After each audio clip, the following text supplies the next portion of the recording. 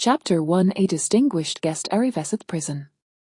In this realm of handsome men and beautiful women, their minds are restored. Rumbling. The gates of the demon suppression prison creaked open, echoing throughout the heavens.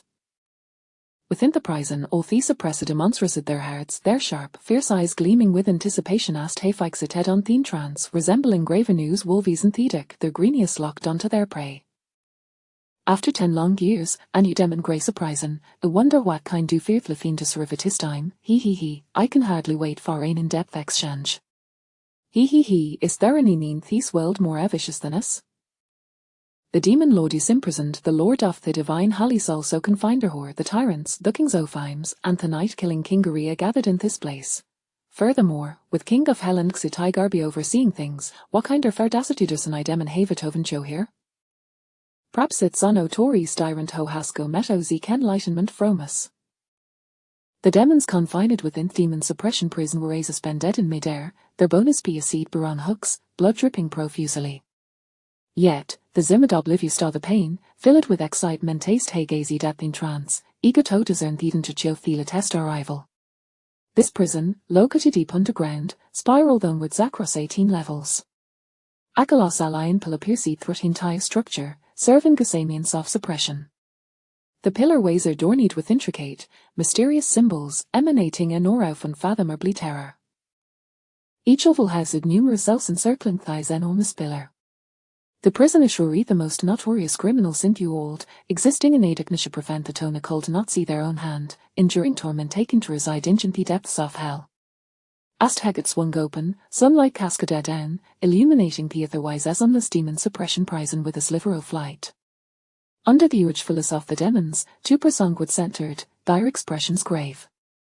With their arrival, all the imprisoner demons were momentarily stunned, a wavy of unparalleled led shock washing over them, leaving them breathless. What hell, those two gods are only a third than the old renowned dragon king Yichen and the ghost king Shinryo, the retro lie invincible beings, and no the cautious lie scorching Saman. What hell is going on? How cold possibly war and deeper so nail scored off these Totitans? Am I hallucinating? Winneth is this person? The demons widened their eyes, unable to believe what they were witnessing. Dragon King Yichen, master of the Dragon Palace, wielded influence across the globe, and undeniable leper house. Yesterday tapped the pinnacle of martial arts, invincible, reported living when centered martial arts to terrain capable of passing thousand salon, impervious to harm, known as Dragon King Martial Saint. Ghost King Shinryo, head of the assassin organization Star Society, Wicca trained hundreds of assassins over 30 years without a single failure, capable of eliminating a target. Shinryo's strength was equally unfathomable, having also transcended martial arts, standing in a new realm, looking down upon the old, dubbed the god of killers. Neither their powerful nor the tyrants to tooth in the set two figures. These sight have hemen still adferent the demons, who dared not heaven breather too loudly. Now, these two formidable figures were reacting as prison guards with utmost caution, as if facing a grave threat. This bizarre scene left all the demons in demon suppression prison dumbfounded. They quickly looked up, trying to glimpse their theden to chove the person being escorted behind Yichen and Shinryo. At that moment, the individual finally stepped inside. Upon seeing this person, the demons in the prison were instantly rendered speechless. It was Asmulbor, around 3 years old. With his astercus gemstones, he curiously evaded prison, smiling and greeting the demons. Hello, uncles. Hello, aunts. Hello, grandpas. Hello, grandmas. My name is Lishiji, and I'm very pleased to meet you. In the demon suppression prison, on the 18th level, there was an area tranquility, with enlightened cells. 5 of their cells were occupied, while the remaining 5 vested empty. The occupants sat cross-legged in their respective rooms, eyes tightly shut, resembling old monks in deep meditation, the depths unfathomable. The most terrifying aspect was the faint grey mist that enveloped each area. Beyond these hidden cells, the depths of the prison were shrouded in impenetrable darkness, exuding an ominous and eerie air. Even the warden of the demon suppression prison had no doubt what kind of grey terror lurked within that darkness. In the corridor, the guard stationed on the 18th level stood silent in the middle, awaiting the arrival. Use a domen with a shaved head, around 30 years old, clodden presongwid attire, his fisi quero bustan muscular, exuding explosive power and ferocity. Yet, his visboraken and benevolent expression dignified and serene, a sheldazen staff nearly tometer stole radiating an aura of sanctity. Beside I'm weighs a toe-earing creature, standing 8.5 meters, entirely black. Tiger head. Unicorn horn. Dog ears. Dragon body. Lion tail. Chillin feet. It sees glowed like lanterns, bright redand poursing, filled with intensity, while it's first udinand like steel needles. It appeared fearsome a never I a guard. The creature, known as the Iting, and the guard stood still, exuding an overwhelming sense of invincibility despite their lack of movement. The weight insolence. At that moment, the gates opened, and Yi Chen and Shen Wei entered with Li Shiqi. Upon seeing the guard and the creature, they finalized in relief. With the set present, Nuna could stir up trouble in Otev and Li Shiqi. Meanwhile, Li Shiqi gazed with wide-eyed curiosity at the tiger and the enormous creature. Yi Chen and Shen Wei stepped forward, bowing respectfully to the bullguard and the creature, saying, "Weber your respects to Lord Xitigab and Lord Di Ting. Li Shiqi has been brothery. This bullguard weighs the true master of demon suppression prize in his realm wasn't Xitigarber, but thy's overwhelming power was sufficient to suppress the notorious demons within, earning him the nickname Miraminizent of the legendary deity. Due to this moniker, the creature weighs affectionately reefed towards Di Ting. Xitigarben arded, his gazel and Dinkin Li Shiqi, frowning slightly, is this important figure mentioned by the higher-ups, Li Shiqi. Today he hard received word from the higher and king officials in Yanjing that her distinguished guest would reside in the 13th level of the prison for 5 years. Thorta Medus residing, Xitigar understood that higher-ups wanted him to keep a close watch on his guest, ensuring he did not caution him or trouble outside. He never expected his distinguished guest obs a kangbor, leaving him perplexed. Wait were the higher-ups thinking.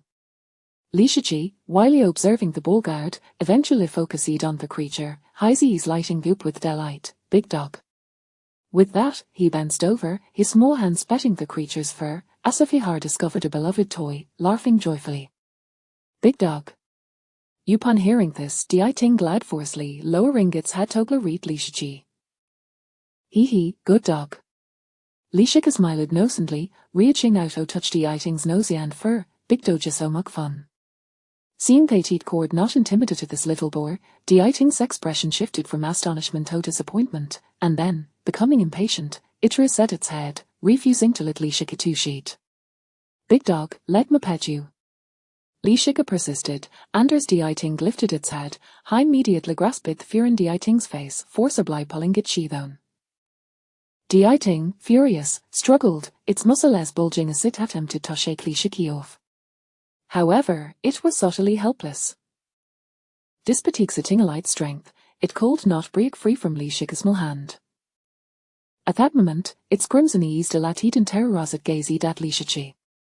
Li Shiqi grinned, a milk bottle in his hand, one hand gripping Di Ting's fear while at the other stroked its nose. Big dog, not struggling, but good now. At that moment, Di Ting seemed to sense smithing, its expression changing drastically, its eyes filled with trepidation and Juni as it regarded Li Shiqi. It ceased its struggles, as a resigned to its fate, withdrawing Goliath's strength and allowing Li Shiqi top at it. Hee, that's more elegant.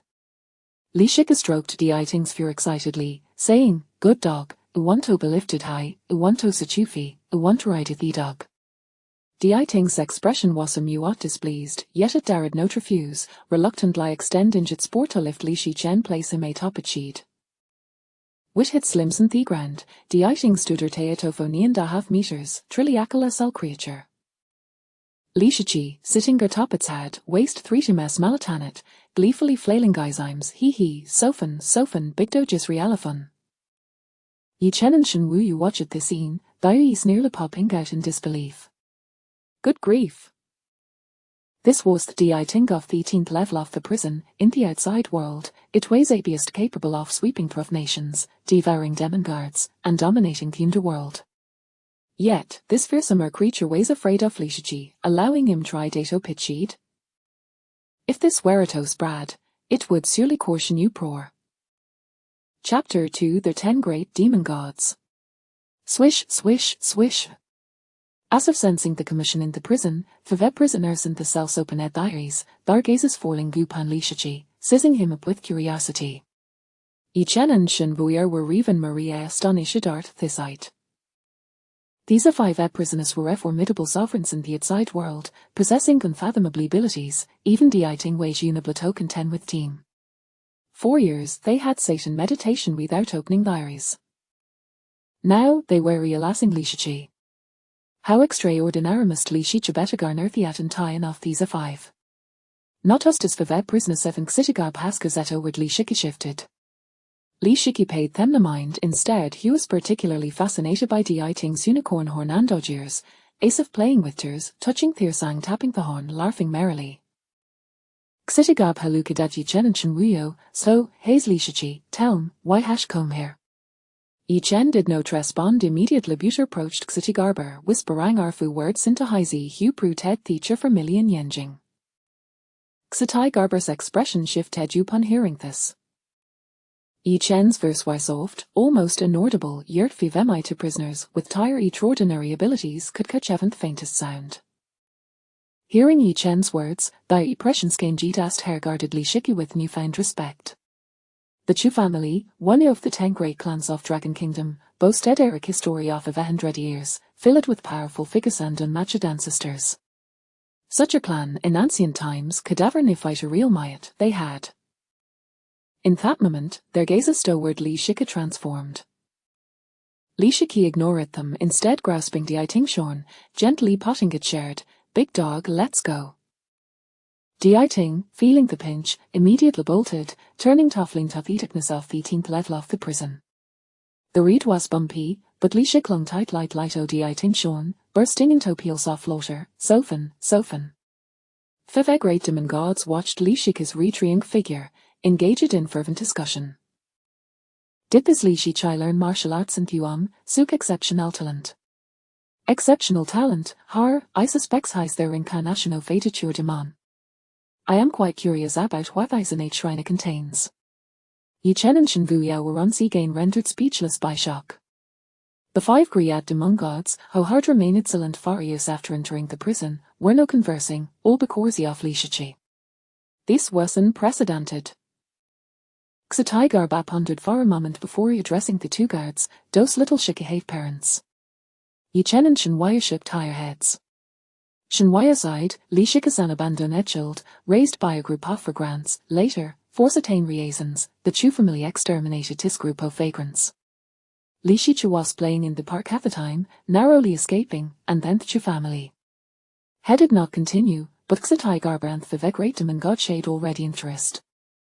Lishichi returned to find his family brutal Iceland, possibly discovering clues left with them, leading him to stump the Chu family, and then there was no further.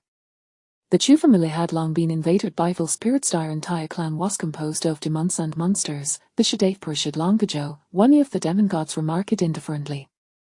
He was well aware of the Chu family's nature, having visited top prominent clan before, knowing that everyone their ways affardy of demons and spirits. Moreover, the Chu family's business was drenched in blood. Countless commoners had been ruined and of tistitute edueto the Chu family, and they brazenly committed home invasions, disregarding the law, slaughtering and pillaging will commit in every atrocity imaginable. They were evil spirits, monsters. Thus, they did not regard the common people as human, but rather as mere commodities. However, because they were a prestigious family with deep roots and immense power, even their heinous crimes went unpunished.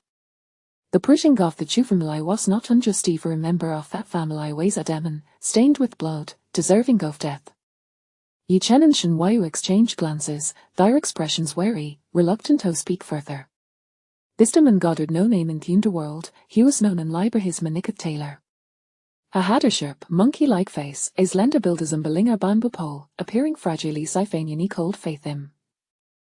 Yet, his arms were long, and his fingers exceptionally dexterous. His power was among the highest in the 18th level of the prison. He had once committed heinous crime as in the outside world, nearly annihilating a nation, and was known as only of the 10 great demon gods. Rumors of him still circulated, capable of silencing children's cries at night.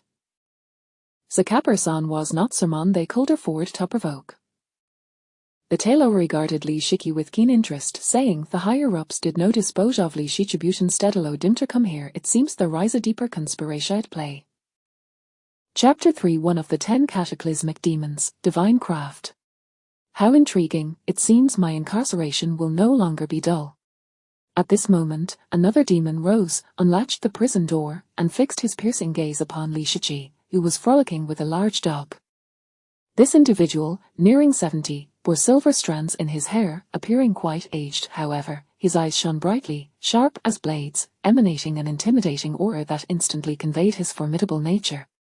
Yi Chen and Shen Wuyo, upon witnessing his emergence, were instantly stricken with dread and retreated a step. Simultaneously, they thought to themselves, with Divine Craft and Li Shichi together, it seems the tides are about to change. The name of this demon remained unknown to all, save for his moniker.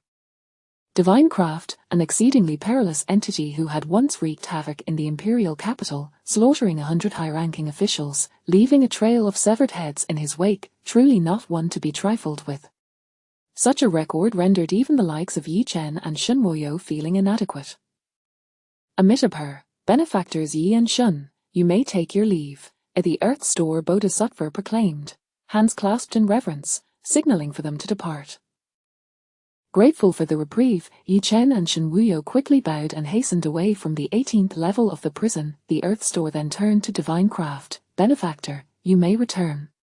Divine Craft cast a glance at the Earth Store, remaining silent as he retreated back into his cell, locking himself in once more to sit cross-legged in meditation.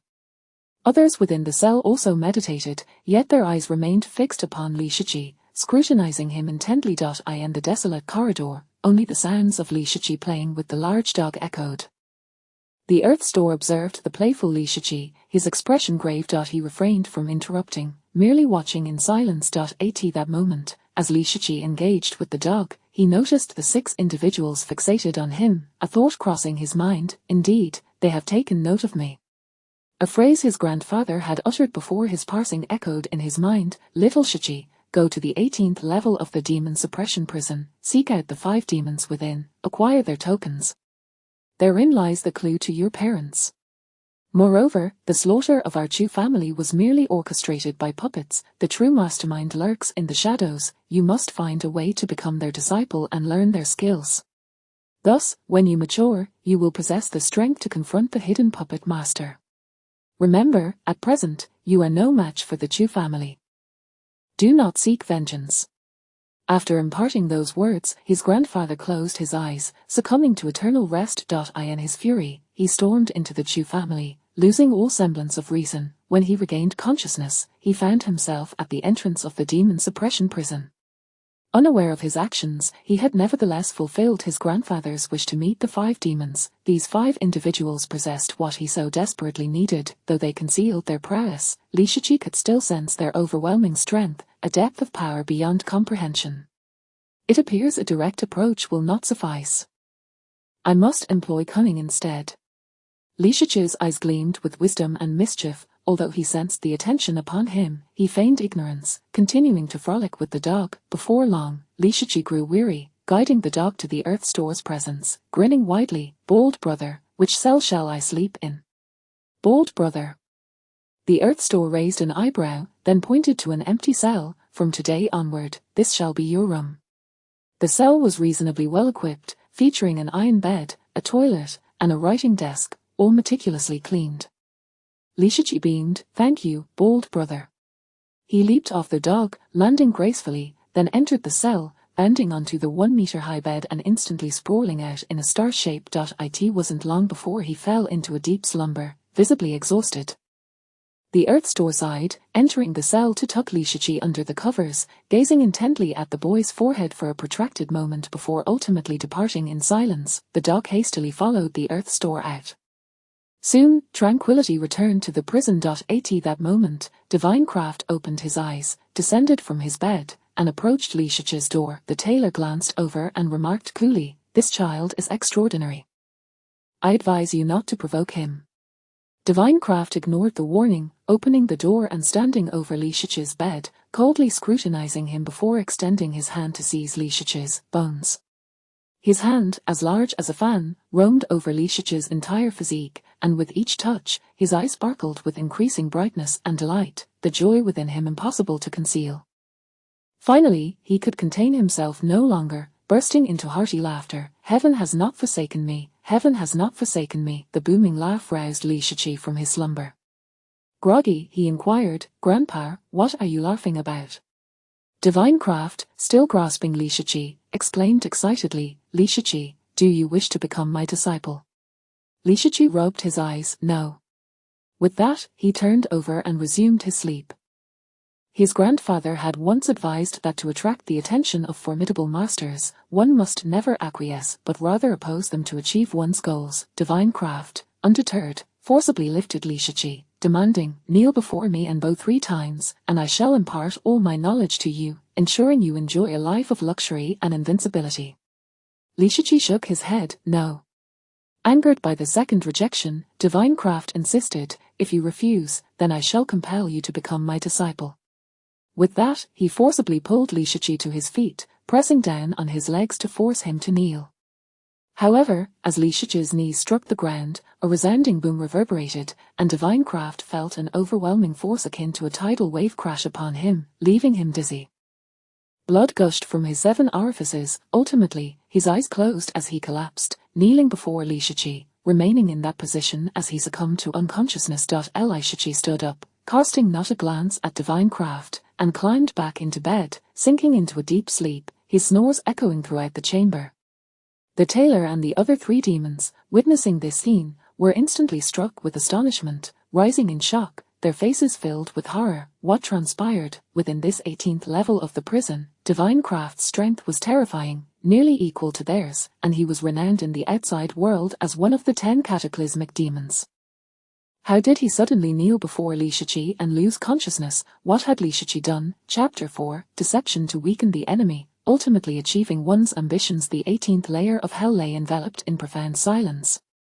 The tailor and his companions observed for an extended period, yet the master craftsman remained utterly motionless, ensnared in a state of unconsciousness. The tailor called out, "Hey, master craftsman, stop pretending to be dead and get up."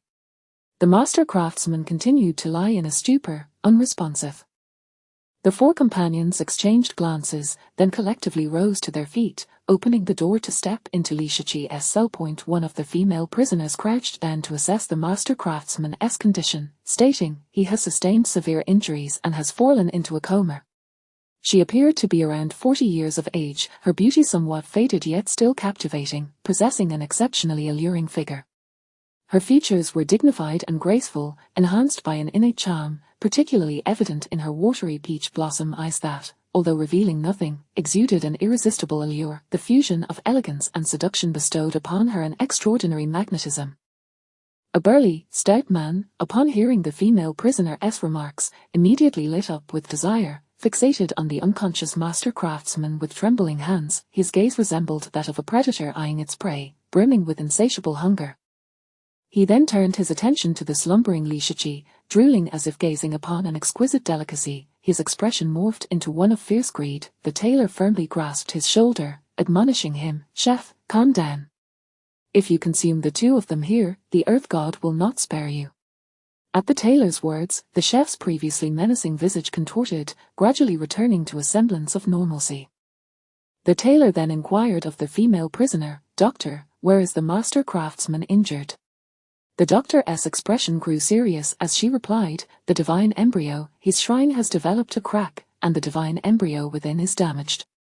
His cultivation level is likely to decline." Upon hearing this, the chef, the tailor, and another taciturn demon instantly changed their expressions, turning their attention to the sleeping Li Shichi, their faces etched with concern. The doctor approached and examined Li Shichi's physique, her eyes sparkling with excitement as she exclaimed, "No wonder the master craftsman insisted on him apprenticing. Li Shichi possesses remarkable bones, a rare genius. With him around, the master craftsman's skills will not be lost. Perhaps my abilities could also." At this point, she fell silent. The chef, the tailor, and the other demon promptly advanced to inspect Li Shichi's physique, their eyes gleaming with fervor, a flicker of exhilaration flashing across their hearts. They had voluntarily entered this place, fully prepared to face the prospect of dying here, lamenting only the loss of their profound skills.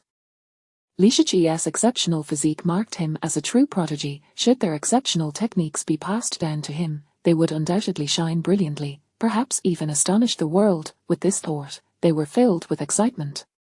The chef, wishing to emulate the master craftsman, attempted to use his abilities to assess Li Shiqi's condition. The doctor cautioned, "If you wish to injure the divine embryo, feel free to proceed." The chef, upon reflection, ultimately decided against examining further. "Take the master craftsman away. Do not disturb young Shiqi's rest. And you, chef, young Shiqi is still growing. He cannot subsist solely on milk. Prepare some ingredients, ensuring he has meat at every meal, with a balanced diet of both meat and vegetables. Charmcaster, what are you standing there for? Draw some talismans to cool the air. It's stifling here. Can't you see young Shiqi is sweating even in his sleep?" The tailor hoisted the master craftsman and exited. During this exchange, the chef attempted to assist, but was pushed aside by the tailor. It was evident that the chef's gaze at the master craftsman betrayed his intent to carve him up for a meal. After their departure, the taciturn charmcaster's fingers began to bleed profusely. The blood floated into the air, intricately weaving a complex and esoteric talisman. The crimson talisman hovered above, and upon its emergence, the room where Li Shiqi lay seemed to be blessed with a cool breeze, the temperature becoming pleasantly comfortable. Once everyone had returned to their cells, the chef emerged, brandishing a kitchen knife, casting a covetous glance at Li Shiqi before striding into the depths of the prison's darkness. Unbeknownst to them, after their exit, Li Shiqi's brows twitched slightly. He could sense the formidable power of the crimson talisman, sending a shiver of fear through him. "Truly, as my grandfather described, these demons possess incredible strength. By learning from them, my own power shall surely grow in a short span. However, they will not easily impart their secret techniques to me. My grandfather said, deception to weaken the enemy, ultimately achieving one's ambitions.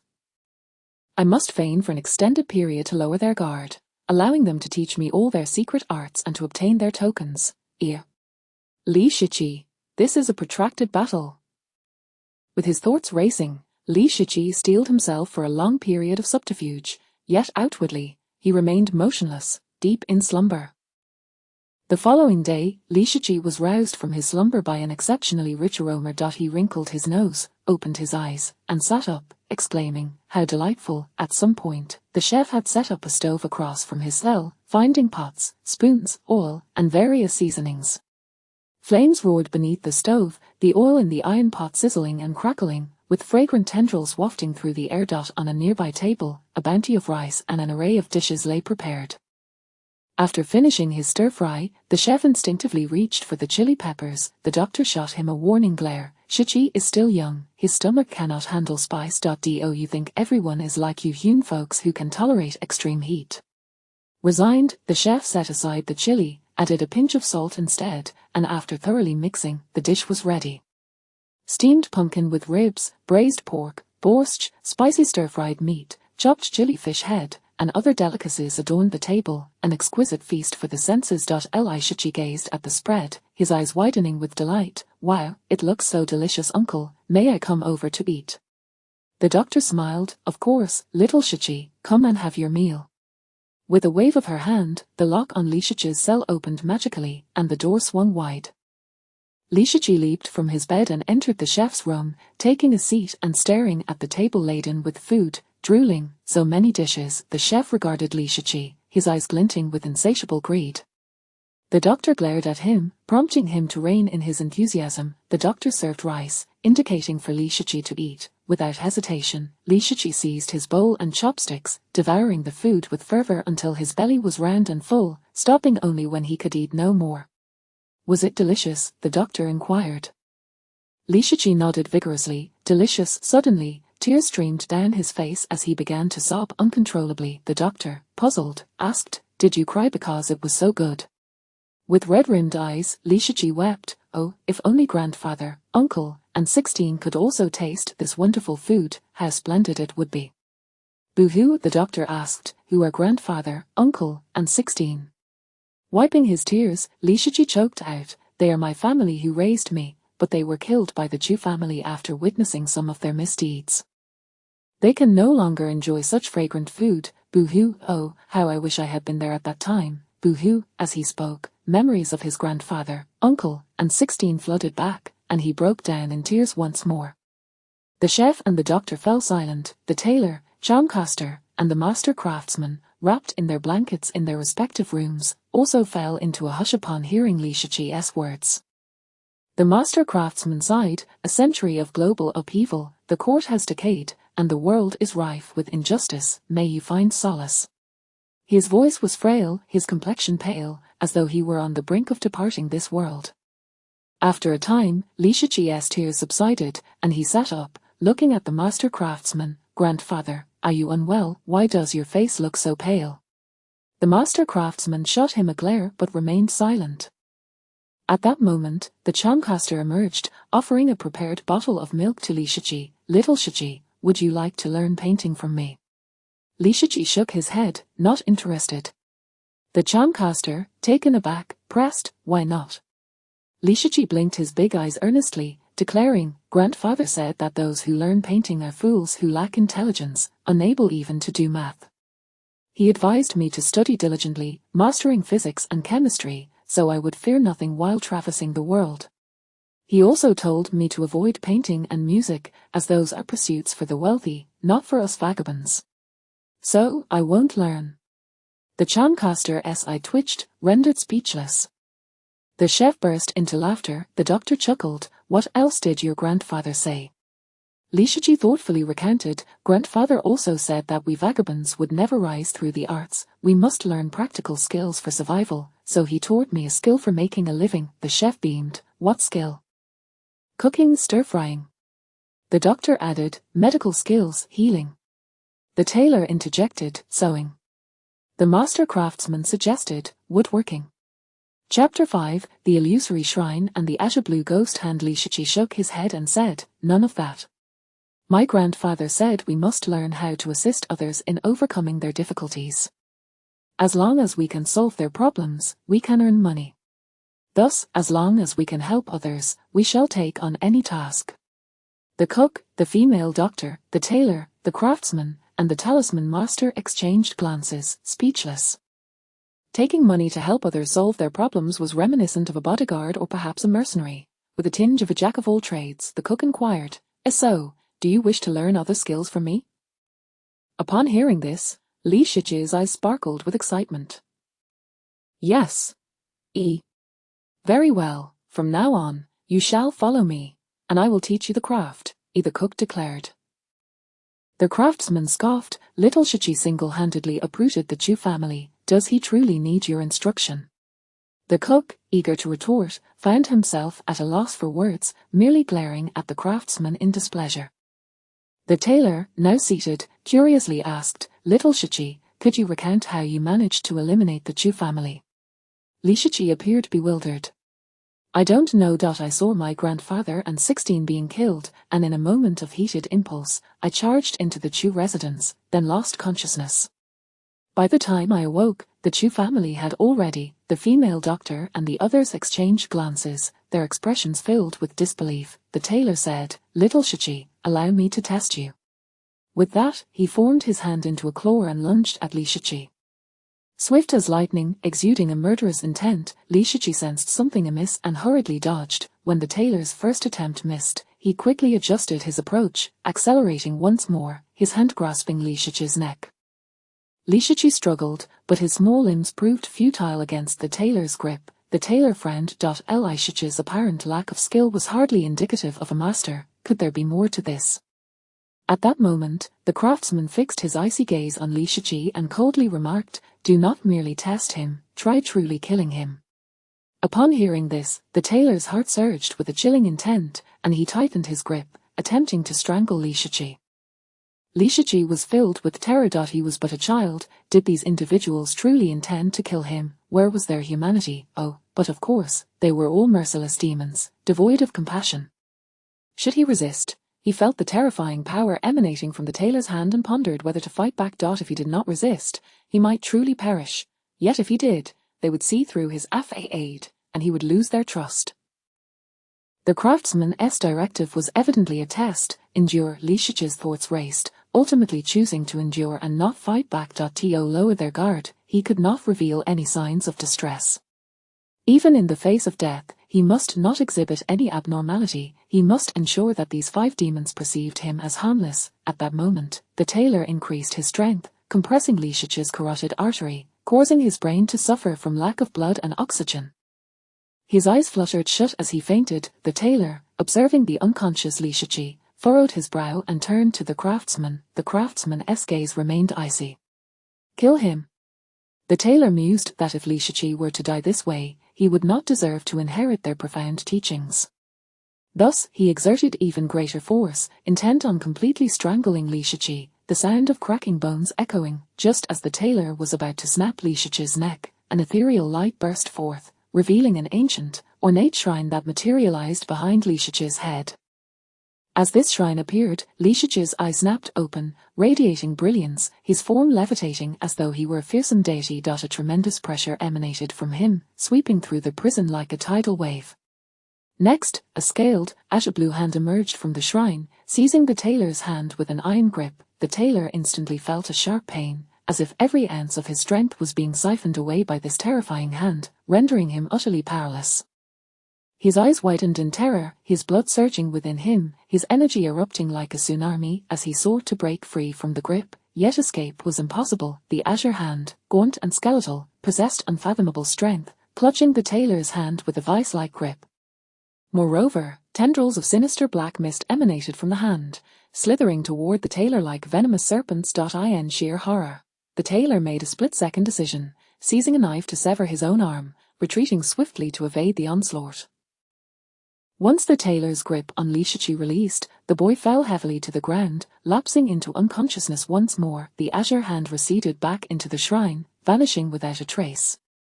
Silence enveloped the cell, thick as death.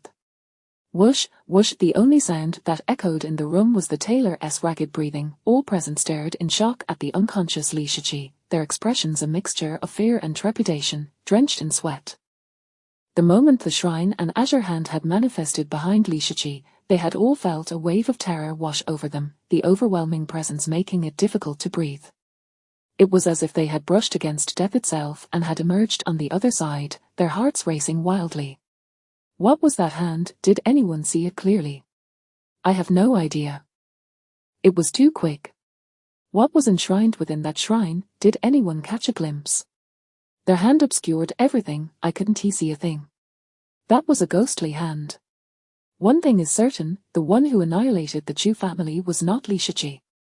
It is highly likely that it was that terrifying entity from the shrine. The 5 discussed among themselves, their eyes fixed on Leishage, filled with both apprehension and excitement. If such a mere hand could evoke such fear, what devastation would that entity unleash if it were to emerge? The cook laughed heartily. How intriguing. The tailor extended his hand, retrieving the severed limb that had been choking Leishage, pressing it against the stump of his arm. From the flesh of his severed hand and arm, a flurry of needles and threads emerged, stitching his hand back together as if it were entirely unharmed. However, where the azure hand had gripped, a dark red bruise marred his skin. The tailor flexed his right hand, surprisingly pleased, his eyes gleaming with intensity as he regarded Leishage. Excellent, he has the makings of a fine demon. The cook, craftsman, talisman master, and female doctor remained silent, yet their eyes glinted with fervor, as if recalling something, their expressions turning predatory. Those who frequently found themselves imprisoned understood that incarceration could be a dreadfully dull affair, yet Leishage's life within the confines of the prison was anything but mundane. It was filled with structure and excitement. We will teach you various skills. Once you master them, you will become a valuable person and contribute to society when you grow up. Under the persuasive guidance of the female doctor and the others, he seemed to awaken, embarking on a journey of apprenticeship with these 5 formidable figures. On Monday, he learned sewing from the tailor. On Tuesday, he studied medicine with the female doctor. On Wednesday, he practiced painting with the talisman master. On Thursday, he learned to craft various tools from the craftsman. On Friday, he honed his culinary skills with the cook, mastering the art of knife work and cooking. On Saturday, he joined the earth god in prayer and meditation. Sunday was his most joyous day, filled with playtime with the large dog, racing around or competing in strength, his carefree laughter filling the prison. Once shrouded in darkness and foreboding, the 18th level of the prison seemed to brighten significantly with his presence. As the days and months passed, 5 years slipped by in the blink of an eye. Li Shiqi had grown more handsome, his features sharp and refined, his eyes, particularly, sparkled with innocence, crescent-shaped when he smiled, exuding an endearing charm that conveyed he was utterly harmless.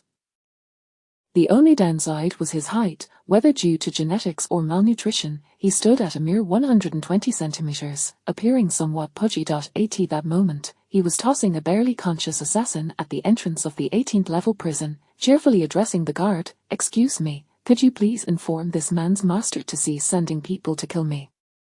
I will seek him out after my release today." With that, he closed the ominous gates of the 18th level. Outside, the guard, expressionless, dragged the nearly lifeless assassin away. All the imprisoned demons busied themselves, seemingly accustomed to this scene. Over the past 5 years, Li Shiqi had casually thrown countless assassins out of the prison, at least 2 each day. Though those assassins were still alive, they were battered and bruised. They had grown accustomed to this, some even becoming numb to it. One of the demons shook his head and remarked, "These noble families truly do not know the meaning of danger. They dare to provoke the living Yarmer. It's a blatant invitation to death."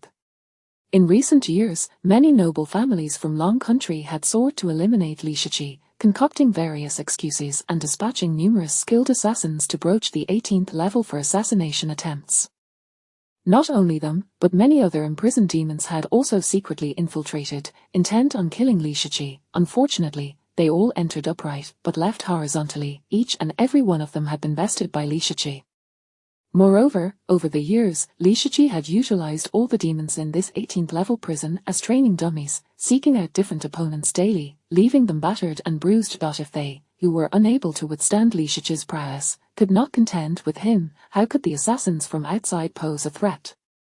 It was akin to handing them their demise on a silver platter. Chapter 6, Li Shiqi's release from the 18th prison. Li Shiqi returned, preparing his belongings. When he arrived, he possessed nothing, yet over the years, many had come seeking to end his life, only to be rendered unconscious and subsequently expelled from the prison by him. He had scavenged numerous valuable items from the bodies of these would-be assassins, all of which he had concealed. The treasures amassed over 5 years from the unconscious would-be killers had swelled his package to twice his size. Li Shiqi dismantled the prison door and stepped out, his burden slung over his back. He waved to the seamstress, the master craftsman, the female physician, the talisman master, and the cook within the cell, flashing a radiant smile. "Dear uncles and aunts, my 5 years here have come to an end. Until we meet again by chance." He had been forcibly confined here by higher authorities for 5 years, and now, the time had come for him to leave. As he walked away, an anxious thought raced through his mind. "I am about to leave, why haven't they fallen for my act yet?"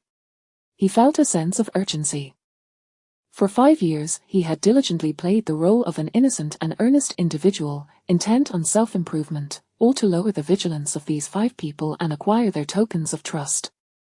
Now, as he was on the verge of liberation, he wondered why they had yet to bestow their tokens upon him. Just as Li Shiqi reached the peak of his anxiety, the female physician suddenly stood up, tossing him a white token. "Little Shiqi, if anyone troubles you after you leave, take this token to the Xinglin dojo and seek out a man named He Wubing.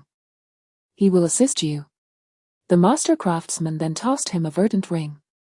"Keep this. If you find the time, visit the Divine Machine Camp, and someone will attend to you." The seamstress presented him with a brocade box containing 18 golden needles. "Remember our promise. This is my true dragon golden needle, a gift for you. And remember what I often teach you, when trouble comes knocking, you must lay your enemies to rest." The talisman master remained taciturn, merely inscribing a talisman that merged with Li Shiqi's brow.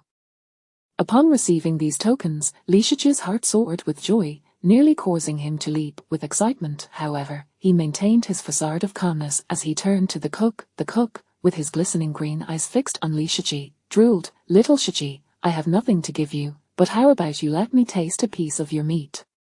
It's been 5 years, and I'm dying of craving."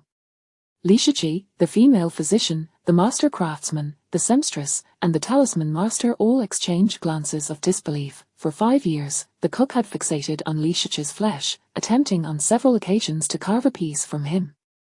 Now that Li Shichi was about to be released, the cook still harbored such thoughts. The others regarded him with disdain. At that moment, a prison guard clad in uniform approached, holding a staff, casting a glance at the cook.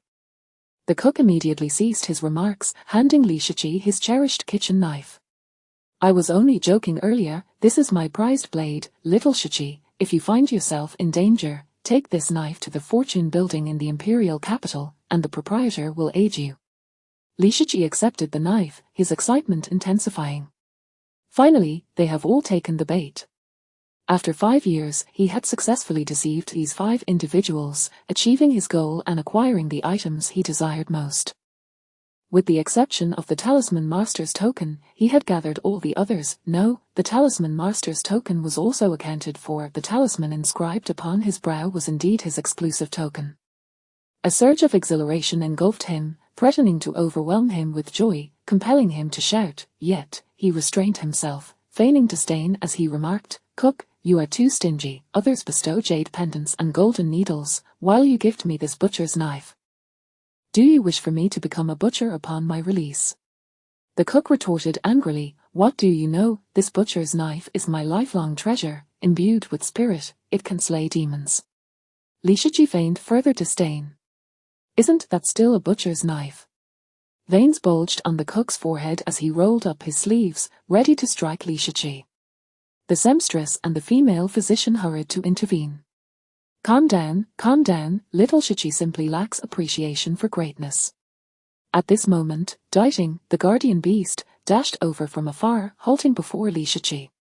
"Good dog." Li Shichi leaped onto Daiting's back, stroking its soft fur, which brought the creature immense pleasure. The prison guard surveyed Li Shichi. "What are your plans upon release?" Li Shichi grinned widely. "With the skills I've learned, I shall contribute to society. I aspire to be a good child who is of use to the world." Upon hearing this, the female physician, the talisman master, the cook, the master craftsman, and the seamstress all exchanged meaningful smiles. Having imparted their skills to Li Shichi, they knew he would indeed contribute to society. The prison guard glared at them, exclaiming with resignation, "A malicious graduation, benevolent outcome. The karmic debt is immense, capable of contending with the mountains and the depths of the sea, obstructing the sacred path. Little Shichi, I offer you this wisdom. You must remember it and act accordingly." Li Shichi's eyes crinkled into crescent moons as he joined his hands in reverence, bowing deeply to the prison guard. "Understood, Brother Daiting, farewell." He then bowed to the master craftsman, the female physician, and the others.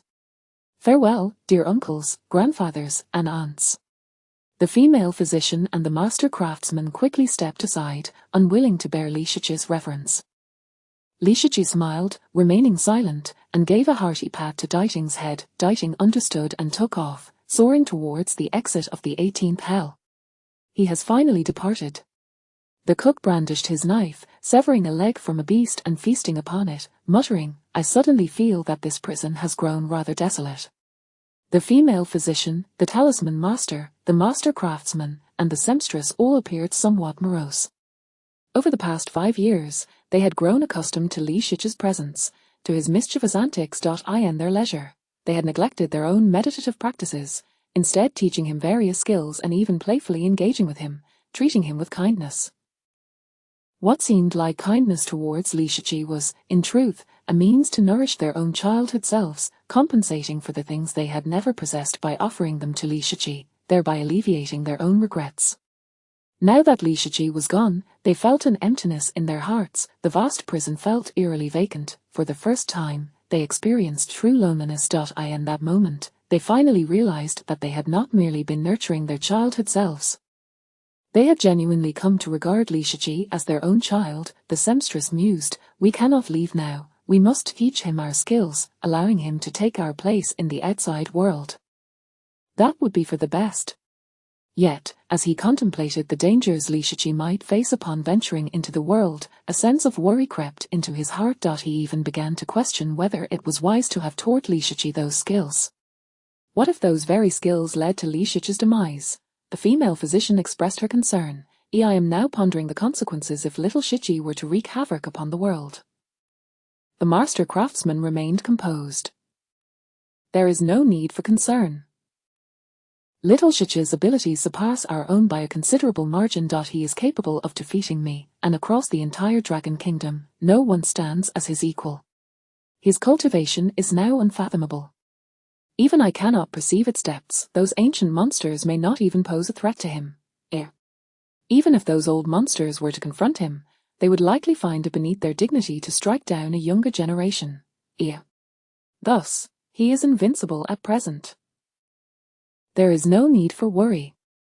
As he spoke, a flicker of concern crossed his eyes. While those ancient monsters might hesitate, what if they truly decided to confront him? With this thought, he absent-mindedly touched the small wooden figurine in his pocket. It was a carving that Li Shichi had made for him during the early days of his training. Though the craftsmanship was rather juvenile, he had always cherished it. The cook gritted his teeth. If he meets his end out there, I will risk my life to find him, and feast upon him. Such a delicacy must not go to waste. The talisman master, who had been silent until now, spoke up. Fear not, little Shichi will be fine. His strength surpasses that of all 5 of us, and do not forget, within his shrine resides a demon that even we unditing cannot clearly perceive. Upon his departure, he is likely to send shockwaves through the entire world of ghosts and gods. In the years they spent together, they, along with Diting, had attempted to glimpse the azure ghostly hand within Li Shichi's shrine. Yet, despite their collective efforts, even Diting and their combined strength could not discern what resided within Li Shichi's shrine. Within the shrine behind Li Shichi's head, a swirling white mist concealed its contents from view. Each time they sought to probe Li Shichi, a ghostly hand would emerge, striking them down and causing them to cough up blood. With this ghostly hand present, Li Shichi was indeed invincible. The seamstress chuckled. With little Shichi's release, he will soar to great heights, and the vast seas will be his playground. I predict that no one will be able to confine him. The heavens themselves may soon shift. As he spoke, a sinister smile crept across his face, his gaze taking on an eerie and ferocious quality. Soon after, the 5 of them fixed their eyes on the receding figure of Li Shichi, each harboring their own thoughts. Diting regarded these 5 formidable figures, his hands clasped in prayer. Amitabha. He had guarded these 5 great demons for decades, yet had never witnessed such a tender side to them. Li Shichi had transformed these individuals. Little did they know, all 6 of them had been deceived by Li Shichi's performance. With a resounding boom, the door of the 18th prison swung open. Li Shichi, riding Diting, burst forth, his form electric as he raced towards the first level of the demon suppression prison. Li Shichi. Har har har, brothers, Li Shichi is free. We are liberated. Brother Shichi, upon your return, remember to contribute to society. Upon seeing Li Shichi and Diting emerge, the demons within the prison erupted with joy. Over the past 5 years, Li Shichi had certainly stirred up quite a ruckus among them. Many of the demons in the prison were notorious figures in the outside world, yet here, they had been thoroughly humiliated by Li Shichi. Every few days, Li Shichi would emerge from the 18th prison, selecting 2 demons to challenge, defeating them until they lay unconscious. Gradually, all the demons grew fearful, dreading the day Li Shichi would return to pummel them once more. Now, witnessing Li Shichi's release, they were naturally overjoyed, feeling that their days of suffering had finally come to an end, free from the threat of death at his hands. However, before they could revel in their joy for more than a moment, tiny threads descended from above, wrapping around their valuable possessions. Oh no, panic surged within them. Before they could react, the threads yanked sharply. With a cacophony, all valuable items clinging to the prisoner soared into the air, cascading towards the first level of the demon suppression prison in a breathtaking spectacle. Ultimately, all those valuables landed within the fissures of Li Shichi's package, further inflating it. Little Shichi is embarking on a journey without any funds. How unsafe. Thank you, dear uncles, aunts, and grandparents, for your generous assistance. I shall never forget your kindness and will repay you with my lifelong skills. Thank you immensely. Li Shichi, perched upon Diting's back, politely bowed to the demons before charging through the now open doors of the demon suppression prison, vanishing from the sight of all the prisoners. Li Shichi, you little beast, return my treasures. My prized possessions. Li Shichi, may you meet a most unfortunate fate. That demon, the true scourge of the demon suppression prison, I shall slay him. The prison erupted in chaos, the demons hollering and cursing at the retreating figure of Li Shiqi.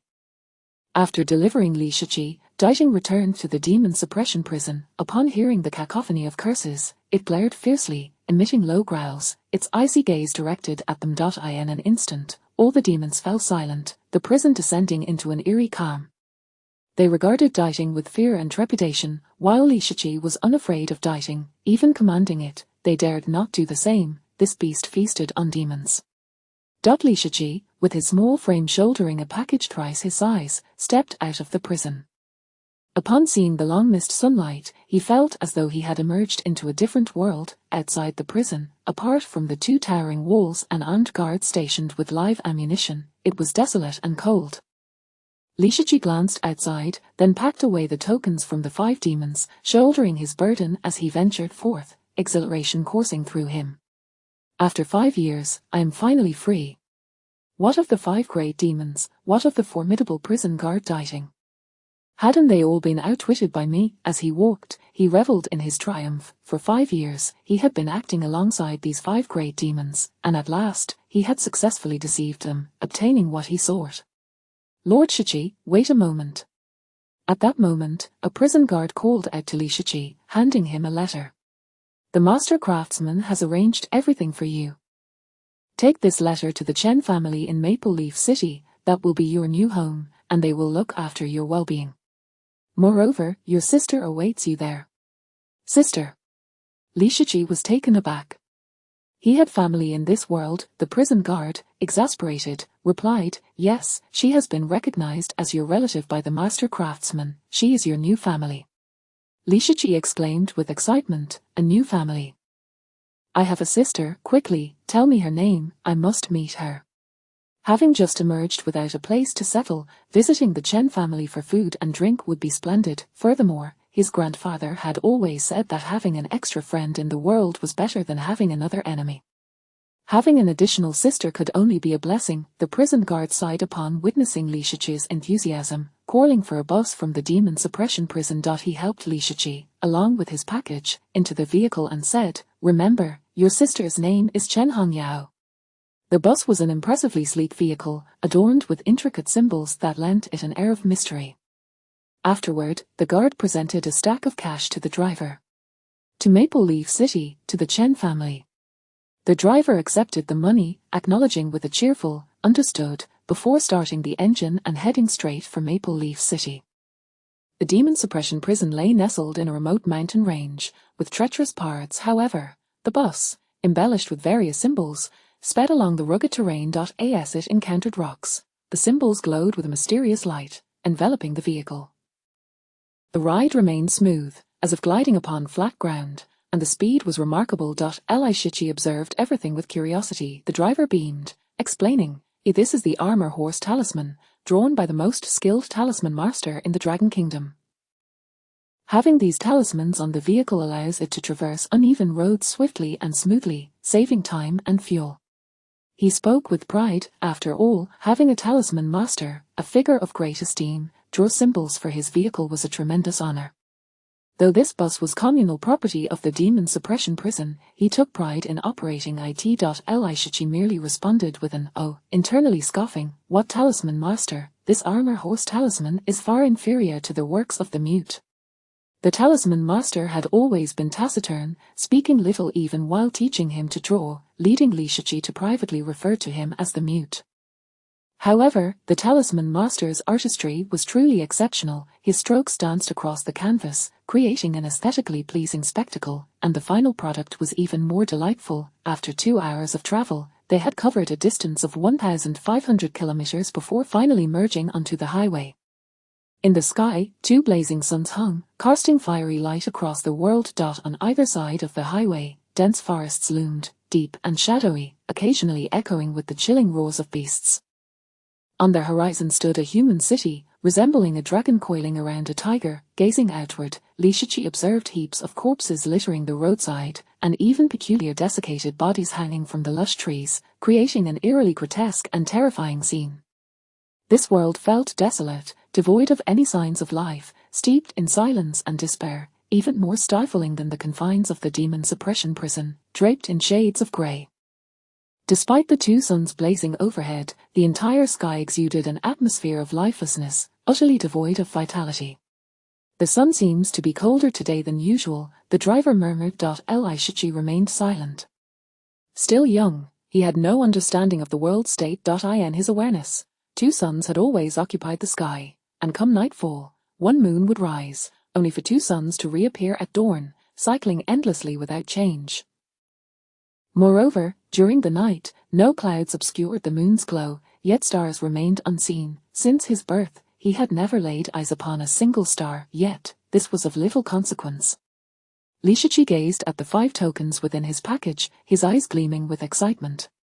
Is it possible that they contain clues about my parents? Abandoned from a young age, he had never experienced the warmth of parental love. Over the years, he had yearned to find his parents, yet had encountered no leads. It was his grandfather's extraordinary abilities that had uncovered the connection between his parents and the 5 demons tokens. Now, with the treasures before him, he was at a loss as to how to pursue them. Lishichi carefully stored the 5 tokens, clenched his fists, and his expression grew cold. For now, I shall set aside the search for my parents. My immediate priority is to uncover the mastermind behind my grandfather's demise and avenge him. Chapter 7, The True Deity. The taxi sped along the highway, a blur of motion, reaching an astonishing speed of 500 kilometers per hour. An hour later, it gradually approached Maple Leaf City. The driver, while maneuvering the vehicle, remained acutely vigilant, casting wary glances around, as if in fear of an unseen threat. Suddenly, 2 figures appeared ahead, blocking the path of the car. One was an exceptionally beautiful young girl, her hair styled in twin ponytails, radiating youthful exuberance. Tall and slender, clad in a JK uniform, she exuded grace and elegance. However, slung across her back was a formidable azure firearm, nearly as tall as she was, presenting an image of a gun-wielding female officer. The other individual was a burly man in a black suit, with piercing eyes and a muscular build, clearly not someone to be trifled with. Beside them lay numerous vehicles, haphazardly strewn, and many individuals were sprawled in pools of blood. The cars bore evident signs of a savage collision. The driver halted the car, rolled down the window, and cautiously observed the pair, his voice cold as he inquired, "This is the vehicle of the demon suppression prison. What is the matter?" In this world, where beasts roamed freely, danger lurked beyond the city's confines. By invoking the name of the demon suppression prison, he sought to warn them that it was not to be trifled with, and that they should not entertain any thoughts about the vehicle's occupants. Upon hearing the words demon suppression prison, the duo visibly brightened. The young girl exclaimed, "Big brother, we hail from the Yang family of Maple Leaf City. My name is Yang Bai, and this is our bodyguard Jiao Hang. We ventured out for a hunt, only to be ambushed by malevolent creatures, resulting in heavy casualties. Could you kindly assist us by taking us back to Maple Leaf City? Rest assured, we shall reward you handsomely." Malevolent creatures. The driver's expression shifted at this revelation. Aren't malevolent creatures supposed to appear only at night? How is it that they manifest in broad daylight? In his understanding, such entities were creatures of the night, emerging only after the sun had set. With both suns still hanging in the sky, could it be that the world had undergone yet another transformation? Sensing the driver's anxiety, the JK-clad beauty Yang Bai quickly reassured him, "Uncle, do not be alarmed. We have already driven off the malevolent beings." Jiao Hang added, "We are safe now." After a brief pause, he continued, "Although we vanquished the creatures, our demon-hunting vehicle was destroyed, and with the arduous journey ahead, we cannot return to Maple Leaf City on foot. Might you spare us a ride?" The driver remained silent, turning to cast an inquiring glance at Lishichi. As the driver of the demon suppression prison, he was naturally in service to Lishichi. After all, prior to their departure, someone from the divine craft had specifically instructed him to look after Lishichi, prompting him to seek Lishichi's opinion. Lishichi hesitated. "But my luggage," the driver replied, "it can be placed in the trunk." Although the divine craft had tasked him with overseeing Lishichi, their influence was minimal, as they were confined to the deepest levels of the demon suppression prison. However, the Yang family of Maple Leaf City was a prestigious lineage. If he could establish a connection with them, this humble driver would undoubtedly reap significant benefits in the future. Yang Bai, with a pleading gaze, looked at Li Shiqi. Little brother, please lend us your assistance. Li Shiqi, momentarily entranced by the beauty of the young woman, quickly regained his composure and nodded. All right, then, you may join us. It is on our way. Having said that, he stepped out of the car and placed his substantial baggage into the trunk. Elated, Yang Bai called out to a wrecked vehicle behind them. A sister, they have agreed to take us back to Maple Leaf City. Come out now.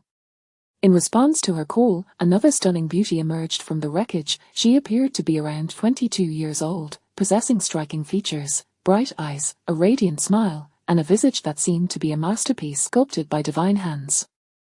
Her skin was fair and flawless, akin to snow, and her long gown accentuated her figure, rendering her breathtakingly beautiful. The driver's eyes widened in astonishment, exclaiming, Yang Caiwei.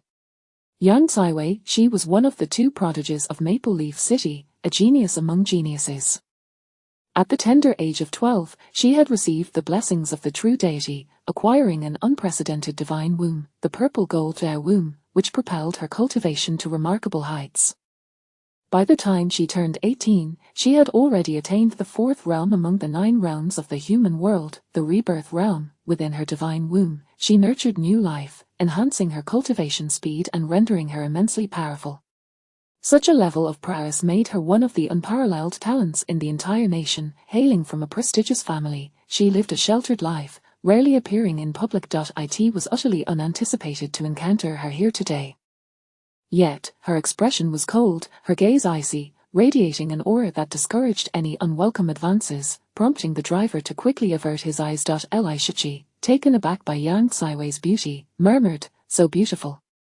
Yang Bai approached, placing the firearm into the trunk, and said to Li Shiqi, little brother, stop staring. My sister won't take a liking to you, get in the car. Her sister was extraordinarily captivating, and she had long grown accustomed to the attention her presence garnered. Li Shiqi, coming to his senses, said nothing further as he took his seat inside the vehicle. Zhao Hang, the bodyguard, occupied the front passenger seat, while the two sisters, Yang Caiwei and Yang Bai, sat together, leaving Li Shiqi squeezed in by the window on the right side. After ensuring they were settled, the driver activated the vehicle, racing towards Maple Leaf City. En route, Li Shiqi glanced at Yang Caiwei and remarked, Sister, you're injured. I have some medical knowledge. Would you like me to assist you? Upon closer inspection, he noticed bloodstains on Yang Caiwei's gown and several wounds on her body, his goodwill prompting him to offer aid. Yang Caiwei shot him a frosty glance, remaining silent. Yang Bai, intrigued, asked, Little brother, you studied medicine, that's impressive. What is your name? Who is your teacher? In her eyes, a young boy riding in the vehicle of the demon suppression prison must surely be the child of some influential figure within its ranks, making it essential to get acquainted. Li Shiqi replied with a smile, I am Li Shiqi, and I do not have a teacher, I learned from a female doctor. In the demon suppression prison, the female doctor had explicitly stated that he should not address her as a teacher, as she could not bear the weight of such a title. Thus, he had always referred to her as sister. Upon hearing this, Yang Bai refrained from further inquiries about the female doctor's name and instead scrutinized Li Shiqi with curiosity. Little brother, are you visiting your parents in the demon suppression prison? Li Shiqi chuckled, No, my parents are not in prison. With that, he sighed, for he did not even know who his parents were. How could he visit them? Yang Bai laughed, Little Shiqi, you truly have a knack for humor. All right, if you don't wish to share, let it be. Sister asks, what brings you to Maple Leaf City? Li Shiqi replied earnestly, I am searching for my sister. Yang Bai burst into laughter, Sister? Who is your sister? Li Shiqi answered, Chen Hongyao. At this revelation, everyone in the car was taken aback. Yang Caiwei and Yang Bai exchanged startled glances. Yang Bai exclaimed, Little Shiqi, there are limits to jokes. Chen Hongyao is one of the twin beauties of Maple Leaf City, renowned alongside my sister, and she is much older than you. How could she possibly be your sister? Moreover, you are surnamed Li, while she is surnamed Chen. I have never heard of any relatives of the Chen family with the surname Li. Initially shocked, Yang Caiwei soon shook her head, casting an increasingly disdainful look at Li Shiqi. A child of such tender age spouting nonsense clearly indicated he was not a person of good character. Li Shiqi asserted firmly, Uncle Divine Craft would not deceive me, Chen Hongyao is indeed my sister. The atmosphere in the vehicle grew heavy with silence, all except for the driver, who regarded Li Shiqi with skepticism. In the eyes of Yang Caiwei and the other two, he seemed to be fabricating relationships out of thin air. Yang Bai remarked without mercy, if Chen Hongyao is your sister, then I must be a true deity. Li Shiqi inquired, what is a true deity? Yang Bai pointed to the sky, saying, a true deity is the supreme existence of this continent. Only through their permission can we humans establish divine altars within our minds to worship the divine wombs, enabling us to cultivate and resist the onslaught of malevolent creatures in this world. Do you see the two suns in the sky? Those are the eyes of the true deity. When they open their eyes, it is daytime, when they close them, it is nighttime. Oh, I see. So, what about the moon at night? That is the eye of another true deity. There are two true deities, one governs the day, known as the solar true deity, while the other governs the night, known as the lunar true deity. They oversee the mortal realm, illuminating the world, and it is through their existence that this world endures. Then why does the daytime true deity have two eyes, while the other only has one?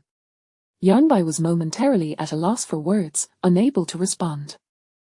Li Shiqi remarked, I thought it was just us who had shifts at work. You would have thought that true deities also have shifts. Knowing this, I feel much more at ease. The four of them, Yang Bai, Yang Caiwei, Zhao Hang, and the driver, were left speechless. How had they not considered that perspective? New ideas indeed have their merits, especially the driver and Zhao Hang, who felt a newfound sense of balance within themselves. If even the true deities had to work in shifts, then their own minor duties seemed wholly justified. Realizing that even the exalted true deities had to serve in such a manner, they felt a sense of pride swell within them. Just as Yang Caiwei was about to interject, the driver suddenly slammed on the brakes, bringing the vehicle to an abrupt halt. The powerful inertia propelled the three passengers forward, though they quickly regained their balance, being skilled individuals. What happened? Yang Bai inquired. The driver, his expression grave, gazed intently ahead. We have encountered trouble. Before them, a large truck adorned with intricate symbols blocked the highway, obstructing their path. Upon the truck stood 10 formidable individuals, their imposing presence fixated on the taxi, exuding an aura of lethal intent that enveloped the vehicle. At the forefront was a middle-aged man, the ethereal glow emanating from the divine altar behind him resembling a small sun, radiant and overwhelming. Even from over 100 meters away, the driver could feel the terrifying aura of these individuals, as if his very skin were being pierced by their murderous intent, sending chills down his spine. Yang Caiwei, Zhao Hang, and Yang Bai's expressions shifted dramatically upon seeing the group. It's the Starry Society. The one in the lead is the ruthless demon Jingqihai. Sister, they are after us. What should we do? The Starry Society and the Yang family were sworn enemies. Just moments ago, they had been ambushed by another faction of the Starry Society, which had utterly decimated their demon-hunting convoy, leaving only the three of them alive. Now, these individuals lay in wait, clearly intent on ensuring they did not return to Maple Leaf City alive. Zhao Hang drew a military knife, his gaze resolute and chilling. Ladies, you must find a way to escape. Yang Caiwei looked skyward, her voice steady. The sun is setting. Once night falls, malevolent creatures will roam freely. If we flee now, it will only lead to our demise. She then turned her attention to the large truck, speaking each word with conviction. A breakthrough. With that, she made to open the door and exit the vehicle. Yang Bai quickly grasped her hand. Sister, no, your divine womb and newfound soul were already injured in the previous battle. If you provoke the divine womb again, you will become incapacitated, or worse, you might die. Chapter 8. I shall deal with them for you, and in return, you shall compensate me. The sisters Yang Caiwei and Yang Mi ventured forth to hunt, only to find themselves besieged by malevolent spirits and ambushed by another faction of the Starry Society. In the ensuing conflict, Yang Caiwei emerged as the vanguard, exerting her utmost, even invoking her rebirth to assail the adversaries. The power of rebirth was formidable, vanquishing the malevolence. However, this act left her severely wounded, as the elite of the Starry Society inflicted grievous harm upon her, causing the rebirth to fracture. Now, the Starry Society returned with renewed vigor, their 10 members exuding an aura of dread, unmistakably formidable warriors. Among them, their leader, Jing Jihar, had summoned a shrine behind him, housing a grotesque effigy that clutched a shimmering golden elixir, its icy gaze fixed upon the scene. The radiance emitted by this idol was blinding, and its presence overwhelming. Rebirth Realm. Upon sighting the diminutive figure within Jing Jiha's shrine, Yang Caiwei, Yang Mi, Zhao Hang, and the driver all felt their hearts plummet.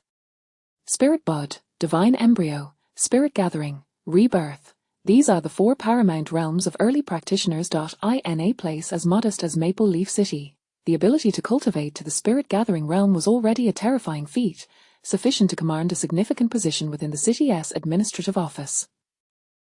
The Rebirth realm could easily secure the role of deputy director in the Spirit Hub Bureau. Faced with such potent figures, their prospects appeared grim. Gritting his teeth, Zhao Hang declared, "Ladies, I will hold them off. You must flee swiftly." With that, he made to exit the vehicle. Yang Caiwei grasped his arm firmly and replied gravely, "Uncle Zhao, you have yet to reach the Rebirth realm. Venturing out now would only lead to your swift demise. Allow me to confront them. You take little Mi and escape. Driver, turn around and flee." Without waiting for a response, she resolutely pulled Zhao Hang back and was the first to exit. In that instant, a shrine of antiquity, radiating brilliance, blossomed behind her. Within the shrine rested a jade Buddha, bearing an uncanny resemblance to Yang Caiwei, holding a verdant jade rui. However, a subtle crack ran from its head to its feet. Upon invoking the shrine, an aura of terror erupted from Yang Caiwei. She struck the vehicle of the demon suppression prison with tremendous force, sending it careening backward like an arrow released from a bow, retreating 100 meters in an instant. The magnitude of her strength was unfathomable. Subsequently, she shattered the highway beneath her feet and propelled herself toward the members of the Starry Society as if launched from a cannon. From the shrine behind her erupted a multitude of razor-sharp sword energies, slicing through the air towards the adversaries. The sound of the piercing blades was thunderous. Jing Jihar also summoned the effigy, unleashing the elixir like a cannonball directed at Yang Caiwei. Boom! With a resounding crash, the two clashed fiercely, locked in a struggle. The other members of the Starry Society surged forward, surrounding Yang Caiwei. In that moment, the air was filled with the clash of swords, the brilliance of blades, and the incessant sound of metals. Zhao Hang, his teeth clenched and tears brimming in his eyes, turned to her, gripping her hand tightly. "Second miss, the eldest sister is risking her life to protect us. You cannot go out. Driver, accelerate. Return to the demon suppression prison. If we fall into the hands of those ruthless fiends from the Starry Society, we shall all perish." They could not match the prowess of the Starry Society's members. Yang Caiwei was their only hope, sacrificing herself to fend off the attackers while they sought a chance to escape back to the demon suppression prison. The driver, however, dared not hesitate, activating the vehicle in an attempt to turn around. Yet, no matter how he maneuvered the steering wheel, the vehicle remained immobile. Zhao Hang's countenance paled. "Driver, what is happening? Is there a malfunction?" The driver remained silent, glancing back at Li Shiqi. "Young Master Shiqi." Li Shiqi grinned, dismissing the driver's concern, and turned to Zhao Hang and Yang Mi. "Sister Mi, Uncle Zhao, are those from the Starry Society truly villains?" "Indeed," Yang Mi replied. "They ally with malevolence, committing heinous acts, roving beyond Maple Leaf City to hunt down those like us, extracting divine embryos for their own gain. Countless divine descendants have perished at their hands over the past century." Divine descendants? Those bestowed with divine embryos by true deities gain immense power and embark upon the path of cultivation. Such individuals are referred to as divine descendants. "Oh, I see," Li Shiqi exclaimed, his eyes sparkling with excitement. "Then allow me to handle them for you, and you shall pay me. How does that sound?" Upon hearing this, Zhao Hang's expression darkened. "Young lad, do not jest." Yang Mi echoed, "What a time to be making light of things." They both regarded Li Shiqi as merely a child, his bravado utterly misplaced. The members of the Starry Society were ruthless, experienced combatants. Even united with Yang Caiwei, they would be outmatched, forced to sacrifice one to allow the others to escape. For an 8-year-old child to claim he could confront such foes was preposterous. At that moment, the driver interjected solemnly, "Young Master Shichi has emerged from the demon suppression prison. If he claims he can resolve this, he undoubtedly possesses the capability. If you wish to see Yang Caiwei live, it would be prudent to heed his words." He gestured towards the front, where Yang Caiwei was already at a disadvantage, battling 10 adversaries. One of the Starry Society's masters unleashed a divine embryo, sending forth a sword strike that pierced through Yang Caiwei's thigh, blood gushing forth. The other experts surged forward, launching lethal strikes. In an instant, Yang Caiwei sustained multiple injuries, the radiance of the shrine behind her beginning to wane. If this continued, it would not be long before she met her end. Seeing her sister in peril, Yang Mi, in a state of desperation, chose to trust the driver's words and turned to Li Shichi. "How much do you desire?" Those who served as guards in the demon suppression prison were undoubtedly exceptional warriors. If Li Shichi had emerged from there, he was likely the offspring of a formidable expert and possessed some abilities. Li Shichi grinned widely, raising a single finger. Yang Mi frowned. 100,000. Upon hearing this, Li Shichi was overwhelmed with joy. "Excellent, it's a deal." He had initially intended to ask for just 10,000, as he had always received that amount for every task completed with his grandfather. Now, with Yang Mi offering tenfold, he could hardly contain his elation. Yang Mi searched her person but found no money. She swiftly removed a jade pendant from around her neck and placed it in Li Shichi's hand. "This is a family heirloom, worth 1 million. I shall give it to you now. If you rescue my sister and return to Maple Leaf City, I will provide you with the payment." Li Shichi accepted the pendant, feeling its coldness, a sign of its extraordinary nature. He was thrilled. His grandfather had been right. Aiding others in overcoming difficulties was indeed the best means of survival. He stowed the pendant away and said, "Very well, you remain in the vehicle while I go deal with those foes." With that, he opened the car door and stepped toward the battlefield where Yang Caiwei contended with the members of the Starry Society. With a single stride, he covered a distance of 100 meters, appearing beside Yang Caiwei and her adversaries.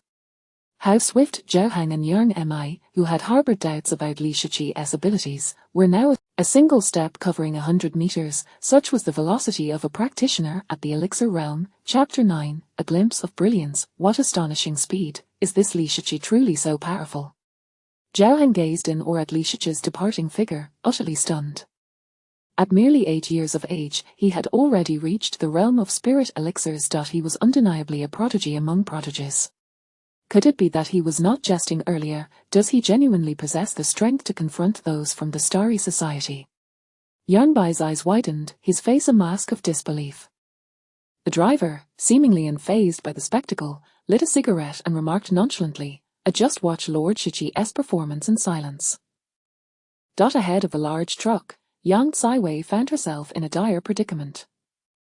Though her strength was formidable, having attained the mid-stage of the newborn realm, her injuries hampered her ability to withstand the onslaught of Xing Jihai and his 10 companions. In that moment, she was not only blooded and battered, but the very essence of her newborn life showed signs of fracturing. Should her newborn state shatter, she would be rendered utterly powerless, reduced to a mere shell of her former self. Har har har, Yang Caiwei, despite your genius, your day of reckoning will arrive this time next year. We shall gladly accept your Jade Buddha divine embryo. Xing Jihai laughed heartily, his arrogance palpable. As he spoke, he summoned a spirit elixir, launching it forcefully towards Yang Caiwei. The overwhelming and terrifying force obliterated the sword energy she conjured from her divine altar, continuing unabated, devastating her and sending her reeling backward like an arrow released from its bow. Yang Caiwei's feet carved deep furrows into the highway as she skidded back over 10 meters before finally coming to a halt. Her internal organs felt as if they were ablaze. The agony was unbearable. The fissures within her newborn state widened further. At that moment, Yang Caiwei bled from all 7 orifices, gasping for breath, her eyes filled with the depths of despair. The ethereal image of her divine altar dimmed further, and the statue of the Jade Buddha enshrined within bore 2 additional cracks. Even the jade scepter held in the Buddha's hand appeared marred, fissures running through it as if it might shatter at any moment. In a state of urgency, Yang Caiwei hastily stowed away the divine altar, with her newborn state compromised and her spirit elixir shattered. Should she attempt to summon it again, she would likely meet her demise. Zheng Jihai and his gang closed in, their eyes glinting with a predatory hunger akin to that of ravenous wolves eyeing their prey, filled with avarice and desire. Especially Zheng Jihai, who drooled with anticipation, declared, "A Yang Caiwei, today you shall find no escape. Hand over the divine embryo, and I shall grant you a complete corpse." Yang Caiwei's jade Buddha divine embryo was an exceptional treasure. Should he consume it, the quality of his demonic avatar would undoubtedly experience a qualitative leap, augmenting. As she spoke, her peripheral vision caught sight of the vehicle from the demon-subduing prison, causing her heart to sink. If she were alone, she might have had means to preserve her life and flee. However, with the vehicle stationary and Yang Bai still inside, leaving would undoubtedly place him in the clutches of these villains. What is happening? Why hasn't the vehicle moved yet? Yang Caiwei's anxiety surged. Just then, Li Shiqi appeared at her side, smiling benignly. "Sister Yang, take a moment to rest, I will handle them." Upon hearing this, Yang Caiwei turned her head to look at Li Shiqi, her astonishment palpable. "When did you arrive?" Although she had been engaged in battle with Zheng Jihai and yet, she had failed to perceive Li Shiqi's arrival. Had he chosen to strike earlier, she might have already met her end. The thought sent a chill down her spine. Zheng Jihai and his companions, initially advancing, were likewise taken aback by Li Shiqi's sudden appearance. Zheng Jihai, in particular, wore a grave expression as he scrutinized Li Shiqi. "Who are you, kid? Do you dare meddle in the affairs of the Starry Society? Are you courting death?" Like Yang Caiwei, he had not noticed Li Shiqi's arrival. The boy seemed to have materialized from thin air, eluding detection. Thus, they ceased their pursuit and regarded Li Shiqi coldly, sizing him up. Li Shiqi blinked his large eyes and exclaimed, "Oh, so you are the members of the Starry Society. You certainly appear quite fearsome." He pointed at the group, counting on his fingers, 1, 2, 3, 4, 5, 10. Then he sighed and added, 100,000 for 10 people, or 10,000 each. Alas, my grandfather was right. Business is tough. It seems I may incur a loss this time. Previously, when his grandfather had taken him to assist clients, they would charge only 10,000 for a single adversary, and the profits would be shared between them, with his grandfather claiming 80%. Later, he learned that his grandfather had requested an additional 2,000 from the employer, claiming it was for his milk money, indicating that their asking price was 12,000. Earlier, he had not noticed how many people were present. Upon hearing the sum of 100,000, he agreed without hesitation. Now, seeing that there were 10 individuals on the opposing side, he realized the appropriate amount should indeed be 120,000. This transaction had resulted in a loss. A burly man from the Xingqian Society glared at Li Shiqi, saying, "Kid, whom do you intend to deal with?" To be pointed at by such a child was a profound. Li Shiqi, with an innocent smile, replied, "I've decided to start with you. Your demeanor is simply intolerable." Enraged, the burly man shouted, "You seek death." Behind him, a shrine housed a mahjong piece inscribed with the words 10,000. At that very moment, the mahjong radiated a divine glow, emanating a formidable pressure directed at Li Shiqi, pulsating with light. Yang Caiwei, witnessing this scene, changed her expression, warning, "Shiqi, be careful. His elixir can unleash sword energy." Before she could finish, the burly man had already made his move, sweeping in like a fierce gale. The spiritual energy from the shrine surged forth, firing sharp sword energies that tore into the ground, rushing toward Li Shiqi like a tempest. "Old 5 has struck. That little brat is doomed," Zheng Jihai scoffed. The other 8 members of the Xingqian Society bore sinister expressions, their gazes toward Li Shiqi reminiscent of viewing a corpse, filled with pity. Although Old 5 was not the strongest among them, his strength was not to be underestimated. At that moment, he unleashed his full power. The sword energy released from the elixir was capable of piercing gold and splitting stone.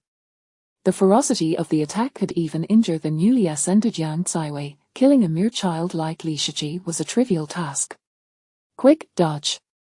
Yang Caiwei's countenance changed as she perceived Old 5's assault, desperately channeling her internal energy to grasp Li Shiqi and pull him away. However, her hand grasped nothing but air. Instead of retreating before the oncoming sword energies, Li Shiqi advanced, stepping toward Old Five. Li Shiqi, Yu Yang Caiwei cried out in alarm, attempting to save him. Zheng Jihai and Old Five laughed menacingly, envisioning the scene of Li Shiqi being pierced by sword energy, yet, at that moment, something bizarre occurred. Li Shiqi swung his right hand, deflecting the incoming sword energies effortlessly to the side. He took a step forward and, like a spectre, appeared before Old Five, arriving ahead of his attack. What? Old Five's pupils contracted in shock. Li Shiqi's speed was astonishingly swift, then, a piercing sense of danger surged within him. An instinctive warning urged him to evade quickly, or else he would perish. However, before he could react, a flash of blade light appeared before him, and Old Five was struck by a sword, his eyes closing as he collapsed to the ground, unconscious and unresponsive. The shadow of the shrine behind his head shattered into fragments, vanishing into dust. Li Shiqi stood tall, wielding a battle sword, and declared with a smile, "One down." Chapter 10, Instant Kill. Yang Caiwei was initially apprehensive, fearing that Li Shiqi might fall victim to the formidable man. However, upon witnessing the giant collapse to the ground in a state of unconsciousness, she was left utterly astounded. It was not only she who was rendered speechless, Zheng Jihai and the others were equally dumbfounded. No one could have anticipated that a master at the spirit pill realm could be so effortlessly felled by a child, barely 1 meter and 30 centimeters tall, like Li Shiqi.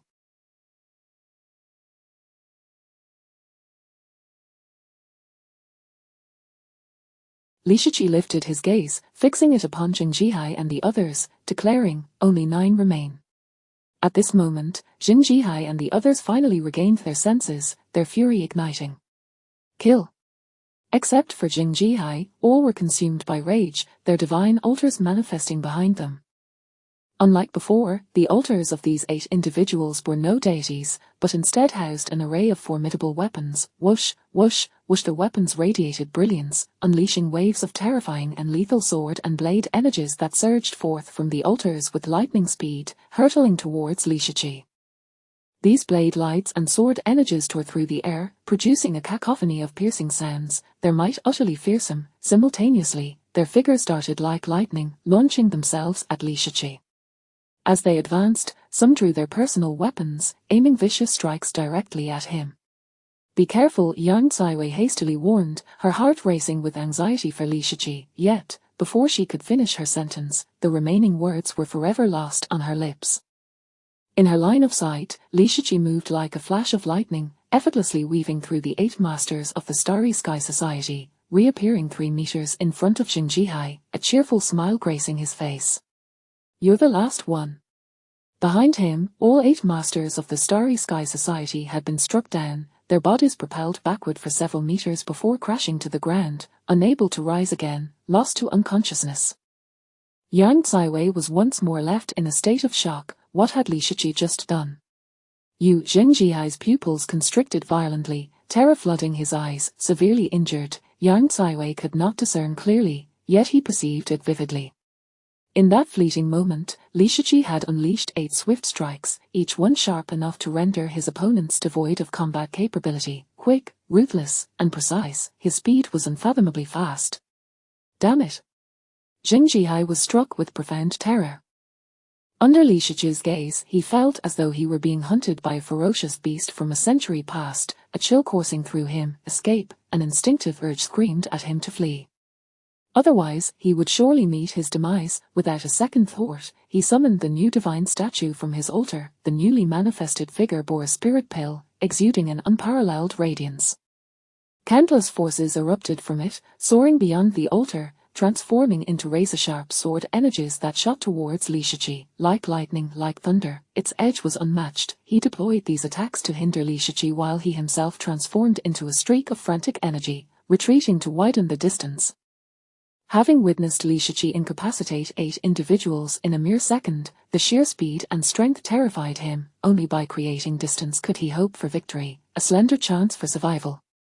Thus, he accelerated, covering over 200 meters in a second, moving at a pace nearly imperceptible to the naked eye. However, he was fast, yet Li Shiqi was even faster. With a whoosh, Li Shiqi appeared before him like a spectre. How is this possible? Jing Jihai's expression was one of horror. Before he could comprehend what was happening, the sword images surged forth, vanishing in an instant. In the next moment, Li Shiji had returned to Yang Caiwei's side, standing 300 meters away from Jing Jihai, as if he had never moved at all. Jing Jihai's body instinctively recoiled for 50 meters before finally halting, his gaze fixed upon Li Shiji with profound astonishment. What had just transpired? Was it an illusion? Yet, he had distinctly seen Li Shiji standing before him. How could he now be so far away in the blink of an eye? Jing Jihai attempted to articulate something, but suddenly, a wave of intense pain surged through his entire body. He reached out to touch, but before he could lift his hand, agony shot through his legs, causing him to tumble to the ground, his eyes wide open, utterly immobilized. What has he done to me? Jing Jihai gazed at Li Shiji, his eyes bulging, his mind swirling with confusion. As a master of the new life realm, he had failed to even perceive Li Shiji's movements, yet, before he could grasp the situation, a wave of excruciating pain enveloped him, and he, like the others, succumbed to unconsciousness, oblivion taking hold. Li Shiji sheathed his sword, tapping his finger on the unconscious figures sprawled on the ground. 1, 2, 3, 4, 5, 6, 7, 8, 9, 10. Splendid. Task accomplished. Consider yourselves fortunate. I used the back of my sword, merely rendering you unconscious without endangering your lives. I am kind-hearted, sparing lives. He excitedly mused to himself. Grandfather was right, aiding others in overcoming difficulties is indeed the finest means of survival. Turning back, he beamed at Yang Caiwei. All right, Sister Yang, the crisis has been averted. At this moment, Yang Caiwei stood there, utterly dazed, her mind blank, overwhelmed by the shock. Not only she, but also Yang Bai and Zhao Hang in the distance were equally astonished, stunned, utterly flabbergasted. The scene fell into a deathly silence. The three of them gazed at Li Shiji in disbelief, unable to comprehend what their eyes had just witnessed. The violent and terrifying members of the Starry Sky Society had been brought down in less than 5 seconds by Li Shiji. 5 seconds, if one were to exclude the time Li Shiji spent speaking, that amounted to just a second. From the moment Li Shiji struck until all of Jing Jihai's group lay unconscious, it was merely the blink of an eye in their perception. The remaining 9 thugs from the Starry Sky Society had been dispatched in an instant, strewn across the ground, unresponsive.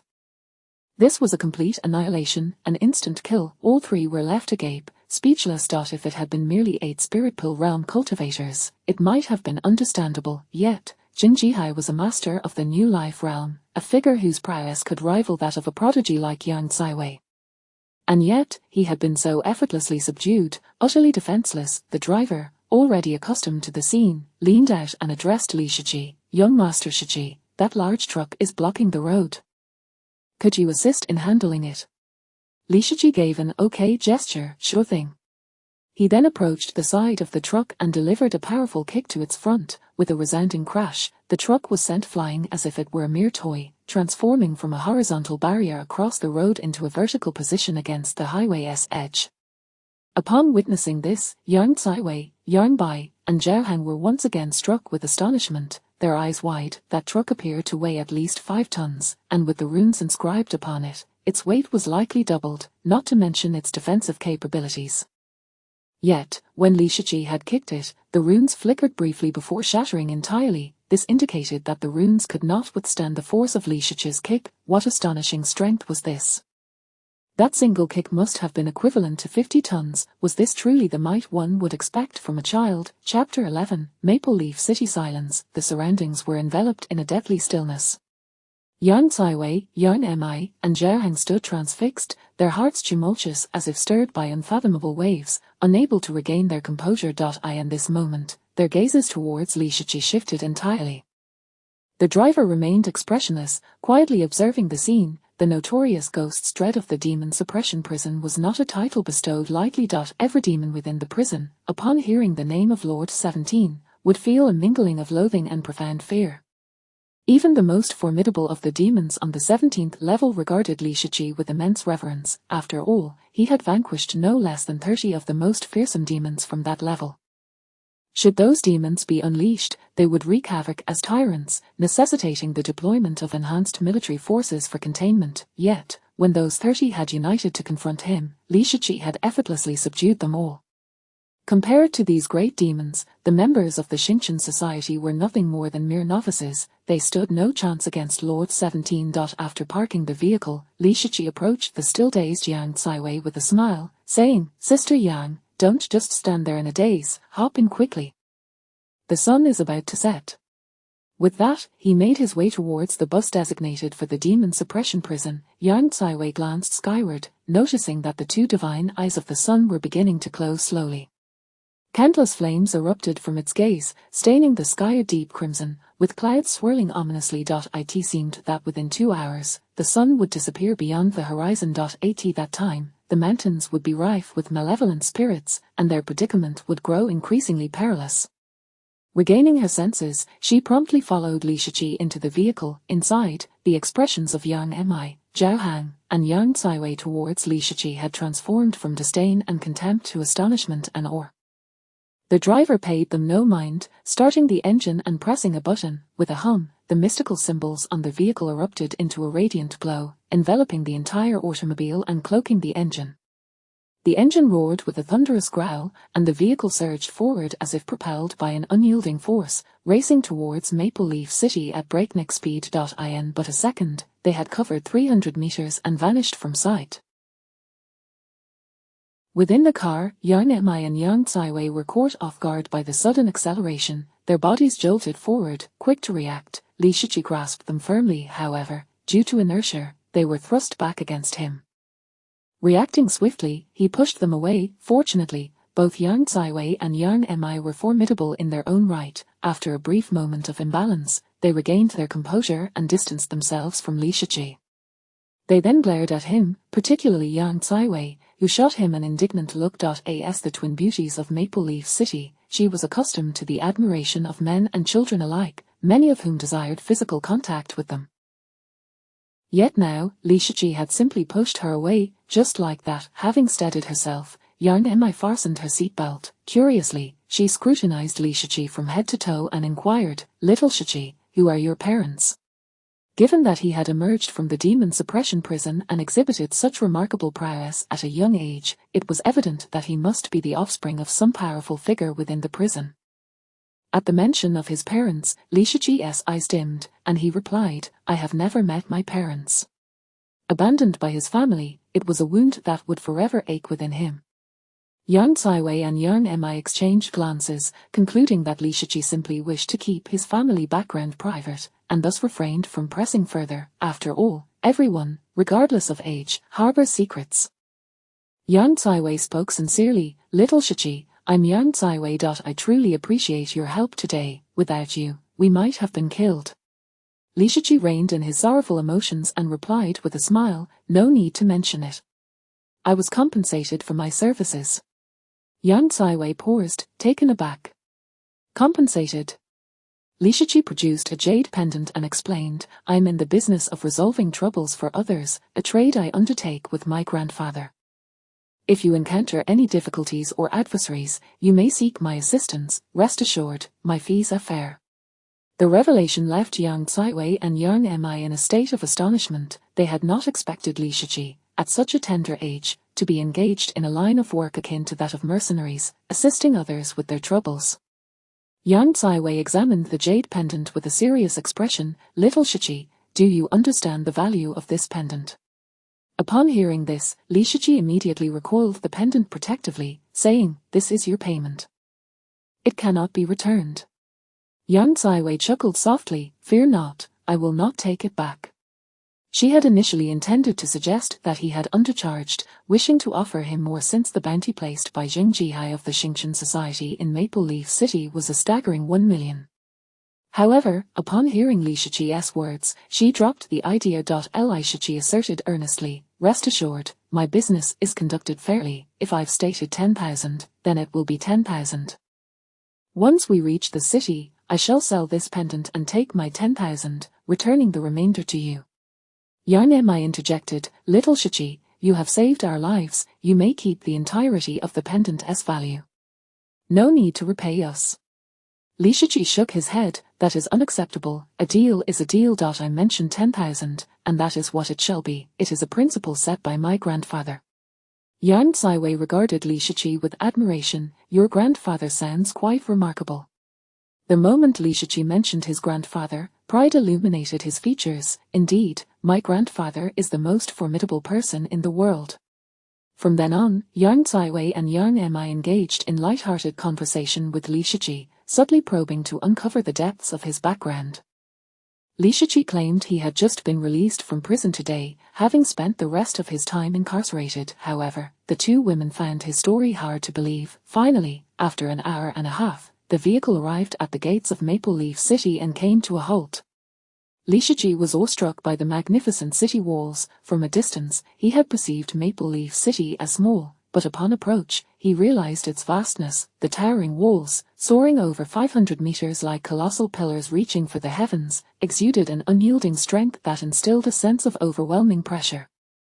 These walls stretched endlessly, severing the mountains and enclosing the grand city within. Beneath these formidable fortifications, Li Shiqi felt particularly insignificant. Before the walls stood 3 heavily guarded checkpoints, where soldiers clad in specialized combat attire, armed with firearms, stood vigilant.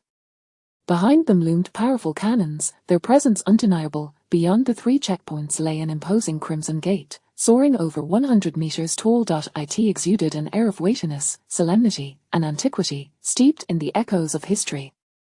Above the city, a pale yellow banner floated, fluttering in the breeze, producing a rustling sound. This banner radiated a hazy light, enveloping the entire city in a sacred and majestic aura, compelling all who beheld it to bow in reverence.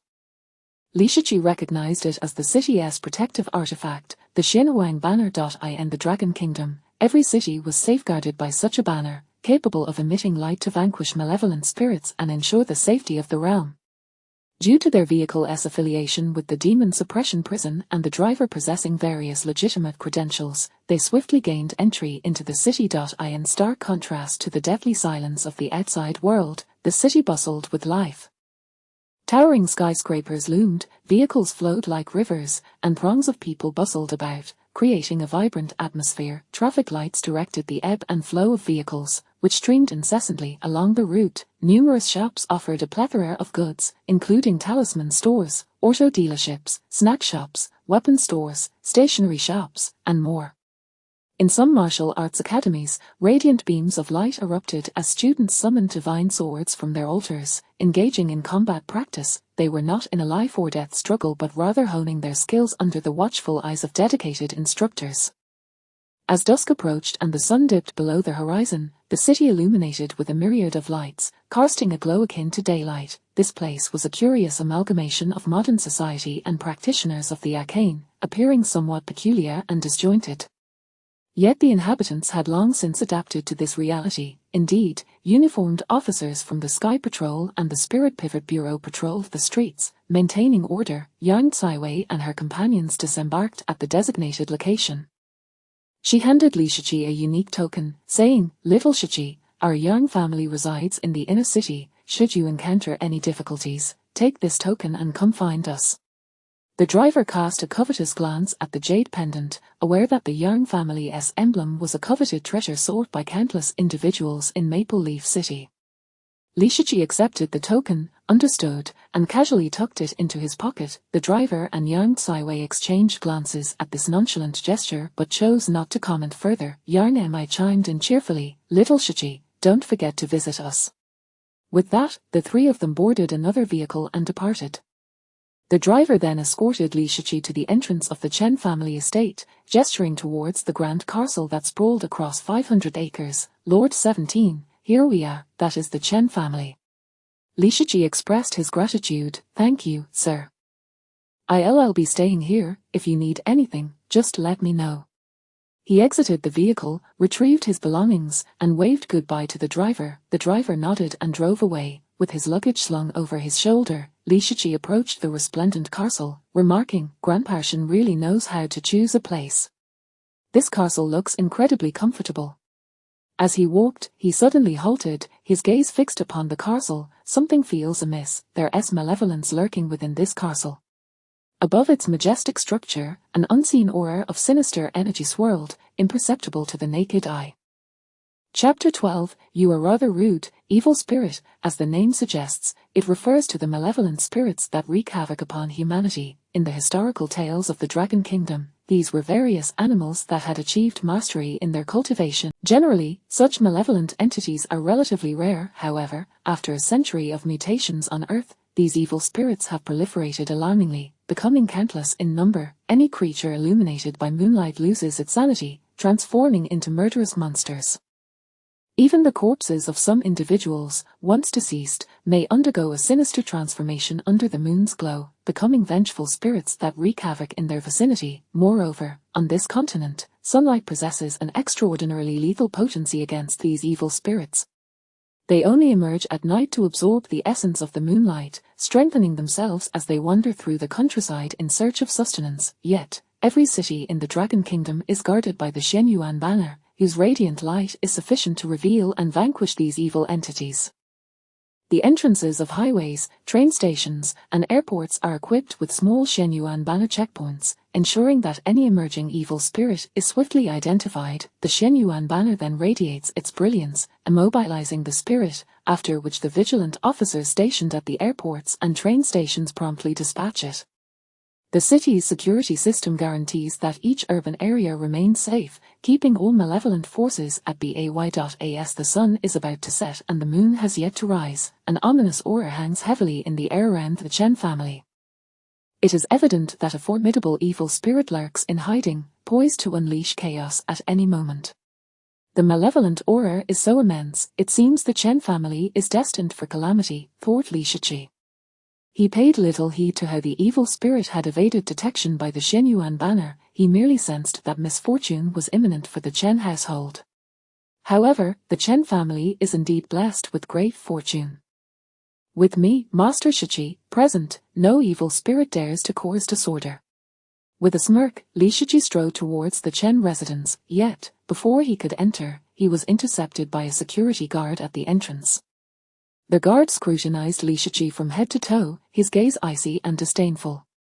Where did this pauper come from? Do you have any idea where you are? How dare you trespass? Li Shiqi replied, Isn't this the Chen family of Maple Leaf City?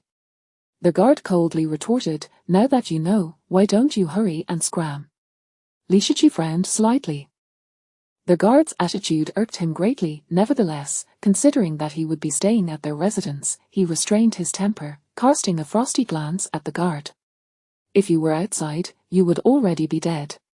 His grandfather had always advised him that when one is in need of assistance, one must adopt a humble demeanor, wait for the moment when the other party lowers their guard, then strike decisively. Were it not for the sake of his Fiancée, he would have already dealt with the guard. Fuming, the guard barked, What did you say? Li Shiqi ignored him and produced a letter given to him by his grandfather, presenting it to the guard. I have come to see the head of the Chen family. My grandfather arranged a betrothal for me. Today, I am here to meet my Fiancée's sister, Chen Hongyao. Although he had acquired remarkable skills, he was unaware of what a Fiancée truly entailed. Since the prison guard referred to her as an elder sister, he assumed that was the appropriate title. Upon hearing this, the guard's expression grew even colder. A mere beggar, have you even matured? How dare you claim a betrothal with our Miss Hongyao? You are nothing but a toad yearning for a swan's meat. Get lost. Having said that, he did not even glance at the letter, striking Li Shiqi with a fierce slap. His intent was not to kill Li Shiqi but rather to teach him a lesson and force him to leave. Li Shiqi raised an eyebrow, stepping back to evade the blow, and said in a deep voice, Why are you so unreasonable? I told you, I am here for my Fiancée's sister. You had better report this immediately. If you dare to lay a hand on me again, I will not hold back. The guard, witnessing Li Shiqi evade his slap, was momentarily taken aback.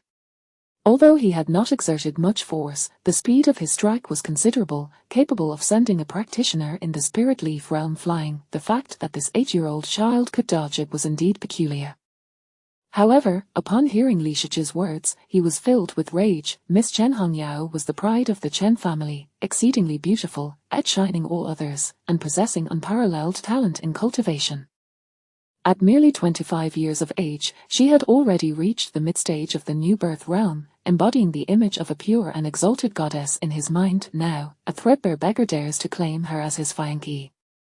This was nothing short of an affront to his goddess. Thus, enraged, he swung another slap at Li Shichi's face, this time with half of his strength, the strike swift as a gale, arriving in an instant.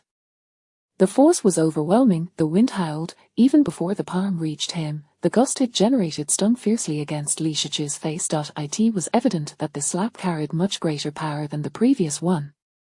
Bang! With a resounding crash, the guard's body was propelled like an arrow, crashing violently against the iron gate of the Chen castle. After flying over 100 meters, he collided with the castle wall, embedding himself within it, causing the entire structure to tremble. Blood spewed from his mouth and nose as he stared at Li Shichi, his eyes wide with incredulity. He had not even grasped what had transpired, he only felt an overwhelmingly powerful force strike his abdomen, sending him hurtling back. The sheer might of that blow was nothing short of terrifying. At that moment, he felt a searing pain in his internal organs, as if they were about to rupture. The guard opened his mouth to utter something, but instead, he coughed up another mouthful of blood, his eyes closing as he succumbed to unconsciousness. Li Shichi dusted off the soles of his shoes and remarked nonchalantly, "People in big cities truly lack manners." The tremor of the castle drew the attention of the Chen family members within.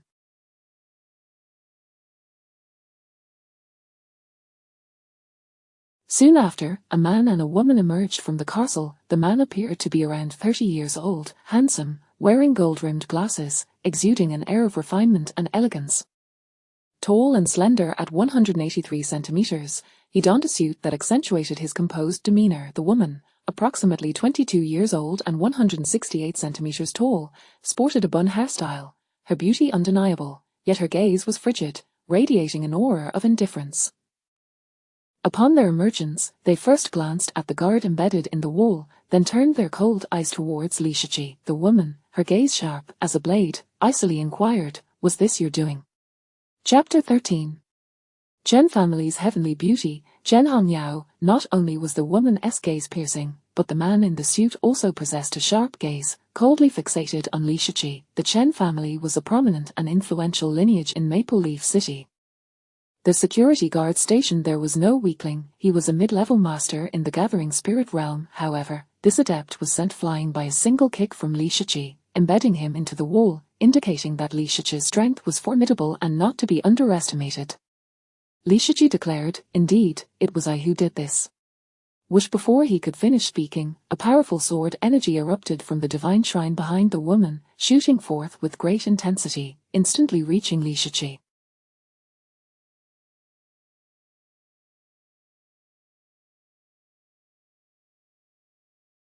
With a mere tilt of his head, he effortlessly evaded the strike, leaving behind a 5-meter-long gash on the ground where the sword energy had passed. "Oh!" The woman emitted a soft gasp upon witnessing how easily Li Shichi dodged her attack. Li Shichi's gaze turned icy. "Is this how the Chen family treats its guests? I am to be your future kin." The woman coldly retorted, "This is the Chen residence, not a place for your antics. This time, I shall not hold it against you. Take your belongings and leave." Her demeanor was decidedly unfriendly. Li Shichi, displeased by her attitude, responded, "Auntie, you deserve a beating." As the woman opened her mouth to retort, Li Shichi had already appeared before her like a phantom. She internally exclaimed, so fast, yet before she could react, Li Shichi had tripped her, sending her crashing to the ground, and then dealt her a sharp slap to the back of her head. "Trying to hit me? You asked for it." Li Shichi struck her twice more in quick succession. The woman felt a mix of pain, humiliation, and rage. At merely 20-something years of age, being called auntie by this young brat and being subdued by him was infuriating. At that moment, the divine shrine behind her radiated a brilliant divine light, and a divine figure within opened its eyes to gaze at Li Shichi. "What are you looking at? Supporting this rude auntie, you're no better, so go back." Li Shichi glared at the divine figure, which seemed startled and promptly closed its eyes. Then, Li Shichi placed a hand on the shrine, forcefully pushing it back into the woman's head. The woman was taken aback. Before she could react, Li Shichi slapped the back of her head again, rendering her unconscious. The entire sequence unfolded in a flash, and in a heartbeat, Li Shichi had accomplished it all. The man in the suit, initially poised to intervene, was left utterly astonished, his jaw dropping as he witnessed Li Shichi's display of strength. Li Shichi stood up, addressing the suited gentleman, "Uncle, do you wish to teach me a lesson as well?" The man did not retaliate. Instead, he politely clasped his hands in greeting and said, "I wouldn't dare. My name is Chen Peng, the legitimate heir of the Chen family. May I ask for your name, young sir?" Li Shiqi had considered knocking him unconscious as well, but upon seeing his courtesy, he felt reluctant to do so. He produced a letter from the divine craftsman and handed it to Chen Peng, saying, "I am Li Shiqi. Grandpa divine craftsman mentioned that this would be my home in the future, and my sister is here. This is his letter." Chen Peng furrowed his brow, saying nothing more as he accepted the letter. The envelope was quite antiquated, with only a few elegant characters inscribed, "Chen Shan, begin." Chen Shan was the elder of the Chen family and their true pillar of strength. After reading the letter, Chen Peng's expression turned serious as he remarked, "Young Li, please wait a moment." He hurriedly entered the mansion with the letter in hand. "Young Li, I sincerely apologize for the lack of a prop. Please, come in." Before long, Chen Peng returned with a dignified middle-aged man, exuding an aura of authority, alongside an elderly man with white hair and beard, ushering Li Shiqi inside. Chen Peng remained outside to manage the unconscious woman and the security guard. After advancing several hundred meters within the mansion, they finally entered the main hall. Seated at the host's position, the middle-aged man introduced himself as Chen Heqiu, the current head of the Chen family, a figure of immense power and influence. Apart from the elder, Chen Shan, no one in the Chen family could oppose his authority. The elderly man was named Chen Filong, a revered elder of the family, equally powerful. As they sat down, they scrutinized Li Shiqi with a mix of curiosity and skepticism. Chen Heqiu unfolded the letter, reading it with an unusual expression directed at Li Shiqi. "Young Li, is the divine craftsman truly your grandfather? By blood?" The letter contained instructions to care for Li Shiqi, especially emphasizing that Chen Hongyao should take good care of him. Li Shiqi shook his head. "Not by blood, he has merely imparted many skills to me. When I left the mountain, he had someone deliver this letter to me, instructing me to seek you out, stating that you would provide me with accommodation." Stretching lazily, he added, "Uncle Chen, I'm feeling tired. Could you arrange a room for me to rest?" Chen Filong spoke sternly. "Young Li, our Hongyao already has a fianc, you see." As he spoke, he fixed an unkind gaze on Li Shiqi, his tone cold and distant, filled with wariness and a hint of disdain. Li Shiqi, puzzled, asked, "What is a fianc? Is it edible?" Chen Heqiu and Chen Filong exchanged glances, both surprised by his innocence. Chen Heqiu inquired, "Young Li, do you have any requirements for staying with our Hongyao?"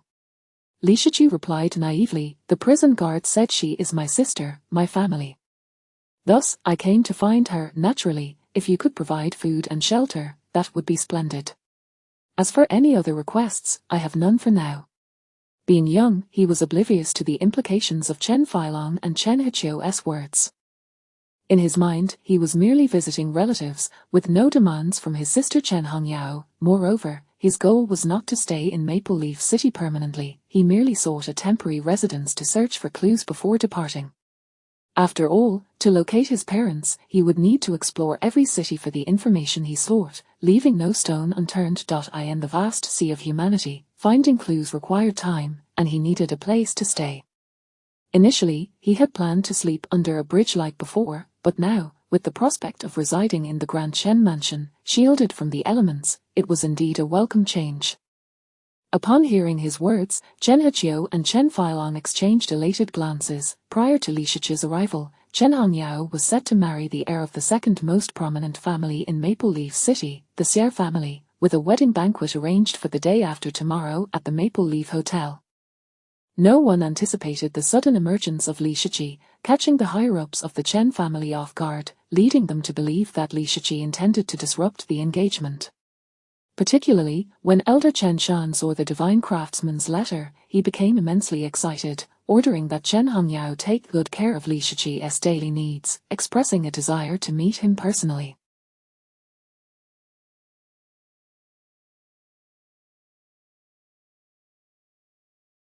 Chen Heqiu and Chen Filong worked diligently to contain the news, taking it upon themselves to prevent Chen Shan from meeting Li Shiqi. opting to test Li Shiqi's intentions first. Initially prepared for hostility at any moment, their expressions now brightened upon realizing that Li Shiqi was simply seeking familial connection. Chen Feilong, holding the letter, asked, "Little Shiqi, do you regard Han Yao as your sister?" Li Shiqi responded, "Of course. If she isn't my sister, then what is she?" Chen Feilong smiled broadly and quickly wrote a passage on the letter, saying, "Little Shiqi, would you be willing to sign your name on this paper? Rest assured, once you sign, every member of the Chen family will treat you as kin, ensuring your comfort and well-being for life." Though the letter merely requested that they care for Li Shiqi, they felt it implied that the divine craftsman intended for him to remain with them until he matured. Thus, they sought to safeguard their interests by including a clause that Li Shiqi would not harbor any inappropriate intentions toward the Chen family. "Sure, bring me a pen." Li Shiqi replied readily. With someone providing for his needs, he saw no reason to refuse such an offer, especially since it wouldn't cost him anything. Chen Heqiu and Chen Feilong were overjoyed and immediately fetched a pen, urging Li Shiqi to sign. Without hesitation, he took the pen to write his name. At that moment, a delicate jade-like hand reached out and seized the pen from Li Shiqi's grasp. A clear, melodious voice followed, "Dad, second uncle, are you trying to deceive him?" Accompanying her voice was a fragrant aura that filled the air. Li Shiqi looked up, and upon seeing the newcomer, his eyes widened in astonishment, feeling momentarily breathless, beautiful, utterly captivating. The newcomer was a striking young woman of about 25, with an oval face, willow-like eyebrows, bright eyes, a refined nose, and a petite cherry-red mouth, her complexion as fair as jade. She appeared as though she had stepped out of a painting, exuding an ethereal charm, breathtakingly beautiful, with an aura of grace that was simply flawless. Moreover, she was tall, standing at 175 centimeters. Her figure was slender and graceful, with exquisite curves. In contrast, Li Shiqi, at 120 centimeters, could barely reach her waist, straining to touch her ribs. So beautiful. Upon seeing this woman, Li Shiqi instinctively froze for a second. Chen Heqiu, noticing her arrival, spoke sternly, "Han Yao, what are you doing? We are all doing this for your benefit." The newcomer was none other than the Chen family's pride. Chen Hongyao. Chen Feilong added, "Indeed, Hongyao, everything we do is for your sake." Chen Hongyao snapped the pen in two, enunciating each word, "Dad, second uncle, if this is truly for me, or for the entire family, do you think I am oblivious?" Chen Heqiu and Chen Feilong were left speechless. Chen Hongyao declared, "In this world, honesty and keeping promises are paramount. Once a word is spoken, it must be honored. This has always been a rule in our Chen family. Since Grandpa had an agreement with the divine craftsman, we must uphold that promise. Your father was foolish to make such a decision back then, and besides, that was 40 years ago. Young Li is merely here seeking refuge and familial connection." Chen Heqiu contended. Chen Hongyao retorted, "Li Shiqi is still young, naturally, he does not understand. You may deceive him, but you cannot deceive me." Chen Feilong hastily interjected, Yes, we Chen family value our promises. What we agreed upon must be upheld. We also made a commitment to the Xie family." Chen Hongyao interrupted, "Second uncle, there must be a precedence in all matters. Grandpa made an agreement with the divine craftsman 40 years ago, while you only reached an agreement with the Xie family a few days ago. Clearly, Grandpa's promise takes precedence. Since Grandpa entrusted me to look after Li Shiqi, I shall do so from this day forward. Of course, we are to care for Li Shiqi, but do you intend to look after him for a lifetime?" Chen Feilong queried. "Why not care for him for a lifetime?" Chen Hongyao took Li Shiqi's hand, stating, "Shiqi, don't listen to them. We are leaving." Without further ado, she pulled Li Shiqi away from the main hall, leaving Chen Heqiu and Chen Feilong in a state of confusion. Chapter 14: The Mischief of Evil Spirits. Within the grand hall, an oppressive silence lingered. It was not until Chen Hongyao and Li Shiqi had long departed that Chen Heqiu and Chen Feilong regained their composure. Chen Feilong furrowed his brow, inquiring, "What on earth is going on with Hongyao?" Chen Heqiu sighed deeply and replied, "Second uncle, have you not yet realized? She is choosing her own destiny. In an instant, Chen Feilong grasped the gravity of the situation. His eyes turned cold as he retorted, "A woman born into a prominent family is not truly free to choose her fate. Does she believe she can simply make a choice? If she could choose for herself, then what of my Xiang?" At this, Chen Heqiu's gaze dimmed. Over the years, Chen Shan had suffered from a grave illness, and the family had expended vast resources, manpower, finances, and materials in a futile attempt to cure him. His condition had deteriorated, leaving him bedridden for the past couple of months, frequently slipping into unconsciousness and awakening only a few times a day. Chen Shan was the backbone of the Chen family, a formidable force who had achieved the pinnacle of practice, reaching the great perfection of the Burning Sky realm, and was among the top 10 powerful figures in Maple Leaf City, standing at the peak of strength. His existence had propelled the family's enterprises to flourish. With his decline, numerous families, factions, and organizations hastily severed business ties with the Chen family. This led to a crippling of their operations, leaving them hollow and devoid of cash flow. The Chen family was in a state of decline, and there were even those who sought to take advantage of their misfortune, pilfering their enterprises and orchestrating assassinations against the rising talents of the Chen clan, hastening their downfall. In a desperate bid to salvage their waning fortunes, the Chen family made numerous decisions, arranging marriages between their many young and beautiful women and other influential families. Chen Feilong's granddaughter, Chen Xianglian, was coerced into marrying a debauched young master she despised.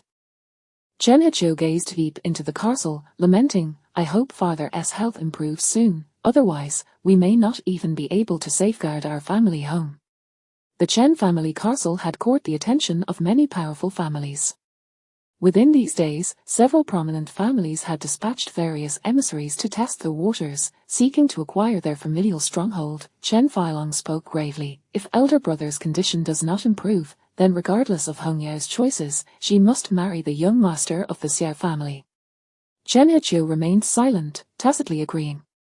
Yet, a flicker of regret and guilt flashed in his eyes. As a father, he lamented his inability to protect his daughter. This sense of impotence gnawed at his soul.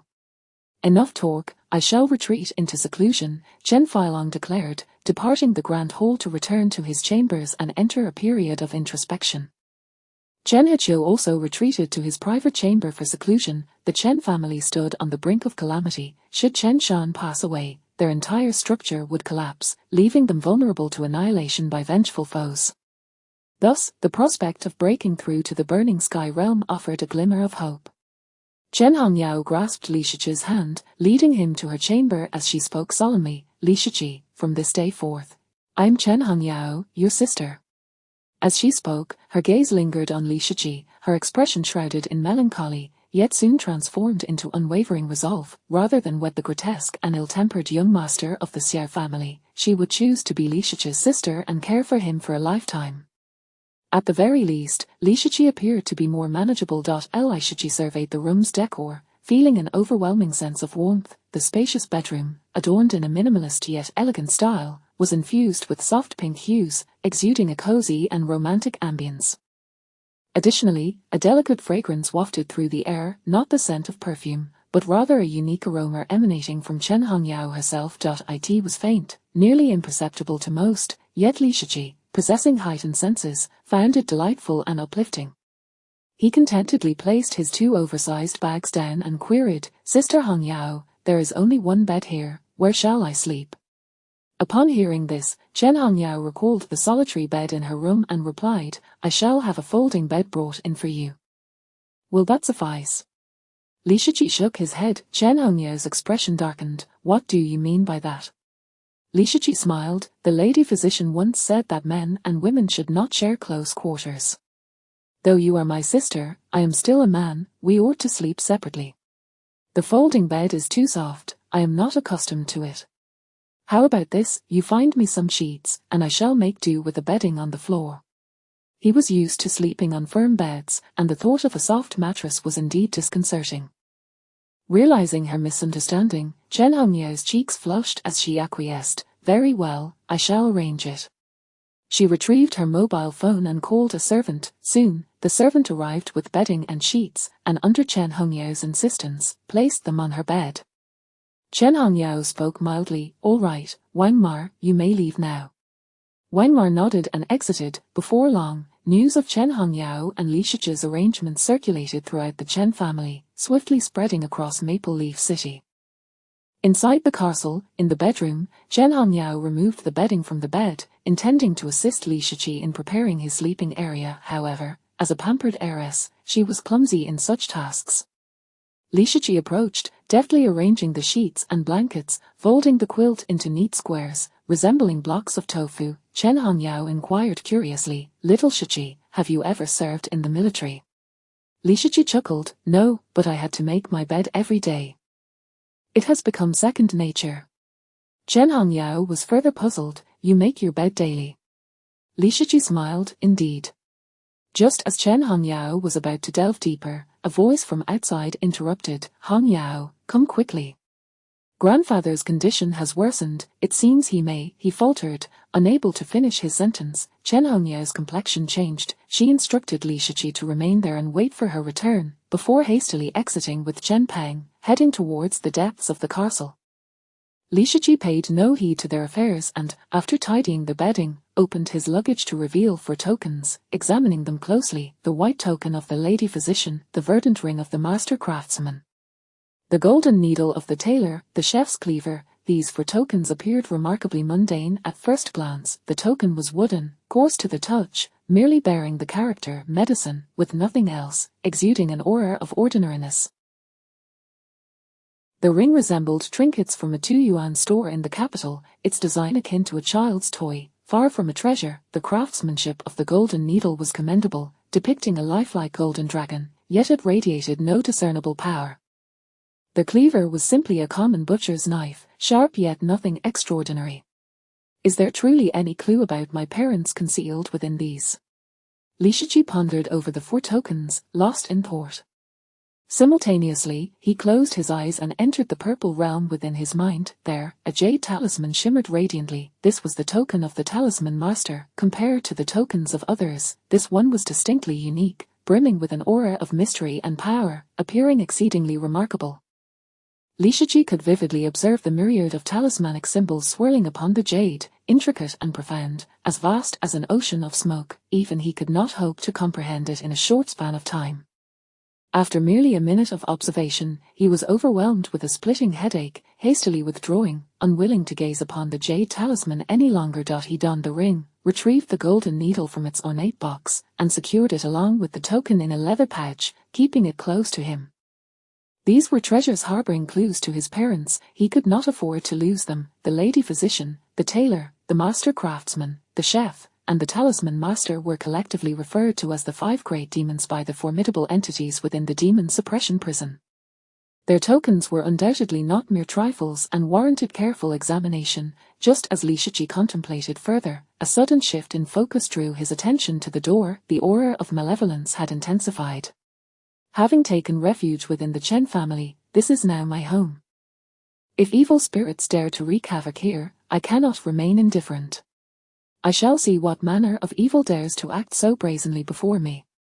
Li Shichi secured the chef's cleaver in a genuine leather sheath at his waist and stepped out, boldly striding towards the source of the ominous energy.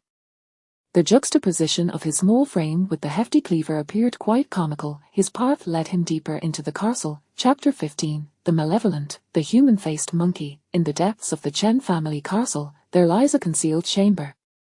Outside this chamber, various intricate arrays are inscribed, suppressing all that dwells within. Simultaneously, 4 silent symbols hover in the corners: northeast, southeast, southwest, and northwest, quietly burning, isolating the inner sanctum from any external sounds.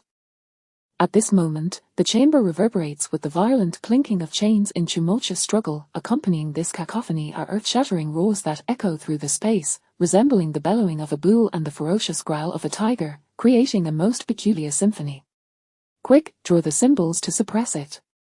Curse it, how has this malevolent force grown stronger? It has taken residence within the old patriarch, devouring his strength to bolster its own.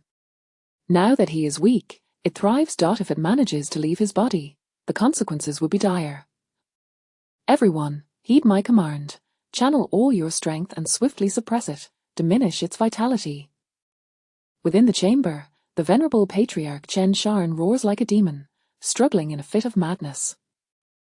Approaching his 70th year, his hair is a stark white, standing on end like needles, his eyes, wild and bloodshot, are filled with an insatiable thirst for blood and insanity, as he bellows uncontrollably.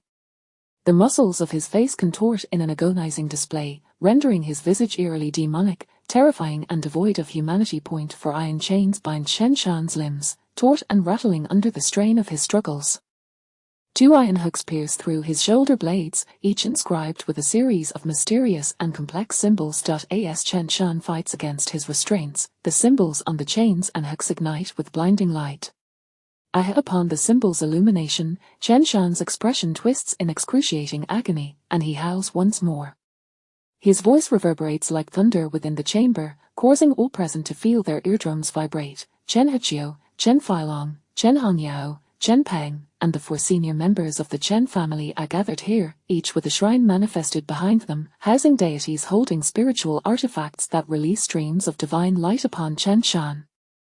This overwhelming force causes him to cry out in torment. Before them stands a middle-aged man clad in a golden Daoist robe, wielding a golden sword, exuding an aura of solemnity. The collar and cuffs of his robe are embroidered with intricate patterns of the 8 trigrams, suggesting profound mysticism. He sets up an altar, standing upon the 7 stars, reciting incantations, and then biting his tongue to draw blood. Guided by the golden sword, his blood floats and twists in the air, ultimately transforming into a Taoist talisman that hovers above Chen Shan. The talisman radiates divine brilliance, resembling a miniature sun suspended in the air, cascading its light upon Chen Shan.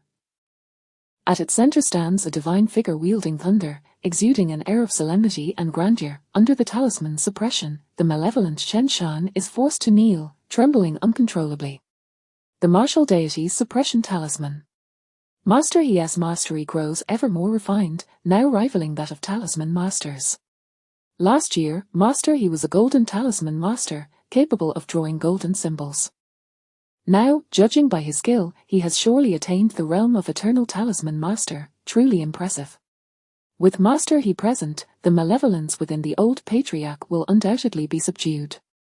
Witnessing this scene, Chen Heqiu, Chen Feilong, and Chen Hongyao's expressions brighten with hope.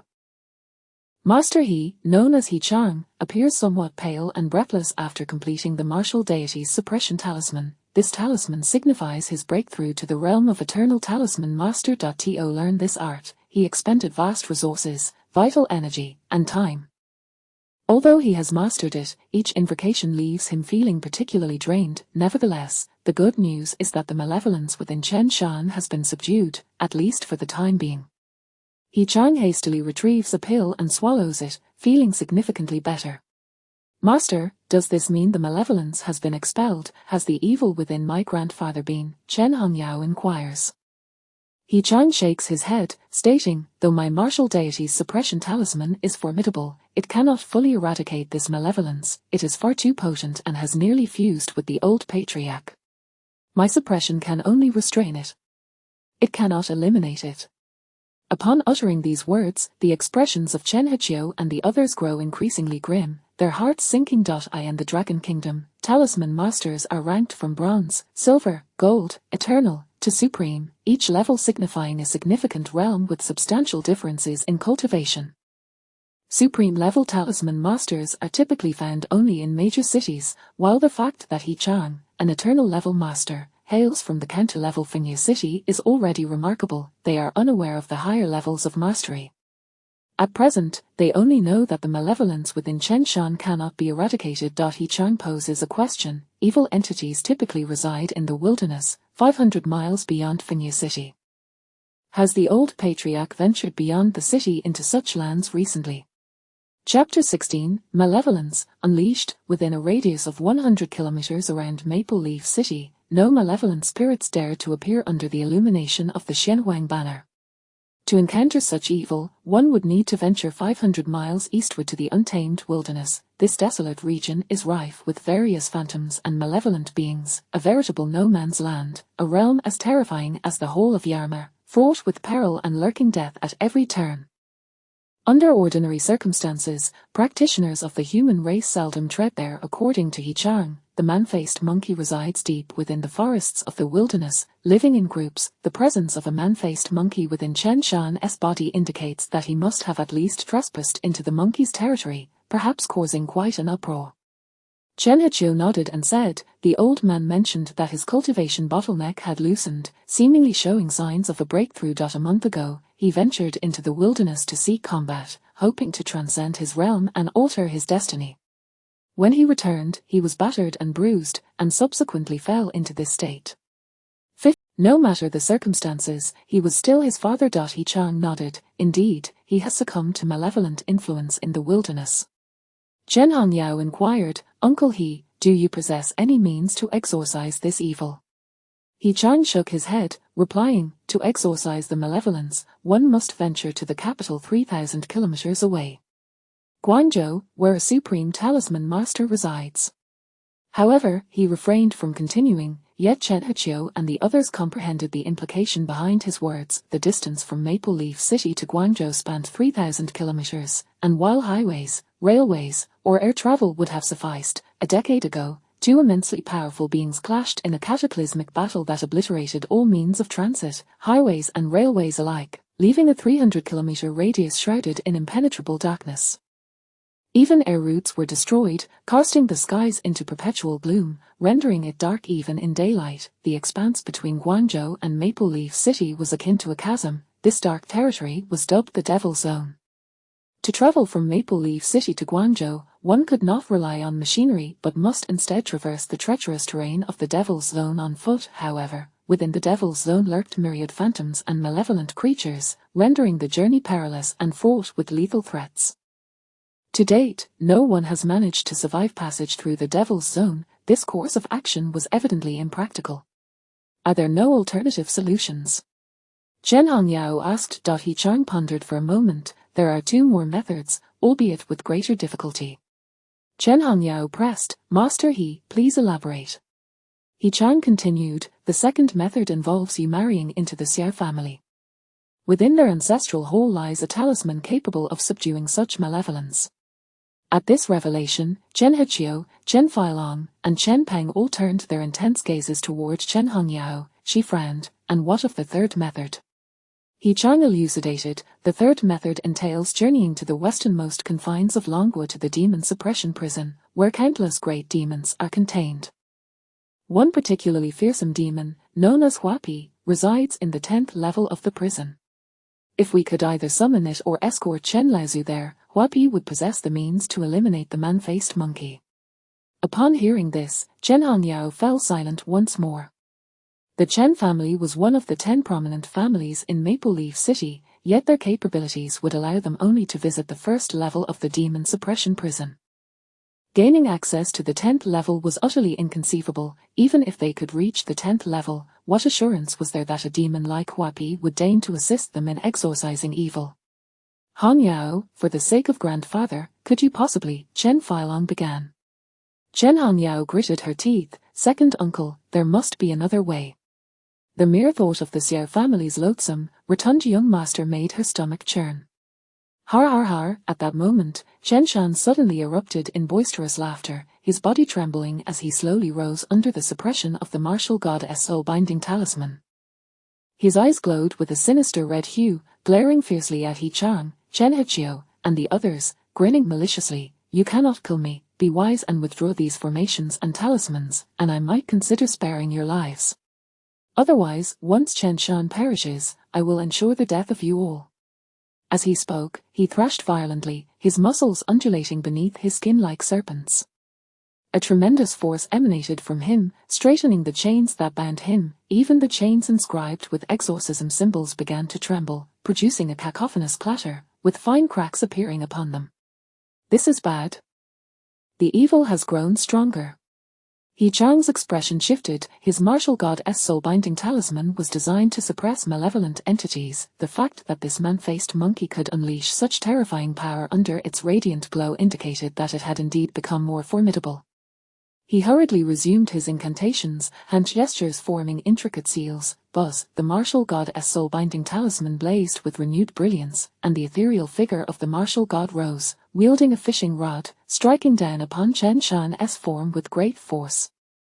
Simultaneously, the inscriptions adorning the chamber illuminated, radiating divine might, descending upon Chen Shan like towering mountains. Under such immense pressure, Chen Shan remained steadfast, his blood-red eyes exuding a bizarre and fearsome glare, his entire being suffused with an overwhelming aura of murderous intent. Chen Hiqiu, Chen Feilong, and Chen Hongyao exchanged alarmed glances, all too aware that this was not the gaze of Chen Shan. The malevolence had seized control of Chen Shan's body. He Chang's expression grew grave as he intoned, "The evil has indeed grown stronger. Everyone must brace themselves. If we cannot rescue Chen Laozu, we may have no choice but to sever his head. Otherwise, should the malevolence successfully seize control, a bloody storm will surely be unleashed upon Maple Leaf City, and your Chen family will face annihilation." At this proclamation, the faces of Chen Hiqiu and the others turned pale. Roar before they could respond, Chen Shan threw back his head and roared, his voice like thunder, shaking the very souls of those present. In that moment, he exerted tremendous force with his right hand. Bang! The chains that had confined Chen Shan shattered with a resounding crack. An overwhelming aura of menace radiated from him. It had spiraled out of control. Witnessing this, He Chang bellowed, "Abomination, prepare to meet your end."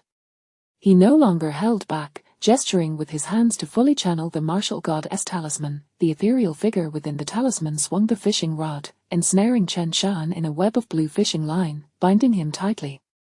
Concurrently, a divine figure emerged from the shrine behind He Chang, brandishing a demon-subduing pestle, radiating an aura of sanctity. Although the pestle appeared small, it descended like a mountain, striking down upon Chen Shan's crown with unyielding force. Chapter 17, The Might of Evil. Roar! Just as the demon-slaying staff was about to descend, Chen Shan's body suddenly quivered, unleashing a deafening roar. Immediately following, he exerted tremendous force, shattering the chains and iron hooks that had bound him, sending fragments flying and stirring up a cloud of dust within the secret chamber.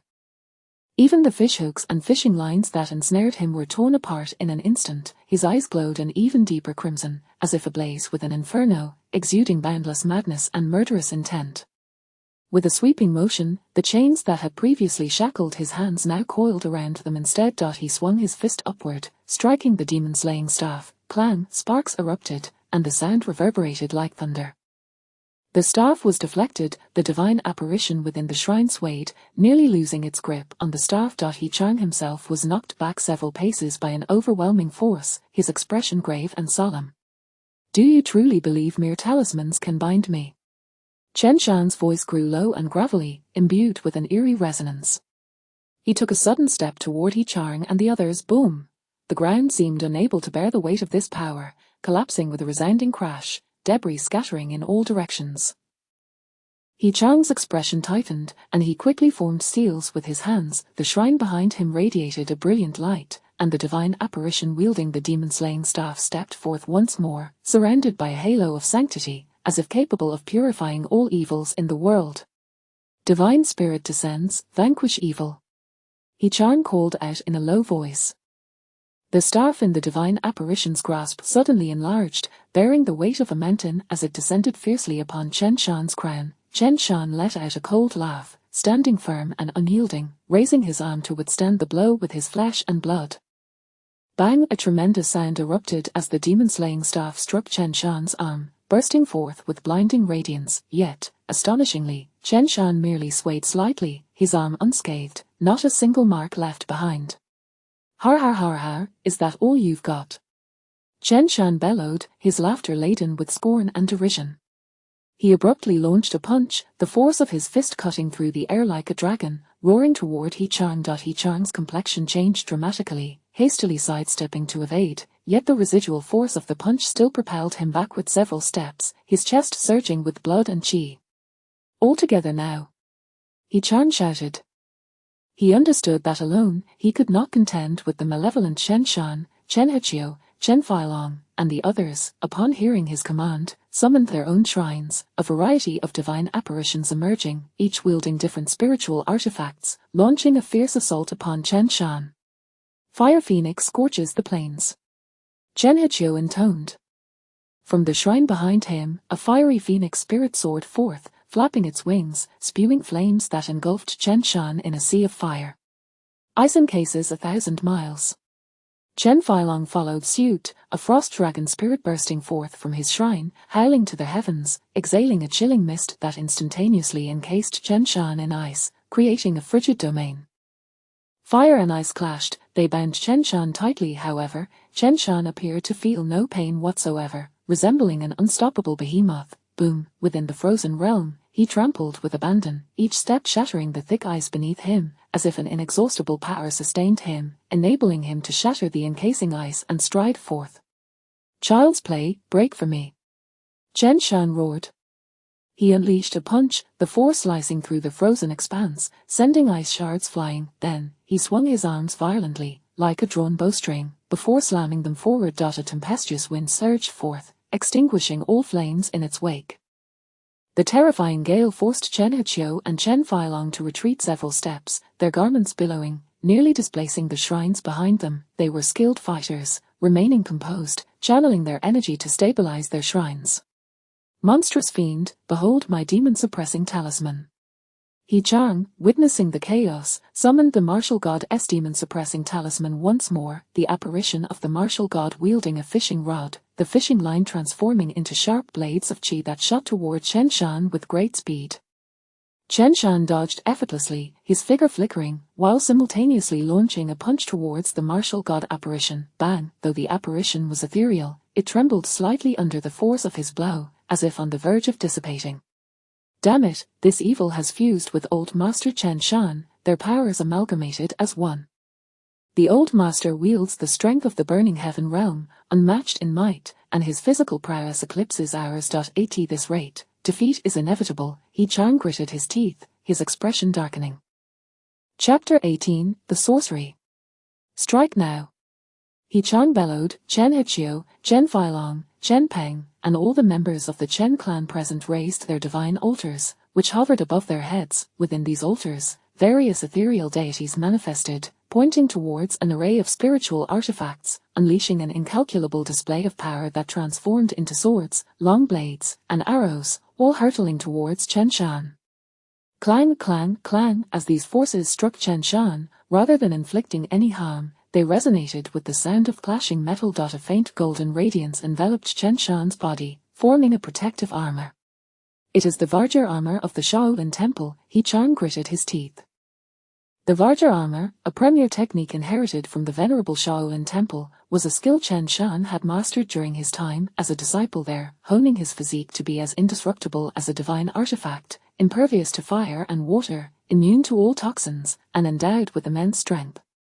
It was precisely for this reason that Chen Shan had secured his position among the 10 lords of Maple Leaf City. This armor, once pure and sacred, was now shrouded in a murky darkness due to the sinister influence of the human-faced monkey.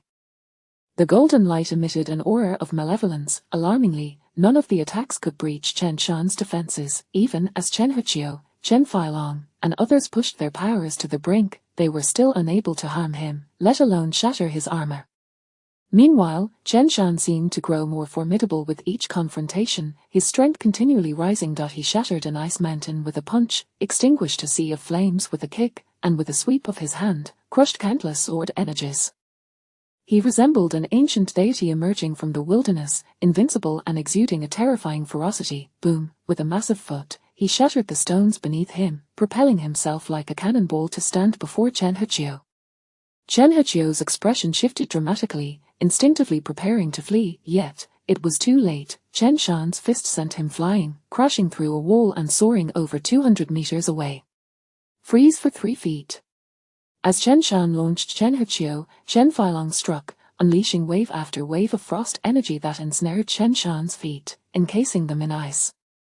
Simultaneously, He Chang returned with renewed vigor, the spectral warrior from the talisman emerging once more, casting a fishing hook that ensnared Chen Shan. The hook and line glimmered, transforming into a divine dragon crackling with blue lightning, wrapping itself around Chen Shan.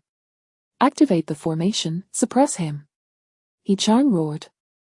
The other members of the Chen clan, now alert, quickly moved aside to initiate the suppression formation. In the four corners of the room, radiant symbols illuminated, resembling for miniature suns.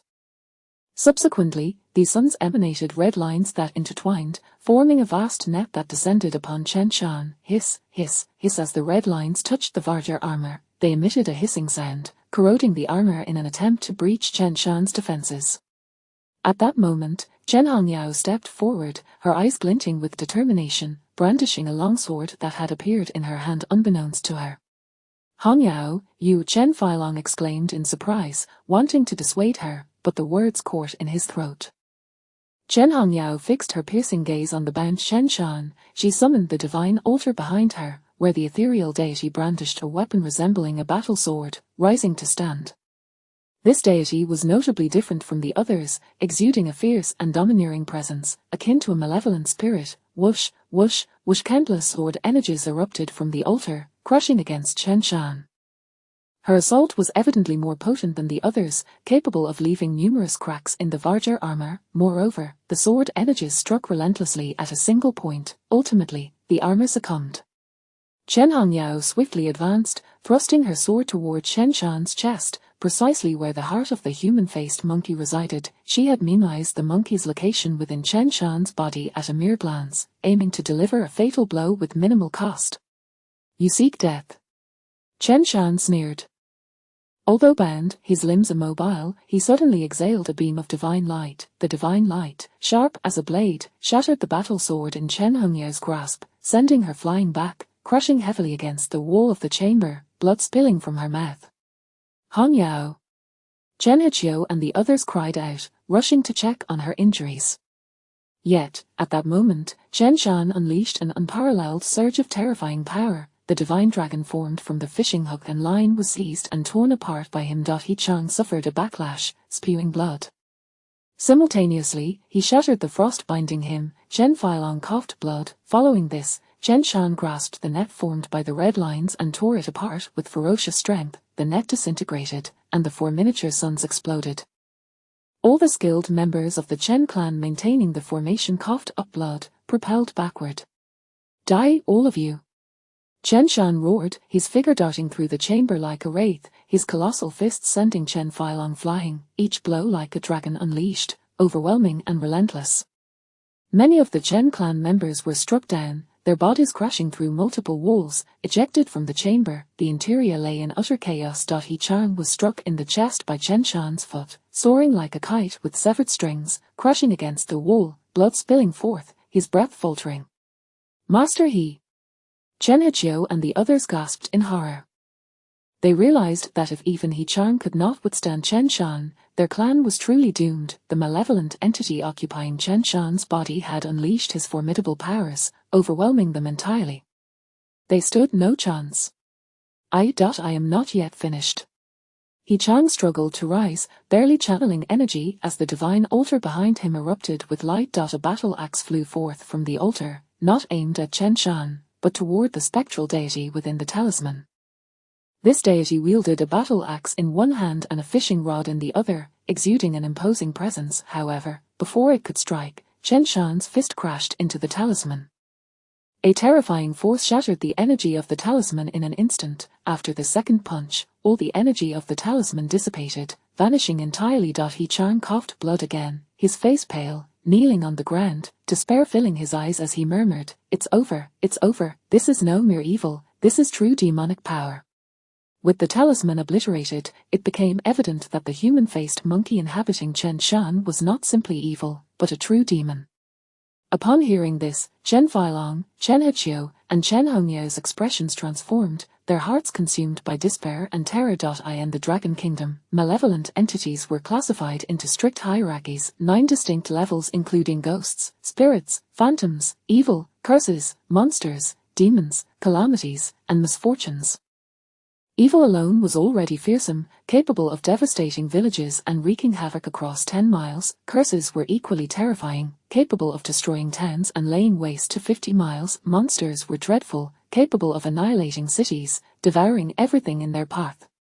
Demons, even more fearsome, represented a city-slaying terror, capable of effortlessly butchering across 1,000 miles, leaving rivers of blood in their wake. A single demon could annihilate all the masters within Maple Leaf City, leaving a trail of corpses.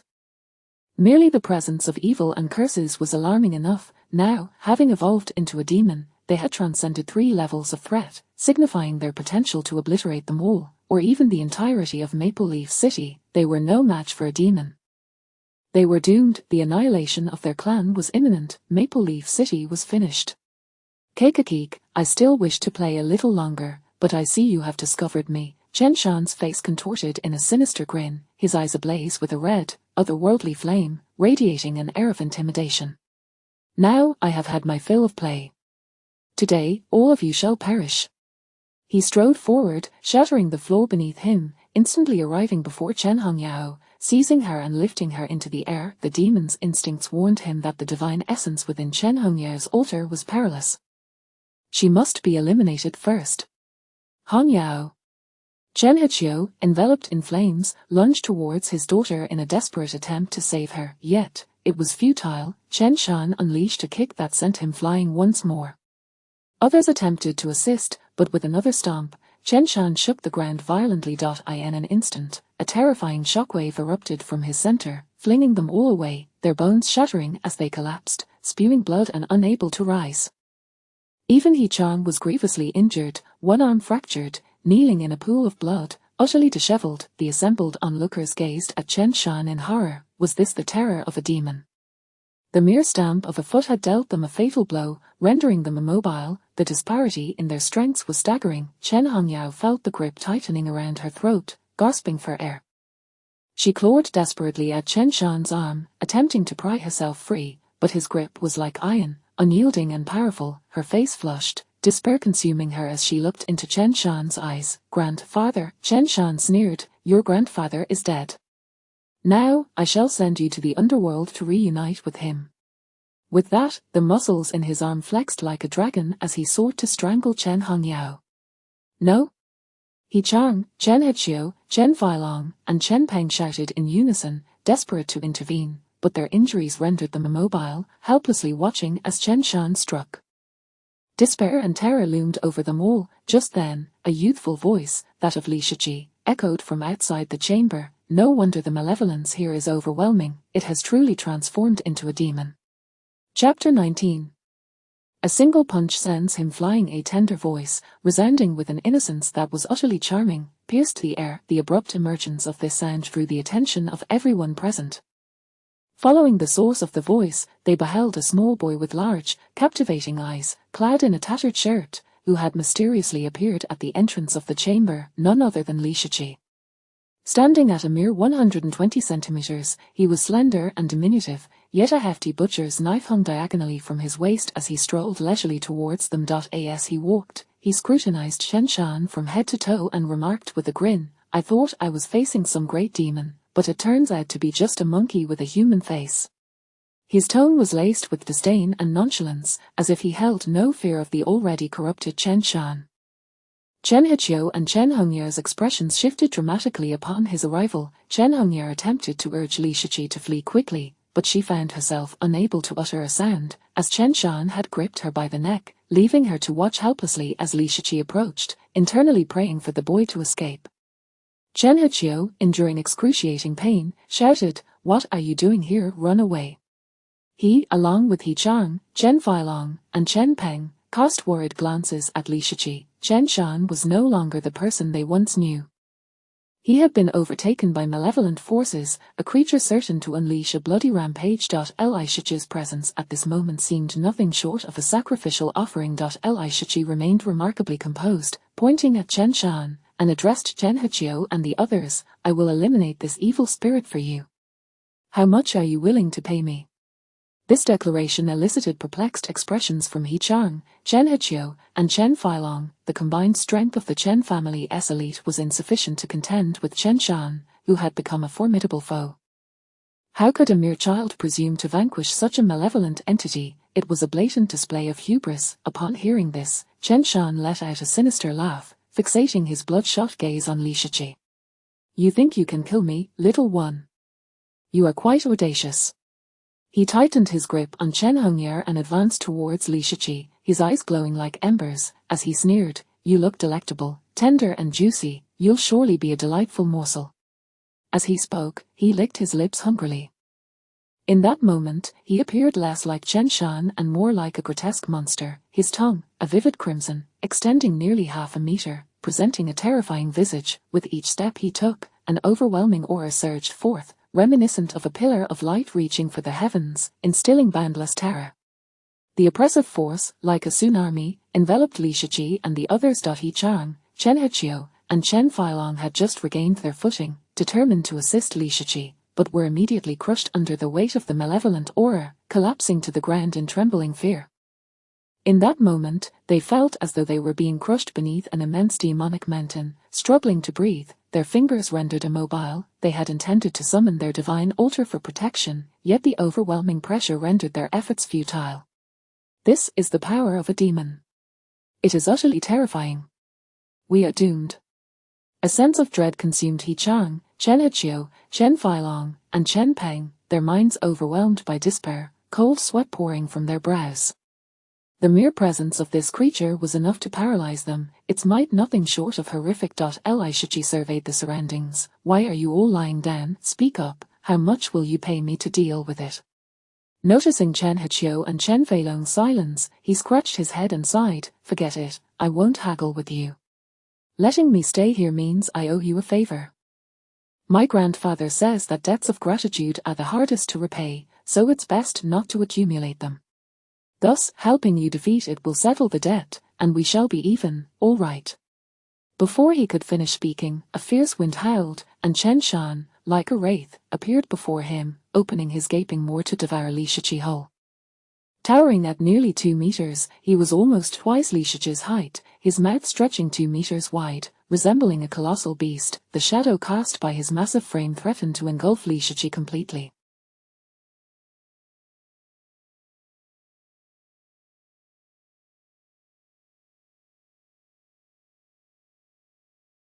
The sheer oppressive force instilled a primal fear. It was evident that Chen Shan had been transformed into a demon with a human face. Enraged by Li Shiqi's apparent disregard, he sought to consume the boy immediately. Li Shiqi was in grave peril. He Chang, Chen Heqiu, Chen Feilong, and the others were plagued by this grim realization. Though they yearned to intervene, they were powerless to act, left to watch in despair and horror, knowing that once this evil spirit devoured Li Shiqi, they would surely fall. Yet Li Shiqi, unfazed by the impending danger, retorted, "I was speaking, and you come charging at me." With that, he stepped forward and delivered a powerful punch to Chen Shan's abdomen. The unadorned strike caused Chen Shan to double over, his eyes bulging, his gaping mouth widening further in shock. The immense force of the blow sent Chen Shan hurtling over 200 meters, crashing into a wall, which collapsed, burying him beneath the rubble. Only then did Chen Hongyer drop to the ground. The scene left He Chang in a state of disbelief. Chen Heqiu was equally astonished. Chen Feilong, Chen Hongyer, and the entire Chen family stared wide-eyed, utterly dumbfounded. A profound silence enveloped the room. They had all expected Li Shiqi to meet his demise, yet in an instant, the diminutive boy had sent the formidable Chen Shan, a behemoth of muscle, flying over 200 meters.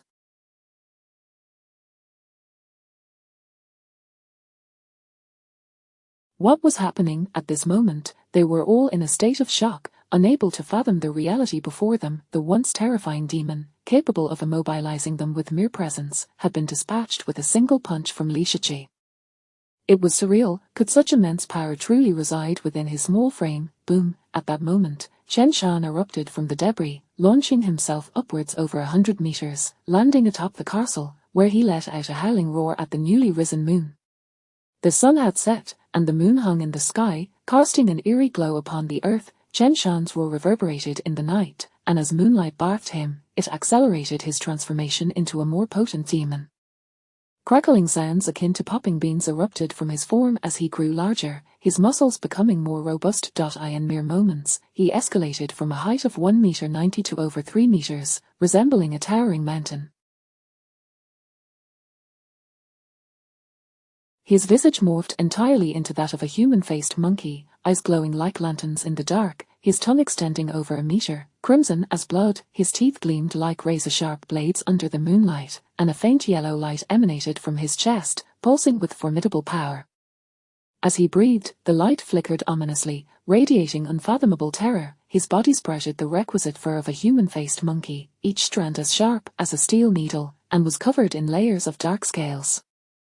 A pair of leathery wings sprouted from his back, and a tail extended from his rear. The demon, human-faced monkey, he had fully transformed, emanating the sinister, eerie, and dreadful aura characteristic of malevolence. This is dire. He was already a malevolent spirit, and now, having absorbed the essence of the moon, he has become even more formidable. He has fully succumbed to darkness. Chang observed this transformation, his pupils constricting in despair. It's over. The entire Maple Leaf City is doomed. Chapter 20, The Demon, unyielding and unassailable. A complete demon has the power to raise cities, leaving no survivors within 1,000 miles. At this moment, the face monkey, illuminated by the ethereal glow of the moonlight, has revealed its truth. Even from a considerable distance, this oppressive presence sent shivers down their spines, causing sensations of prickling pain and suffocation. Hurry, use the secret method to notify the Spirit Bureau. We must summon the full might of the city to exterminate this demon. Chang bellowed. Chen Hachio immediately sprang into action, retrieving his phone to alert the Spirit Bureau. The Spirit Bureau serves as their law enforcement agency. With each enforcer possessing formidable powers, their arrival could significantly alter the tide of the battle. However, before he could make the call, a long scarlet tongue descended from above, snaking around his phone, yanking it into the air and into the gaping maw of the face monkey. Crack! The face monkey's jaws moved, crushing the phone to fragments, as it grinned wickedly. You wish to call for help, he. After I'm done feasting on you, I shall gladly make my way to the Spirit Bureau for dessert. The people of Maple Leaf City shall be my sustenance. With this declaration, its grin became even more sinister. Boom! At that moment, a surge of sword energy sliced through the air, striking the demon's visage. Despite the formidable lethality of the blade's intent, it failed to even sever a strand of the face monkey's fur. The face monkey lowered its gaze, fixating on the swaying figure of Chen Hongyao, its eyes cold and menacing. You seek death. Clenching her teeth, Chen Hongyao retorted fiercely, return my grandfather to me. As she spoke, the shrine behind her manifested, summoning a long sword spirit, radiating with brilliance. Sharp streams of sword energy erupted from the shrine, swirling towards the heavens in a tempestuous assault against the face monkey. Yet, weakened by her injuries, her attack lacked the strength to inflict any damage upon the demon.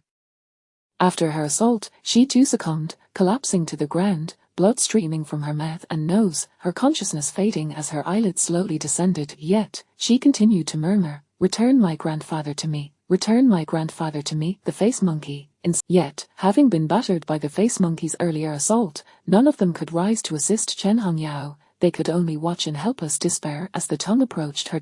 In a moment of dire peril, a battle sword soared through the air, pinning the scarlet tongue to the ground. Li Shiqi strode forward, placing a foot upon the sword, and lifted his gaze to the face monkey. You still don't know when to flee after I struck you moments ago, and now you dare to kill before my very eyes. You truly underestimate me, Li Shiqi. The face monkey, in pain, let out a mournful roar, its eyes glowing red with rage as it glared at Li Shiqi. You little brat, I shall slay you. Having been repeatedly harmed by Li Shiqi, it was now furious. With a sudden tug, it yanked its tongue back, severed by the battle sword, which then morphed into sharp spear-like projectiles, hurtling toward Li Shiqi. Li Shiqi remained impassive, wielding the battle sword, and with a flash, he cleaved through the lunging tongues.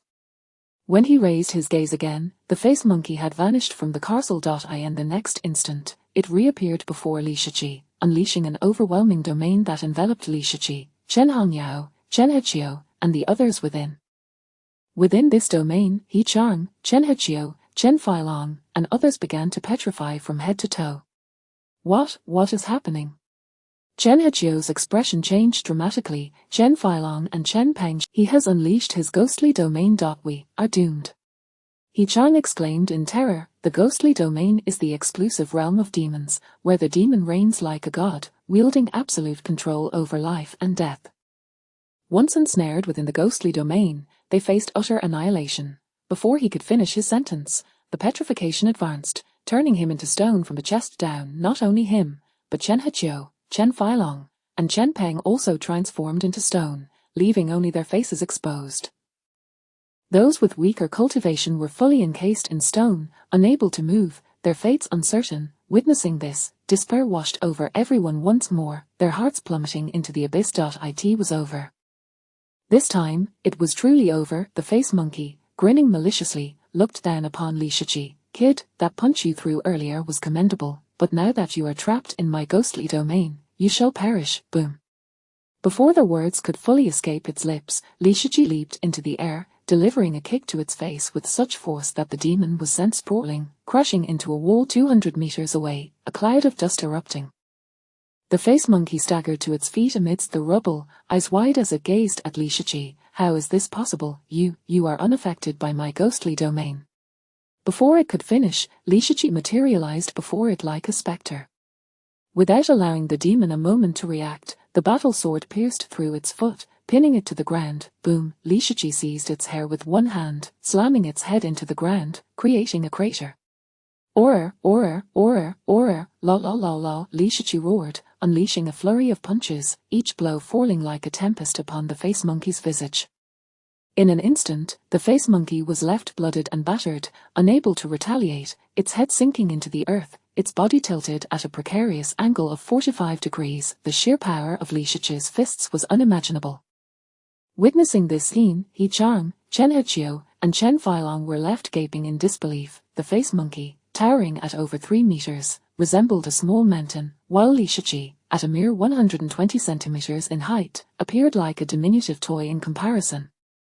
Yet now, this tiny figure was mercilessly pummeling the giant demon into submission, creating a spectacle both bizarre and surreal. They could hardly believe their eyes. How had a demon capable of city-wide destruction become so utterly vulnerable? I was wrong. Please, I beg you, stop. The face monkey's head was driven into the ground, powerless to resist. Li Shiqi's fists were imbued with overwhelming force, each strike landing like a battering ram upon its forehead, leaving it dazed and disoriented, its head ringing. It pleaded for mercy, but Li Shiqi paid no heed, continuing to rain blows upon its skull, treating it like a mere punching bag, leaving the demon in utter humiliation. The face monkey attempted to summon its powers in defiance, but each time it sought to channel its abilities, Li Shiqi's fists would land before it could gather strength, resulting in a concussion that rendered it incapable of retaliating.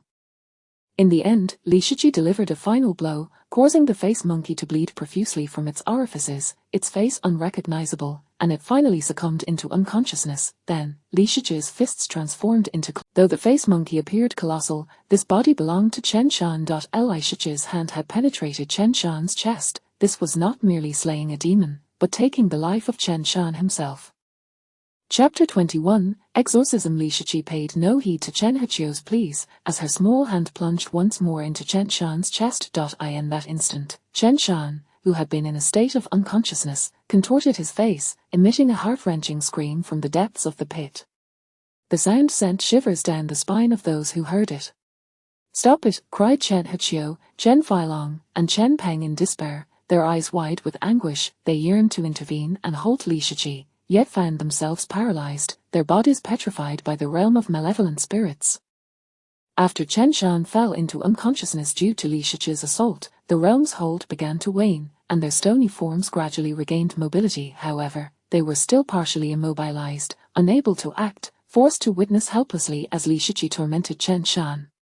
He Chang remained silent, his gaze fixed on Li Shiqi. A human who had succumbed to demonic influence was beyond salvation. Ending Chen Shan's life seemed the most prudent choice, yet, surrounded by members of the Chen family, Chen Shan was their pillar of strength and their very heart. To execute him in front of the entire Chen clan would not only provoke their wrath in secret but would also mark Li Shiqi as their enemy, rather than the savior they might have hoped for. The consequences of such an act would surely incite the fury of the entire Chen family upon her. With this thought weighing heavily on him, He Chang sighed and lifted his gaze to the Xinhuang banner in the sky, his eyes darkening.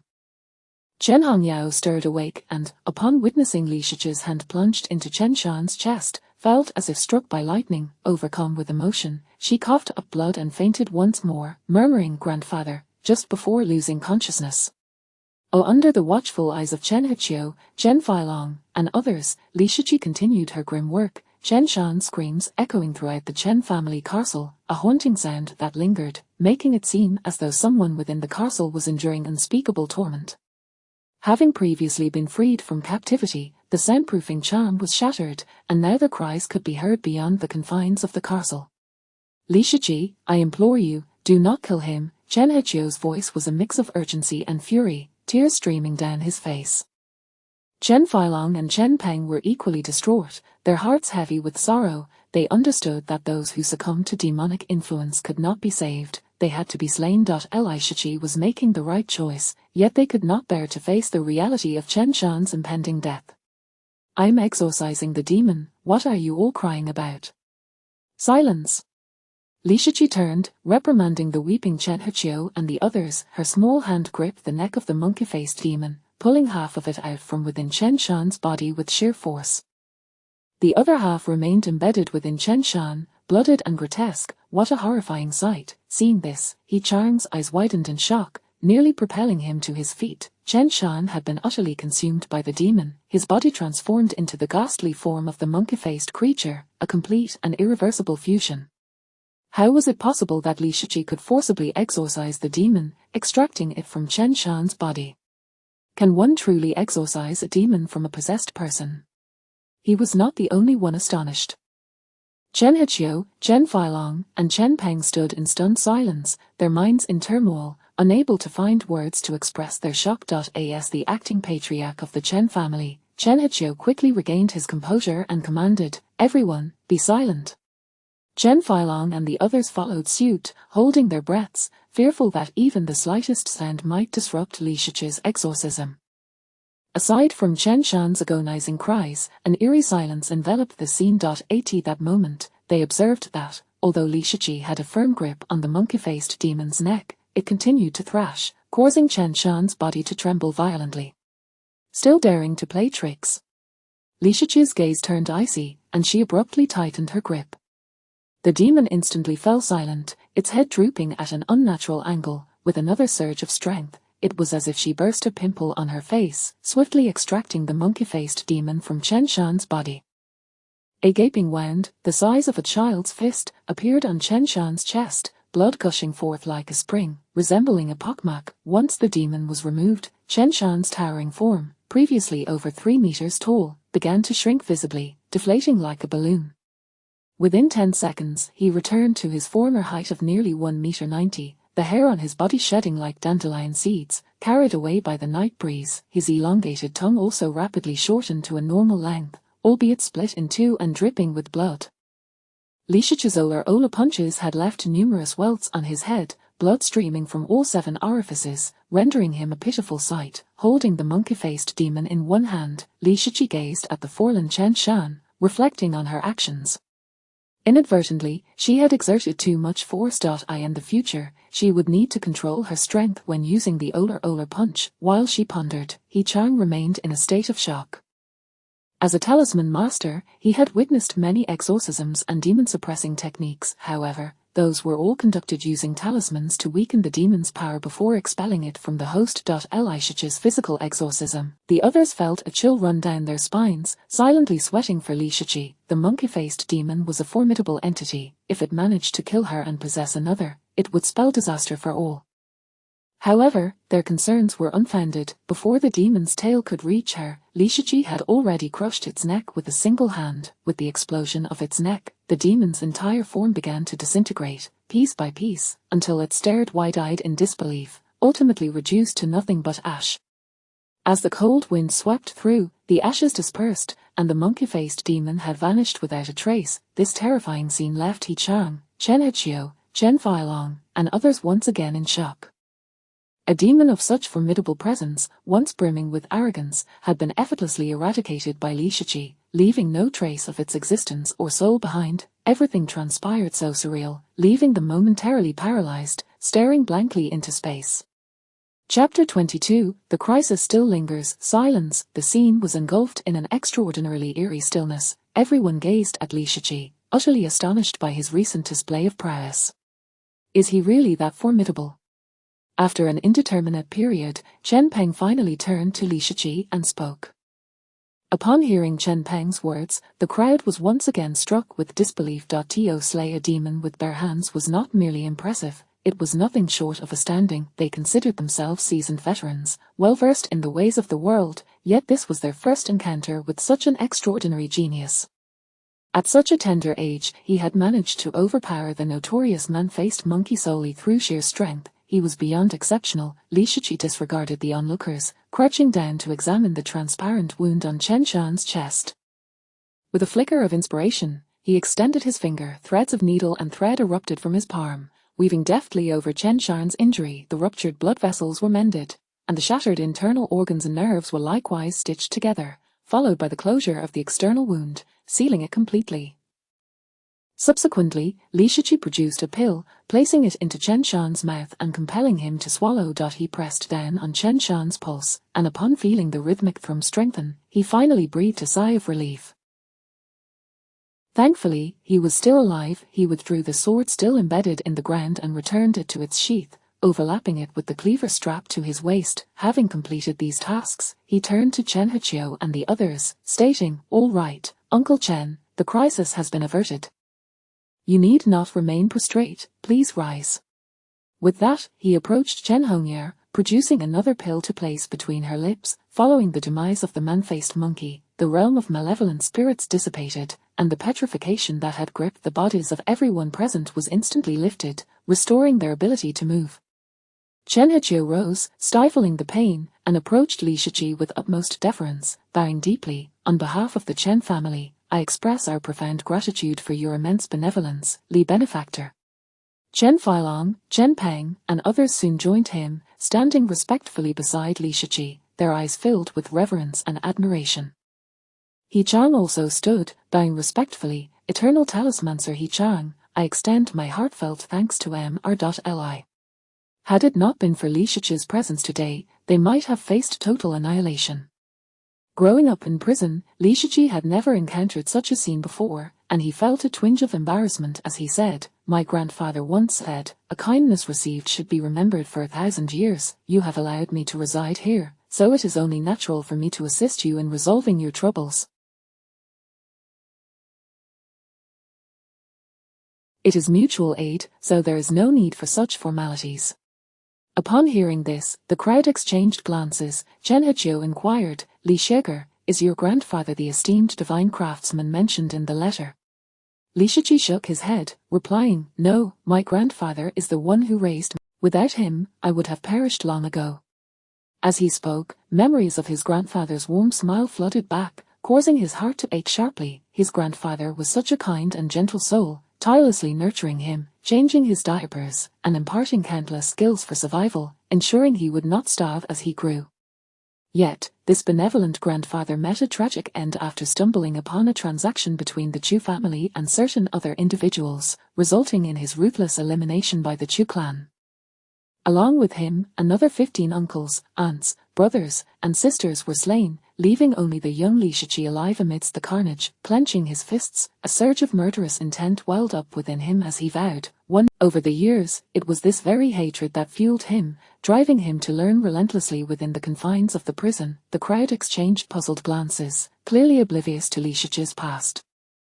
Yet, they noted the profound respect and nostalgia in his tone when he mentioned his grandfather, instinctively envisioning a figure of ethereal grace and profound mystery. Chen Hechio sincerely remarked, "Your grandfather must be an extraordinary person." Li Shiqi repressed his inner turmoil, allowing a radiant smile to surface as he responded, "Uncle Chen, you are absolutely right. My grandfather is the most remarkable individual in the world. Now then, the matter has been resolved, you may handle the aftermath. I shall return to rest." With that, he disregarded the entreaties of the crowd and skipped back to his room, vanishing from their sight. He Chang, observing the direction of Li Shiqi's departure, inquired, "Chen clan leader, what relation does this young man have to your family?" Without hesitation, Chen Hechio replied, "He is a relative of the Chen family." Chen Feilong paused, momentarily taken aback, opening his mouth to refute but ultimately swallowing his words.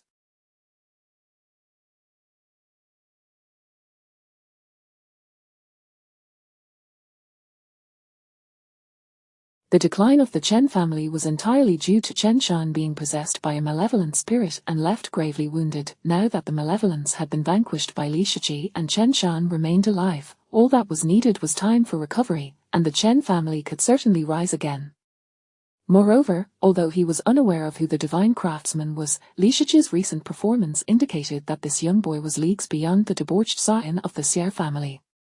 Thus, they had no desire to betroth Chen Hongye to the young master of the Xie family any longer. With a relative like Li Shiqi present, what need did they have to fear the Xie family? Upon hearing Chen Hichio's words, He Chang was momentarily taken aback. Relative. Chen Hichio elaborated, the elder and Li Shiger's elder made an agreement. His allegiance to our Chen family renders him kin.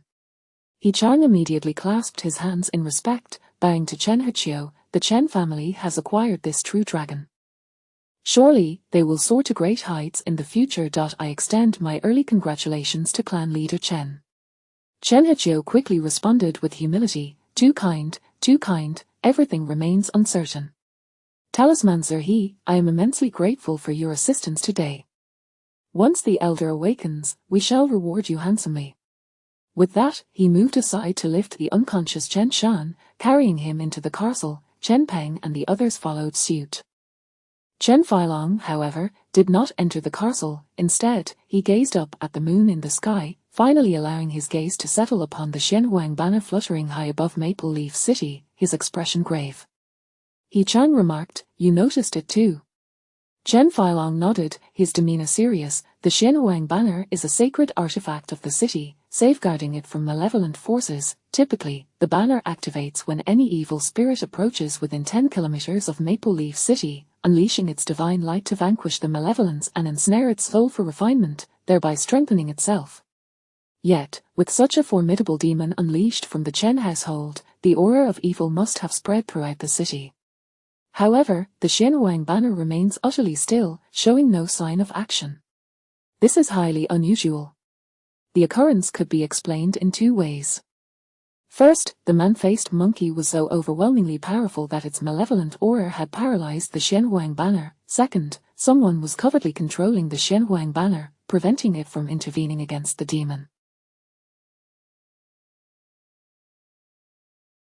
If it were the first scenario, it would be manageable. If it were the second, it would imply that a powerful family within Maple Leaf City sought to eliminate the Chen family while they were vulnerable.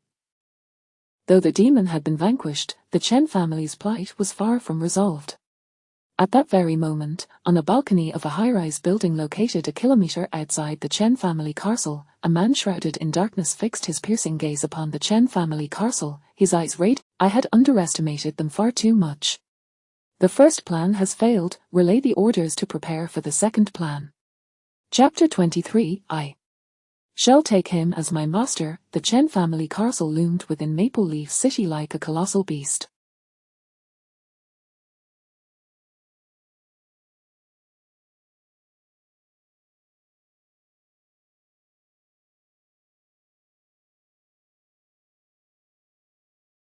Following the rampage of the humanoid monkeys, the castle had sustained some damage. However, after Li Shiqi vanquished the humanoid monkeys, the Chen family castle unveiled intricate runes. These runes ascended into the sky, coalescing to form a protective dome that enveloped the Chen family. Shadows of figures moved in all directions, silently safeguarding the well-being of the Chen clan. Dr. Zhao, quickly, come to assist. Inside the castle, within the healing chamber, Chen Shan lay supine on a hospital bed, while Chen Hongyao rested on another. Chen Hichio anxiously called out into the healing chamber. Upon their entrance, the family doctors of the Chen clan immediately surrounded them, fitting them with oxygen masks and administering intravenous drips. Numerous medical instruments were employed to monitor their vital signs, though they appeared rather antiquated. Since the Earth entered a new epoch, myriad anomalies had unfolded. The sun and moon vanished, plunging the world into a year-long darkness. Soon after, geomagnetic eruptions rendered countless electronic devices inoperative. Then, malevolent spirits emerged, preying upon humanity. During that year, humanity suffered catastrophic losses, with the population plummeting from over 8 billion to merely 100 million. This period was referred to by humankind as the Ever-Night. In the face of the evil spirit's onslaught, humanity expended all their weaponry, and nations possessing nuclear arsenals unleashed their bombs, resulting in further devastation and disorder. The rhythm of human life was utterly disrupted, all nations ceased to exist, and people, weary and desperate, banded together in chaotic clusters, devoid of order or law, only to be engulfed in turmoil and plunder. In the struggle for survival, the darker facets of human nature were laid bare. Some resorted to cannibalism in times of dire need, abandoning their parents to seize their clothing for warmth, leaving them to perish in the biting cold. As humanity descended into chaos, the evil spirits grew increasingly rampant, nearly leading to the extinction of humankind. In their despair, a true deity manifested, enveloping the earth, bestowing the sun with its eyes and the moon with a vertical eye upon its brow, thus restoring the natural cycle of day and night. Subsequently, the deity conferred blessings upon humanity, granting them shrines and divine vessels, enabling them to cultivate and unleash unimaginable powers to combat the malevolent entities. With the advent of divine shrines, humanity entered a new era, with cultivators rising to prominence, vanquishing evil spirits, expanding territories, fortifying walls, and amassing provisions. At long last, humankind could stand against the malevolent spirits, driving them from their domains. Different divine vessels offered various miraculous benefits, giving rise to numerous professions, including alchemists, rune masters, and artifact refiners. Eventually, the individual who had received the most powerful divine vessel established a court, erecting a nation amidst the ruins, and instituting agencies such as the Spiritual Hub Bureau, the Transportation Bureau, the Demon Suppression Office, the Military Department, and the Minor Treasury Authority, thus restoring some semblance of social order. This individual was hailed by humanity as the first emperor. Under the first emperor's leadership, humanity constructed cities and forged numerous banners to guard these realms, ensuring the safety and sustenance of the populace. Yet, during the Evenite, many devices had been rendered inoperative. Only the most prominent families possessed functioning electrocardiograms. The Chen family's device was considerably antiquated, barely operational, as contemporary technology had regressed, leaving them reliant on these relics. Moreover, with the rise of rune masters and shamanic healers, the idols worshipped in divine shrines possessed therapeutic properties, leading to the obsolescence of many technological advancements. Dr. Zhao approached, a man of approximately 60 years, yet possessing a youthful visage, radiant complexion, and spirited eyes, exuding an air of extraordinary grace akin to that of an immortal. He was one of the family doctors of the Chen clan and among the two most renowned healers in Maple Leaf City. With a composed demeanor, he attended to the elder Chen. Dr. Zhao, how is the elder's condition? Chen Heqiu inquired, while Chen Feilong and others gazed intently at Dr. Zhao, their eyes filled with concern. After examining Chen Shan's vital signs, Dr. Zhao felt reassured. He then channeled his inner energy, a divine shrine manifesting behind him. Rays of light emanated from the shrine, scanning Chen Shan's entire being like an X-ray. After 3 seconds, Dr. Zhao steadied himself and calmly declared, "Rest assured, Elder Chen's vital signs are normal. He is merely in a state of unconsciousness. He shall awaken within 2 hours at most." Upon hearing this, Chen Heqiu, Chen Feilong, and the others exhaled in relief. The elder's lack of life-threatening danger was the best news they could hope for. At that moment, Dr. Zhao noticed a wound on Chen Shan and his expression shifted. Pointing at the injury, he inquired, "Who treated this wound?" "It was handled by young Master Li," replied Chen Heqiu, anxious. "Dr. Zhao, is there something wrong with the treatment?" Dr. Zhao, visibly excited, exclaimed, "Indeed, this is remarkable. I have never encountered such exquisite medical skill. Where is this Li divine doctor?" The room fell into silence as the others exchanged puzzled glances. "Li divine doctor, what was this about?" Chen Heqiu questioned. "Dr. Zhao, what do you mean by extraordinary medical skills?" Pointing at the wound, Dr. Zhao elaborated, "Li divine doctor's technique is truly extraordinary. He has managed to suture blood vessels, nerves, and internal organs with such precision that they have returned to normal function. This level of skill surpasses my own by countless measures, verging on a medical miracle.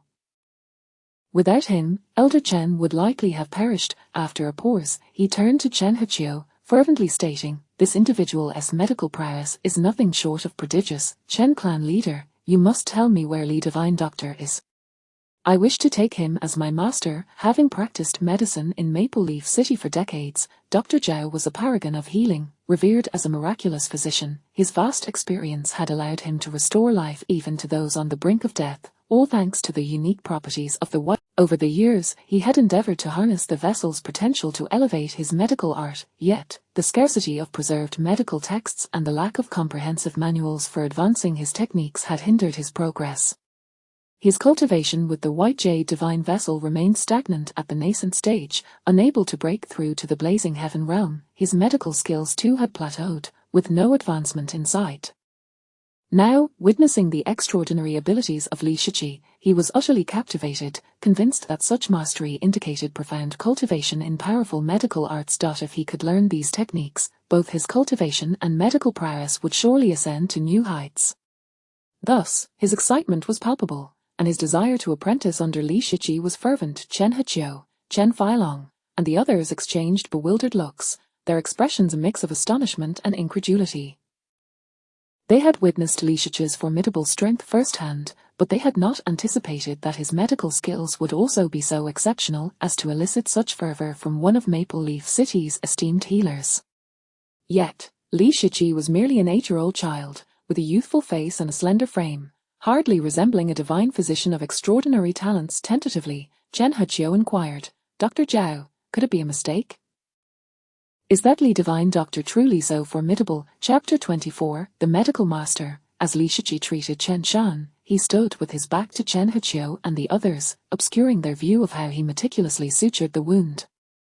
Now, upon hearing Dr. Zhao's fervent exclamations, Chen Heqiu and his companions were utterly astonished. How could such a young individual possess such remarkable medical skills? Dr. Zhao asserted with unwavering confidence, "In my many years of practice, I can assure you, I have not misjudged." He harnessed the radiant light from the divine shrine, fixing it upon the wound. In an instant, everything pertaining to the injury became transparent, revealing the internal organs in vivid clarity. Within Chen Shan's body, the blood vessels, nerves, muscles, and bones were all interwoven with golden threads, sustaining the functionality of the organs, blood vessels, and nerves. Dr. Zhao pointed to the meticulously sutured organs, blood vessels, and nerves, declaring, "Observe, these blood vessels and nerves are incredibly minuscule, some require a magnifying glass to discern. Even I, a practitioner from the Xinyuan Medical Hall, feel humbled in comparison. In my estimation, only He Wubing, the master of the Xinyuan Medical Hall in the imperial capital, could rival his abilities." Upon hearing these words, everyone, Chen Heqiu, Chen Feilong, and others exchanged incredulous glances, each reflecting the astonishment in the other's eyes. Some among them had dabbled in medical arts, while they may not have reached the level of Dr. Zhao or Elder Shu, they could discern the perfection and complexity of Li Shiqi's suturing technique from the manner in which the wounds were treated. After all, nerves are exceedingly fine, and ordinary individuals cannot perceive those nerve fibers with the naked eye, let alone reconnect them. Li Shiqi managed to stitch them together with such precision. Without the appearance of those golden threads, they would scarcely have recognized that the organs, blood vessels, and nerves were severed. Such medical skill is truly astonishing. Dr. Zhao's assessment of Li Shiqi further deepened their shock. He Wubing, the current preeminent figure in the medical community of Longguo, is a genuine medical luminary, renowned worldwide and hailed as the medical master of Longguo. Dr. Zhao's assertion that Li Shiqi's medical skills could rival those of He Wubing is an immense accolade. It signifies that Li Shiqi has indeed earned the right to stand alongside He Wubing.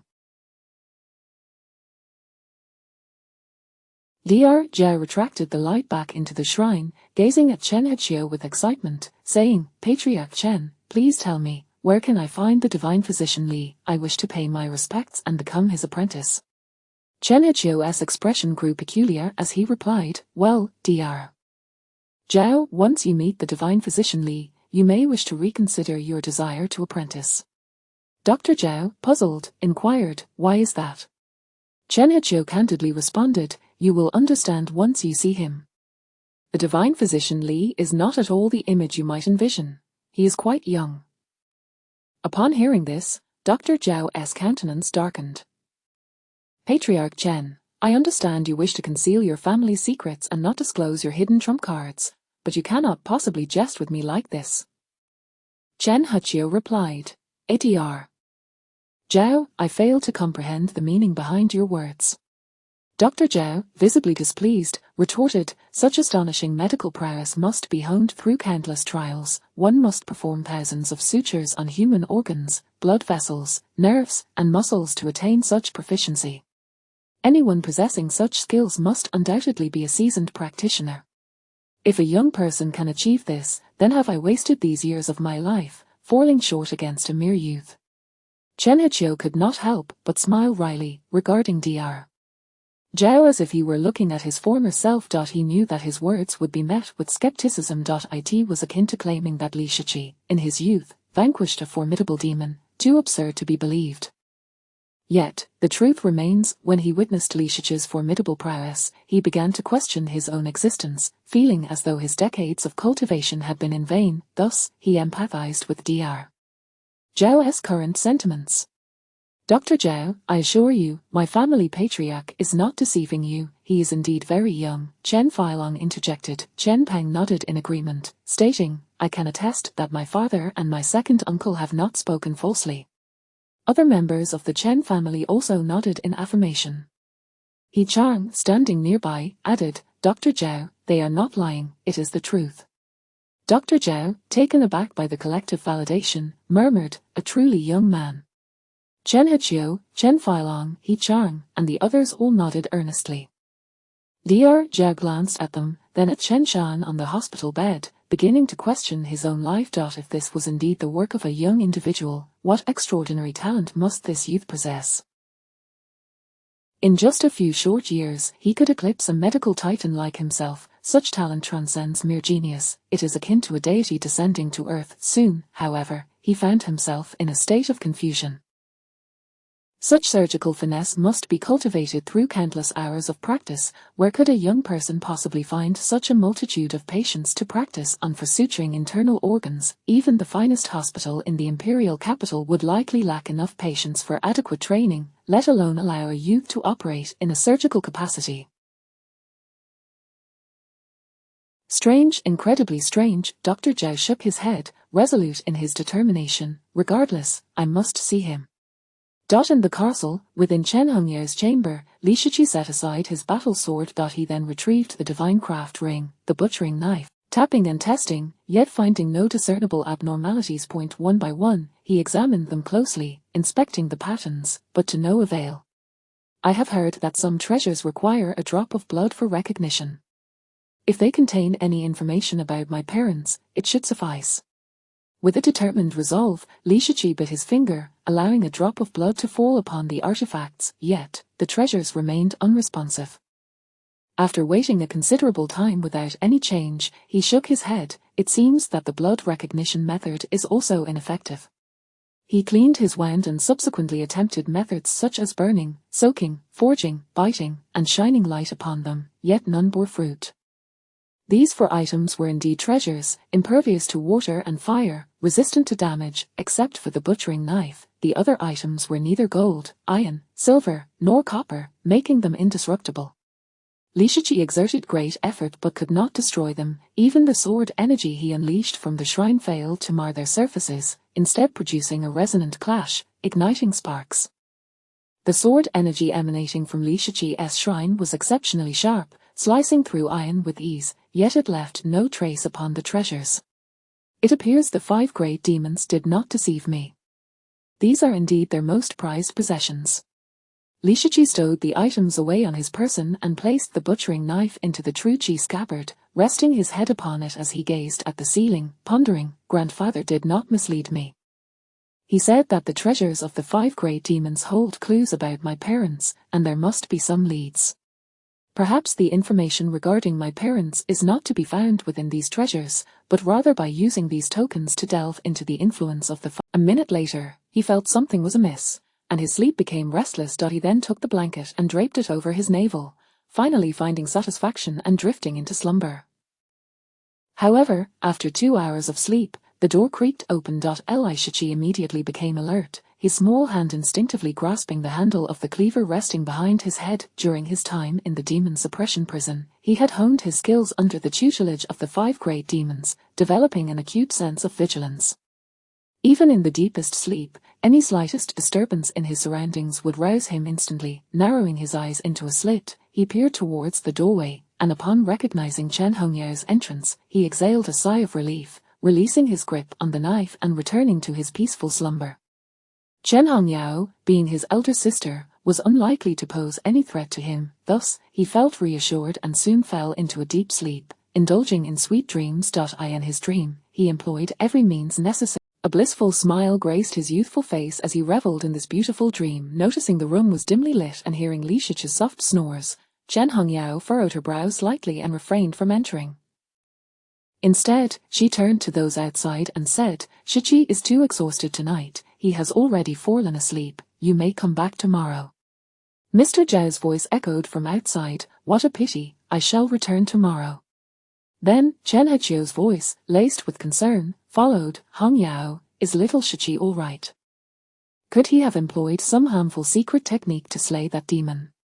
Chen Hongyao squinted at Li Shichi, who was peacefully sleeping on the floor for a few seconds before turning back to reassure them. "As far as I can tell, he is uninjured and showing no signs of distress. He should be fine."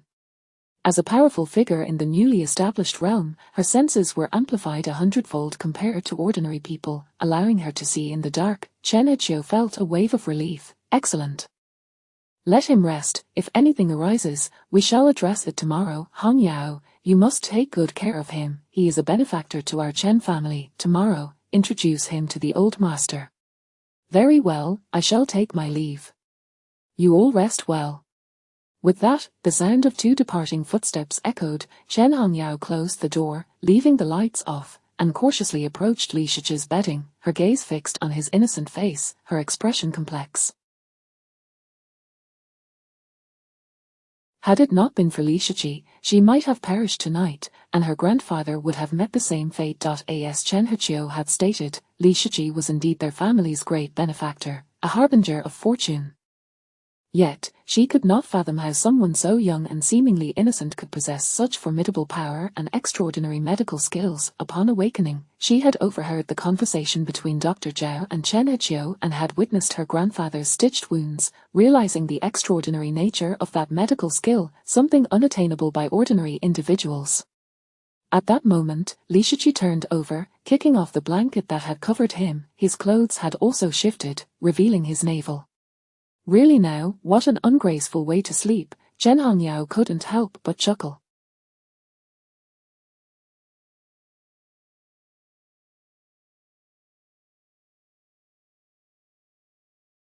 She bore no disdain and crouched down to adjust his clothing. It was then that she noticed the wounds beneath Li Shichi's shirt, and she froze in shock. Wounds beneath the t-shirt. Countless scars meandered across his small body like a mass of worms, densely packed and crisscrossing. One particular scar, stretching from his left shoulder to his right sacrum, jutted out from the skin like a grotesque centipede, glaringly prominent. This was a wound inflicted 2 years prior when he was learning culinary skills from the chef. At that time, the chef demonstrated how to chop vegetables while simultaneously using the cleaver on him. Exhausted from defending himself, after blocking 100 strikes from the chef, his weapon was knocked from his grasp, leaving him vulnerable. The chef then delivered a devastating blow to his chest, nearly cleaving him in 2. Li Shichi could distinctly recall that moment. The chef's intent had been to kill him, driven by a ravenous desire for his flesh. That insatiable hunger had consumed the chef, rendering him nearly mad. Fortunately, the female doctor and the seamstress intervened, restraining the chef. The doctor employed her unparalleled medical skills, reviving him against all odds. Yet, the chef's blade had left such a deep mark that even the doctor's expertise could not erase the scars it had inflicted on Li Shichi. Upon seeing these wounds, Chen Hongyao's eyes reddened, filled with sorrow as she gazed at Li Shichi, tears welling up. In his quest to acquire skills, he must have endured unimaginable pain. Each scar evoked a visceral reaction of sympathy, and with just a cursory glance, she could tell there were easily over 100. Poor little Shichi. Li Shichi was at an age of carefree innocence, yet beneath this blossom-like exterior, no one could fathom the torment he had endured. Some of those scars could have proven fatal, illustrating the many times he had teetered on the brink of death. Yet, when faced with them, Li Shichi never uttered a word of complaint, remaining strong and radiant, his smile exuding childlike innocence. His resilience was heart-wrenching. Chen Hongyao wiped her tears, helping Li Shiqi adjust his clothing and covering him with a blanket. Subsequently, she lifted him from the floor and placed him gently on her bed, tenderly stroking his face as she whispered, "Little Shiqi, thank you." After saying this, she turned to leave. Just then, Li Shiqi suddenly reached out, grasping her hand tightly. "Mother, don't go, please don't leave me." Mother, his small hand held on fiercely, as if terrified of her departure. Chen Hongyao's heart jolted, recalling the contents of the letter from Shengong to Chen Shan, which clearly stated that Li Shiqi was an orphan, devoid of parents, raised by 16 vagrants. Observing the sorrowful expression on Li Shiqi's face as he slept, maternal instinct surged within her. She squeezed his hand reassuringly. All right, little Shiqi, mother will not leave." Upon hearing her voice, a blissful smile broke out on Li Shiqi's sleeping face, though his little hand remained tightly clenched. Witnessing this, Chen Hongyao felt a pang of sorrow. No matter how formidable Li Shiqi might be, he was ultimately just a young soul abandoned by his parents, having never known the warmth of parental love, his background a pitiful one. Chapter 26, Sweet Dreams. That night, Li Shiqi experienced an unprecedentedly sweet slumber. He felt as though he were nestled in his mother's embrace, resting his head upon her arm, which bestowed upon him a profound sense of security and tranquility. His dreams were filled with delightful visions. In them, his parents held him close, showering him with affection and warmth. His mother took his hand, treating him to delectable treats such as candied hawthorn, wafer biscuits, and white rabbit candy. Moreover, she acquired for him an abundance of beautiful garments and toys, among which he ultimately chose weapons, a dart, a hidden projectile, throwing knives, and various books. Then, his father handed him a pair of nunchaku, saying, "Listen, my son, our employer is in grave trouble. His adversaries are formidable. Soon, you shall feign losing something to engage that individual, and then we shall strike from both sides. Strive to subdue the employer's enemies and compel them to apologize."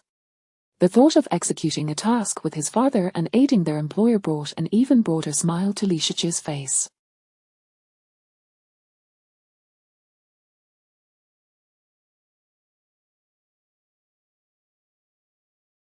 The following day, as per his routine, Li Shiqi rose at 5 in the morning. Just as he opened his eyes, Chen Hongyao awoke as well. Their gazes met, and Chen Hongyao offered a gentle smile. Awake.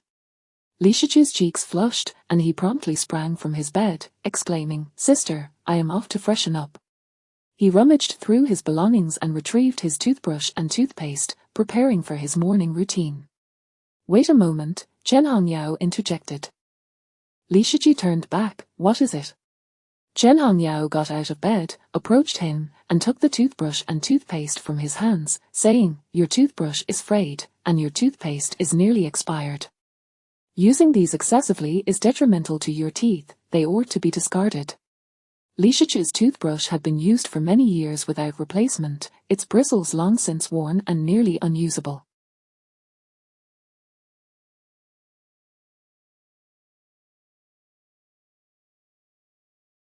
The toothpaste was flattened, requiring considerable force to extract even a small amount. As she spoke, she tossed Li Shiqi's toothbrush and toothpaste into the trash bin, then entered the bathroom, emerging with a brand new set of children's toothbrush and toothpaste, which she handed to him. "From now on, use this." The toothbrush was sleek and smooth, crafted from high-quality materials.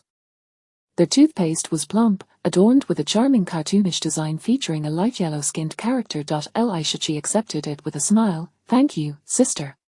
He dashed into the bathroom, brimming with joy, as though he had received a cherished toy. As he brushed his teeth, he couldn't help but reflect, indeed, Grandfather Shengong was not mistaken. The feeling of having family is truly wonderful. Since he had become aware of his surroundings, his grandfather had trained him in various life skills, and after his grandfather's passing, the 5 great demons had imparted diverse martial arts techniques.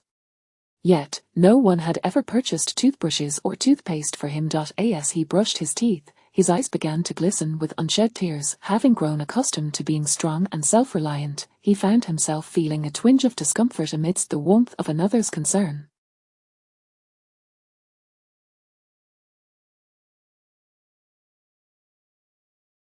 The sensation of once again having a family was exquisite. He sniffled, took a deep breath, and staved off the tears. After finishing his dental hygiene, he placed the toothbrush, toothpaste, and cup in their designated spots and stepped out, ready to change his clothes.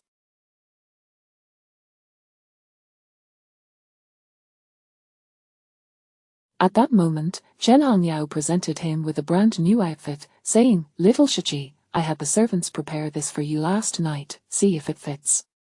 Li Shichi, having learned various tailoring techniques from a seamstress, he was well acquainted with fine clothing, and this fabric was undoubtedly exquisite and valuable. "Thank you, sister." Without hesitation, he removed his shirt in her presence and changed his attire.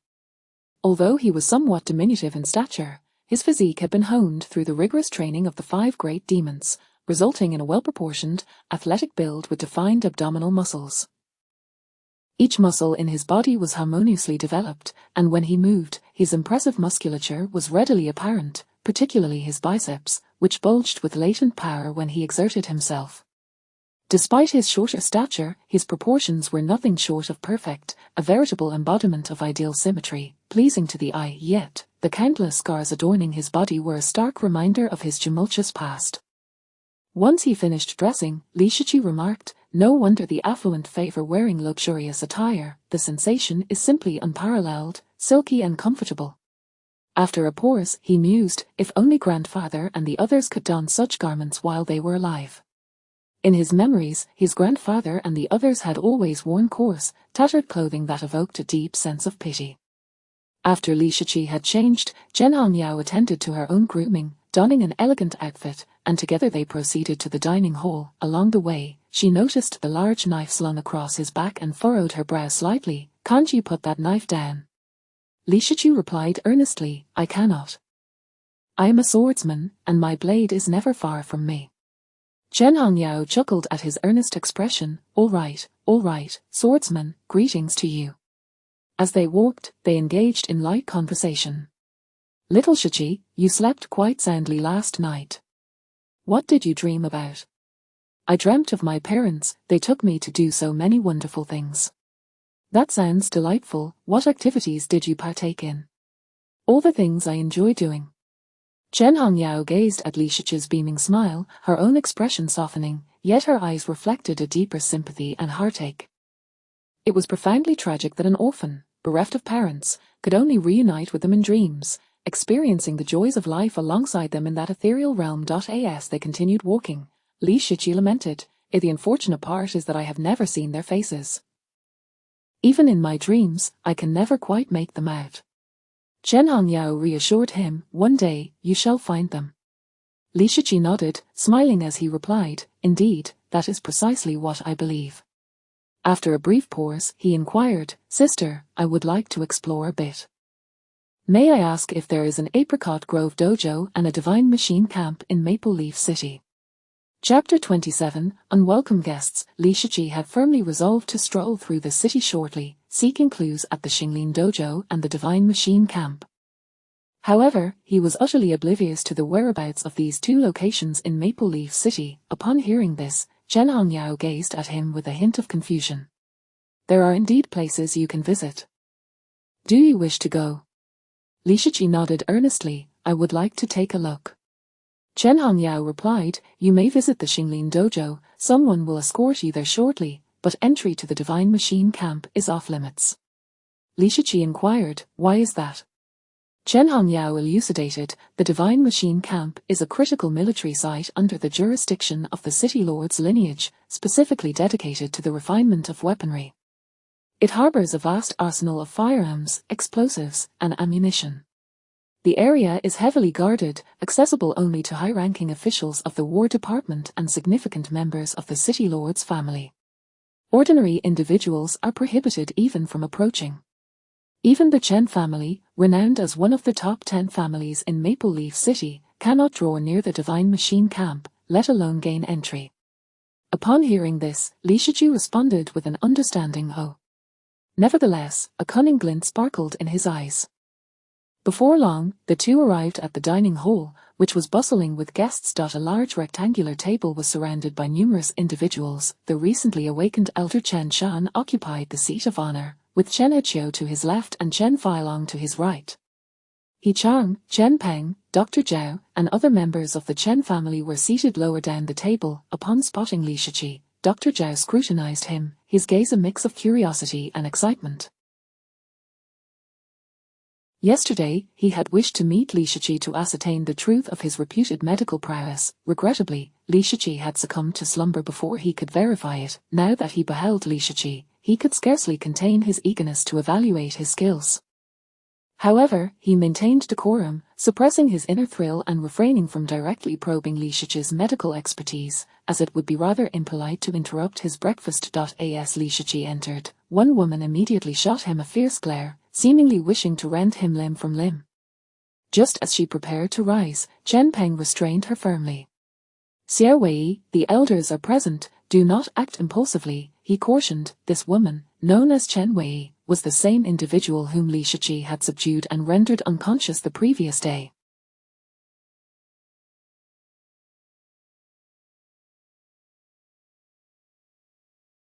Though restrained, her eyes bore a venomous glare directed at Li Shiqi, as if her gaze alone could slay him 100 times over. Elder Chen Shan, though recently convalescent and still somewhat frail, brightened at the sight of Li Shiqi, rising with enthusiasm. "I have awaited your arrival." He approached, crouched down, and warmly embraced Li Shiqi, laughing heartily as he inquired, "Splendid, your physique is robust and powerful, truly worthy of Shinkong's lineage. How fares your grandfather?"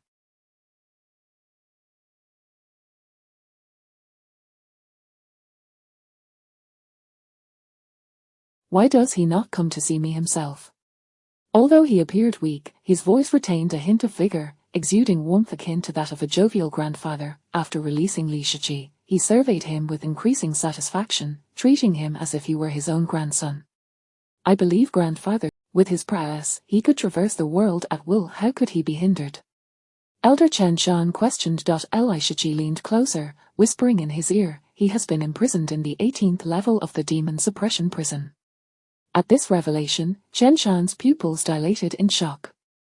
The 18th level of the demon suppression prison was tantamount to a life sentence, guarded by the Buddhist deity Dazang and the Dark Hades.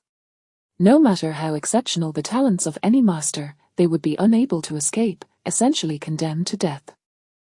After a brief moment of astonishment, Chen Shan quickly regained his composure, chuckling, "Ahar har har, it's of no concern. With his strength, even in the most perilous of places, he would emerge unscathed. Come, young Shiqi, take your seat.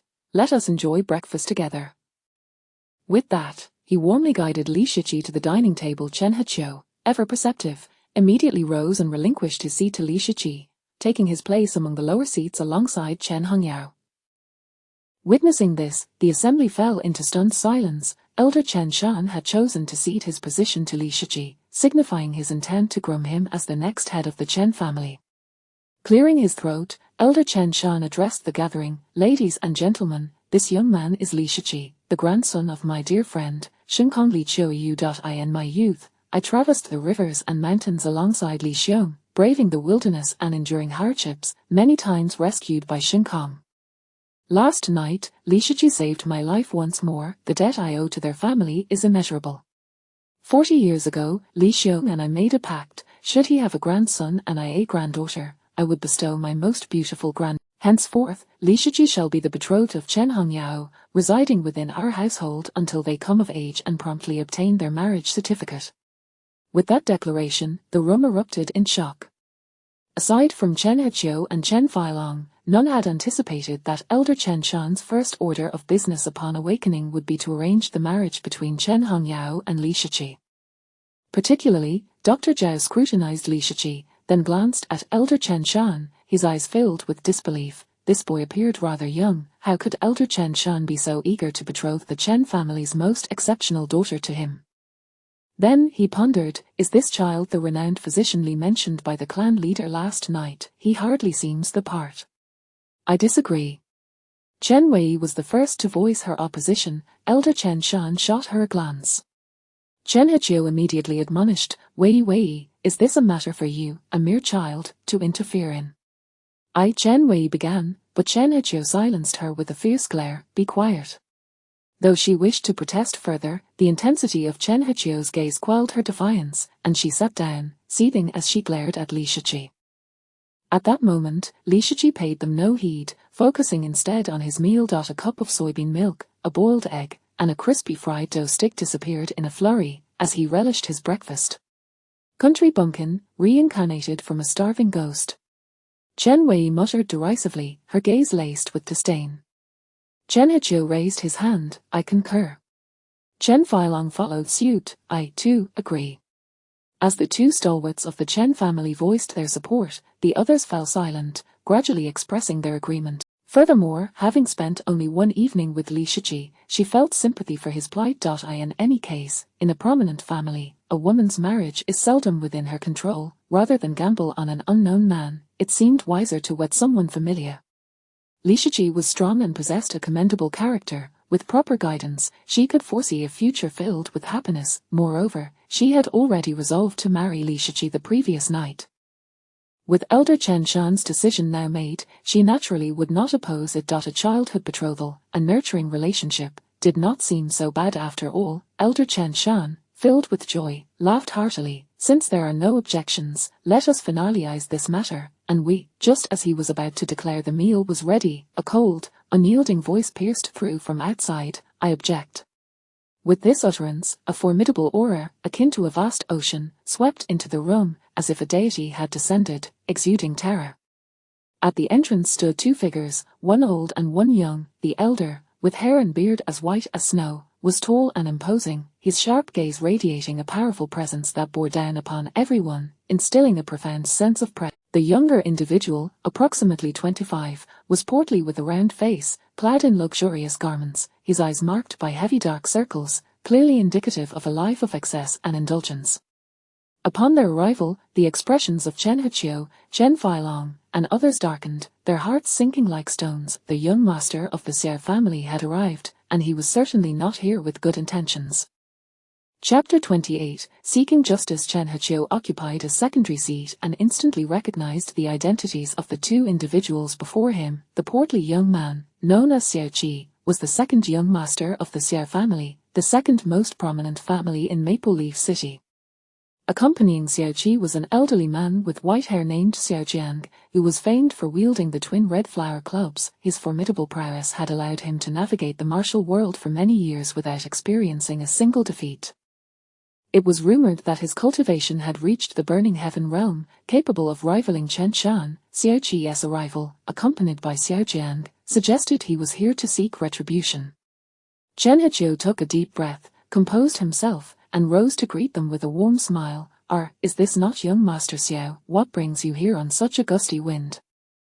I apologize for not welcoming you properly. Come, our dining hall awaits. Let us proceed to the main hall, he said, attempting to guide Xiao Qi and Xiao Jiang towards the dining area. However, Xiao Qi remained rooted in place, his gaze fixed coldly upon Chen Hiqiu. Patriarch Chen, your sleight of hand is quite impressive, Chen Hiqiu replied. Young Master Xiao, what do you mean by that? Xiao Qi retorted icily, not long ago, your Chen family found itself in dire straits, and you personally came to us, the Xiao family, beseeching our assistance, offering to betroth Hong Yao to me in exchange for our support. In fact, we had even agreed to hold an engagement banquet today, yet, news broke last night that Hong Yao has already expressed her desire to annul the engagement. Therefore, Patriarch Chen, are you mocking our Xiao family? Where shall we place our dignity? As he spoke, his piercing gaze remained locked on Chen Hiqiu, radiating hostility. He then lifted his gaze, a chilling glare sweeping over everyone in the dining hall, ultimately landing on Li Shiqi, his eyes narrowing with palpable murderous intent. Last night, the news that Chen Hongyao wished to cancel the engagement to care for a relative's child had spread like wildfire throughout Maple Leaf City. Upon waking and hearing this news, he had been consumed with rage, feeling as though he had been played for a fool by Chen Hiqiu and betrayed by Chen Hongyao. Thus, he had rushed over with Xiao Jiang to confront the Chen family, intent on finding the man responsible for this affront. Familiar with everyone in the Chen family, he found Li Shiqi to be the only unfamiliar face, having never seen him before. Coupled with the rampant rumors circulating in Maple Leaf City, it was evident that the person whom Chen Hongyao had chosen to care for was none other than the young man currently enjoying his breakfast, Li Shiqi. Chen Hezhou felt a chill run down his spine and quickly plastered on a smile. Young Master Xiao, this is all a misunderstanding, allow me to explain. Bang. Before Chen Hezhou could finish, Chen Shan slammed his hand on the table. Chen Hezhou glanced between the icy Xiao Qi and the furious Chen Shan, caught in a dilemma. He could not afford to offend either side. In a moment of desperation, he shot a glare at Chen Hongyao. Based on his understanding of her character, he was certain that this news had originated from her. Chen Hongyao remained unfazed, her attention solely on her breakfast, while Li Shiqi continued to eat quietly, not sparing a glance in their direction. Chen Filong sighed and stepped forward, whispering the sequence of events into Chen Shan's ear. Upon hearing this, Chen Shan's expression hardened, and he spoke in a low, menacing tone. Xiao Qiu, has the Xiao family extended any assistance to us? Chen Hezhou shook his head. Not yet. Their agreement stipulated that the engagement banquet would occur that night, and only after the ceremony would the Xiao family fully commit to aiding the Chen family through their tribulations. Until the banquet was held, the Xiao family would not take action. Hearing this, Chen Shan's lips curled into a cold smile. Since the Xiao family has yet to assist us, then our agreement is not yet in effect.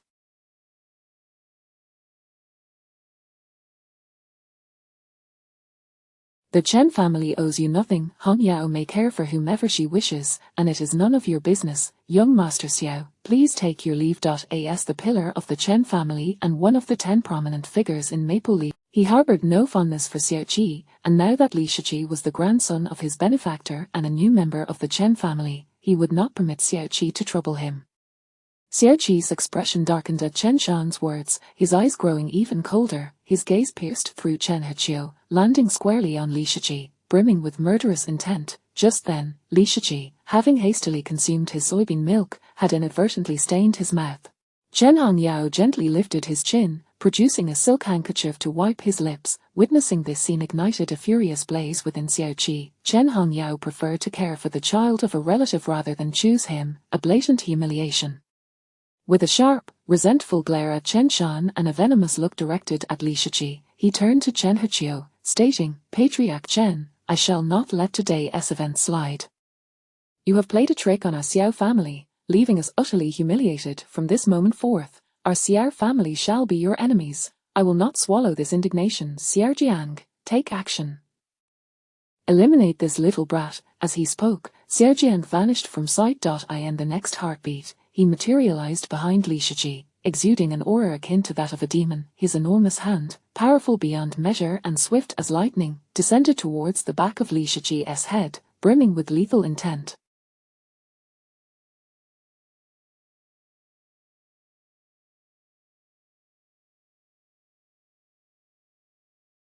The wind howled as his palm cut through the air, imbued with overwhelming force. This strike was intended to obliterate Li Shiqi completely. Disaster. Chen Hezhou, Chen Hongyao, Chen Filong, and the others all turned pale with alarm. They rushed to intervene on Li Shiqi's behalf, but it was too late. Xiao Jiang's strength was overwhelming, his speed unmatched, and none could keep pace or offer assistance. How dare you? Chen Shan's eyes widened in fury as he attempted to intervene. However, as he activated his cultivation technique, a sharp pain shot through his chest, preventing him from channeling his power. Recently recovered from a severe illness, his meridians, blood vessels, and nerves had yet to fully heal, rendering him incapable of mobilizing his energy. He could only watch helplessly as Xiao Jian struck, his heart filled with despair. None within the Chen family had anticipated that Xiao Qi would dare to act so brazenly, openly attempting to murder Li Shiqi before their eyes, sending everyone's hearts racing with dread. Xiao Qi, upon witnessing Xiao Jiang's action, wore a twisted expression, a cruel smile curling his lips, as if he could already envision Li Shiqi being turned into a pulp beneath Xiao Jiang's strike. He had brought Xiao Jiang here today to seek justice, to publicly execute the one whom Chen Hongyao wished to care for, thereby proclaiming to the Chen family that Chen Hongyao belonged to him. Xiao Jiang was a practitioner of the Burning Heaven realm, capable of standing toe-to-toe with the elder Chen and contending with the 10 prominent figures of Maple Leaf City, so eliminating a mere Li Shiqi was surely child's play. Yet, before Xiao Qi's smile could linger for more than a heartbeat, it vanished entirely. Faced with Xiao Jiang's terrifying strike, Li Shiqi did not flinch, he merely raised a single chopstick with casual grace. PFF, the chopstick, sharp as a sword, effortlessly pierced through Xiao Jiang's palm, blood gushing forth, yet its momentum remained unyielding, striking directly towards Xiao Jiang's face. Chapter 29, Sword Qi Ascends to the Heavens.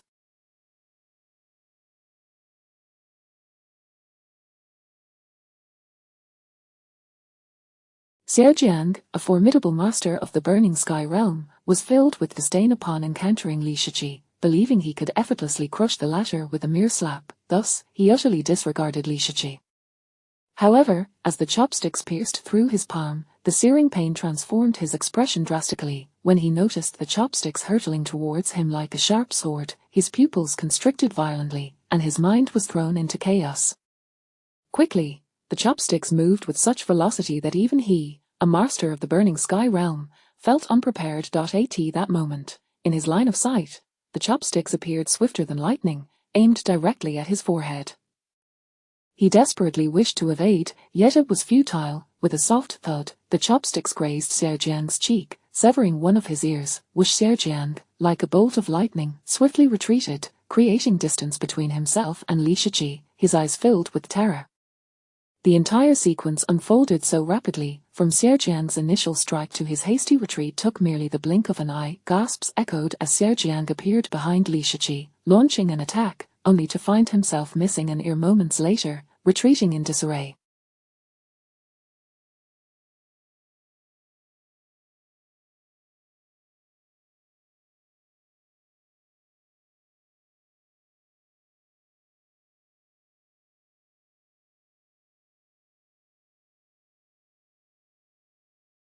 Even after Xiao Jiang had distanced himself, the onlookers remained concerned for Li Shiqi's safety. Xiao Jiang touched his face, his hand stained with blood, the severed ear causing him immense agony. A small, transparent hole now marred his palm. He stared at Li Shiqi, his voice trembling. "Kid, who exactly are you?" In that fleeting moment when Li Shiqi had struck, despite not turning his head, Xiao Jiang felt as he exerted all his strength to avoid a fatal blow to his forehead, and it was only at this moment that everyone present regained their senses. They gazed at Li Shiqi and then at Xiao Jiang, their expressions filled with incredulity.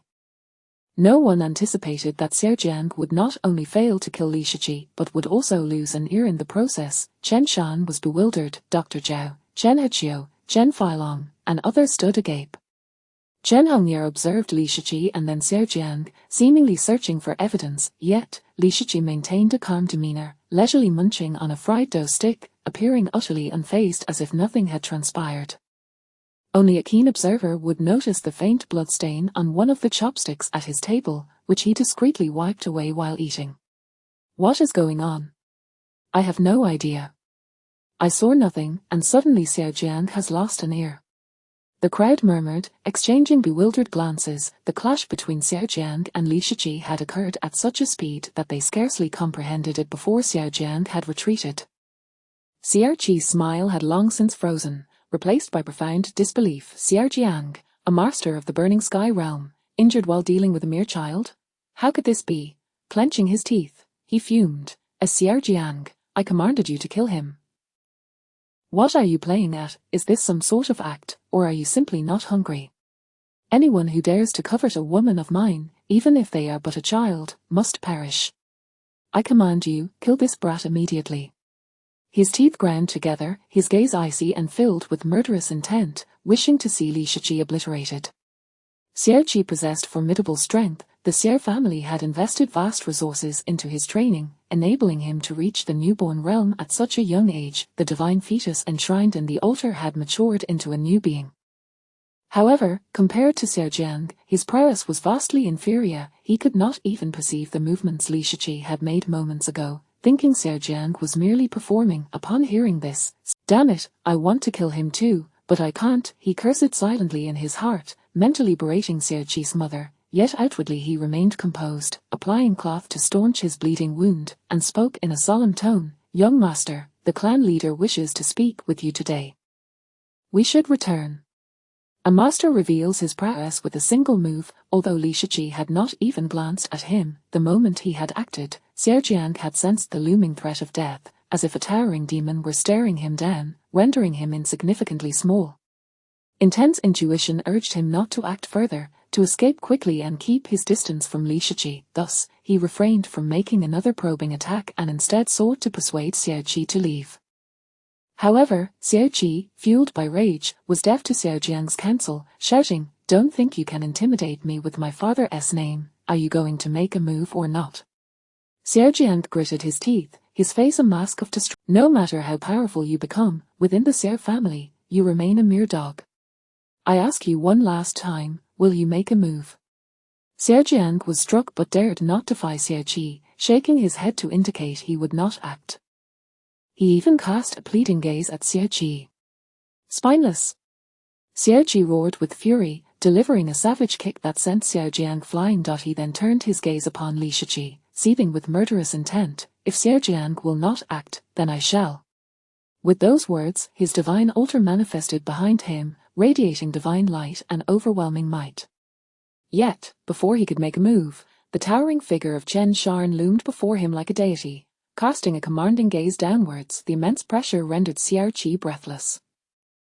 Crack! Chen Shan slapped Xiao Qi across the face, then seized him and hurled him 200 meters beyond the castle, coldly stating, "I do not interfere with your tyranny in the Xiao family, but if you cause trouble in the Chen family, you are courting death."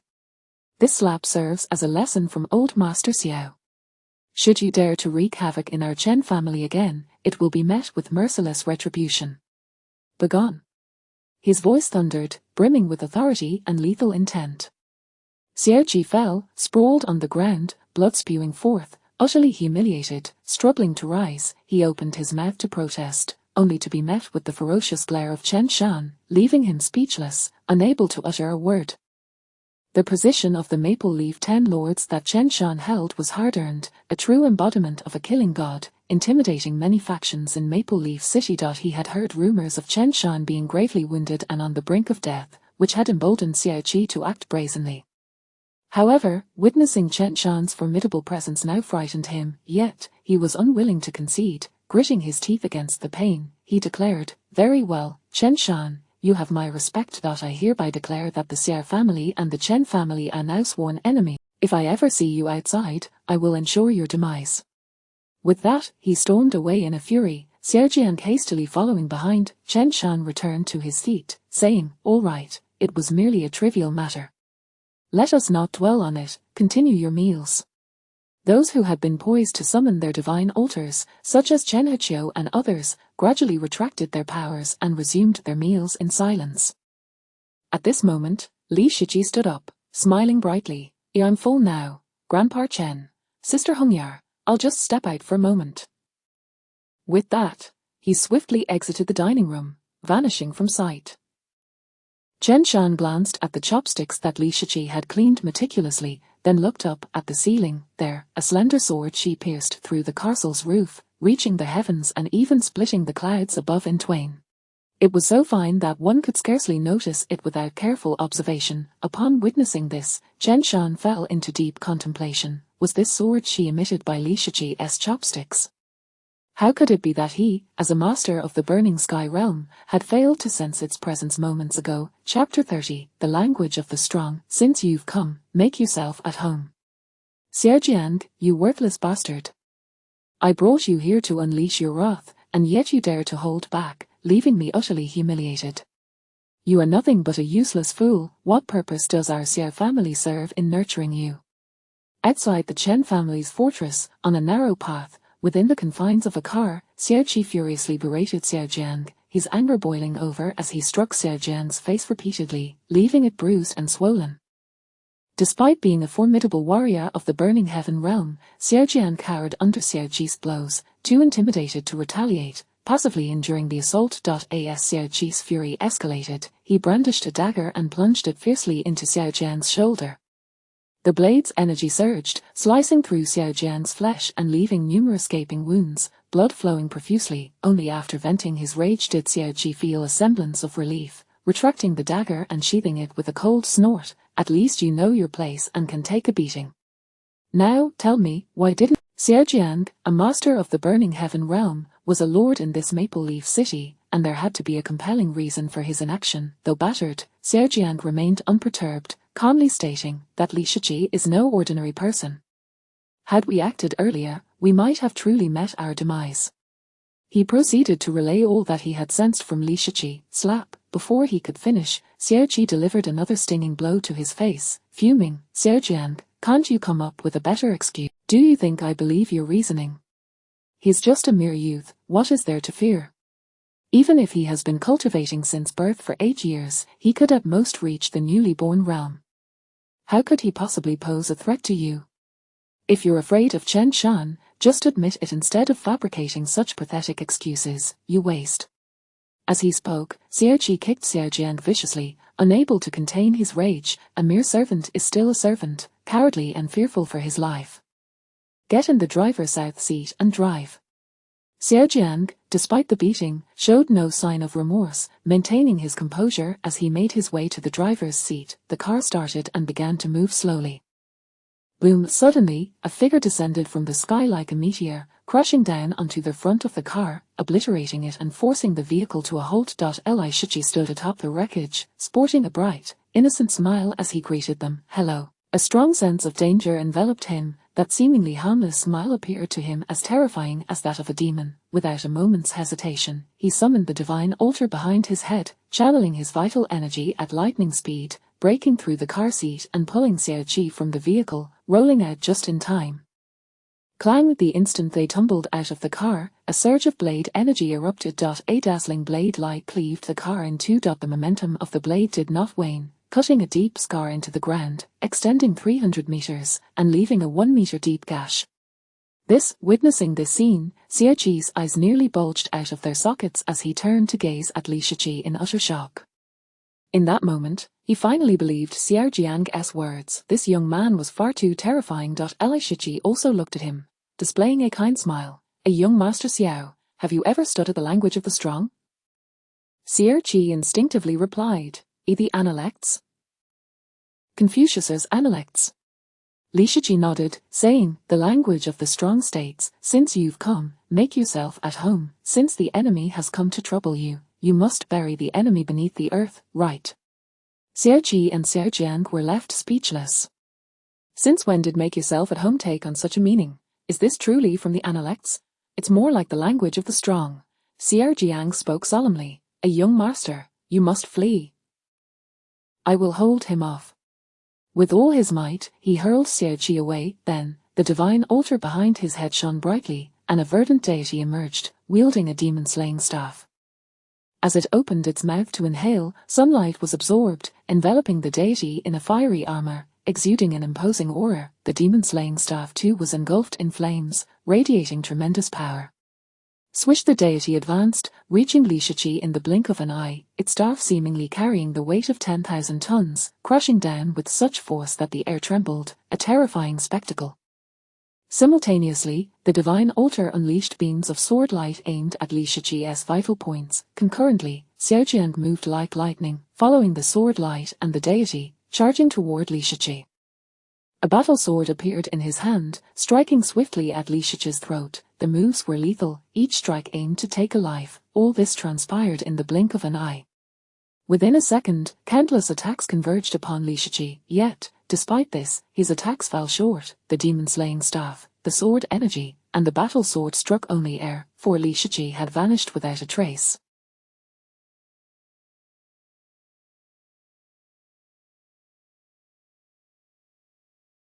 Xiaojiang was struck with terror. Li Shiqi's speed was so astonishing that even he could barely perceive it. Li Shiqi was gone. Suddenly, sensing something, he turned and shouted towards Xiaoqi, young master, be careful. In his line of sight, Li Shiqi had somehow caught up to Xiaoqi, hovering in midair, the butcher's knife in his hand glistening ominously under the sun. Xiaojiang, panicking, rushed to assist. However, as he took a step, he collapsed to the ground. Looking down, he discovered countless knife wounds had appeared on his body without his noticing.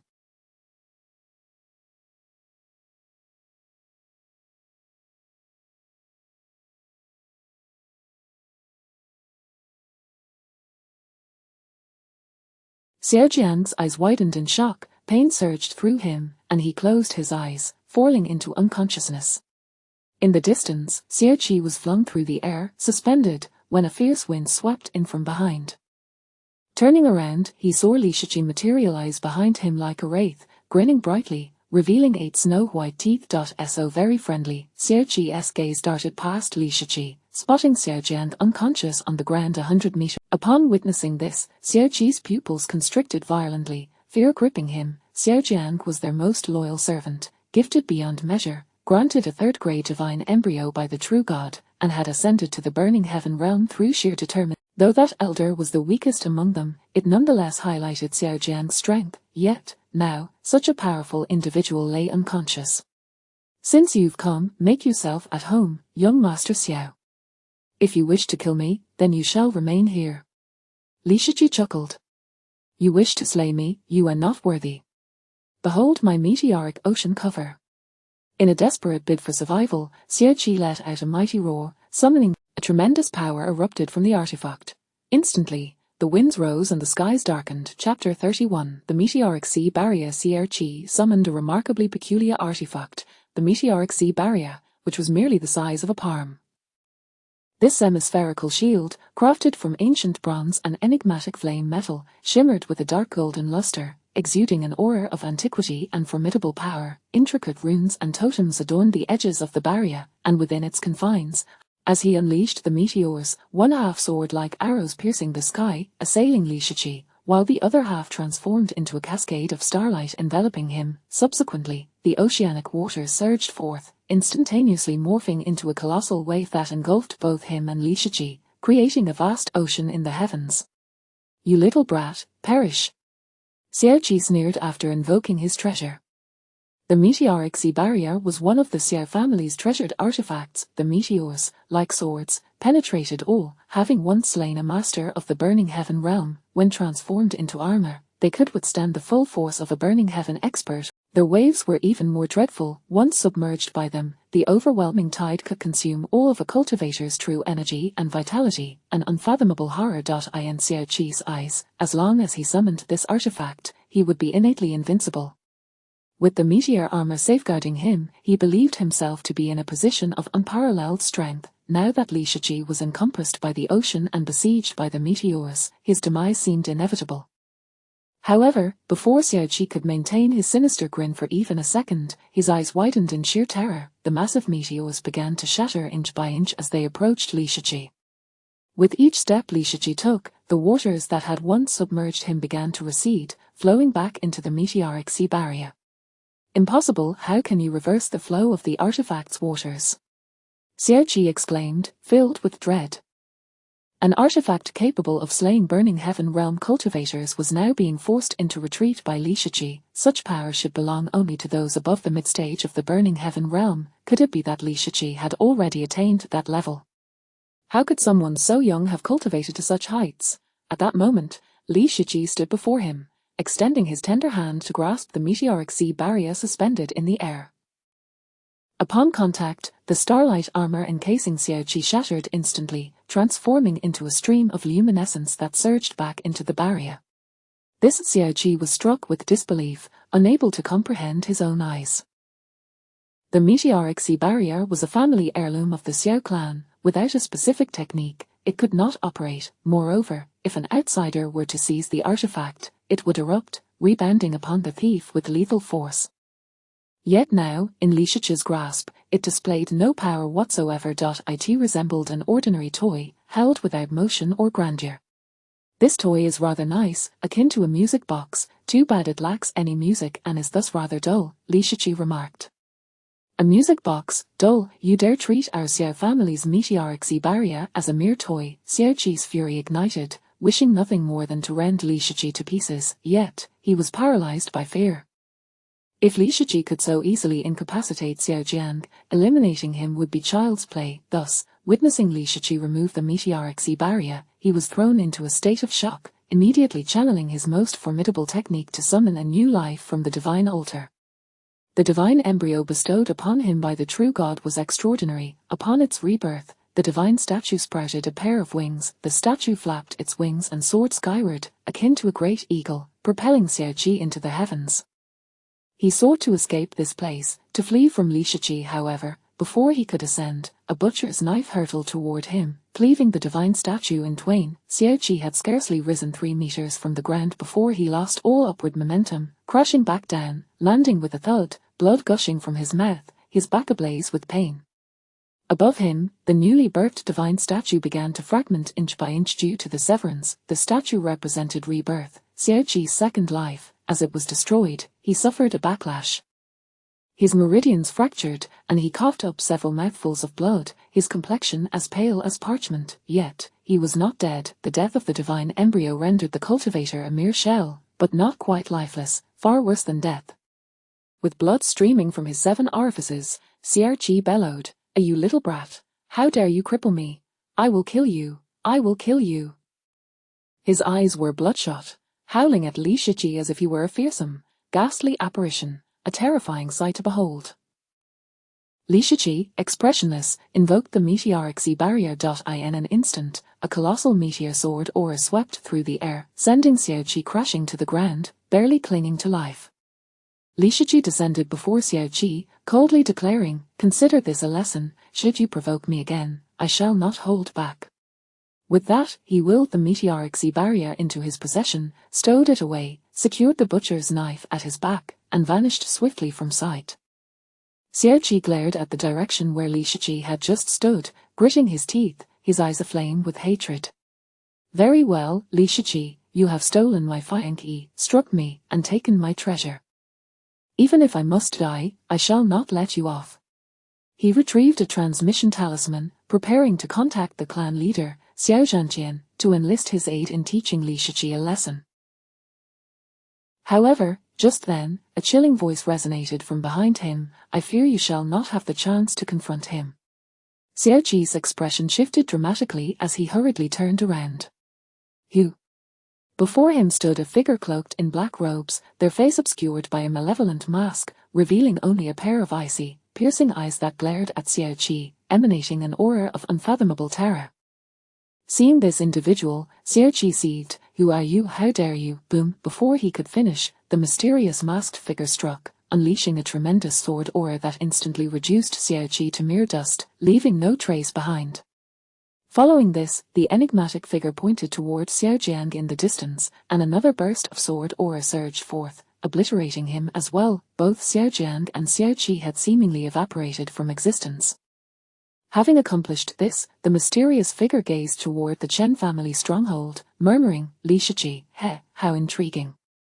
In the Chen family castle, Li Shiqi emerged from the villa's restroom window, washing his hands before appearing within the castle, his face still adorned with an innocent smile. "Do not provoke me, and I shall not provoke you." He bore no grudge against Xiaojiang or Xiaoqi, yet they sought his life. Thus, he had no choice but to act. When there is enmity, it must be repaid immediately. There shall be no delay. After delivering a beating, his ire would subside. Li Shiqi located his belongings, stuffing the meteoric sea barrier into his luggage, and selected several treasures from within, packing them into a snakeskin bag and securing it at his waist. These treasures had been borrowed from the demons within the demon suppression prison and should be worth a considerable sum. Selling them would provide for his living expenses in Maple Leaf City. His grandfather often said one must not owe favors. Having stayed here and assisted the Chen family in dealing with the demons, he sought to settle the score. However, he could not indulge in their hospitality without compensating them. Moreover, his grandfather had also stated that how wealthy others are is inconsequential. Possessing wealth oneself is the true path to power. Thus, he too sought to earn some money. With the snakeskin bag tied around his waist and a butcher's knife sheathed behind him, his small stature appeared even more peculiar and cumbersome. As he stepped out, he found Chen Hongyao in the hall and cheerfully said, "Sister, will you accompany me out for a stroll?" Chen Hongyao regarded the exuberant Li Shiqi and replied, "A stroll is fine, but there is something else to attend to first. Someone wishes to see you." Li Shiqi paused. "Who?" "Come with me," Chen Hongyao instructed. Li Shiqi followed, a sense of curiosity brewing within him. Who could possibly want to meet him? Chapter 32. Who exactly is the divine craftsman? In the dining hall of the Chen family castle, Chen Shan, Chen Heqiu, Chen Feilong, and others were having breakfast. However, the atmosphere was markedly different from the previous moments of joviality. Each individual bore a heavy heart. The ambience in the restaurant was oppressive and intensely serious. Dr. Zhao took a bite of his bun and addressed Chen Shan, saying, although Xiao Qi is young, he is nonetheless a direct descendant of the Xiao family, possessing the family's treasured heirloom, and is accompanied by a formidable guardian from the burning. From what I know of Xiao Qi, he and the Xiao family will not let this go lightly. You all must be wary of their potential wrathful retaliation. Upon hearing this, the members of the Chen family fell into. Due to Chen Shan's recent illness, many of the family's enterprises had been encroached upon by the other 9 prominent families, leaving only 2 industries barely surviving. The family's finances were on the brink of depletion, with resources sufficient to last at most 3 more months. With Chen Shan recovering from his illness, his combat capabilities were relatively diminished, and his prestige had significantly waned. Should the Xiao family choose this moment to strike, the Chen family could suffer catastrophic losses. If the Xiao family were to ally with one of the other 10 prominent families against them, the Chen family could face annihilation. This was indeed a perilous juncture for survival. The weight of this thought bore heavily on Chen Hechio's mind. All present shared the same burden. Enveloped in silence, Chen Filong glanced at the expressionless Chen Hongyao and inquired, Hongyao, what are your thoughts? Wiping her mouth, Chen Hongyao replied coolly, I follow grandfather's lead. Everyone turned their gaze towards Chen Shan. While continuing his breakfast, he coldly asserted, when soldiers come, we shall meet them. When water flows, we shall block it. Why fear a trivial matter? I was merely possessed by an evil spirit before, which emboldened their arrogance. Once I fully recover, whoever dares to trouble the Chen family will meet their demise. Just a bunch of insignificant pests. Do they truly believe I am without power? As he spoke, he consumed another boiled egg, his demeanor calm, completely disregarding the Xiao family. Elder brother, while your presence may deter them from direct confrontation, they might still encroach upon our enterprises. Without economic resources, our family would be akin to a house of cards, Chen Filong warned solemnly. You misunderstand, second brother. Chen Shan's eyes flashed with intensity as he proclaimed, in this world, strength is paramount. The most vital aspect of a prominent family is not wealth, but people, experts. The other prominent families have their elders from the Burning Sky realm safeguarding them, which is why they maintain their status. I, too, am of the Burning Sky realm and am 100 years younger than their elders, with boundless potential. As long as I am alive, they will not dare to act. Otherwise, if they provoke me, I will charge in with my sword and see who dares to stop me. Therefore, do not worry. Once I recover, I will personally seek them out and demand they regurgitate all they have swallowed. His confident sword, exuding an overwhelming aura of dominance. As he uttered his final words, his gaze sparked with 2 fierce bolts of cold light, radiating an indomitable spirit. The ancestors of the 9 prominent families in Maple Leaf City, who had reached the pinnacle of the Burning Sky realm, were all over 100 years old, some even nearing 200, their vitality waning, unable to sustain prolonged battles. Chen Shan, nearing 70, had already cultivated to the pinnacle of the Burning Sky realm, his power rivaling that of the elders from the other 9 families, undoubtedly a standout in Maple Leaf City. Moreover, with his fiery and courageous nature, Chen Shan still found himself at the peak of his capabilities. If he were to unleash his full strength, he could take down at least 3 elders from the Burning Sky realm in a mutual destruction scenario. Consequently, many of the family elders refrained from engaging in a direct confrontation with Chen Shan. It was precisely for this reason that Chen Shan was one of the 10 leaders, and the Chen family was recognized as one of the 10 prominent families in Maple Leaf City. However, despite his assertions, Chen Hechio and Chen Filong remained deeply concerned. The Chen family's foundation was fragile, with only Chen Shan as a practitioner of the Burning Sky realm. No other practitioners could reach that level. Should the other 9 prominent families conspire to annihilate them, Chen Shan might survive and escape Maple Leaf City, but the younger generation would likely perish. The Chen family, being a newly emerging member of the 10 prominent families, lacked the foundation of the other 9 families. If a conflict escalated to the point of open warfare, the Chen family could face extinction. Just as they were discussing these matters, an unsettling and terrifying aura suddenly emanated from outside the castle. The expressions of everyone changed dramatically as they looked up. Outside the castle, the sky was illuminated by a meteor shower, while a vast sea loomed above, obscuring visibility within its depths. It is the Xiao family's meteoric sea shield. Upon witnessing this, Chen Shan, Dr. Zhao, Chen Heqiu, Chen Feilong, and Chen Hongyao all changed their expressions. The meteoric sea shield is the ancestral treasure of the Xiao family, always carried by Xiao Qi. Its power is immense. With this artifact, Xiao Qi can unleash combat prowess equivalent to that of the Burning Sky realm. Now that he has summoned this artifact, has he encountered a formidable foe. Xiao Qi, being the direct heir of the Xiao family, is held in high regard. Who would dare to attack him within Maple Leaf City? It's not just a simple attack. Xiao Qi has even invoked the meteoric sea shield. Someone is attempting to kill him. Xiao Jiang is a master of the Burning Sky realm. After summoning the meteoric sea shield, Xiao Qi, being a novice in the Burning Sky realm, which fool would engage them in combat within Maple Leaf City? As they witnessed this scene, everyone began to discuss among themselves. Despite being 2 kilometers away from the source of the light, they could still feel the terrifying power of the meteoric sea shield, sending chills down their spines. Even Chen Shan, gazing at the brilliance of the meteoric sea shield, exhibited a flicker of apprehension in his eyes. Yet, within less than 10 seconds, all the radiance of the meteoric sea shield vanished without a trace. Everything returned to tranquility. Has it disappeared? Perhaps Xiao Qi's opponent has been eliminated. To dare attack 2 masters of the Burning Sky realm is tantamount to seeking death. The crowd shook their heads, believing that the individual who had the audacity to assault Xiao Qi had undoubtedly been eradicated, feeling an unspoken sense of loss. After all, with 2 masters of the Burning Sky realm involved, they could easily dominate half of Maple Leaf City, leaving no one to oppose them. All right, let us return to the matter at hand. Dr. Zhao glanced at Chen Heqiu and Chen Hongyao, stating, I was hoping to meet with Li Shiqi for a discussion, but alas, the Xiao family interrupted. Now, could you summon Brother Li? I wish to witness his medical skills. I shall fetch him, Chen Hongyao replied. With that, she rose from her seat and departed to find Li Shiqi. After her departure, Dr. Zhao's anticipation grew. He Chang, having finished his meal, set down his chopsticks and inquired, Old man, I am curious. You spoke of this divine craftsman being so formidable. Why have I never heard of such a figure before?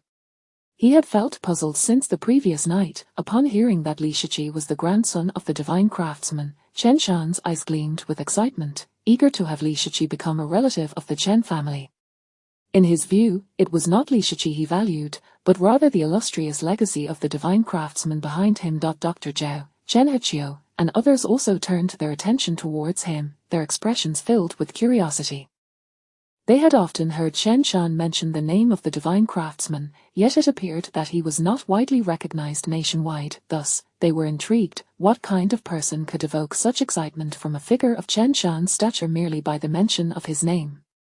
Chapter 33, The Heavenly Demon Golden Silkworm. Medical Canon Chen Shan took a sip of soybean milk, surveying the gazes of those around him, and solemnly declared, Do not inquire into matters that ought not to be probed.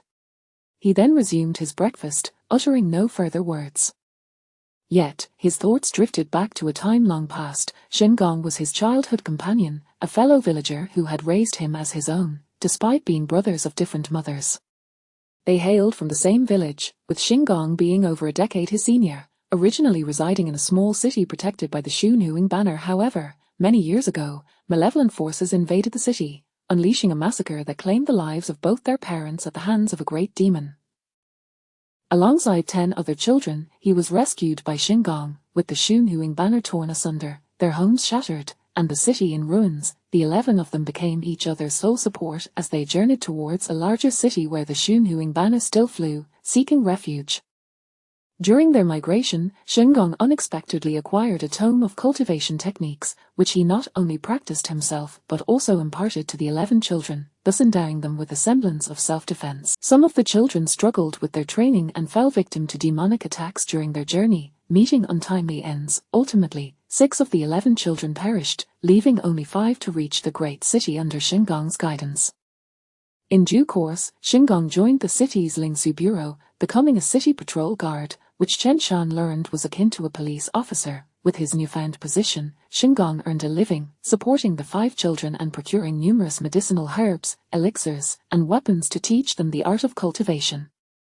Subsequently, when they achieved a measure of success in their training, Xingong beseeched his superiors for permission to allow the 5 children to join the ranks of the city guards as well.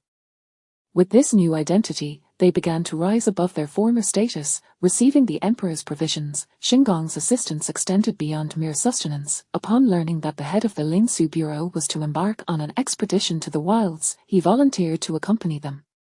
In the wilds, he bore witness to the sheer terror and strength of Xingong. Even when confronted by demons of formidable power, Xingong merely flicked a finger to vanquish them in an instant. The sheer magnitude of that power left him trembling in awe. Standing beside Xingong, he felt as insignificant as an ant, utterly inconsequential. To this day, he still harbors that feeling, believing that no matter how diligently he cultivates, he will never catch up to the shadow of his elder brother, Xingong, destined to forever trail behind him in reverence. Later, due to the head of the Lingsu Bureau's expedition into the wilds, a forbidden entity was inadvertently provoked. The entity's wrath led to a cataclysmic assault on the city.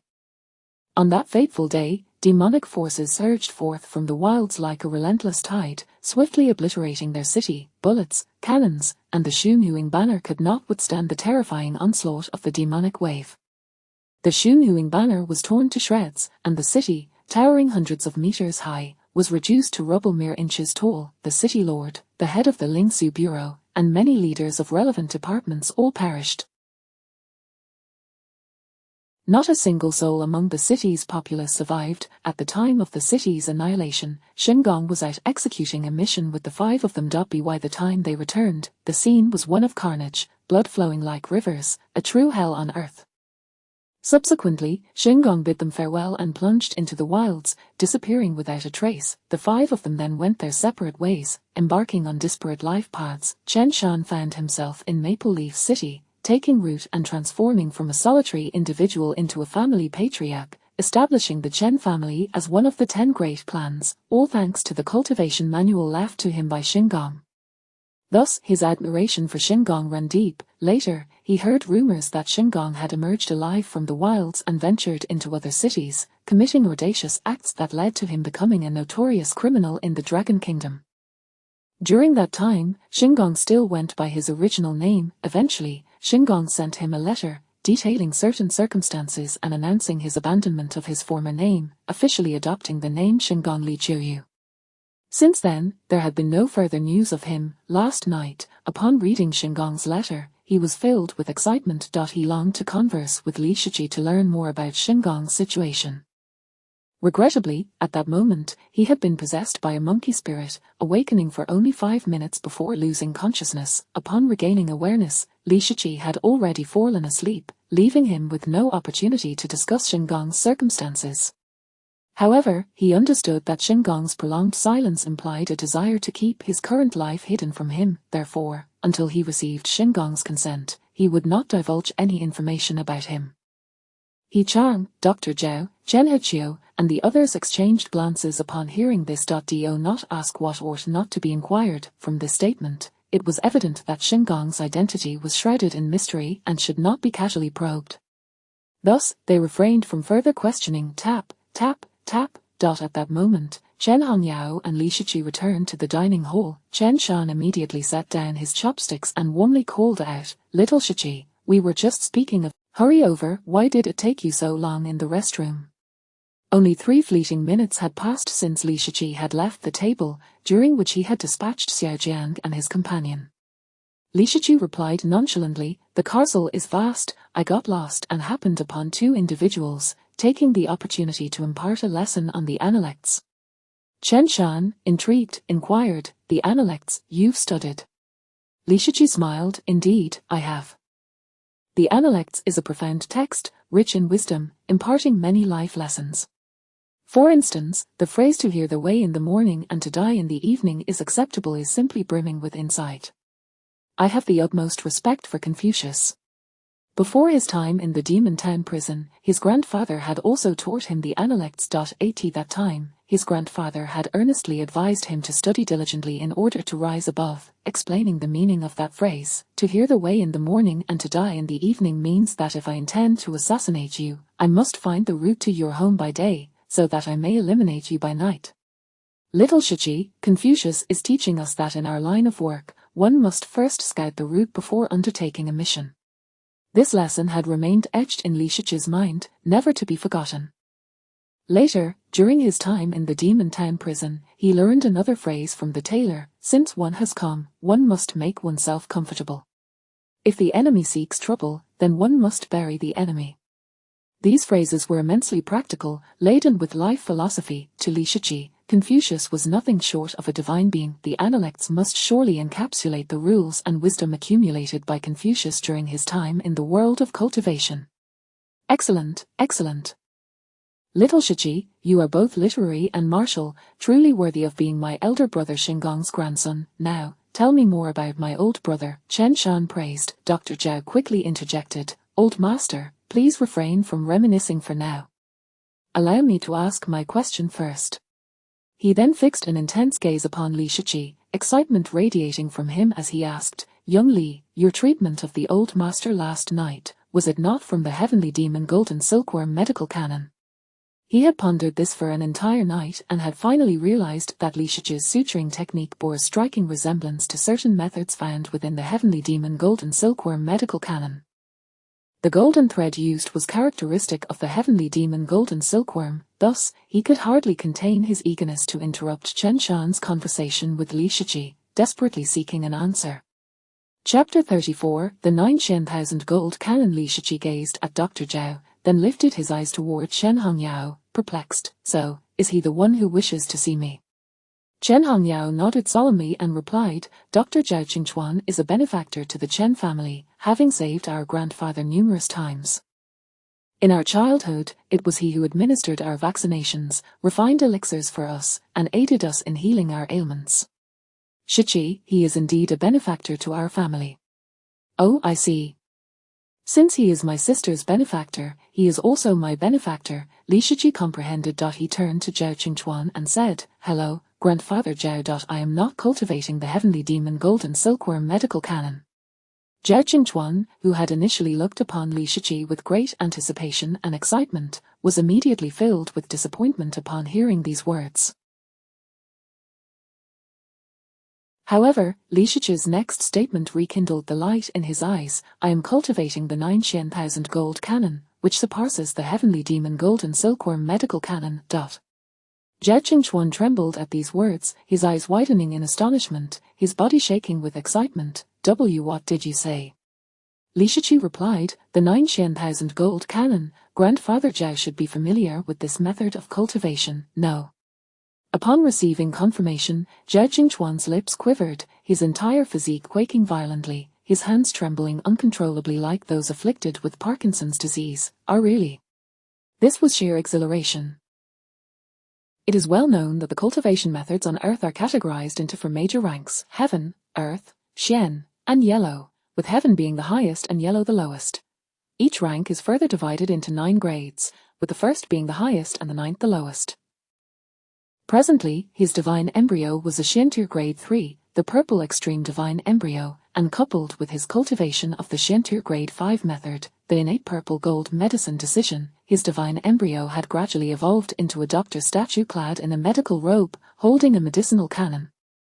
It was precisely because of this method that the true energy within him, after being transformed by the statue, was emitted from the shrine, possessing restorative properties for the human body. This constituted his remarkable medical skills. By summoning the statue, he could discern the ailments afflicting patients and identify the root of their issues. Subsequently, by operating the method, beams of white light would emanate from the medicinal canon in the statue's hand, enveloping the patient and mending their corporeal form. This so-called restoration merely enhanced the patient's constitution and recuperative ability, enabling self-healing, but it could not achieve anything beyond that. However, the 9,000 gold canon was an entirely different matter. This legendary heaven tier grade 1 medical cultivation method was for ranks superior to his grade 5 method. Once mastered, the the divine embryo within his shrine would undergo a qualitative transformation, and perhaps he could even cultivate an even more formidable statue. Such medical methods are exceedingly rare, even in the bustling imperial capital, due to the earth having experienced a year-long period of eternal night. Various medical texts of humanity have been lost to time. Despite the emergence of many extraordinary cultivators over the past century, their cultivation methods have primarily manifested in combat, rather than healing. A Shen-tier grade 5 medical method is already considered quite elite. Thus, encountering a heaven-tier grade 1 medical method left Zhao Qingchuan utterly electrified. Li Shiqi stated earnestly, "Though I am young, I do not speak falsely." Upon hearing this, Zhao Qingchuan's joy intensified. He rose to his feet, trembling as he inquired, "Excellent, excellent, then, could you demonstrate your skills for me?" Li Shiqi, puzzled, replied, "But there are no patients here, nor anyone injured, how can I demonstrate?" Zhao Qingchuan insisted, there is an injured person here." With that, he focused his energy in his hand and suddenly plunged it into his own chest, creating a transparent hole. He withdrew his hand from the bloody orifice, gazing at Li Shiqi with fervent anticipation. "Li Shiger, can you heal me?" Li Shiqi was rendered speechless. "No, Grandfather Zhao, are you unwell? If you wish to test my medical skills, must you resort to such extreme measures? Using your life to assess my capabilities as a cadre." Chen Shan, He Chang, Chen Heqiu, Chen Feilong, Chen Hongyao, and the others could hardly believe their eyes. None had anticipated that Zhao Qingchuan would go to such lengths, inflicting harm upon himself merely to validate Li Shiqi's medical prowess. Chen Heqiu hurried forward, intending to aid Zhao Qingchuan.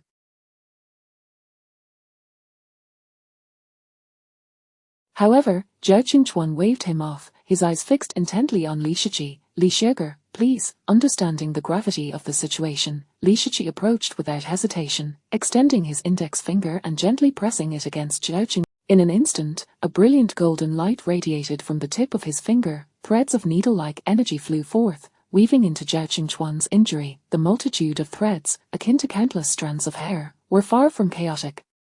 They moved with the precision of a well-trained battalion, each with a clear objective, tirelessly mending Zhao Qingchuan's wound. Under the golden thread's meticulous stitching, blood vessels, flesh, organs, nerves, and bones were fervently restored.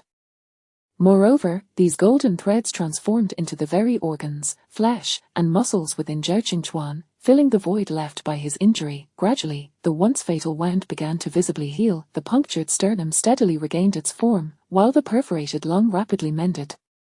Muscles, blood vessels, nerves, and fascia all gradually returned to their original state. After 5 minutes, the wound was entirely filled, the skin on the surface regenerating, as if the injury had never existed. Witnessing this scene, everyone present stared in wide-eyed disbelief. A mortal wound had completely healed in a mere 5 minutes. This was not merely medical skill, but a miraculous art of resurrection. Zhao Qingchuan summoned the statue from the shrine at the back of his head, and a beam of white light enveloped his wound. Everyone immediately observed that the large hole, once gaping, was now filled with a mass of golden threads, intricately mirroring Zhao Qingchuan's internal structure. Blood flowed through the vessels formed by the threads, coursing from the thoracic aorta to the abdominal aorta, functioning perfectly. Were it not for the faint golden glow, none would discern this was a human structure crafted from golden threads. Furthermore, this golden thread-formed structure was currently integrating seamlessly with Zhao Qingchuan's own anatomy. So indistinguishable from reality, Li Shiqi's extraordinary technique astonished everyone present, plunging the entire. Following a brief moment of shock, all gazes turned toward Li Shiqi, their eyes brimming with awe, astonishment, and fervent admiration. A living corpse, flesh and bone, resurrection from the dead, such divine skill. This medical prowess could only be described as transcendent, worthy of establishing a new school of thought in the realm of medicine. Feeling the profound changes within his body, Zhao Qingchuan, overwhelmed with emotion, suddenly knelt before Li Shiqi, gazing at him with utmost sincerity, and trembled. The symbolic treasure, the pen of flying clouds and 1,000 cranes, Zhao Qingchuan stands as a paragon of medicine in Maple Leaf City, a master whose medical skills are unfathomable. With decades of experience, he has saved countless cultivators, earning him great respect. His extensive exposure to formidable medical techniques has only deepened his expertise, yet, never before has he encountered someone whose medical prowess rivals that of Li Shiqi, achieving an unparalleled level of mastery. Zhao Qingchuan, utterly captivated, kneels in submission, willingly accepting Li Shiqi as his mentor. Witnessing this scene, Chen Shan, Chen Heqiu, He Chang, Chen Feilong, and Chen Hongyao are rendered speechless. A venerable medical sage kneeling before a youth like Li Shiqi is nothing short of astonishing. Should word of this spread, it would undoubtedly cause a tremendous uproar. It is important to note that Zhao Qingchuan is not merely the family physician of the Chen clan.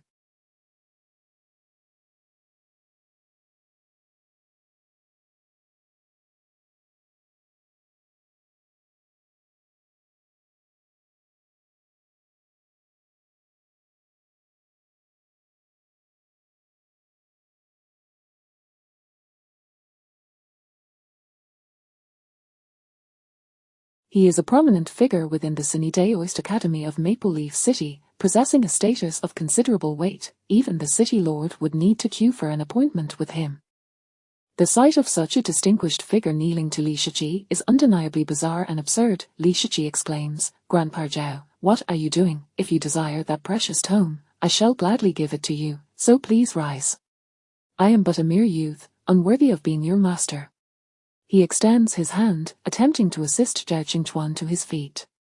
However, Zhao Qingchuan remains steadfast on his knees, insisting, "In the realm of medicine, it is the accomplished who take precedence. Irrespective of age, your skills surpass mine 1,000-fold, thus, you are qualified to be my master.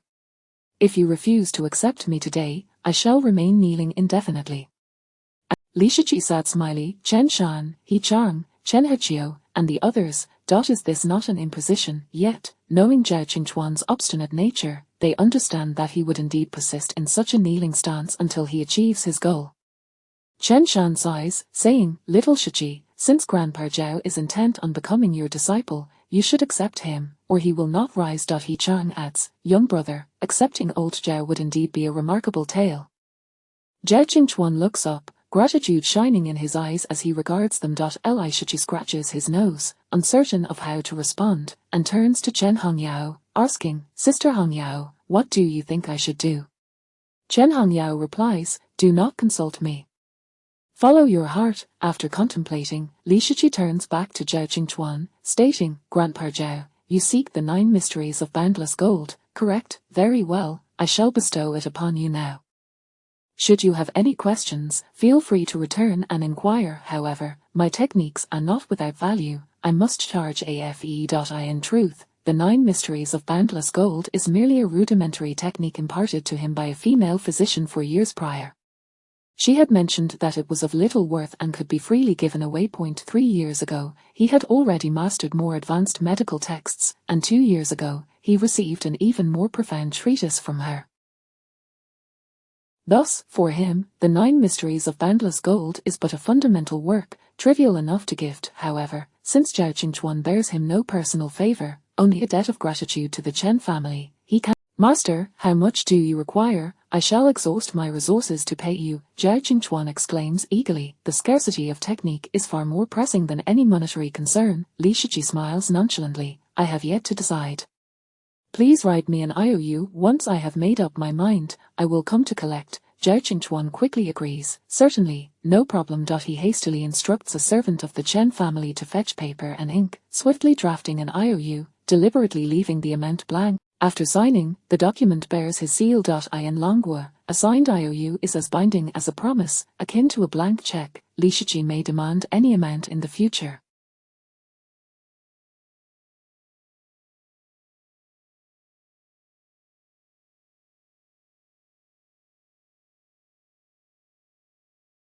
Li Shiqi examines the IOU with satisfaction, tucking it away with a grin. "Excellent, considering your sincerity, I shall impart this tome unto you. Furthermore, beyond the monetary With that, he extends a finger, pressing it against Zhao Qingchuan's forehead. Buzz, a faint golden light emanates from his fingertip, entering Zhao Qingchuan's brow. In that instant, Zhao Qingchuan's eyes sparkle with enlightenment. The 9 mysteries of boundless gold, a first-tier celestial medical technique. As a master of medicine, he perceives the intricacies and profundities of the technique now residing within his mind. Overjoyed, tears welling in his eyes, he immediately bows thrice before Li Shiji. His demeanor is profoundly sincere. In Longwa, the pursuit of cultivation techniques is a formidable endeavor. Once, he had beseeched the prominent families possessing such knowledge, groveling and performing countless tasks in hopes of obtaining it. Enduring immense hardship, he had nearly lost his life before acquiring a fifth-tier profound technique. Now, Li Shiji has effortlessly gifted him a first-tier celestial technique, a tremendous boon indeed. Witnessing this, a first-tier celestial technique is an exceedingly rare treasure, sought after by many throughout the realm. How could Li Shiji simply give it away? Such generosity is remarkable. However, upon seeing the blank check in Li Shiji's possession, their surprise diminishes.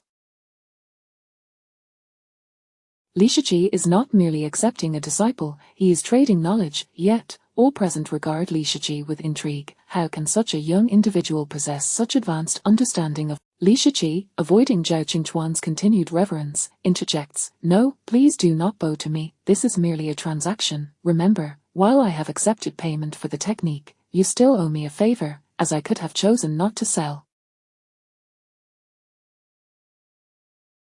"Indeed, master speaks truth, I owe you a favor," Zhao Qingchuan replies earnestly. Upon concluding, he disregards Li Shiji's words, continuing to bow and pay his respects, finally standing to attentively position himself beside Li Shiji, akin to a devoted student.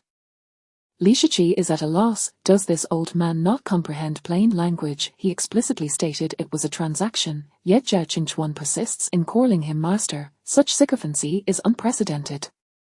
"Congratulations, congratulations," He Chang exclaims with laughter. "Congratulations to old Zhao for finding a renowned master. Surely he shall ascend to greater heights in the future." He then bows to Chen Shan, smiling. "Congratulations, old Chen, for acquiring a dragon son-in-law. He shall undoubtedly soar to success, and I, He Chang, offer my early congratulations." He perceives clearly that Li Shiji is indeed a true dragon. At such a young age, he can suppress great evil and possesses extraordinary medical skills. Given time, he will certainly become a formidable force. When that day arrives, the Chen family shall rise alongside him. Chen Shan humbly responds, "Not at all, master, he is being too kind." Though his words are modest, his countenance beams with joy. The more he observes Li Shiji, the more favorable his impression becomes. Truly, he is the grandson of the esteemed Li Qiuyu, a remarkable individual indeed. This sentiment is shared by Chen Heqiu and his wife, who increasingly view Li Shiji in a positive light. Although the young lad is still too young to marry, it matters little. He is undoubtedly an ideal son-in-law. At this moment, He Chang turns to Chen Hongyao, smiling. "Congratulations, Miss Chen, for finding a most suitable partner. In the days to come, may you both..." Chen Hongyao's cheeks flush slightly as she replies, "Master He, please do not jest." He Chang chuckles, then turns to Li Shiji. "Young Li, I also extend my congratulations to you. Marrying such a celestial being as Miss Chen shall surely bring you great happiness." He emphasizes the word happiness with particular weight. Upon hearing this, Chen Hongyao blushes deeper, inwardly chastising He Chang for his lack of decorum. Li Shiji, confused, inquires, "What do you mean by wife? Isn't she my sister?" He Chang is momentarily taken aback. "Little Shiji, she is your fiancée." Li Shiji responds, "Indeed, a fiancée is akin to family, my sister. That is what my brother-in-law has told me, hence my visit here." The gathered crowd exchanges glances, then suddenly comprehends. It appears Li Shiji is still quite young and unaware of the true meaning of fiancée, believing it to signify a familial bond. Chen Heqiu and Chen Filong lower their heads in embarrassment. Just yesterday, they had assumed Li Shiji to be a rogue, intending to cause trouble. It seems he is merely innocent and nave. At this juncture, Zhao Qingchuan rises, bowing deeply to Li Shiji, stating, "Master, I must retreat to seclude myself and comprehend this technique. Upon my return, I shall serve you diligently." With that, he bows once more and hastily departs, eager to delve into the profound knowledge imparted to him. Li Shiji can only smile in exasperation. He had no desire for Zhao Qingchuan to bow. After all, the old man possesses a kind and friendly demeanor, reminiscent of his grandfather, which endears him to Li Shiji. Yet, he cannot resist the fervor of Zhao Qingchuan's respect and must allow it to unfold.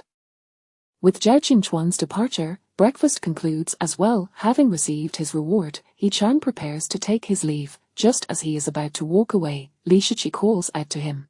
He Chang turns back, inquiring, "Little Shiqi, what is it?" Li Shiqi retrieves an item from his bulging waist pouch and presents it to He Chang, saying, "I see you are skilled in talisman crafting and that you helped my sister's family considerably. Please accept this gift, and we shall be even." He Chang initially intends to decline, but upon seeing the item in Li Shiqi's hand, his expression shifts, and he exclaims, "The pen of flying clouds and 1,000 cranes." The item is a pen approximately 3 inches long, adorned with intricate flying cloud patterns that shimmer as though celestial clouds are drifting upon its shaft. The nib is crafted from the purest white feathers, soft and supple, resembling a gentle breeze elicits a sound akin to crane calls, as if a legion of white cranes is calling out. The spectators recognize at a glance that this item is undoubtedly an invaluable treasure. He Chang gazes at the pen, his eyes wide with astonishment, trembling as he asks, "Little Shiqi, how did you come by this?" While others may perceive it as extraordinary, as a talisman master, he comprehends its true significance. A talisman treasure, a second-tier celestial talisman, worth its weight in gold. Furthermore, its value is incalculable. Talisman crafted with this pen would yield effects that are exponentially enhanced, with devastating potency. There were even offers to trade an entire city for this pen, only to be declined by the sage. 10 years ago, the sage vanished into the Silent Sea, taking this treasured artifact with him. Many lamented the loss, believing the world was deprived of a supreme talisman. Now, this artifact appears in Li Shiqi's hands, leaving He Chang utterly astounded. Li Shiqi replies, "An uncle gifted it to me. It is not particularly valuable." In reality, he had surreptitiously acquired the pen from a powerful demon within the demon suppression prison upon his release, yet, he feels no guilt once the item is in his possession. Moreover, the demons residing in the prison are notorious for their misdeeds, so their treasures are also ill-gotten. By taking from them, he believes he is doing the world a favor. Thus, he speaks with conviction, unburdened by guilt. An uncle gifted it. Upon hearing this, He Chang is even more astonished, scrutinizing Li Shiqi with renewed curiosity, pondering his identity and background. Could he be a scion from the Holy Land? Possessing such prowess while casually gifting away such a precious artifact is an audacious display that leaves He Chang quite taken aback. Li Shiqi, observing He Chang's reaction, asks, "Mr. He, do you wish to accept it or not? If not, I have other." As he speaks, he begins to retract the pen, preparing to unveil even finer treasures. He Chang's expression shifts, and he hastily snatches the pen from Li Shiqi's grasp, overwhelmed with gratitude, exclaiming, "Yes, yes, of course, I want it." "Thank you, young Li." Li Shiqi responds with a nonchalant, "Oh, then this pen is yours." Among the items in his possession, the pen of flying clouds and 1,000 cranes is merely trivial. He has even more remarkable treasures yet to unveil. Chapter 36, A disturbance at the Chen family martial arts hall. He Chang clutched the Fei Yin Qin her brush, as if it were a treasured gem, caressing it with a tenderness and infatuation akin to that reserved for a beloved. "What a magnificent talisman, truly a magnificent talisman," he murmured, carefully stowing the precious item away. He bowed deeply once more to Li Shiqi, expressing, "Brother Li, your generosity is something I shall never forget. Should there ever be a need, he will not hesitate to offer my..." As a talisman master, he understood the immense value and rarity of the Fei Yin Qin her brush. Receiving such a gift from Li Shiqi was an extraordinary favor. Li Shiqi attempted to assist him but soon realized his own height was insufficient. Even when He Chang bent down, they remained at eye level. Thus, Li Shiqi cleared his throat awkwardly and said, "It's nothing, really, just some trivial items." The contents of his package were of the highest quality, and thus he felt no attachment to the brush, casually gifting it away. If He Chang were to learn of Li Shiqi's sentiments, he would likely be infuriated. A top-tier talisman was an item one could only hope to encounter. He Chang had spent his entire life searching for a powerful talisman that suited him, yet to no avail. If the Fei Yin Qin her brush were to be showcased in the martial world or in savage lands, it would undoubtedly incite a bloody storm, attracting countless cultivators and malevolent entities vying for possession. Yet, in Li Shiqi's eyes, it was merely an inconsequential object. Who would believe such a claim? Having received the brush, He Chang expressed his gratitude repeatedly before carefully stowing it away and taking his leave.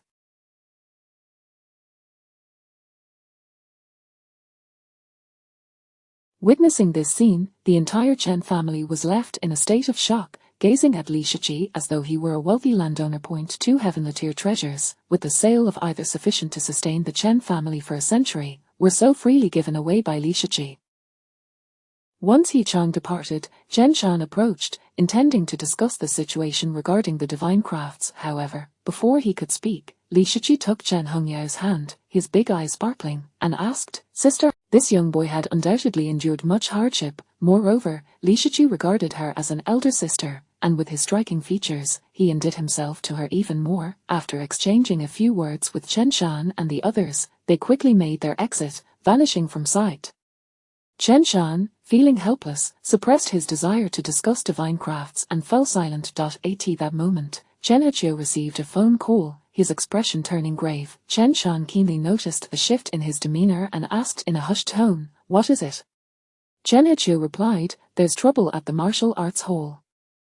Someone is coming to challenge us."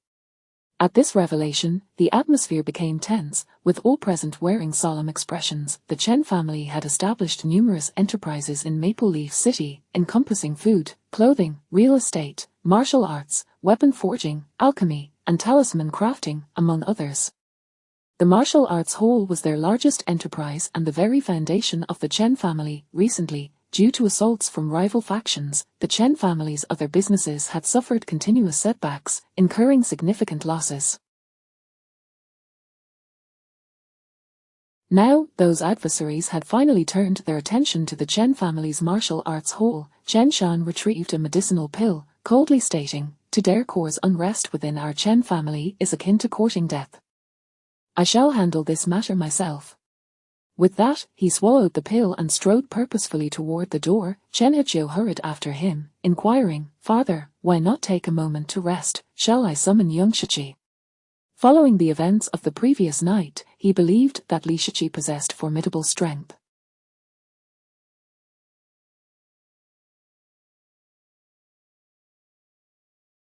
Given Chen Shan's recent illness, even with the support of the medicinal pill, he likely could not exert his full power. If anything were to happen to Chen Shan, the Chen family would truly be in peril.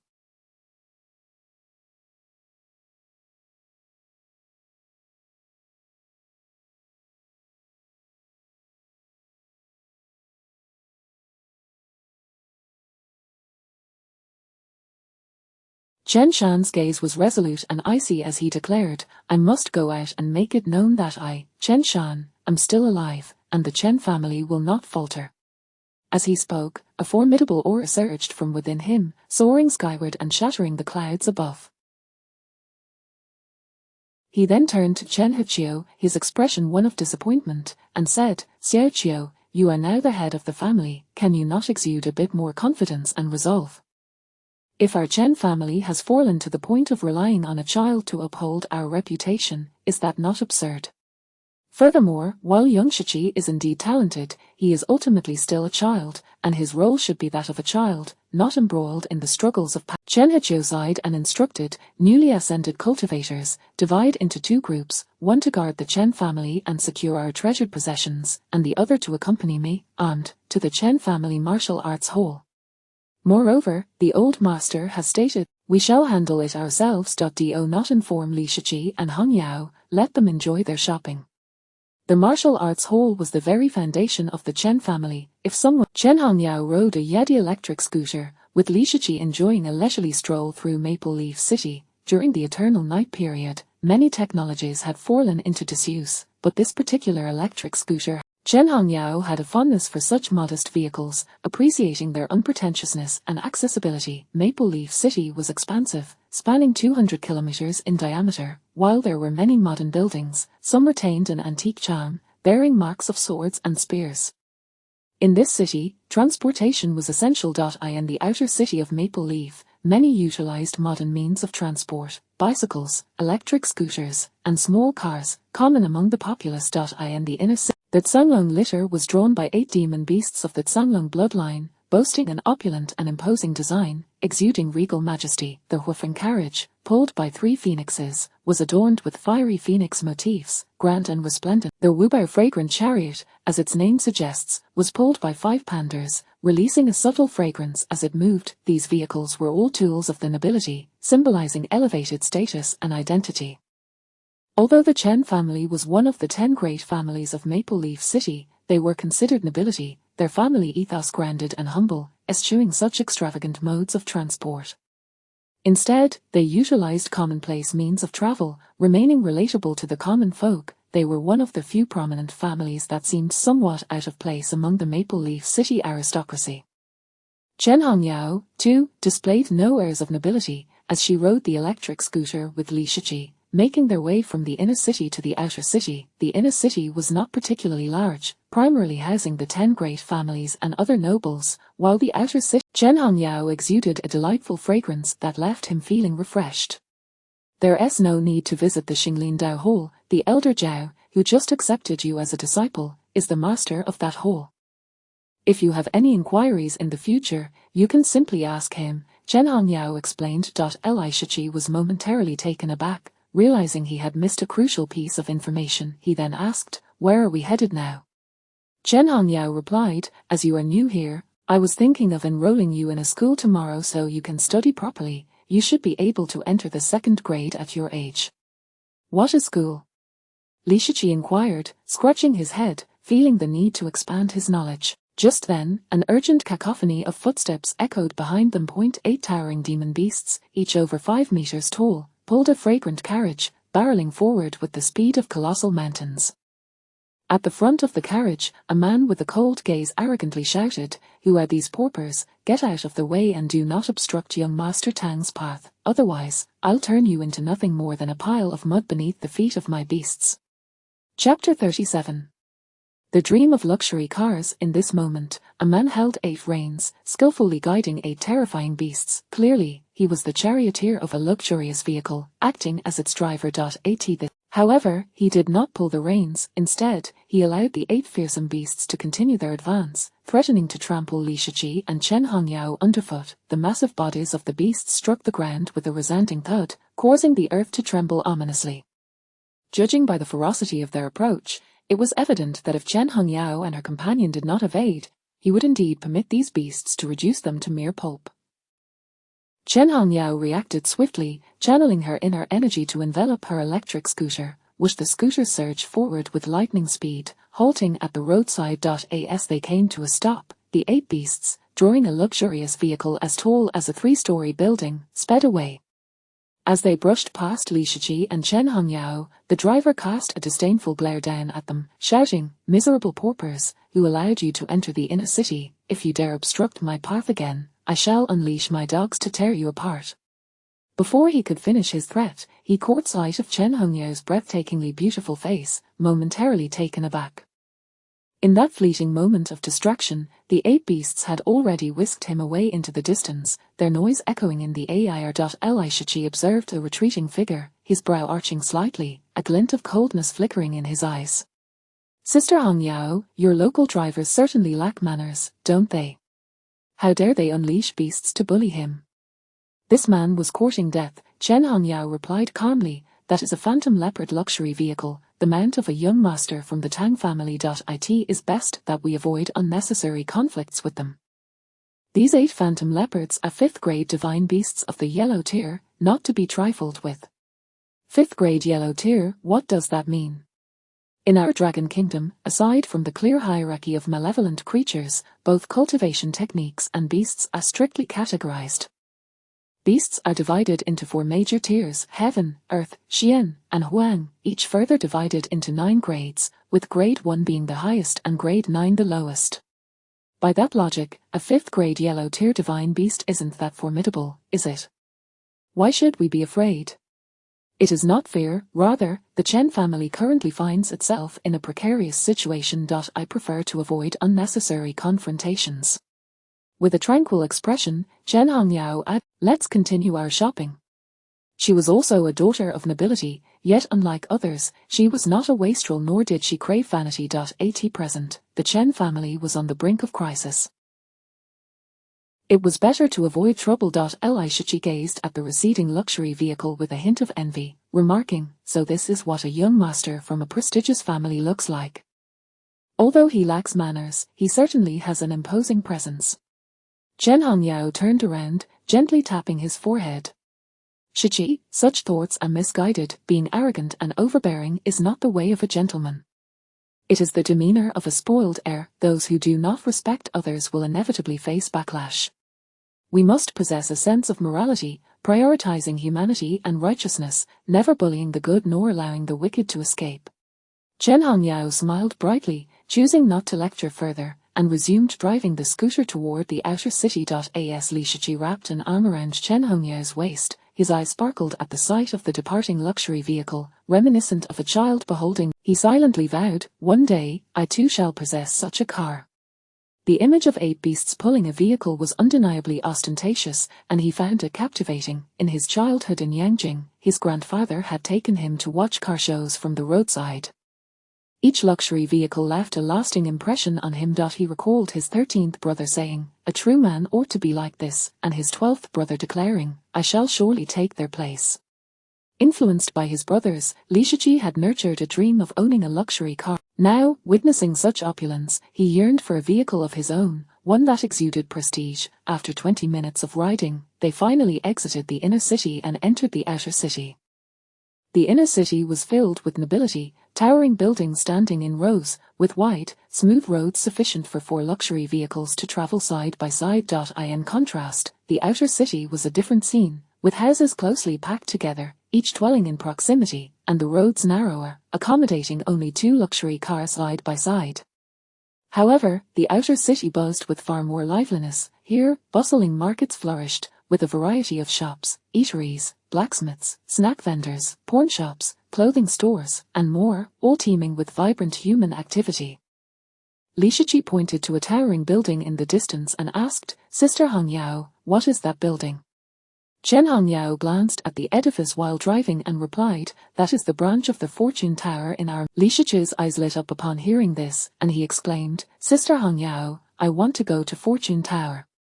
Wasn't that the establishment mentioned by the chef? In such a small maple leaf city, it was remarkable to have the divine mechanism, the Apricot Grove Dojo, and the Fortune Tower all present.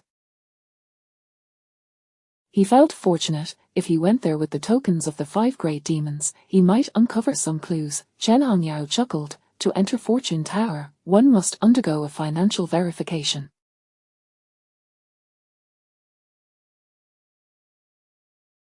They only serve the affluent. Li Shichi inquired, "What does financial verification entail?" Chen Hongyao explained, "It means they check how much money you have in your pocket and how much is required to enter. From dining there costs between 10,000 and 100,000 per meal. A million.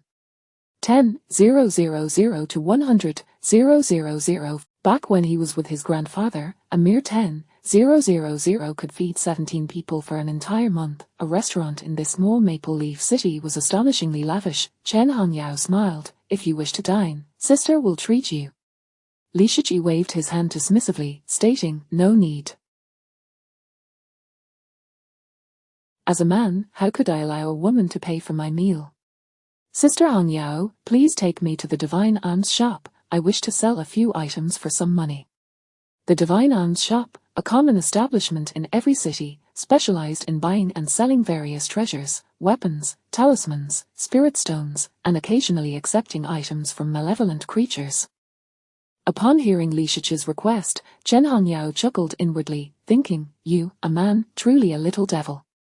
However, she refrained from saying more and drove the scooter to the Divine Alms shop. This place, dedicated to weapon trading, was even more bustling than the markets, with a constant flow of people and vibrant business activity.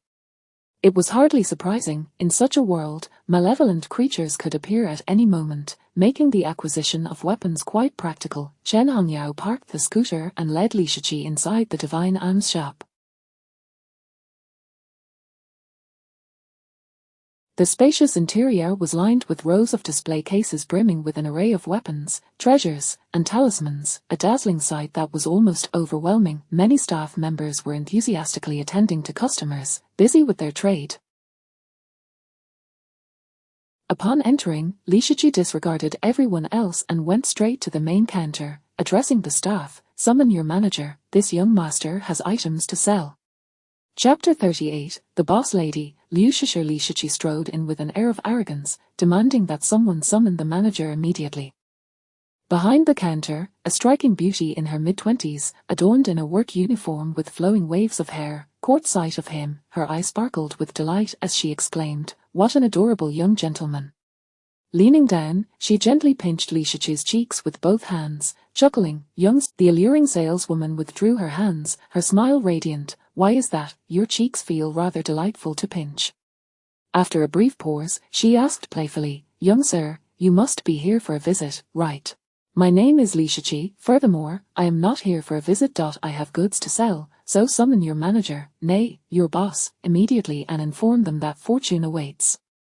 Having borrowed numerous treasures from the various demons in the prison, his grandfather had advised him that to sell valuable items, one must speak directly to the proprietor, hence his insistence on seeing the boss. The beautiful saleswoman, still smiling, chose not to fetch the boss but instead continued to tease Li Shiqi's baby fat.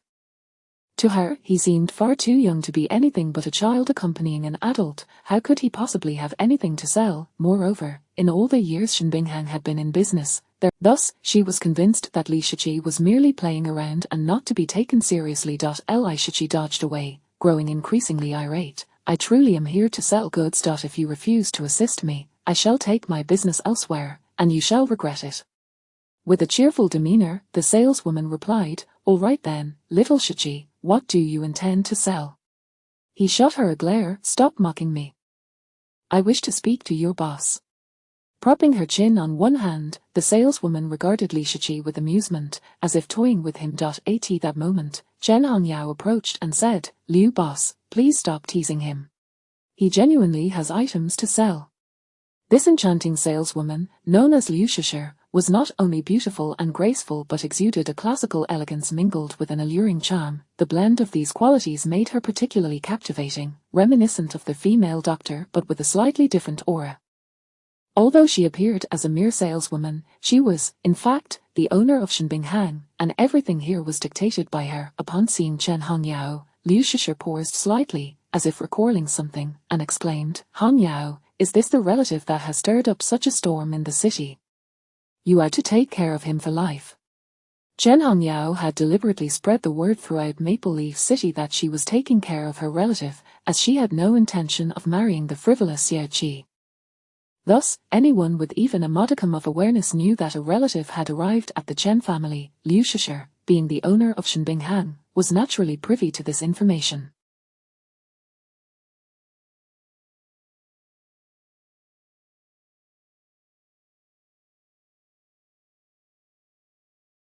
Chen Hongyao replied coolly, "As an elder sister, it is only right to care for my younger brother." With a teasing smile, Liu Shishi remarked, I see, your sense of responsibility as an elder sister is truly commendable." Clearing her throat, Chen Hongyao redirected the conversation, "Liu boss, let's get back to the matter at hand. Li Shiqi truly has items he wishes to sell to you." Liu Shishi, her smile returning, turned her gaze to Li Shiqi and asked, "Little Shiqi, what do you wish to sell?" Li Shiqi, puzzled, Li Shiqi scrutinized Liu Shishi, commenting, "A boss dressed as a saleswoman, quite peculiar. Never mind, I shan't dwell on that." He placed the snakeskin bag tied around his waist onto the counter, stating, "Since you are the boss, you should possess some discernment. Take a look at the items inside and give me an appraisal." Thud, the snakeskin bag, which had been draped around Li Shiqi's form, thudded heavily onto the counter. Liu Shishi, with a playful grin, responded, "All right, let me see what treasures." She disliked such teasing, but seeing Li Shiqi engage in business, she chose to endure it. Liu Shishi unfastened the strings of the snakeskin bag, her initial indifference swiftly replaced by astonishment as she peered inside.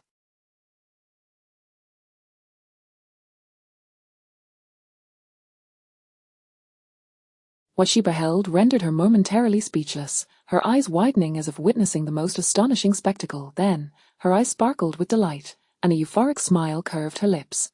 However, her expression soon turned grave as she hastily secured the opening of the snakeskin bag, taking several deep breaths to calm her overwhelming excitement. Chen Hongyao furrowed her brow. Liu boss, what is the matter? Liu Shishir, her face serious, replied, Miss Chen, little Shichi, this transaction is of utmost significance. I cannot make decisions alone, and this is not the place for Please follow me.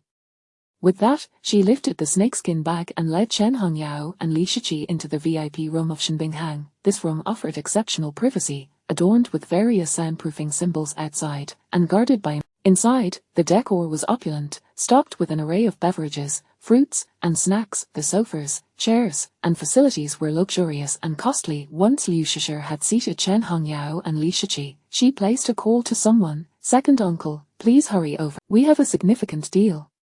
Chen Hongyao looked puzzled. Liu boss, what is this about? Liu Shishir hung up the phone and smiled. Miss Chen, I sincerely apologize, but this business is too substantial for me to handle alone. We shall wait for my second uncle to arrive before proceeding. This is a VIP room, feel free to indulge in any fruits or beverages. Really? Li Shichi's eye sparkled with excitement. Indeed. Liu Shishir affirmed with a nod. Without hesitation, Li Shichi seized some cookies and candies, eagerly tasting them. Ultimately, his favorite treats were indeed sweets. After indulging, he poured himself some drinks, smacking his lips and exclaiming, not bad.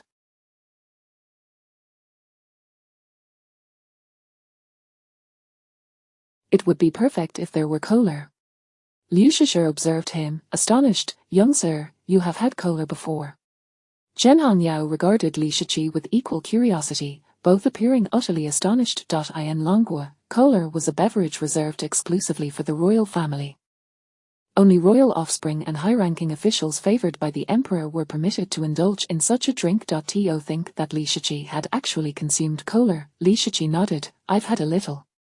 It's quite sweet.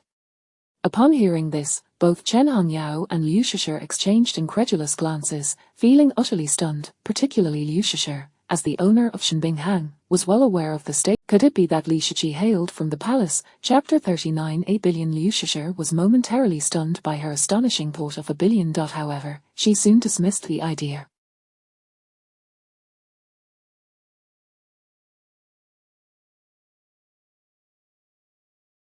Members of the royal family lived in the opulent forbidden city of Yangjing, indulged in luxury, and had seldom ventured far from home. How could one possibly descend upon a small city like Maple Leaf City? Moreover, the journey from Yangjing to Maple Leaf City would inevitably lead through the perilous Dark Devil Zone, a region now deemed a death trap, as if a dark celestial blade pierced the heavens and earth, severing all connections. This forbidden area was impassable. Even the most skilled masters from Yangjing could not traverse it. Furthermore, as far as she knew, royal family members were always accompanied by powerful guardians, yet Li Shichi had not a single protector by his side. Thus, it was evident that Li Shichi was not a royal descendant. Having clarified this, she curiously looked at Li Shichi and inquired, Little brother, when did you drink cola? Li Shichi retorted defiantly, I won't tell you. Among the 5 great devils, one could have anything one desired. During that time, he had consumed 2 bottles of cola, the sweet taste lingering in his memory. Liu Shishir and Chen Hongyao exchanged glances, rendered speechless. Just then, the door swung open, and an elderly man clad in traditional Tang attire, his hair a shade of white, entered. He was not particularly tall and bore a slight plumpness, yet he exuded an air of affluence. Most striking was his left eye, a ghostly green, appearing quite fearsome. Upon seeing this man, Chen Hongyao's heart skipped a beat. Ghost-eye divine soldier Liu Hongqi. He hailed from the Liu family, one of the 10 prominent families in Maple Leaf City, a peak practitioner of the newborn realm, and his cultivation method was shrouded in mystery, enabling him to forcibly elevate his realm to the burning heaven realm for a mere 10 minutes, at the cost of sacrificing 10 years of his lifespan.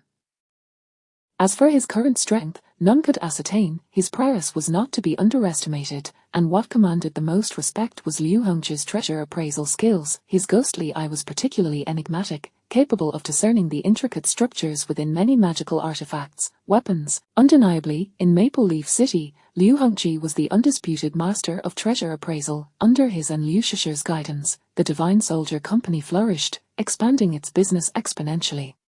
Uncle, Liu Shishir rose to her feet. Liu Hongqi acknowledged everyone present before stepping forward to Liu Shishir, asking, Shishir, what is this grand business you speak of?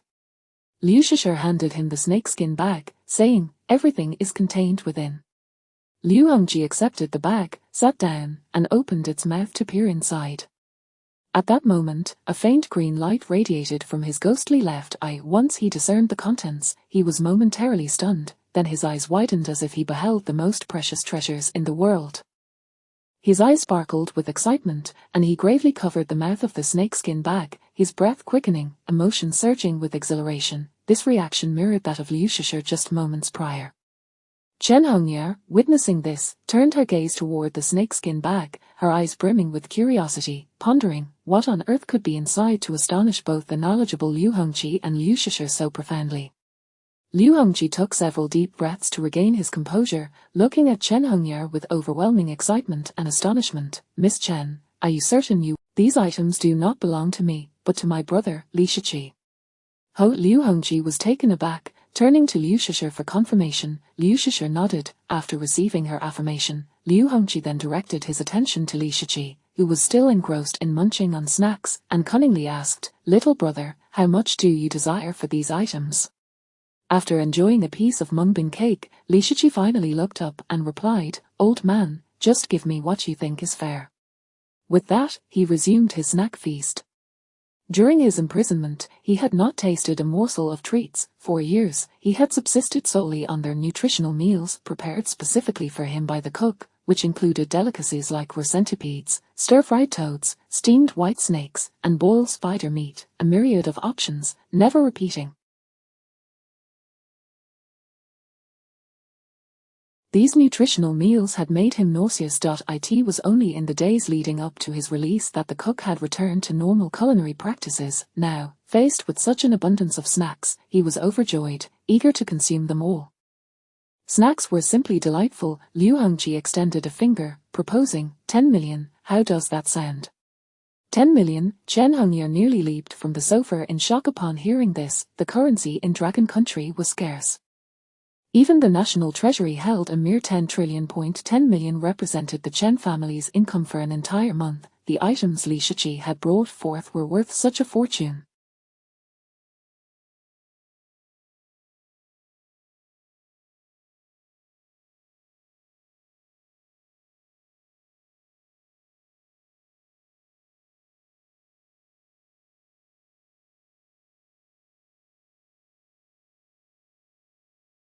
Li Shiqi paused his snacking, glaring at Liu Hongji, his voice cold, old man, that's not fair. With that, he snatched back the snakeskin bag and stood to leave. Liu Hongji's expression shifted, and he quickly stopped Li Shiqi, smiling amiably, little brother, I apologize. I misspoke. How about this? I'll offer you 50 million. Initially, he had assumed Li Shiqi was young and unaware of the true value of the items, intending to deceive him into accepting a low price. Now, witnessing Li Shiqi's attitude, he realized that Li Shiqi was well aware of the treasure's worth. Upon hearing this, Chen Hongye was once again stunned, her mouth agape. 50 million, my goodness, that was an astronomical sum. Li Shiqi raised his head, his expression displeased as he stared at Liu Hongji. Old man, do you think I'm easy to deceive just because I'm young? Is this how your divine soldier company treats its guests? Liu Hongji, unfazed by being called old man twice, maintained a cheerful demeanor. Little brother, then you propose a price.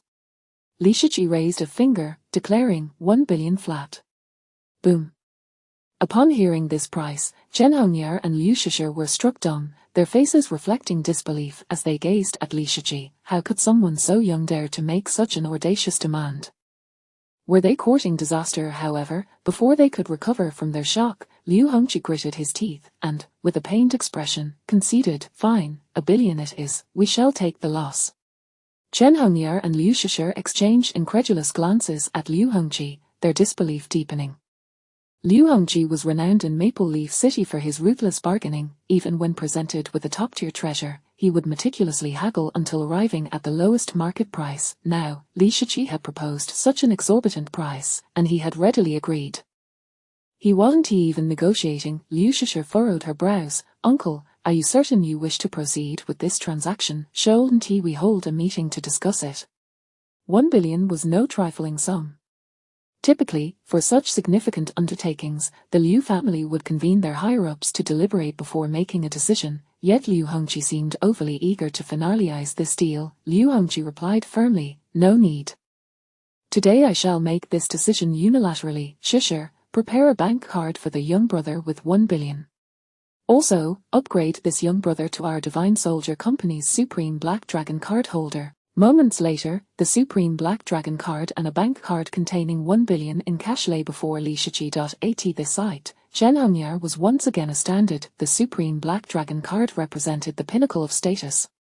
With this card, one could enjoy the most elite treatment at any branch of the Divine Soldier Company nationwide. There were only 10 individuals who possessed this card. Now Liu Hongqi had bestowed such an honor upon Lishichi. Her curiosity piqued. She gazed at the snakeskin bag in Li Shichi's possession. What on earth could be contained within that made it so extraordinarily valuable? Chapter 40. What if he has a change of heart? Chen Hongyao glanced at the cards, then at the snakeskin bag, and finally at Li Shichi, her expression a mix of confusion and disbelief. The Chen family had toiled tirelessly, managing to earn a mere 1 billion in a year. Yet here was Li Shichi, effortlessly raking in such a fortune from selling a few pieces of equipment. She was exceedingly curious about the treasures hidden within that snakeskin bag. Liu Hongqi handed 2 cards to Li Shichi, a smile gracing his. "Li, here are your funds and VIP card. Now, would you kindly show me the items?" His gaze remained fixated on the snakeskin bag, the contents of which stirred a restless desire within him. Li Shichi, however, maintained a stoic demeanor and replied, "I need to verify the funds. Who knows if there's actually money in this card?" Liu Shisher, standing nearby, furrowed her brow and interjected, "Our Divine Alms Company has always operated with integrity."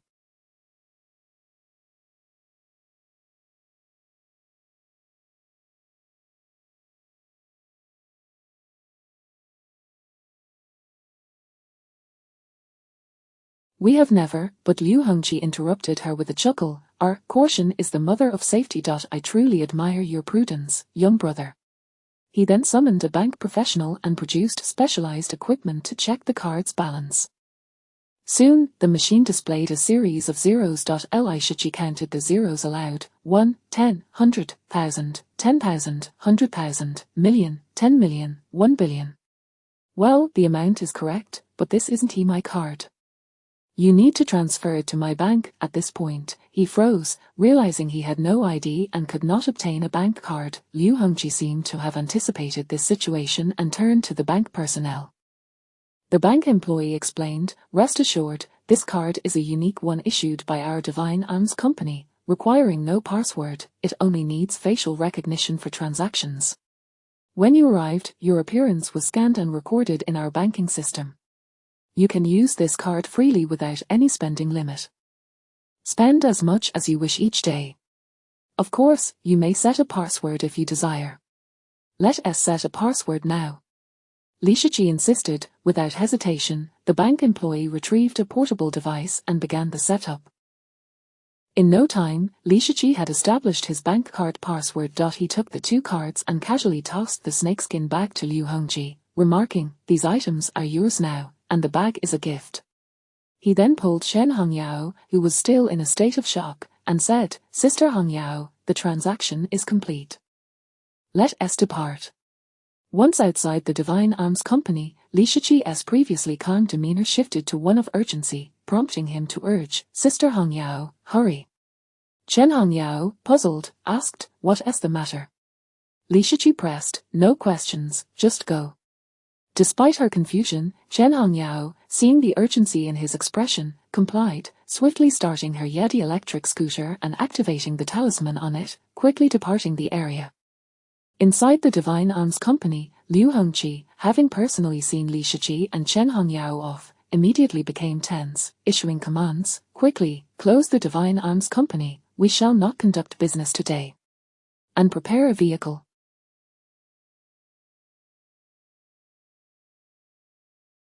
"I must leave the city. If that Li Shichi returns today, we absolutely must not meet him." "Second uncle, what are you doing?" Liu Shisher inquired, bewildered. Liu Hongqi clutched the snakeskin bag tightly, anxiety evident in his demeanor. today's transaction has proven profitable. We must expedite the shipment to their headquarters in the southern province. If we delay, I fear that young brat might have a change of heart and refuse to sell, and we would incur massive losses. Enough chatter. Prepare the vehicle, and remember, close the doors today to prevent him from changing his mind. Liu Shishi, hearing this, wore a perplexed expression. After all, Li Shiqi had just made $1 billion. How could he possibly reconsider? Yet, upon hearing Liu Hongzhi's insistence, she complied, preparing the vehicle and ushering all customers out before locking the doors. Before the doors closed, Liu Hongzhi, gripping the snakeskin bag, settled into an opulent vehicle drawn by 8 serpentine beasts. The creatures flapped their wings and soared into the sky, propelling the luxurious carriage aloft. Thus, in broad daylight, Liu Hongzhi made a hasty getaway, fearful that Li Shiqi might have a change of heart and return for the treasures within the bag. Faster! Hurry, Sister Hongyao, step on it. Li Shiqi urged, embracing Chen Hongyao's waist as they sped away on the Yadi electric scooter. They continued for 20 kilometers before Chen Hongyao finally came to a stop. He dismounted, casting a wary glance behind to ensure Liu Hongzhi and his associates had not followed, and only then did he exhale in relief, a triumphant smile spreading across his face.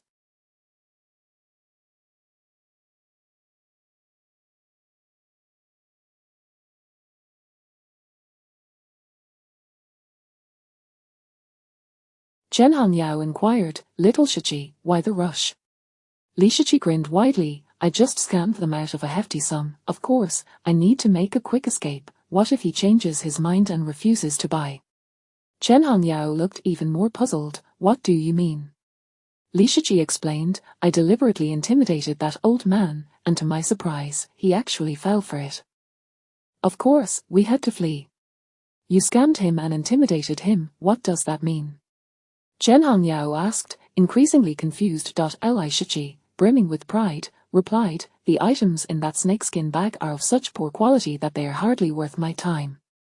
A firm squeeze would shatter them. I calculated their worth at most to be 1 million. But that old man opened with 10 million. Hearing that price, I realized I had underestimated their value. He surely wasn't being truthful. My grandfather always said that the initial offers in negotiations are merely exploratory, not the final word. His 10 million bid indicated the true value must exceed that. So, I continued to bluff him, demanding 1 billion. To my astonishment, he actually agreed. Sister Hongyao, we've struck it rich this time." As he spoke, his excitement was palpable as he brandished the card. For the first time in his life, he possessed such wealth. His mindset transformed, he felt like a millionaire, unable to contain his elation. 1 billion. In the past, he would have had to undertake numerous missions alongside his grandfather to earn such a sum.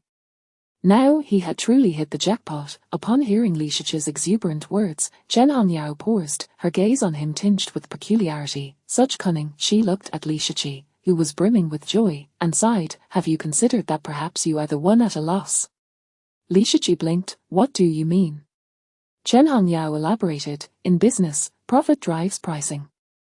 The more valuable the item, the higher the offer. That old gentleman's readiness to part with 1 billion suggests that the contents of your bag are surely worth more than that, perhaps even 2 billion. At her words, the card slipped from Li Shiqi's grasp and fell to the ground. "No, it can't be." Chapter 41. Deceived Chen Hongyao gazed at the somewhat dazed Li Shiqi and chuckled. Just think about it, how could a shrewd businessman ever engage in a losing venture? Gui Yangshenbing Liu Hongzhi, he is a master weapon connoisseur with unparalleled appraisal skills. He never misjudges a treasure. Moreover, he is astute and miserly, well-versed in haggling. What he might pay you 100 million for must be worth at least 300 million. You may think you've profited. Liu Hongzhi's reputation was well known throughout the city. This man would never suffer a loss. Li Shiqi swiftly picked up the 2 cards from the ground and inquired, "Is it truly worth that much?" The items in his snakeskin bag, some were of exceptional quality, while others were subpar. The first batch he attempted to sell was the lowest quality. It was precisely because of this that, upon achieving a selling price of 100 million, having never encountered such wealth before, he felt a surge of excitement, believing he had struck gold, and acted quickly. After securing the deal, he felt a sense of pride, convinced he had triumphed. but in truth, it was Liu Hongji who had profited immensely. Chen Hongyao nodded. While I may not be an expert in treasure appraisal, I know Liu Hongji well. Your items are undoubtedly worth that sum. Li Shiqi immediately jumped into the car, exclaiming, "Let us go back to Shenbinghang." Chen Hongyao chuckled softly, replying, "It's too late." "What do you mean?" Li Shiqi questioned. Chen Hongyao explained, "Knowing Liu Laojia as I do, he has undoubtedly locked the doors of Shenbinghang by now and taken your treasures to the headquarters in the southern province for safekeeping." Pausing for skeptical, Li Shiqi urged Chen Hongyao to return to Shenbinghang. Upon their arrival, they discovered that the once bustling establishment now stood with its doors firmly shut, devoid of any presence. Li Shiqi was left speechless. Damn it, I've been duped. His grandfather was right, the world of martial arts was fraught with peril and traps at every turn. Although he had spent 5 years in prison honing his skills and was aware of many treacherous tactics, he had only learned combat techniques. Faced with this prize war, he found himself lacking in practical experience and had been outmaneuvered by Liu Hongji. Instead of feeling anger, Li Shiqi laughed. Well, that old Liu really is something. Observing Li Shiqi's demeanor, Chen Hongyao expressed her concern. "Xiao Shiqi, are you all right?" Li Shiqi, with a carefree smile, replied, "Of course, what's a loss of 2 billion? Why worry about it?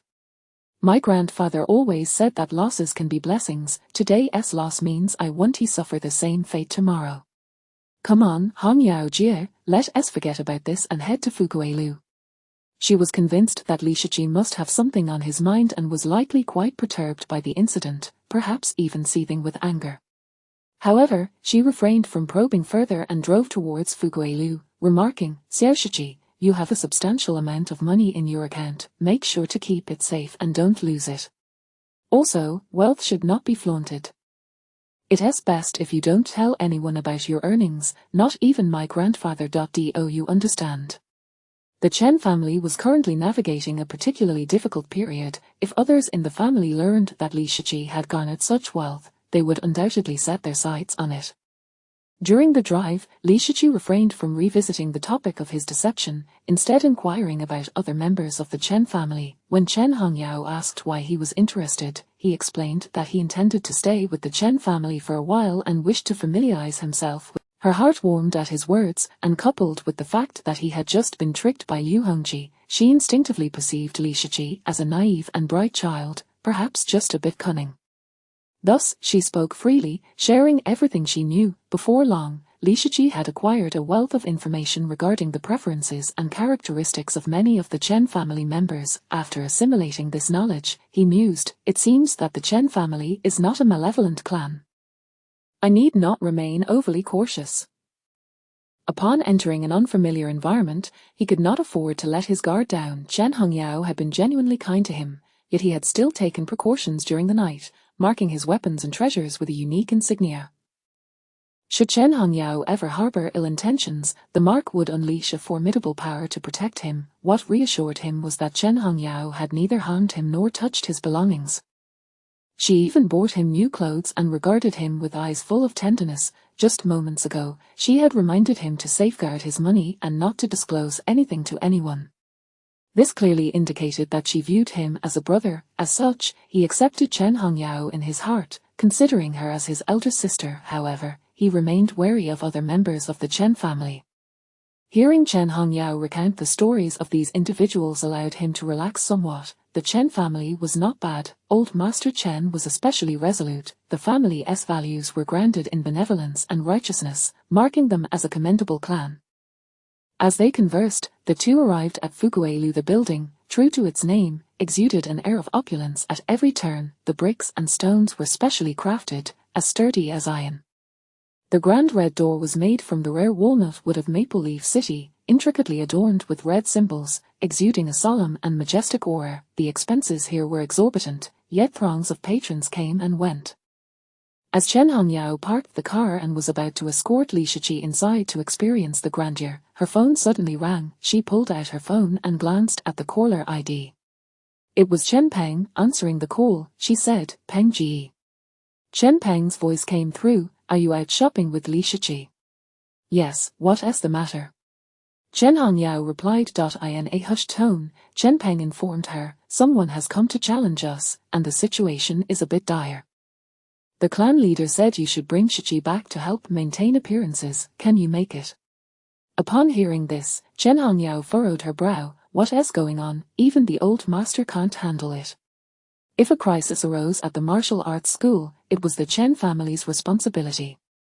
It was rather excessive to expect a newcomer like Li Shichi to step in and support them during a difficult time. If word got out, it would only serve to ridicule the Chen family's incompetence. Chen Peng continued in a low voice, "That is the issue at hand. The challenger is Long Shirong from the Xingchen society, but he isn't the one personally fighting, it's his disciple, a 10-year-old boy named Deng Lei. This Deng Lei is nothing short of a prodigy. At such a young age, he has already reached the 9th level of the Gathering Spirit realm, just a step away from the New Life realm. In this situation, even the old master cannot intervene, as the opponent is too young. It is a matter of peers facing off.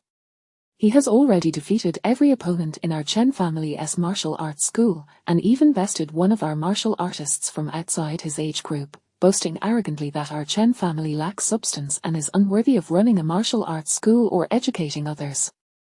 He claims we are harming the youth and demands we exit the martial arts scene and the education sector. Hongyao, if we allow Deng Lei to continue his arrogance, it will imply that it will become exceedingly difficult for our martial arts school to recruit new students in the future. We cannot afford to lose this battle." With those words, Chen Hongyao's friend deepened, her mind reeling. A 10-year-old at the 9th level of the Gathering Spirit realm was no trivial matter. He was undoubtedly a genius among geniuses. In the Long Kingdom, the cultivation realms are divided into Spirit Bud, Divine Embryo, Gathering Spirit, Condensing Soul, New Life, Burning Heaven, Jian Koan, Hongmeng, Crossing Tribulation, and Celestial Deity. Each major realm contains 9 levels. Typically, individuals begin cultivating at the age of 3, and reaching the 9th level of the Divine Embryo realm by the age of 10 is already a rare talent. The fact that Deng Lei has achieved the 9th level of the Gathering Spirit realm at merely she feared that she might not even be able to contend with him. Before Chen Hongyao could voice her thoughts, Li Shichi had already leaned in, addressing the phone. "No problem, we'll head over right now."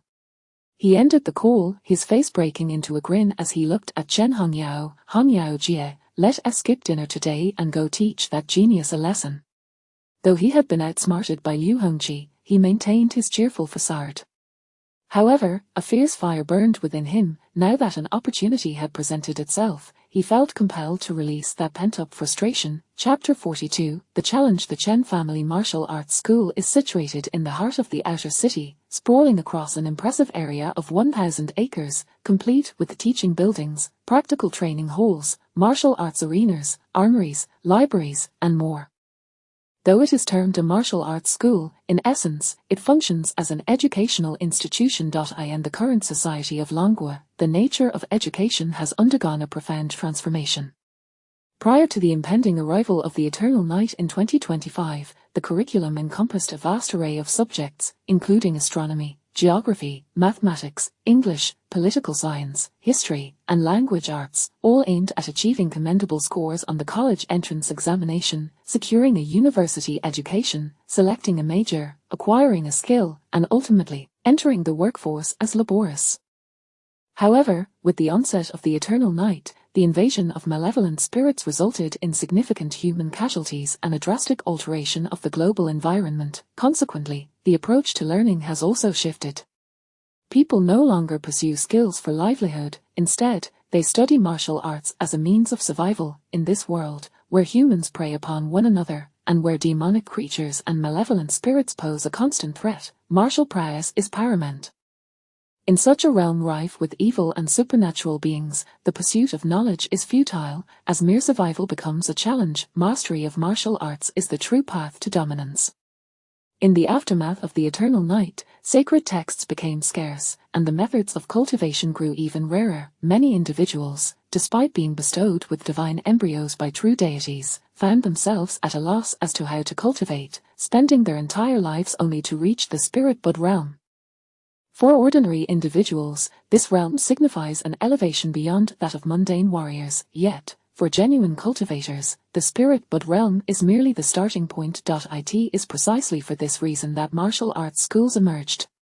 When Emperor Qin established Longhua, he unified the currency, standardized the written language, and aligned transportation systems, thereby reuniting the fragmented nations ravaged by the eternal night. To thwart the invasion of malevolent spirits, Emperor Qin spared no effort or resources in constructing an immense great wall to serve as a bulwark against evil.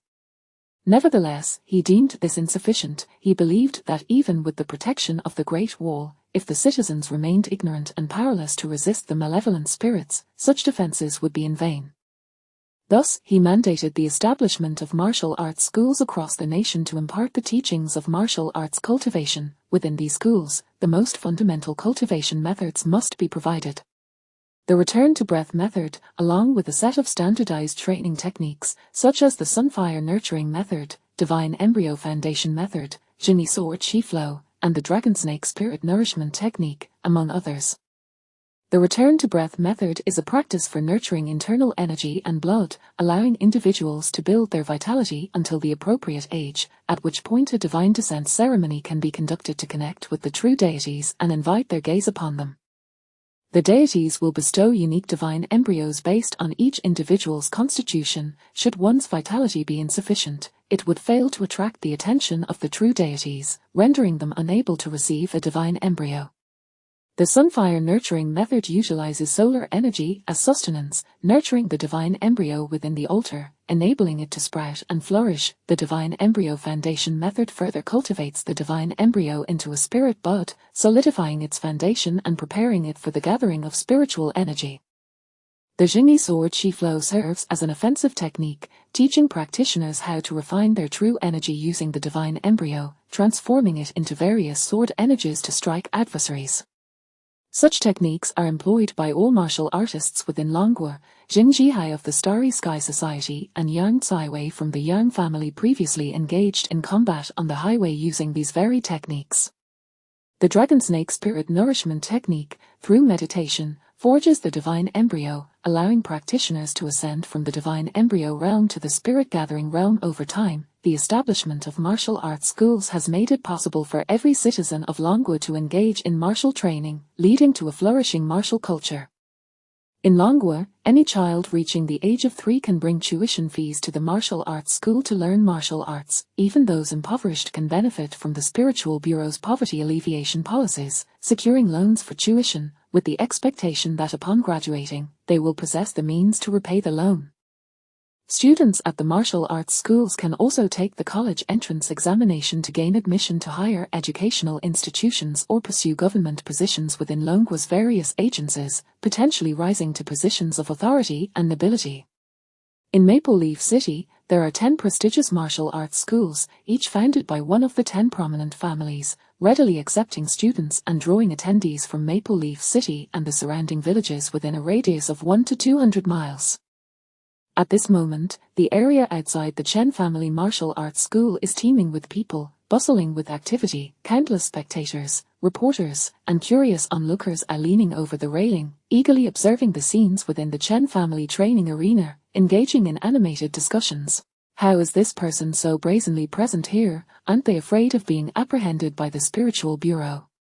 Not all individuals from the Starry Sky Society are heinous criminals. I recognize this person. He is Long Shirong, a formidable figure from the Long family of the neighboring Zhangchuan city. Although he has joined the Starry Sky Society, he has committed no wrongdoing, thus avoiding any warrants. His disciple is Deng Lei. Long Xiao has brought his disciple to challenge the Chen family martial arts school, and so far, he has achieved 3 victories in 3 matches, commanding great respect. If no one from the Chen family martial arts school can defeat Deng Lei this time, their reputation may be irreparably tarnished, and they will struggle to attract students in the future. The Chen family has indeed faced a series of misfortunes recently. Old Master Chen has been possessed by malevolent spirits, and the family's business is being steadily eroded by other prominent families. If the martial arts school falls as well, the Chen family may never recover.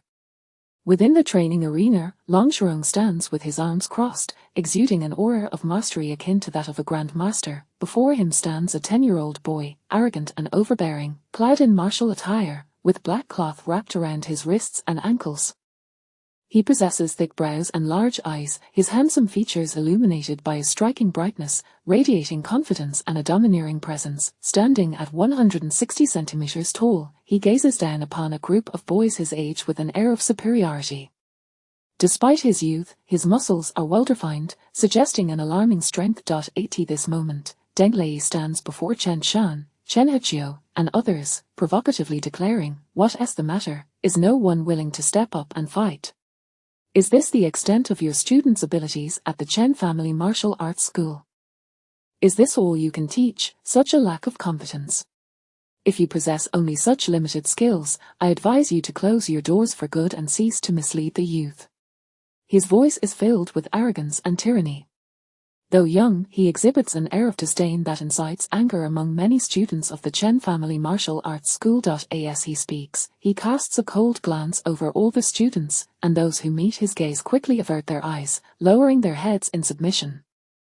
Though they feel a surge of indignation, they must concede that Deng Lei is indeed a prodigy beyond compare, and they stand no chance against him. Should they attempt to measure themselves against Deng Lei, they would only suffer a humiliating defeat akin to the top 3 contenders, being soundly beaten by him. The expressions of Chen Shan, Chen Hechio, and others are equally grim. Deng Lei's strength is overwhelming, having effortlessly trounced the 3 strongest students of the Chen Family Martial Arts School. In terms of technique, Deng Lei has achieved victories with ease. In martial arts, he prevails effortlessly. In spellcraft, he dominates without contest. In talismans, he triumphs effortlessly. Martial arts, techniques, talismans, and divine abilities are fundamental skills that any practitioner must master. Techniques involve channeling true energy through the divine embryo within the altar to launch attacks on enemies, as seen with the Jingyi sword Qi flow. Martial arts refer to hand-to-hand combat skills. Talismans consist of symbols drawn by practitioners using vermilion or blood to create talismanic power for offensive purposes. Currently, the Chen Family Martial Arts School has suffered a complete defeat in these 3 fundamental disciplines. Divine abilities, a power exclusive to advanced practitioners, have yet to be cultivated by any of the 500 students within the Chen Family Martial Arts School. Among the top 3 students, the strongest can only claim to be at the 3rd level of the spirit-gathering realm. Even so, they are regarded as seed-level candidates within the Chen Family Martial Arts School and are held in high esteem. However, all 3 have suffered humiliating defeats at the hands of Deng Lei, sustaining injuries that have left them utterly shamed and helpless. Witnessing Deng Lei's brazen arrogance, Chen Shan and Chen Hechio harbor a desire to confront him, yet, the challenge brought forth by Long Shirong is not a mere contest of brute force. It is a competition of teaching methods, a test of the students they have cultivated. Should Chen Shan and the others descend to combat Deng Lei, it would be an act of bullying, effectively admitting their own inferiority and inability to produce capable students, thus sealing their own fate in disgrace.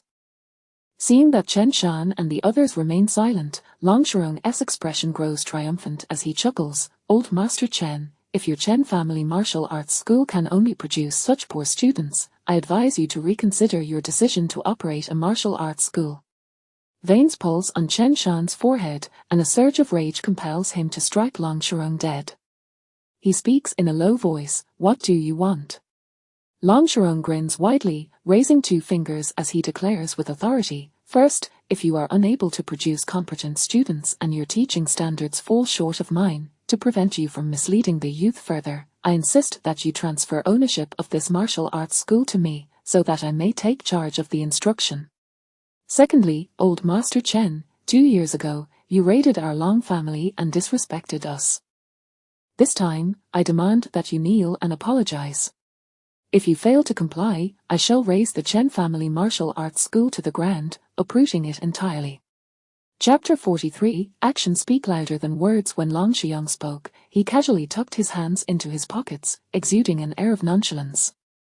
However, his voice was as cold as ice, resonating with a chilling intensity that reached the ears of everyone present, brimming with murderous intent. Upon hearing these words, Chen Shan's gaze turned frigid as he stepped forward, fixating a cold stare on Long Shirong. "Do you truly believe that there is no one in the Chen family?" With his advance, an overwhelming pressure emanated from him, enveloping Long Shirong like a surging tide. The first to bear the brunt of this terrifying aura was Deng Lei.as, a mere gathering spirit realm cultivator. He stood a full realm below the burning heaven realm, utterly unable to withstand this oppressive force. It felt as if a colossal mountain bore down upon his shoulders, causing him to bend at the waist, nearly collapsing to the ground. Is this the power of the burning heaven realm? Is this the fearsome prowess of the legendary war god, Chen Shan? Deng Lei gritted his teeth, channeling his internal energy to summon the divine altar behind his head. A cascade of luminous energy poured down upon him, cocooning him and aiding in the struggle against Chen Shan's pressure. Crack, crack, crack. As he resisted, the bones throughout his body creaked under the weight of the oppressive force. He emitted low growls, yet in the end, he managed to endure the tremendous pressure without succumbing to his knees. Witnessing this scene, all present were taken aback, their gazes filled with both trepidation and admiration for Deng Lei. At merely 10 years old, with the cultivation of the gathering spirit realm, he withstood the pressure of the burning heaven realm, a testament to his extraordinary strength. Given another 20 years to grow, he would undoubtedly surpass the burning heaven realm. Is the Chen family's martial arts academy only capable of bullying the weak? Long Shuyang stated coldly. With his words, a formidable aura surged forth from him, clashing against the pressure emanating from Chen Shan and enveloping Deng Lei. The weight on Deng Lei diminished, allowing him to straighten up and gasp for breath. Chen Shan fixed his gaze on Long Shuyang and replied solemnly, "Though your disciple is indeed formidable, it merely attests to his extraordinary talent. It does not reflect your teaching abilities, nor does it imply that our teaching is inferior. You are welcome to challenge us at any time. Should our students lose, we will accept that. However, if you seek to provoke us and lay hands on anyone from the Chen Family Martial Arts Academy, do not blame me for being unmerciful." As he spoke, a divine altar materialized behind his head.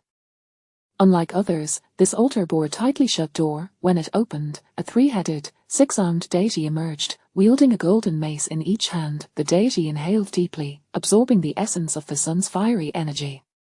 With a thunderous roar, flames erupted outward, transforming his hair into a blazing inferno that floated in the air. In that moment, the deity emerged from the flames, resembling a fire god descending from the heavens, exuding an awe-inspiring presence.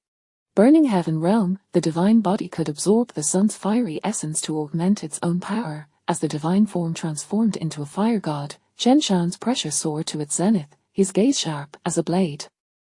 His hair stood on end like steel needles, and a faint golden light radiated from his body, his armor shimmering like a wrathful golden deity. He was more terrifying than the fire god reborn from the flames. In the face of his overwhelming aura, everyone within a 3-kilometer radius felt an immense weight pressing down upon them. Flowers, grass, and trees bowed in submission. Those below the 7th level of the newborn realm within that radius were forced to kneel, trembling with fear. Even cultivators at the 7th level of the newborn realm and below the burning heaven realm gritted their teeth, struggling to withstand the pressure. Thud, thud, thud. Sensing Chen Shan's terrifying aura, Deng Lei quickly retreated behind Long Shuyang, his face etched with fear as he murmured, Is this what it means to be a strong cultivator of the burning heaven realm? It's truly terrifying." He was not alone in this sentiment. Everyone present shared the same thoughts. However, Chen Haqiu looked at Chen Shan's imposing figure with deep concern. If Chen Shan could subdue Long Shuyang, it would be one thing. But if he could not, the conflict would inevitably escalate. Having just recovered from a serious illness, if a fight broke out, he would surely be unable to unleash his full strength and would suffer the consequences. Long Shuyang faced the formidable Chen Shan without a hint of fear, casually remarking, "Old man, having just recovered from a serious illness, are you truly prepared to engage in a life-and-death struggle with us?" As he spoke, he too summoned the divine body from his altar.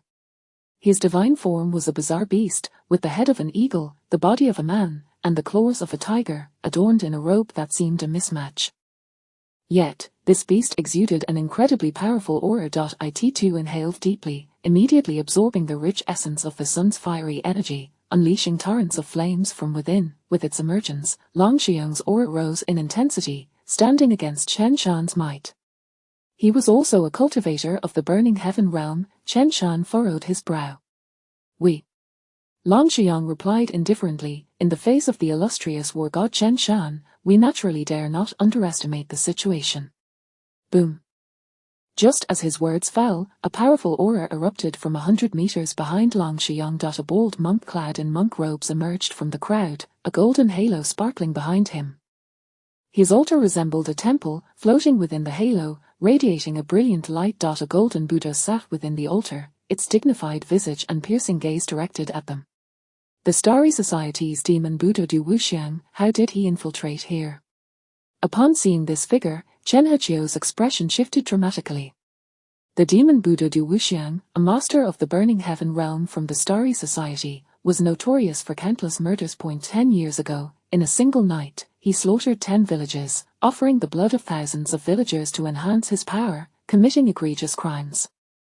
How could such a wanted figure have stealthily entered Maple Leaf City? Boom, boom, boom. Simultaneously, powerful auras surged from the south, west, and north of the Chen family martial arts academy, shattering the clouds above. 3 terrifying auras rose, instilling fear and amplifying the pressure. The pressure of the burning heaven realm, now, including Du Wuxiang and Long Shiyang, 5 masters of the burning heaven realm have appeared. How is this possible? Chen Heqiu's face turned ashen. Chen Feilong, Chen Peng, and the others also bore expressions of shock. With 5 masters of the burning heaven realm joining forces, this elite formation represented the pinnacle of combat power in Maple Leaf City. The emergence of such an array indicated that these individuals were not merely here to destroy the Chen family martial arts academy, they intended to annihilate the entire Chen family. This was war. Realizing this, Chen Heqiu, Chen Feilong, and the others felt a sense of despair. If it were during Chen Shan's peak, there might still be a chance to fight back, but now, with Chen Shan having just recovered from a severe illness, still reliant on medicinal effects to sustain him, there was no hope of winning a 1-against-5 confrontation. Long Shiyang, emboldened by the presence of his allies, gazed at Chen Shan with a smug expression and declared, "Chen Shan, if you kneel and beg for mercy, calling me grandfather a few times, I might consider sparing the Chen family." Chen Shan remained expressionless, responding coldly, "Are you finished?" Long Shiyang continued, "Chen Shan, your injuries have yet to heal. Forcing a confrontation will only worsen your condition. If you fall in this battle, your Chen family will be finished. I advise you." He arrogantly assumed that Chen Shan, being injured, would not dare to fight back, his demeanor brimming with arrogance. Whoosh! Before he could finish, Chen Shan had already appeared before him like a small mountain, his palm sweeping down with immense force. Simultaneously, the fire god wielding the golden twin maces struck down towards the divine altar above Long Shiyang's head with a thunderous momentum. Actions speak louder than words. Chapter 44, The Fierce Chen Shan. As the wind surged, Chen Shan arrived like a tempest, his formidable presence overwhelming. In an instant, with a hand imbued with unimaginable power, he struck Dragon Xiang before the latter could react, sending him hurtling through the air. Simultaneously, his divine altar was also sent flying by a golden mace, nearly fracturing under the impact. Dragon Xiang had been wary of Chen Shan's potential for violence, yet he had not anticipated such an unprovoked and ferocious assault. The speed of Chen Shan was astonishing, utterly unlike that of a man recently recovering from a grave illness. Caught off guard, he was struck down, landing unceremoniously on his back, while the divine altar rattled, causing a cacophony in his head, leaving him with a piercing headache. "Chen Shan, you son of a..." Dragon Xiang's face burned with pain as fury consumed him. He summoned his inner strength, pushing himself to the zenith of power, preparing to confront Chen Shan with all his might. "You dare to trouble me and insult me, seeking your own demise." Chen Shan bellowed, offering no opportunity for Dragon Xiang to retaliate.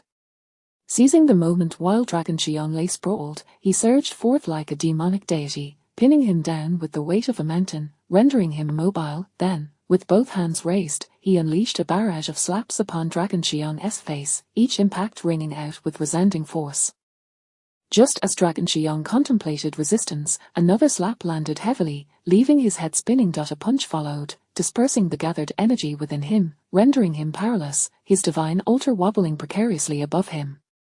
Moreover, the fiery idol summoned by Chen Shan wielded a golden mace, relentlessly striking at the newly born figure enshrined in Dragon Xiang's altar, leaving the eagle-headed, human-bodied idol bruised and howling in agony. In the face of Chen Shan's brutal onslaught, Dragon Xiang found himself utterly defenseless, akin to a schoolboy provoking a stern teacher, suffering without the slightest chance to retaliate, powerful, tyrannical, unyielding, all present were left in shock.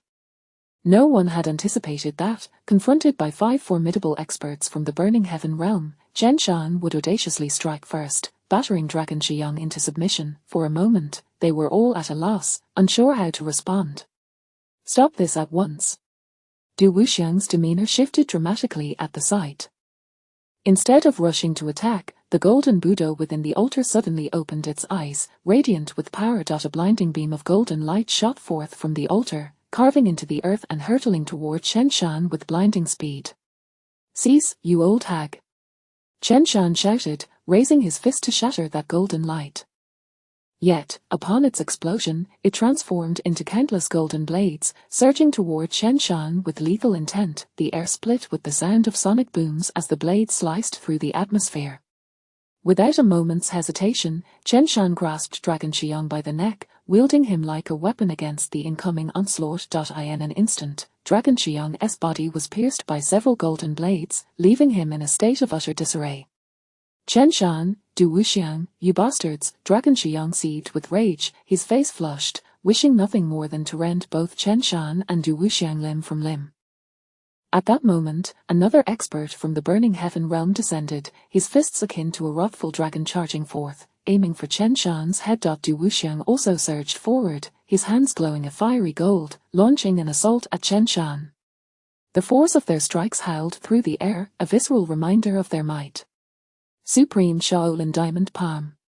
Chen Shan's eyes glinted coldly. Without hesitation, he dodged the attack from another Burning Heaven cultivator and retaliated with a punch. Boom! The clash of the diamond palm and Chen Shan's fist erupted into a thunderous roar, sending shockwaves rippling outward, uprooting trees and scattering foliage in all directions. Chen Hichio and the others felt the winds howl, their stances faltering, garments flapping wildly. Boom, boom, boom! In the next heartbeat, a cacophony like thunder erupted relentlessly. Chen Shan, still clutching Dragon Shiyang, engaged in fierce combat with the 2 Burning Heaven experts, exchanging dozens of blows in the blink of an eye, their movements so swift that even the most adept practitioners of the 9th realm could scarcely perceive them. All that could be heard were the sounds of battle, as 4 blurred figures clashed, unleashing waves of devastating energy and sword-like strikes. The ground beneath them fissured, marred by their relentless confrontation. Ultimately, with a resounding crash, Chen Shan stood triumphant, having pinned both Dragon Shiyang and Du Wuxiang beneath his feet, while he lifted another approaching Burning Heaven cultivator as though grasping a mere chick.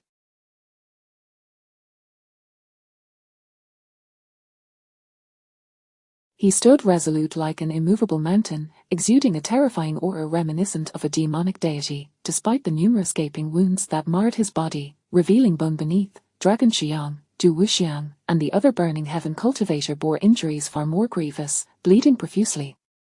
At that moment, the onlookers finally recognized the figure Chen Shan had ensnared by the throat, Wan Jiantang, another notorious practitioner from the Starry Society. With his divine altar dissipating behind him, Wan Jiantang grasped desperately at Chen Shan's hand. Du Wuxiang, pinned beneath Chen Shan's foot, coughed blood repeatedly. Dragon Shiyang's visage was swollen and grotesque. Witnessing this scene, the audience was collectively stunned. No one had foreseen that, even in his wounded state, Chen Shan would exhibit such ferocity, single-handedly taking on 3 opponents with sheer tenacity. However, Chen Hichio's brow furrowed in concern. He discerned that, despite Chen Shan's apparent ferocity, the chaotic energy within him signaled a crucial weakness. If Chen Shan were at his peak, he would have dispatched these 3 with ease, rather than laboring under such duress. At this moment, Chen Shan was undoubtedly at his breaking point. If the battle continued, he might very well perish. Unconcerned with his own injuries, he glared down at Dragon Shiyang with cold disdain. "You think with your meager prowess you can dismantle the Chen family martial arts school? How foolish!" Dragon Shiyang, humiliated and battered, bore his teeth in a grimace. "You may revel in your victory today, but the Starry Society will not rest until we have your school. Your students are but rubbish, incapable of matching my disciples. If your disciples cannot best mine, then you must enter the fray yourself, bullying the weak without shame." Dragon Shiyang spat, fury radiating from him. Chen Shan, I advise you to relinquish us, or else, from this day forward, the Starry Society and your Chen family shall be locked in a bitter feud. Our leader, Shen Wuyo, will not spare you. Chen Shan chuckled coldly. You dare to call yourselves the Starry Society, a gaggle of self-indulgent wretches, utterly ignorant of the true meaning of the Starry Society. Should Shen Wuyo learn of your shameless antics under his name, you would be the first to face his wrath. These words ignited a furious response from the trio. Old fool, you dare to insult the Starry Society. We shall see you dead. Dragon Xiang and his companions roared, their anger boiling over as they summoned every ounce of strength for a desperate confrontation with Chen Shan. With a tremor of his foot and hand, Chen Shan suppressed them, rendering them immobile. He then addressed the outside coldly, there are still 2 burning heaven cultivators, will you come forth willingly, or shall I force you out? As he spoke, 2 figures emerged slowly from the east, gliding across the ground. Though their movements seemed languid, each step covered 100 meters, and in a mere breath, they stood before Chen Shan. Starry Society, the Taiji Sword Demon Yang Wuqiao, pays respects to Elder Chen. Starry Society, the old ghost of horse pasture, Hong Haiqing, pays respects to Elder Chen. With polished manners, they bowed slightly to Chen Shan, yet their eyes glimmered with lethal intent. The arrival of these 2 sent shockwaves through Chen Heqiu and Chen Feilong, all 5 Burning Heaven experts hailed from the Starry Society. This represented the pinnacle of combat strength in Maple Leaf City. Especially for Chen Feilong, his expression darkened further. The appearance of these 5 experts from the Starry Society in Maple Leaf City had surely reached the ears of the other 9 great families, the City Lord's Mansion, and the Spirit Pivot Bureau, yet none had come to their aid. Clearly, the other families were eager to see the downfall of the Chen family, wishing for the Starry Society to exhaust Chen Shan before delivering the final blow. As this realization sank in, despair gripped his heart. At this moment, Chen Shan's icy gaze fixed upon Yang Wuqiao and Hong Haiqing. Well, it seems the elite of your Starry Society have gathered within a 500-kilometer radius. It appears someone wishes for my demise. After a pause, his eyes glinted with sharp intensity, his fighting spirit ignited. Come at me together, 5 against 1, I am not unfamiliar with such odds. Yang Wuqiao smiled, Elder Chen, you misunderstand. We merely wish for the younger generations to engage in a friendly contest with the juniors of your Chen family martial arts school. If one of your disciples can triumph over our rising star, Deng Lei, we shall depart immediately. Hong Haiqing picked up the thread. Should they fail, your Chen family martial arts school will become the property of the Starry Society. This is the law governing martial schools, and you must comply, correct? Yang Wuqiao continued with a smile, if Elder Chen insists on a direct confrontation with us, even if you manage to slay us, you will find no reprieve, nor will your Chen family escape unscathed, correct?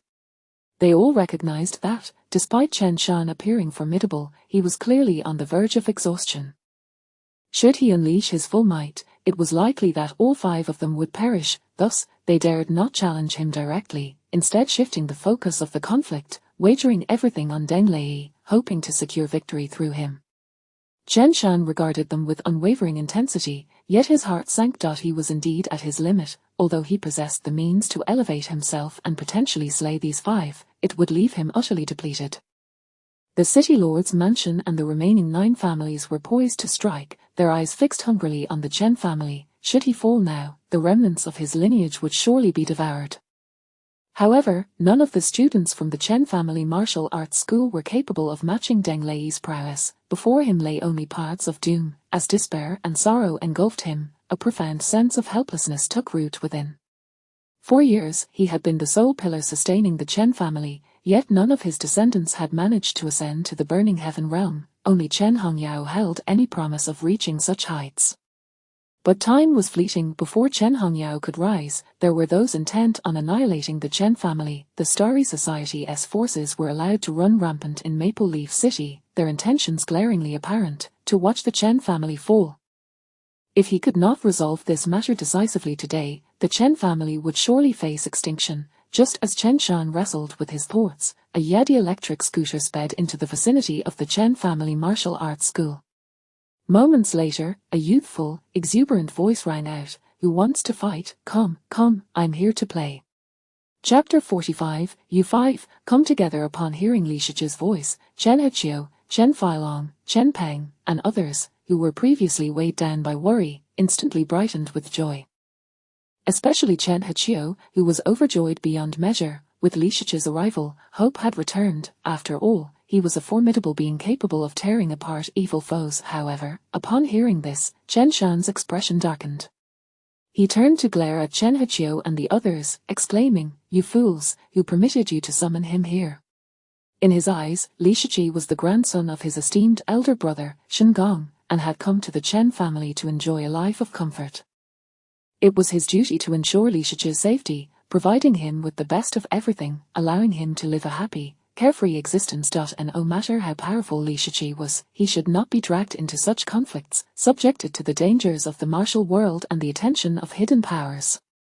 Who would treat the grandson of their elder brother in such a manner? Thus, upon hearing Li Shichi's voice, Chen Shan was filled with righteous fury, his eyes wide with rage as he fixed a menacing glare on Chen Heqiu and the others.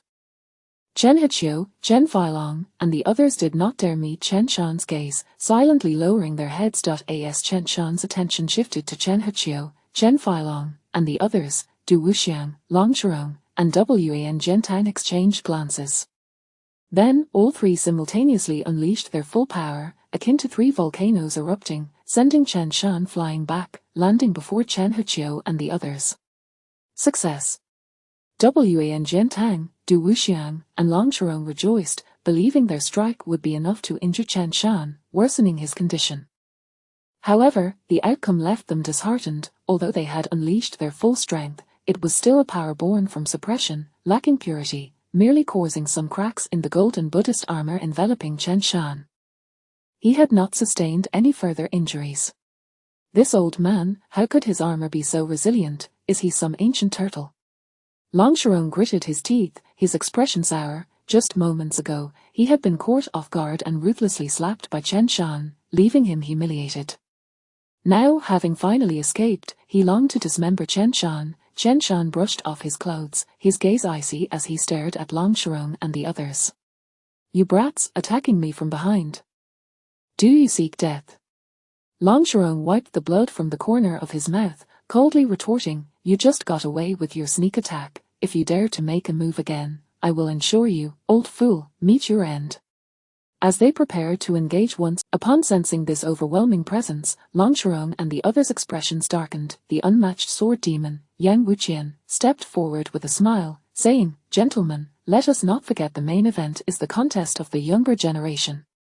He then glanced at Long Shirong, "Brother Long, temper your actions and do not disrupt our grand affair." With a cold huff, Long Shirong finally fell silent. Just then, Chen Hongyao and Li Shichi entered. Approaching Chen Shan's side, Chen Hongyao scrutinized Chen Shan anxiously, her eyes filled with concern. "Grandfather, are you all right? You should take Shichi home." Chen Heqiu frowned. "Old man," Chen Shan snapped, "silence." Chen Heqiu fell silent, cowed. Chen Shan cast a cold glance at him, stating, "I merely fell ill. Do you truly believe I can no longer wield a blade? Those scoundrels in Maple Leaf City actually allied with the Starry Sky Society against me. They have angered me, and I shall rise to the occasion and eliminate them all." Chen Heqiu nodded repeatedly in agreement, though he clearly did not believe Chen Shan's words. If Chen Shan possessed the strength to annihilate the 9 great families of Maple Leaf City, the Chen family would not be ranked last among the 10 great families. In his eyes, Chen Shan's bravado was merely an attempt to save face. After admonishing Chen Heqiu, Chen Shan turned to Li Shichi, immediately donning a kind and gentle smile, his face radiating affection. "Little Shichi, this is a matter for adults. It does not concern children. Why not return home and play with Sister Hongyao?" Li Shichi shook his head defiantly. "No." Chen Shan was taken aback. "What do you wish to do then?" With a radiant smile, Li Shichi declared, "I came here to fight." Chen Shan was momentarily stunned. Before he could respond, Li Shichi had already turned his gaze to Long Shirong and the others, sizing them up. He then stepped forward, rolled up his sleeves, and proclaimed, "As the saying goes, is it not a joy to have friends come from afar? Upon hearing of my renown, friends have come to challenge me. How can I not eagerly accept their invitation to a duel?" Which of you shall come first? Upon hearing this, the expressions of Long Sharong, Du Wuxiang, and the other 5 cultivators of the burning heaven realm turned exceedingly strange. Can the analects be interpreted in this manner? Moreover, it seemed that Li Shiqi was not challenging Deng Lei but was addressing them directly. Long Sharong pointed to his own nose. Little friend, are you speaking to me? Li Shiqi replied matter-of-factly, of course. To challenge me, you must at least possess your level of cultivation, otherwise, fighting with mere children would be bullying. As he spoke, he squatted down to stretch his legs, preparing for the duel. After completing his warm-up, he stood upright and beckoned to Long Sharong and the others, saying, forget the hassle of queuing, you 5, come together. At this declaration, Long Sharong, Du Wuxiang, Yang Wuqian, and the others wore increasingly grim expressions. This young boy, audaciously seeking a battle with top-tier masters, even challenging all 5 cultivators of the burning heaven realm simultaneously, at today's youth so brazen. Furthermore, Li Shiqi, himself a youth, had the gall to claim that fighting other children was akin to bullying. Long Sharong burst into laughter, turning to mock Chen Shan and Chen Hechio. Old man, is this your student from the martial arts school? Har har, just like your Chen family, arrogant and overconfident, all show and no substance. Chen Shan had just settled down when he heard this, springing to his feet in a flash. You brat, do you still wish for a beating? Long Sharong was about to retort when Yang Wuqian pressed a hand on his shoulder. Brother Long, the greater picture is at stake, he whispered. Upon hearing this, Long Sharong shot Chen Shan a furious glare, then turned to Deng Lei, standing nearby. Xiao Lei, listen well, during the battle, use some force and cripple him. He stepped forward, standing before Li Shiqi, raising the shrine on the back of his head, coldly fixing his gaze on Li Shiqi. Kid, your opponent is me. Seeing Deng Lei step up, all the students within the Chen family martial arts school turned their eyes to Li Shiqi, their expressions filled with sympathy and concern. Just moments ago, Deng Lei had single-handedly defeated 3 top-tier geniuses from the Chen family martial arts school with ease, demonstrating his prowess as a true prodigy. Moreover, standing at 160 centimeters tall, Deng Lei was quite formidable among his peers. Li Shiqi appeared diminutive in comparison, standing 2 heads shorter than Deng Lei, making him look particularly small. The two were clearly not on the same level. If a fight were to ensue, Li Shiqi would undoubtedly be defeated. Li Shiqi pointed at Deng Lei, still addressing Long Sharong and the other 5. Hey, are you 5 really not going to make a move? Why send out a little kid to die? Besides, he is so weak that he can't even withstand a breeze. Fighting him won't relieve my frustrations. Long Sharong, Du Wuxiang, and the others twitched at the corners of their mouths.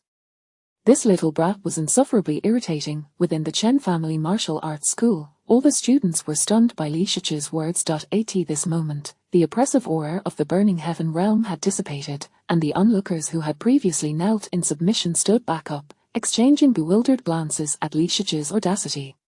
Where did this little brat come from?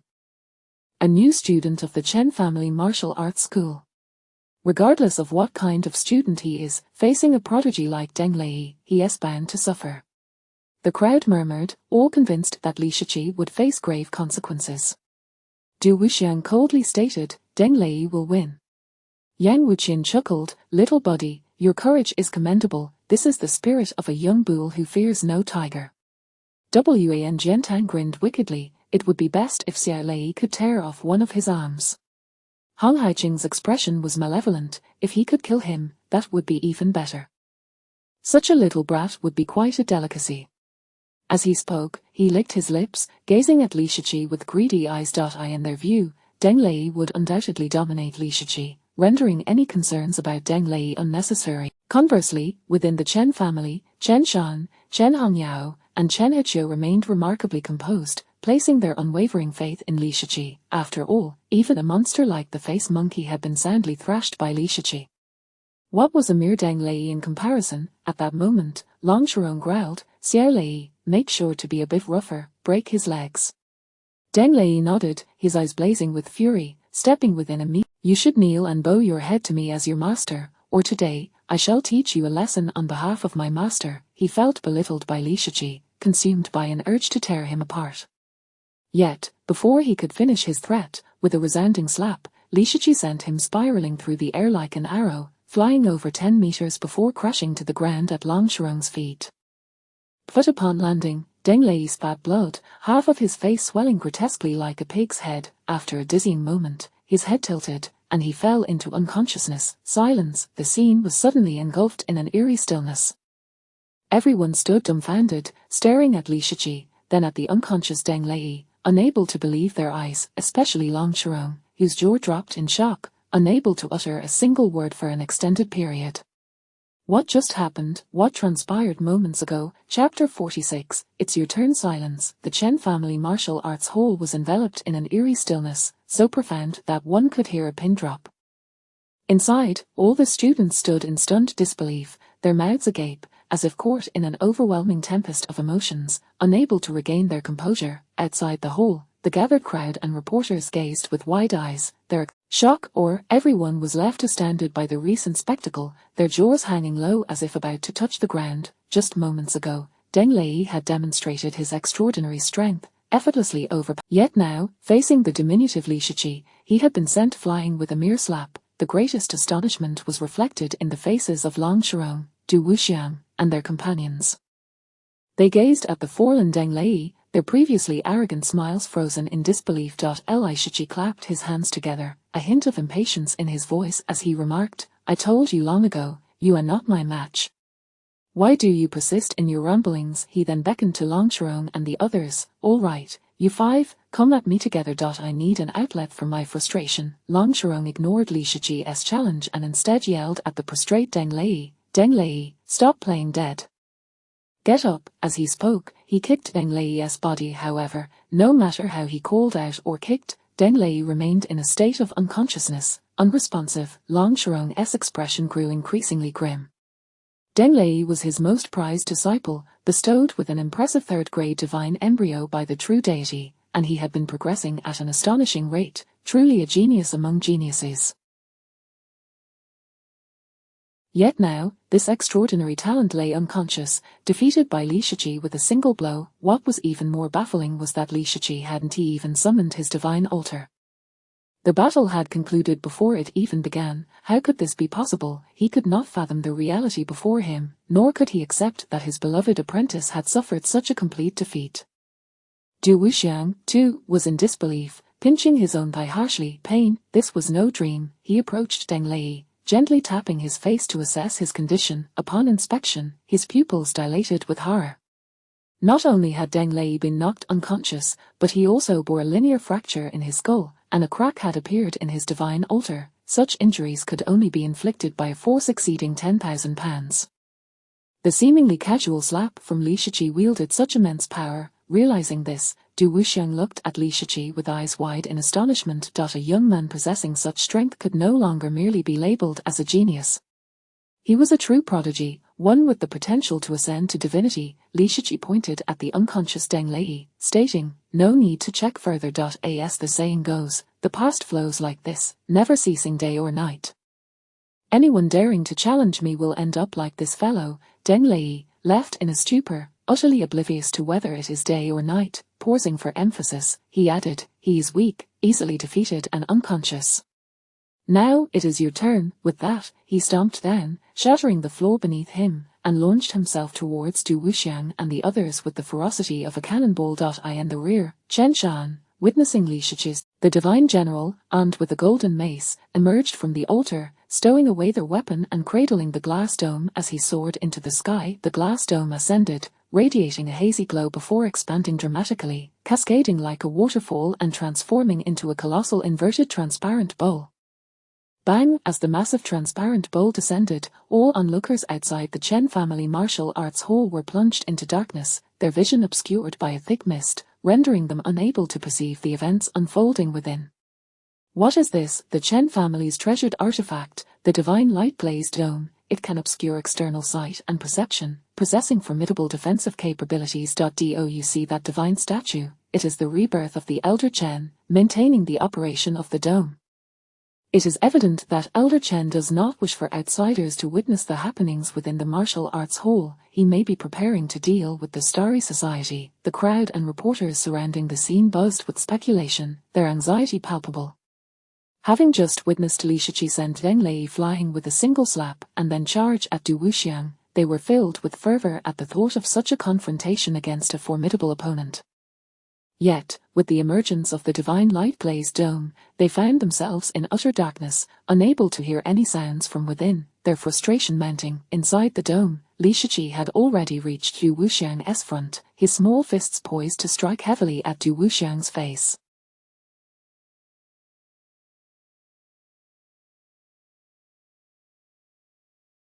Arrogant fool, how dare you vie with the moon for brilliance, you seek death. Du Wuxiang's gaze turned icy as he refrained from summoning the divine altar, instead unleashing a powerful golden armored palm, intent on sending Li Shiqi flying. Although Li Shiqi's previous strike had contained the force of 10,000 pounds, it was still insufficient before a cultivator of Du Wuxiang's caliber. Confident in his ability to crush Li Shiqi with a single blow, he was unprepared for the reality that awaited him. As Li Shiqi's fist collided with his palm, Du Wuxiang realized the magnitude of his miscalculation. Li Shiqi's fist seemed to harbor boundless strength, striking with such force that it dislocated Du Wuxiang's entire arm, sending it hurtling away. Du Wuxiang barely had time to emit a cry of agony before Li Shiqi's left foot lashed out like a whip, striking his neck. Crack! The tremendous force fractured his neck, propelling him like a sandbag across the room, flying several meters away. Witnessing this scene, Yang Wuqing, Long Shirong, Hong Haiqing, and the members of the 10,000 Swords Hall were momentarily stunned. They had not yet comprehended the situation when Li Shiqi appeared before them, standing directly in front of Long Shirong. Long Shirong's expression shifted dramatically as he leapt in an attempt to evade. In that instant, Li Shiqi sprang up, delivering a powerful punch to Long Shirong's knee. Crack! Long Shirong's knee shattered instantly, the immense force sending his legs flying backward while his upper body lurched forward. Li Shiqi followed up with an elbow strike to his chin. Long Shirong's jaw splintered, blood spraying forth as his body soared into the air. From the moment Li Shiqi struck until both Du Wuxiang and Long Shirong were sent hurtling away, merely a second had elapsed. The two formidable figures had not even had the opportunity to summon their divine altars or statues before being grievously injured and thrown aside, a pace so rapid it left no room for reaction. Having dispatched these two adversaries, Li Shiqi surged towards the 10,000 Swords Hall, akin to a ferocious beast emerging from the depths of hell, exuding an overwhelming aura of menace.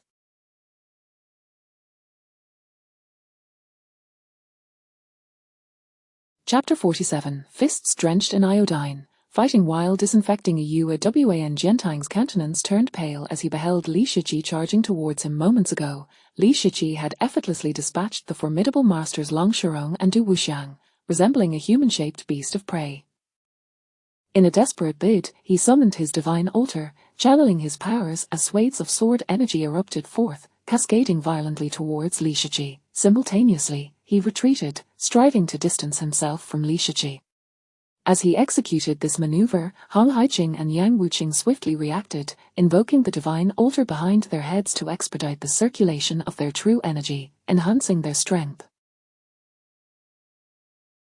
They too sought to withdraw, attempting to create space between themselves and Li Shiqi. However, as the three of them retreated, they suddenly realized that the situation had drastically changed. Unbeknownst to them, slender ropes had inexplicably entwined around their ankles, so fine that they were nearly invisible unless one scrutinized closely. In fact, they could not even sense the rope's presence unless they halted their retreat. The other end of the delicate ropes was tied to Li Shiqi's feet. At that moment, Li Shiqi turned to them, a disarmingly benevolent smile gracing his lips. What is happening? How is it possible that Yet, before they could fully comprehend, Li Shiqi had already sent all the sword energies flying, crushing into Wan Jiantang like a tempest. Wan Jiantang felt as though he had been struck by a colossal siege hammer weighing 100,000 pounds, his body hurtling through the air, blood spraying from his mouth and nose, with an unknown number of ribs likely fractured. After dispatching Wan Jiantang, Li Shiqi executed an uncanny leap, landing above Hong Haiqing, seizing the divine altar at the back of his head, and forcibly reinserted it into his skull. Then, grasping Hong Haiqing's head, he slammed it down onto the floor with a resounding thud, creating a crater a meter in diameter. The earth fissured around Hong Haiqing's head, forming alarming cracks.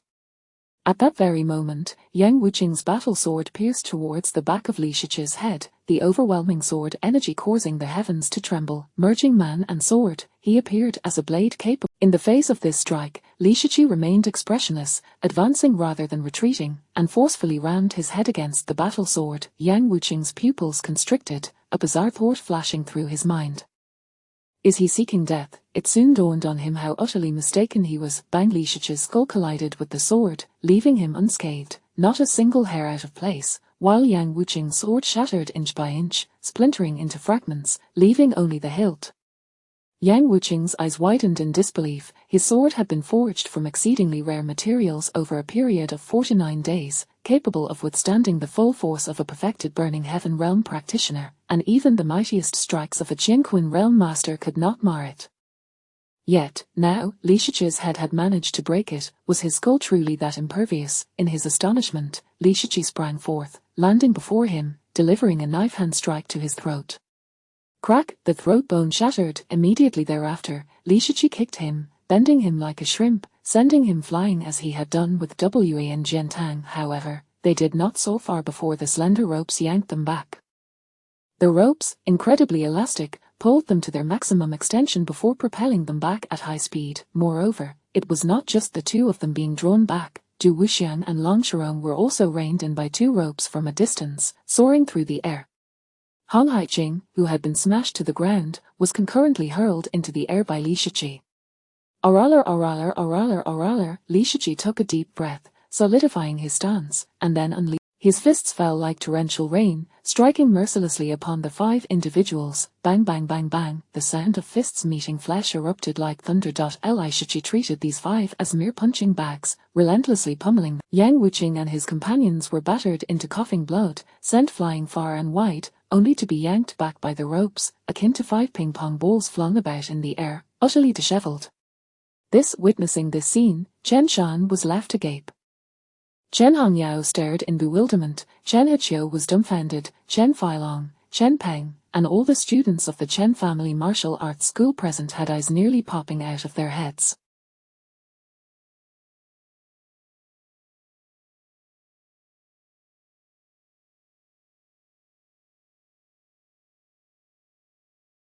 Shock! This sight was a million times more astonishing than when Li Shiqi had swatted Deng Lei aside with a single palm. 5 practitioners of the Burning Heaven realm, the pinnacle of combat prowess in Maple Leaf City, rendered utterly powerless before Li Shiqi, flung about like ping-pong balls.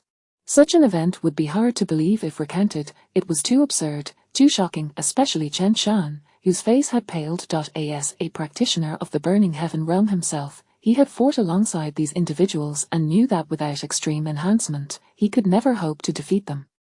Now, witnessing Li Shiqi so effortlessly dominate them, he felt a tinge of fear. This young Li Shiqi was truly formidable. At this moment, Li Shiqi halted, turning to Chen Shan and the others. By the way, does the martial arts school have iodine? Upon his cessation, Long Shirong, Du Wuxiang, Hong Haiqing, Wan Jiantang, and Yang Wuqing found. Chen Peng snapped back to reality. Yes. Li Shiqi instructed, bring me 2 bottles. Chen Peng, not daring to defy, hurried to the martial arts school's infirmary and retrieved 2 500 ml. He had no inkling of Li Shiqi's intentions, but given the latter's fearsome demeanor, he figured obeying was prudent. Li Shiqi uncapped 1 bottle and poured the iodine into his hands, spreading it evenly.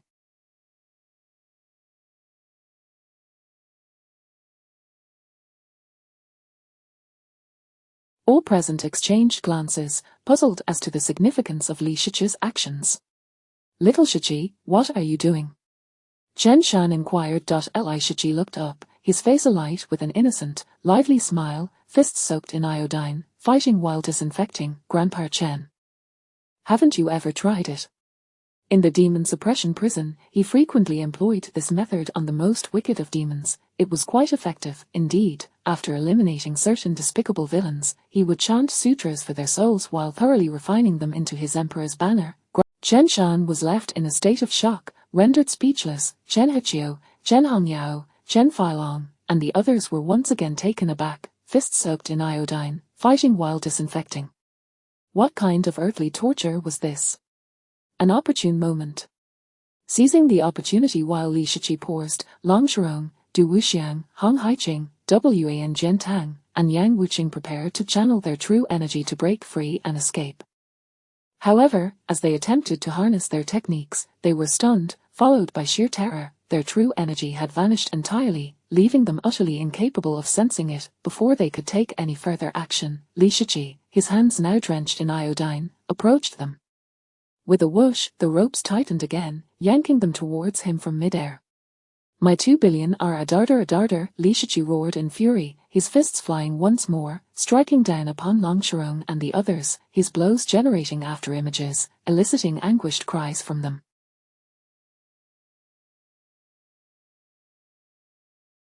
Chapter 48, Annihilation. His skin was brutally lacerated, blood oozing forth, a pain unbearable. Then, the wounds were treated with iodine, provoking another wave of excruciating agony, especially when the iodine came into contact with the fractured bones. The pain became intolerable.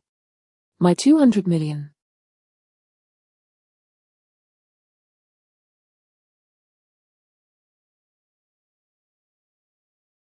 RDA, it hurts, RRRRR. Within the confines of the Chen family martial arts hall, the air reverberated with the furious cries of Li Shiqi, the anguished wails of Long Shirong and his companions. Chen Shan and Chen Heqiu exchanged bewildered glances. Chen Shan turned to Chen Hongyao, puzzled, and inquired, Hongyao, what does he mean by 200 million, who owes him money?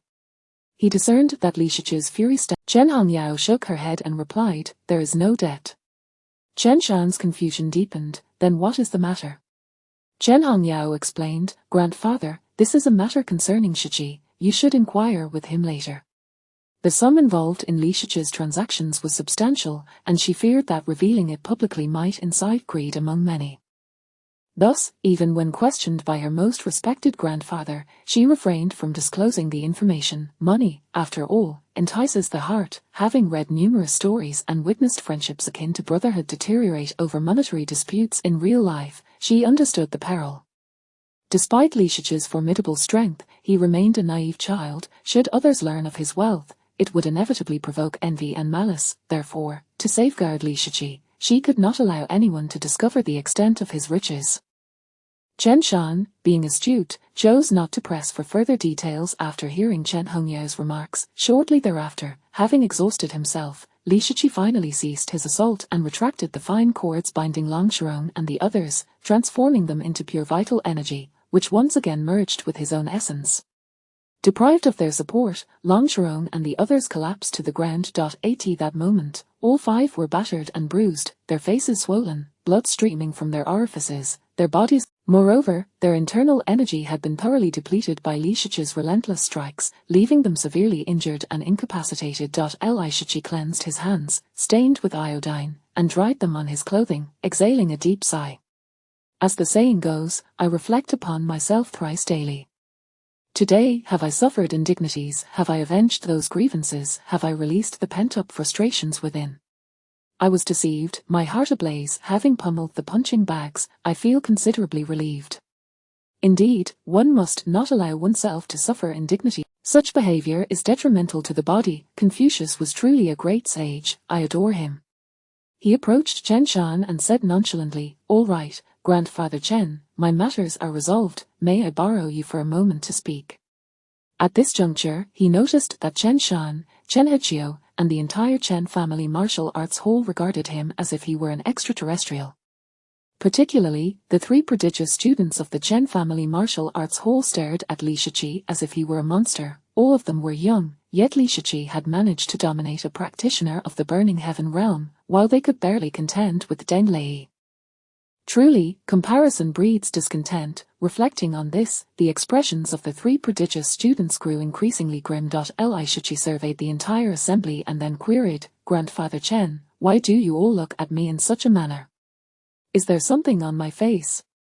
Chen Shan snapped back to reality and replied, nothing at all, little Shiqi, what do you need from me? Li Shiqi stated, there are too many people here, I would let everyone disperse. Chen Heqiu understood immediately and, alongside Chen Feilong and Chen Peng, began to usher all the students present to vacate the premises and return to their classrooms. Once the students had departed, Chen Shan approached Long Shirong and the others, towering over them, his gaze fixed upon the trio. Though Long Sharong was injured, his eyes burned with intense hatred as he spat, "Old fool, we will not." Before he could finish his sentence, Chen Shan summoned his divine altar.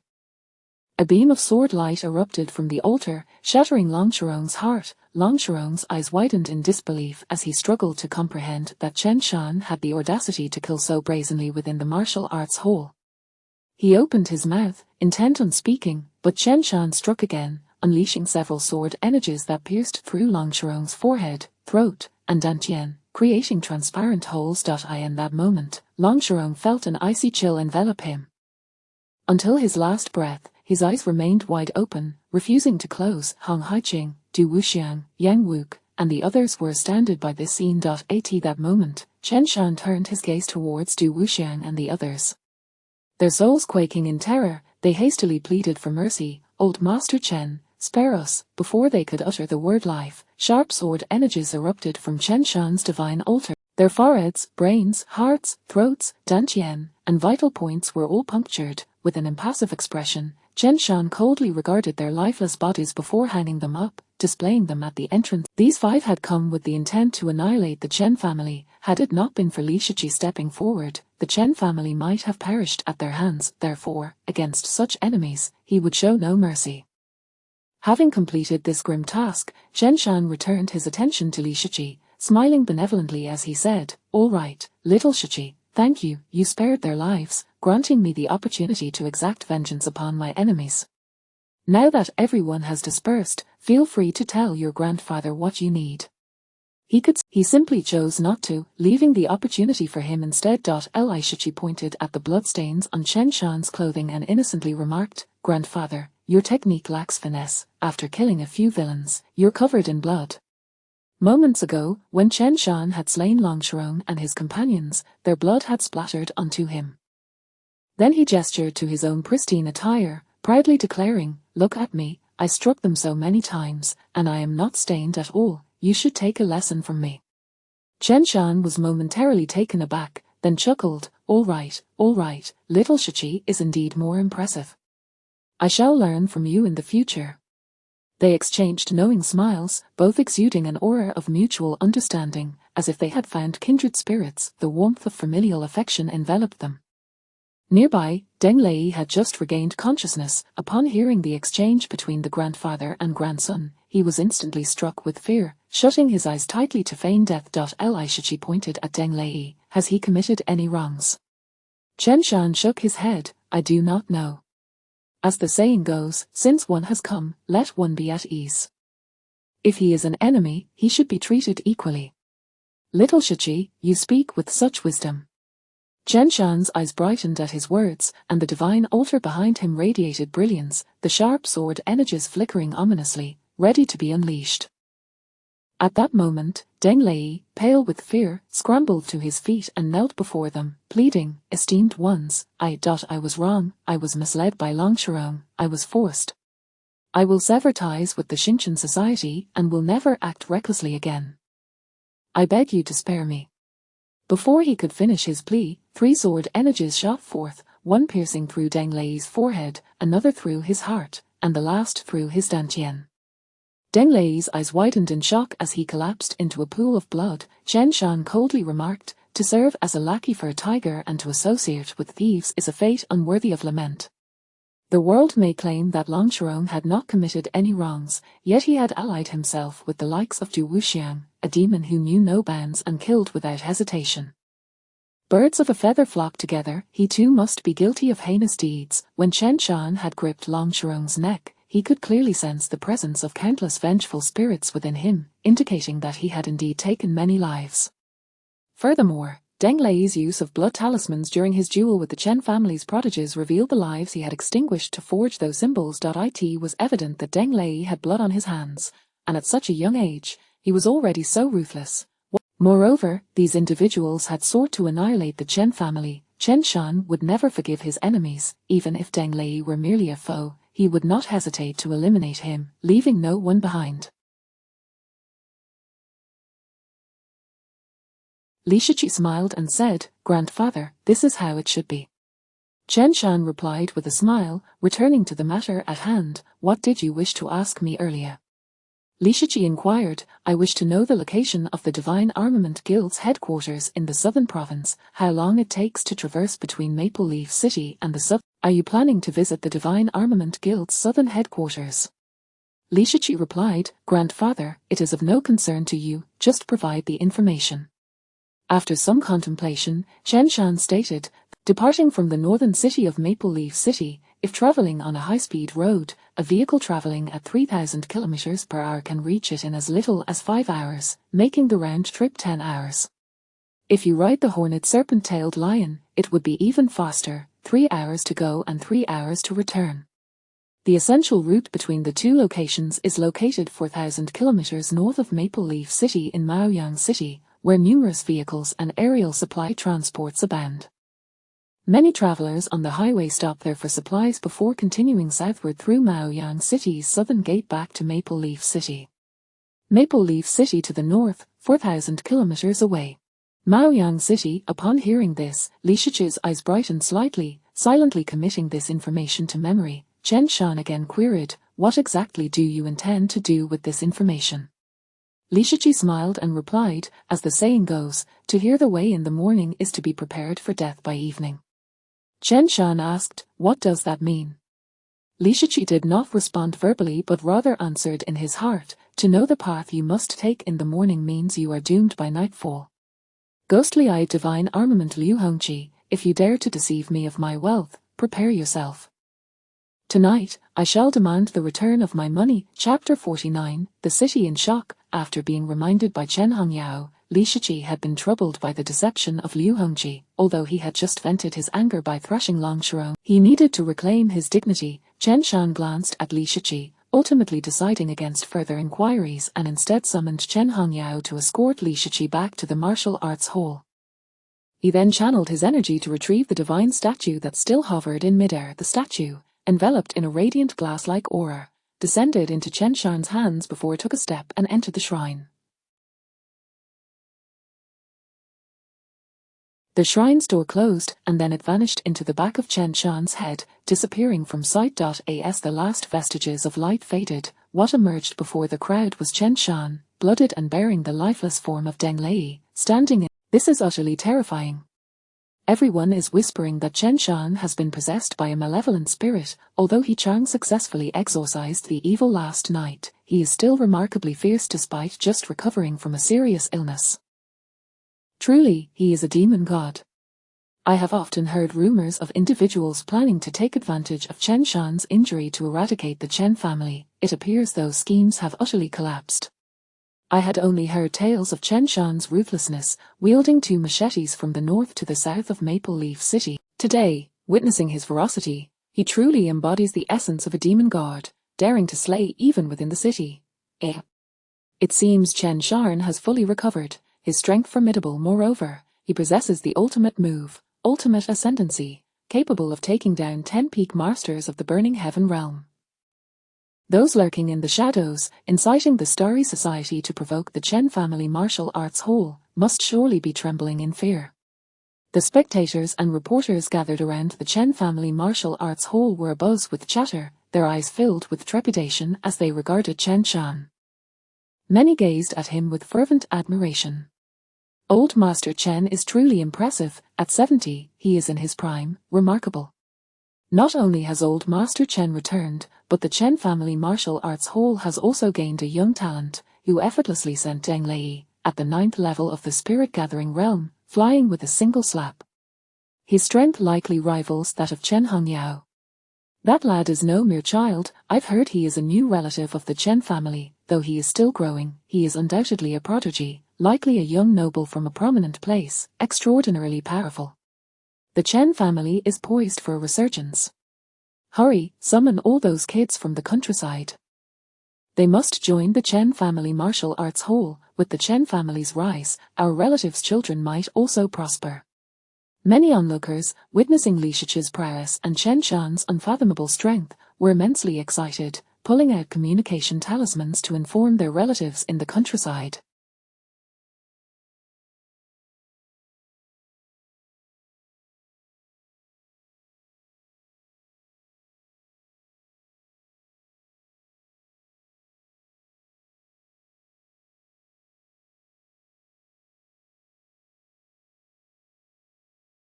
Chen Shan scanned the crowd, tossed Deng Lei's corpse towards Long Shirong, and coldly declared, "I do not know who has covertly struck against the Chen family, but I, Chen, have but one message today. All who have unlawfully consumed our Chen family's assets had best return them double to us immediately. Do not compel me to confront you directly."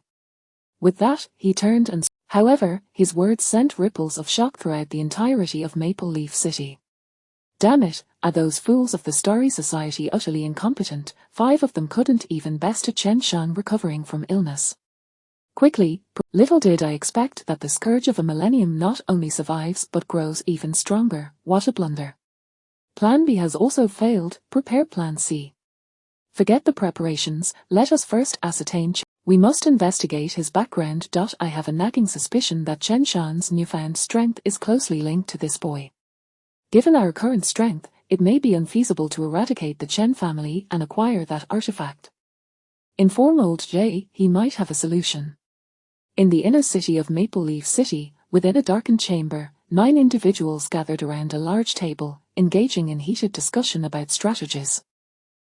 Though each remained shrouded in darkness, their words betrayed an undercurrent of anxiety and anger. Behind their chairs were playing cards emblazoned with the image of a ram-horned demon, marked with the numbers 2, 3, 4, 5, 6, 7, 8, 9, 10.2 empty chairs at the table bore the markings, playing card 10 and playing card J. It was evident that this group still had 2 powerful figures unaccounted for. After deliberation, they ultimately resolved to contact old J, requesting his presence to handle the matter. Then, from the shadows, player 6 rose, retrieving a playing card the size of an adult's palm from his pocket, folding it. He then blew gently upon the crane. In an instant, the paper crane, once merely an origami figure, shimmered with light and came to life. It flapped its wings and soared through the room's window, disappearing into the sky.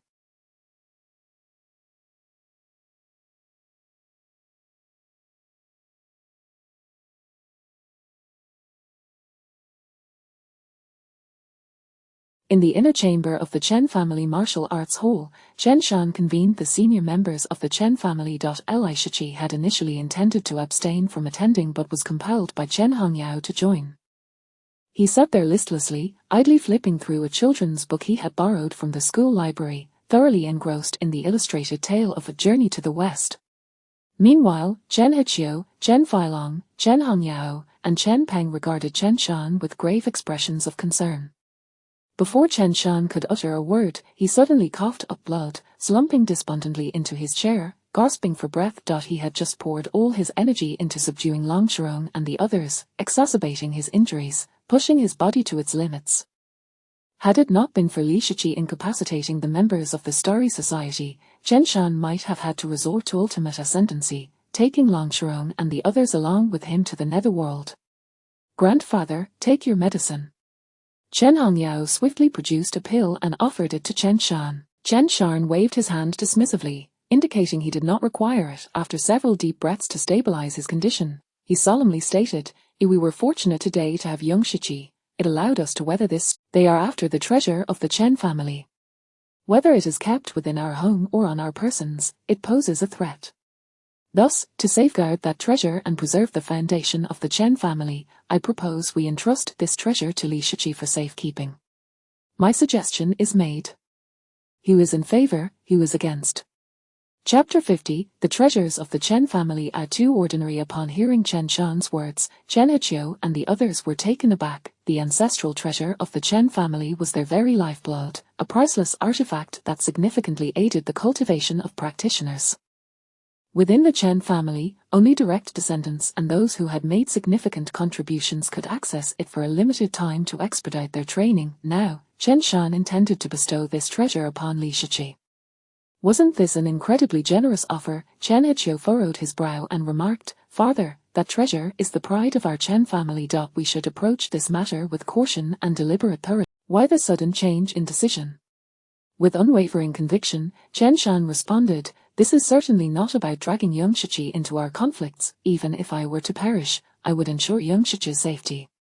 What I propose is to entrust our family treasure to Li Shiqi for safekeeping, while Han Yao leads him." As the head of the Chen family, his only concern was for the next generation. With Li Shiqi now present, he feared for the safety of this old friend's grandson, worried that the 9 great families might retaliate against Li Shiqi.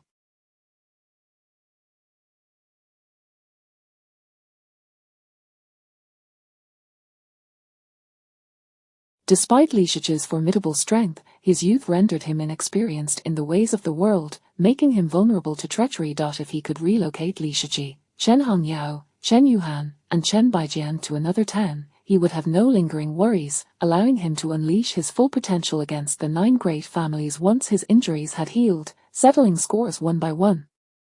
Chen Heqiu, Chen Feilong, and Chen Shan, having spent much time together, quickly grasped Chen Shan's intentions. By sending away the fresh blood of the younger generation, Chen Shan would be free from any concerns, signaling a readiness to go to war against the 9 great families, a battle to the bitter end.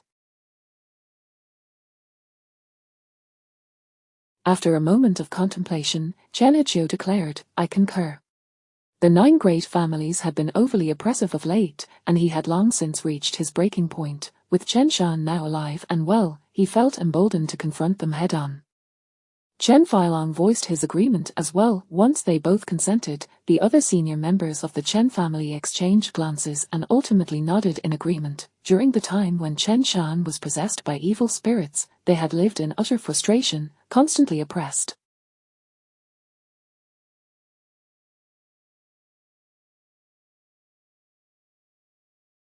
Truth be told, had they not considered their own lack of strength compared to the Burning Heaven Realm cultivators, they would have long since taken action against those who tormented them. With a unanimous vote, Chen Shan felt a wave of relief wash over him, smiling as he proclaimed, "Excellent, if that is the case, let us proceed with this decision." He then turned, "I shall present to you the treasure of our Chen family." Li Shiqi looked up, puzzled, "What do I need that for?" Chen Shan chuckled, "Our young Shiqi, you are unaware, our family treasure is a 3rd-tier earthly artifact, one that greatly enhances cultivation efficiency when carried consistently. It can also refine true qi, elevating its quality and lethality. Moreover, it increases the opportunities for enlightenment, assisting practitioners in achieving profound insights. Its application, a 3rd-tier earthly treasure, was already among the pinnacle of artifacts in Maple Leaf City, one that the 9 great families and the city lord's mansion coveted and feared. Many times, individuals from the 9 great families had infiltrated their home in attempts to steal it.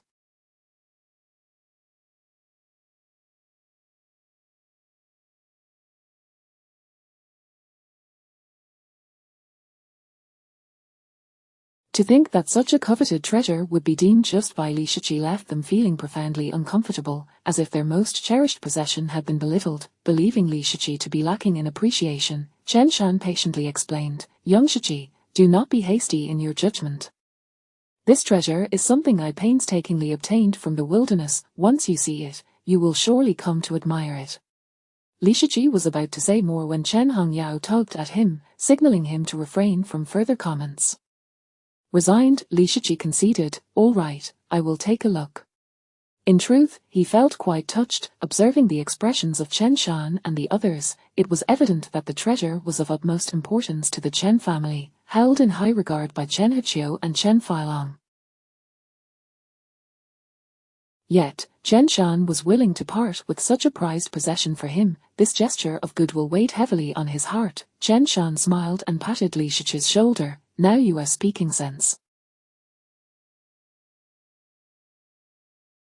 Come, let me show you the treasure."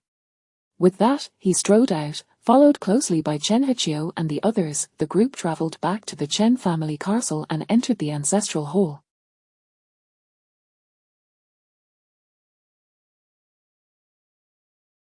Along the way, Li Shiqi observed the resemblance between Chen Shan's and his grandfather's figures, recalling how his grandfather had once devoted everything to provide him with the best. How wonderful, Li Shiqi thought, his eyes misting. He reached up to wipe away his tears, not wanting anyone to see his vulnerability. As an orphan, he had long yearned for love. The affections of his grandfather and the 16 others had sustained him. Though the love of the 5 great demons was laced with cunning and deceit, they had genuinely imparted valuable skills, laying the foundation for his survival. Now, Chen Shan was extending the same kindness, offering him the most treasured possession of the entire family. How could he not be moved? Upon arriving at the ancestral hole, Chen Shan retrieved a blood-red pearl from an incense burner and presented it to Li Shiqi. Shiqi, this is the Wanxiang Tianyin blood pearl, an artifact that promotes the circulation and refinement of true qi. Simply wear it against your body while cultivating, and it will resonate with grand, powerful chants that enhance your internal vitality.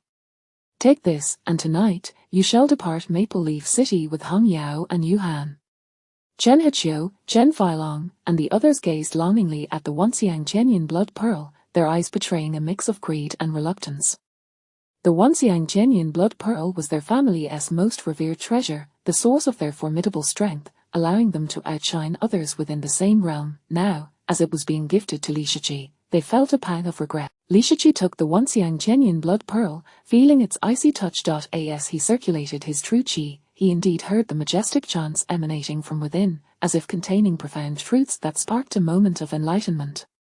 He frowned slightly. Chen Shan, believing Li Shiqi was overwhelmed, chuckled, "So, what do you think? Astonished, are you? Is it not extraordinary?" Li Shiqi shook his head, returning the Wanxiang Tianyin blood pearl to Chen Shan. "This is my heartfelt gift to you." Li Shiqi shook his head in response. "It's not that I find it too valuable, but rather," he scratched his head, searching for the right words, "how should I put this? Follow me."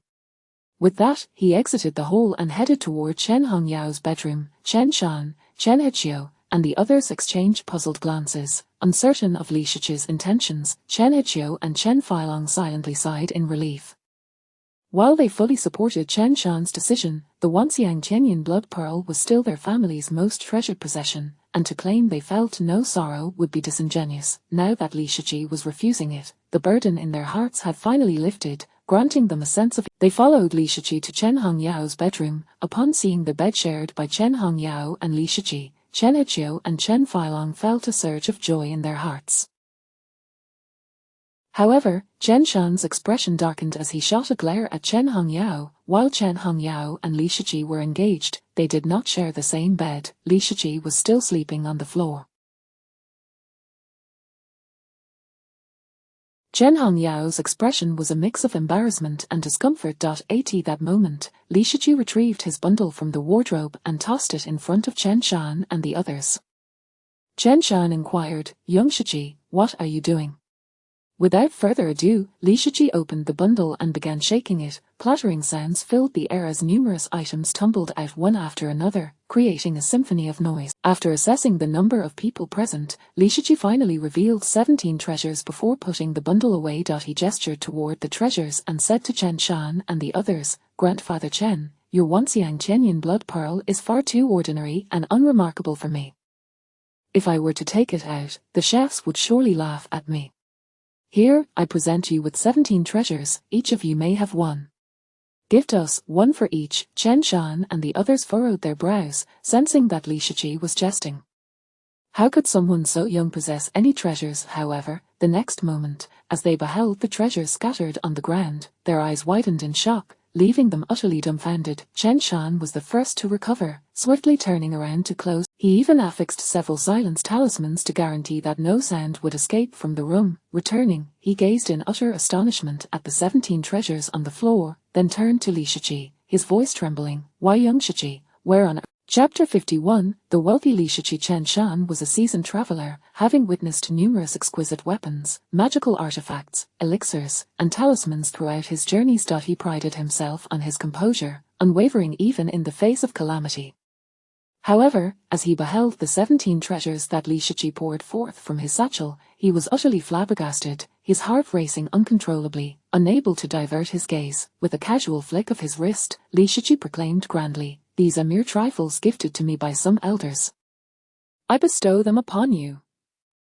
Having previously conducted experiments, he knew that aside from the tokens of the 5 great demons, the rest were utterly useless, providing no. Those magical artifacts and weapons were as fragile as paper before the butcher's cleaver, easily shattered. Thus, he cared not for their monetary value or rank. His grandfather had once said, "A drop of kindness should be repaid with a fountain." Since Chen Shan had treated him with such sincerity, he felt compelled to reciprocate with a gift. Merely trifles. Upon hearing Li Shiqi's words, Chen Shan and the others exchanged bewildered glances, their expressions growing increasingly peculiar. Earth Level 2nd Rank Technique, the Book of the Nine Heavens Cloud Dragon, Earth Level 2nd Rank Artifact, the Divine River Zither, Earth Level 1st Rank Treasure, the Vermilion Bird Flame Pearl, Earth Level 1st Rank Artifact. The True Fire Tower of the Heavenly Gang, Heaven Level 9th Rank Artifact, the 5 Elements Bell, Heaven Level 8th Rank Weapon, the Demon Slaying Brush, Heaven Level 8th Rank Weapon, the Purple Lightning Thousand Thunders Blade. Heaven Level 7th Rank Weapon, the Yellow Spring Soul Severing Sword, Heaven Level 7th Rank Armor, the Lion King Armor, Heaven Level 6th Rank Treasure, the Purple Gold Crown. The 17 treasures radiated a hazy brilliance. It was evident that these items were far from mundane, particularly, the Purple Lightning Thousand Thunders Blade shimmered with arcs of lightning, flowing like ripples on water. The Book of the Nine Heavens Cloud Dragon, an Earth Level 2nd Rank technique, is said to enable one to break. Its most powerful strike could obliterate weaker experts, disintegrating them into the 5 elemental forces and merging them into the bell. The Lion King armor is even more terrifying, crafted from the hide of the Forbidden Zone creature, the purple-eyed flame Lion King. Its defensive capabilities are formidable.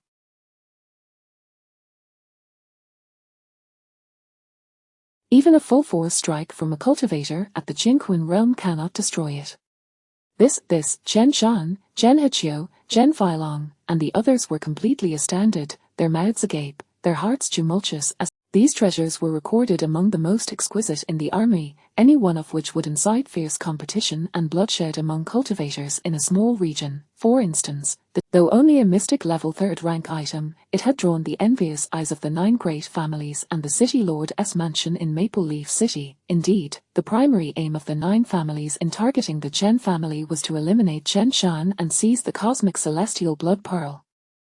In their eyes, the cosmic celestial blood pearl was already an invaluable treasure, yet here was Li Shiqi, casually producing 17 items worth hundreds of times more than the blood pearl. The Book of the Nine Heavens Cloud Dragon, an Earth Level 2nd rank technique, could easily fetch 200 million if sold at the army. If auctioned, it might command an even higher price. In the Dragon Kingdom, cultivation techniques of Earth Level 3rd rank and above were reserved for royal offspring and superpowers. In a modest place like Maple Leaf City, the highest techniques available were merely Earth Level 9th rank. Such techniques were granted to the City Lord's mansion by the upper echelons of the Dragon Kingdom, leaving many in the Chen family envious. Now, the Book of the Nine Heavens Cloud Dragon, a supreme technique, lay before them, tossed aside as if it were refuse, with Li Shiqi generously offering it as though it were worthless. How could they not be astonished? Chen Shan, still in disbelief, asked again, "Little Shiqi, are you truly giving these to us?" Chen Heqiu, Chen Feilong, and Chen Peng lifted their heads, their eyes filled with fervent anticipation as they gazed at Li Shiqi. These treasures were too precious, they needed to confirm thrice before daring to take them. Li Shiqi observed them, his heart filled with relief. The Chen family members did not harbor any murderous intent over these treasures. Their gazes conveyed gratitude, excitement, and fervor, devoid of greed or hostility. Moreover, they did not rush to seize the items but politely sought his approval. This clearly indicated that the Chen family was a well-mannered and respectable clan. No wonder Grandpa Shigong recommended me to come here. This family is indeed a kind-hearted one, Li Shiqi mused internally, maintaining a calm facade as he replied, "If I say they are yours, then they are yours, take them." Upon receiving Li Shiqi's affirmation, Chen Heqiu and the others still hesitated, glancing at Chen Shan. Chen Shan declared, "Since Shiqi has offered them to you, then go ahead and take them without regard for me. Remember, 1 item per person."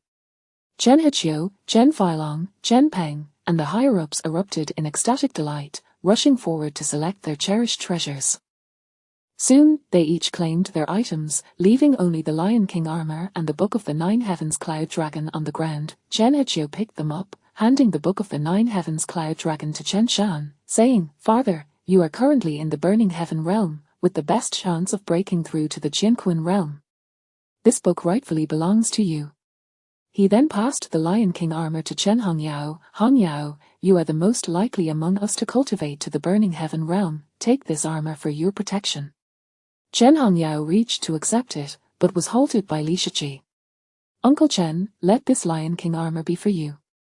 I have other arrangements for Sister Hong Yao. Li Shiqi smiled. Chen Heqiu glanced at Li Shiqi's still bulging satchel and, not wishing to refuse, accepted the Lion King armor without further protest. The Chen family thanks you, young master.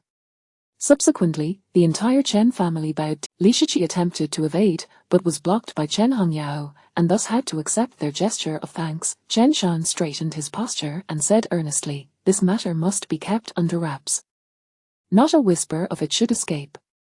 Moreover, everyone must safeguard the treasures on your persons. Do not reveal them to outsiders unless absolutely necessary. And regardless of how the information leaks, never disclose that these treasures were given to us by little Shiqi. Do you understand? These treasures were far too precious and would greatly aid their cultivation, serving as the Chen family's trump card." With these items, it would not be long before the Chen family ascended to the status of the foremost family in Maple Leaf City. Should word get out, many would undoubtedly come seeking to claim them, potentially sparking brutal conflict. Before the Chen family had fully risen to power, he wished to prevent any leaks. If the time came when they had no choice but to use these artifacts, it was imperative that no one learned that Li Shiqi was the benefactor, lest he be drawn into unnecessary troubles. "Understood," replied Chen Heqiu and the others. Chen Shan was still not satisfied and insisted they swear an oath before Li Shiqi, vowing that even in death, they would not betray him. He even urged everyone to swear that from that day forth, they would regard Li Shiqi as their own flesh and blood, or face expulsion from the family if they failed to do so. Li Shiqi, feeling somewhat helpless, said, "In truth, these are merely trifles, there is no need for such formality."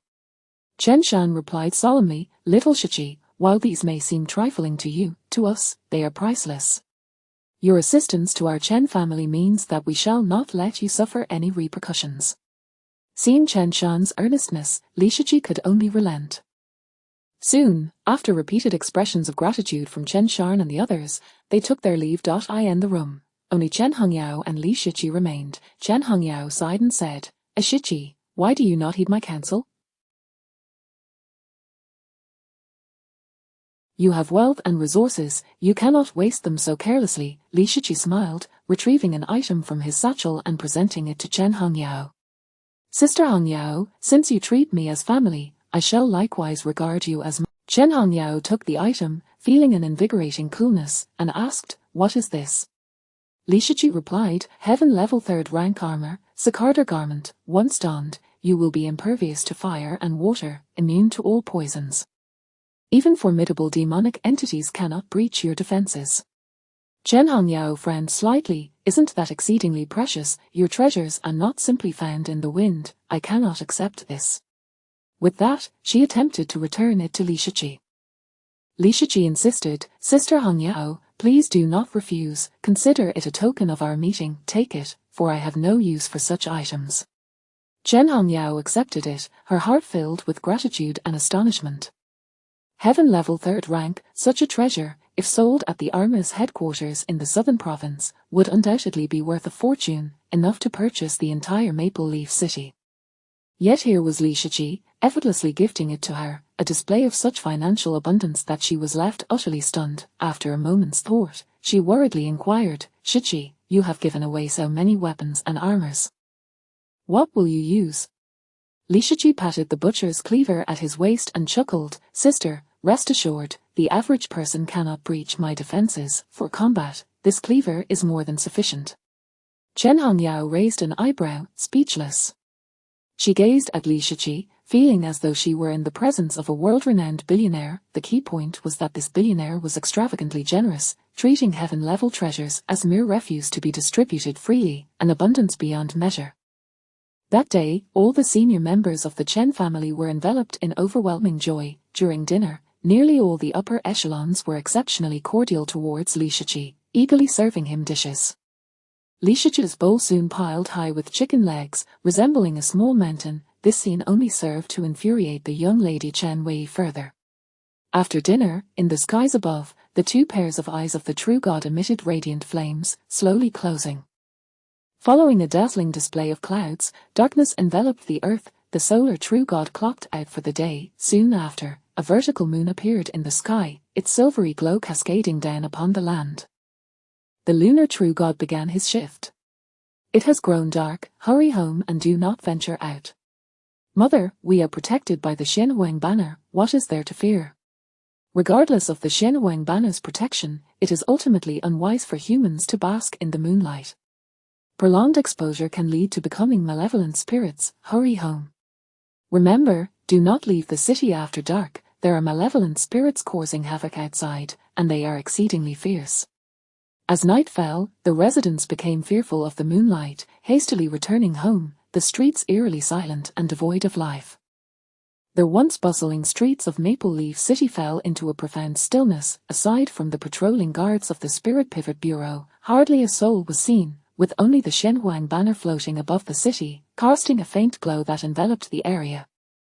Beyond Maple Leaf City lay an expanse of suffocating darkness, intermittently pierced by bone-chilling howls that rent the night sky, instilling fear in all who heard. Many of the city guards, upon hearing those sounds, they understood, those were the malevolent spirits. Yet amidst the encroaching darkness outside the city, Li Shiqi had somehow ventured out, strolling toward the darkest corners of Maple Leaf City, leisurely as if enjoying an evening walk.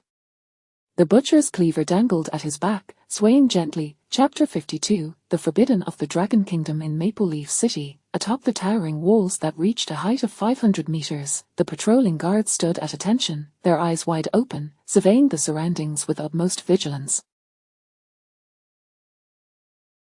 As they observed the distant figure of Li Shiqi disappearing into the darkness, their expressions shifted dramatically. Whose child is this? It's late at night, why is he wandering outside the city? Is he seeking death? Hurry, summon the guards on duty to bring him back. If he steps beyond the protective glow of the Shenhuang banner, the malevolent spirits lurking outside will tear him to shreds. It seems he has already entered the shadows. Really, did he vanish so quickly? That child speed, goodness, he has disappeared. Could it be that this child, these weapons were specially crafted for the Dragon Kingdom, adorned with symbols of thunder and fire, and even the ammunition was inscribed with powerful talismans. Once fired, the bullets, imbued with the might of thunder and flames, unleashed devastating energy upon impact, obliterating their foes.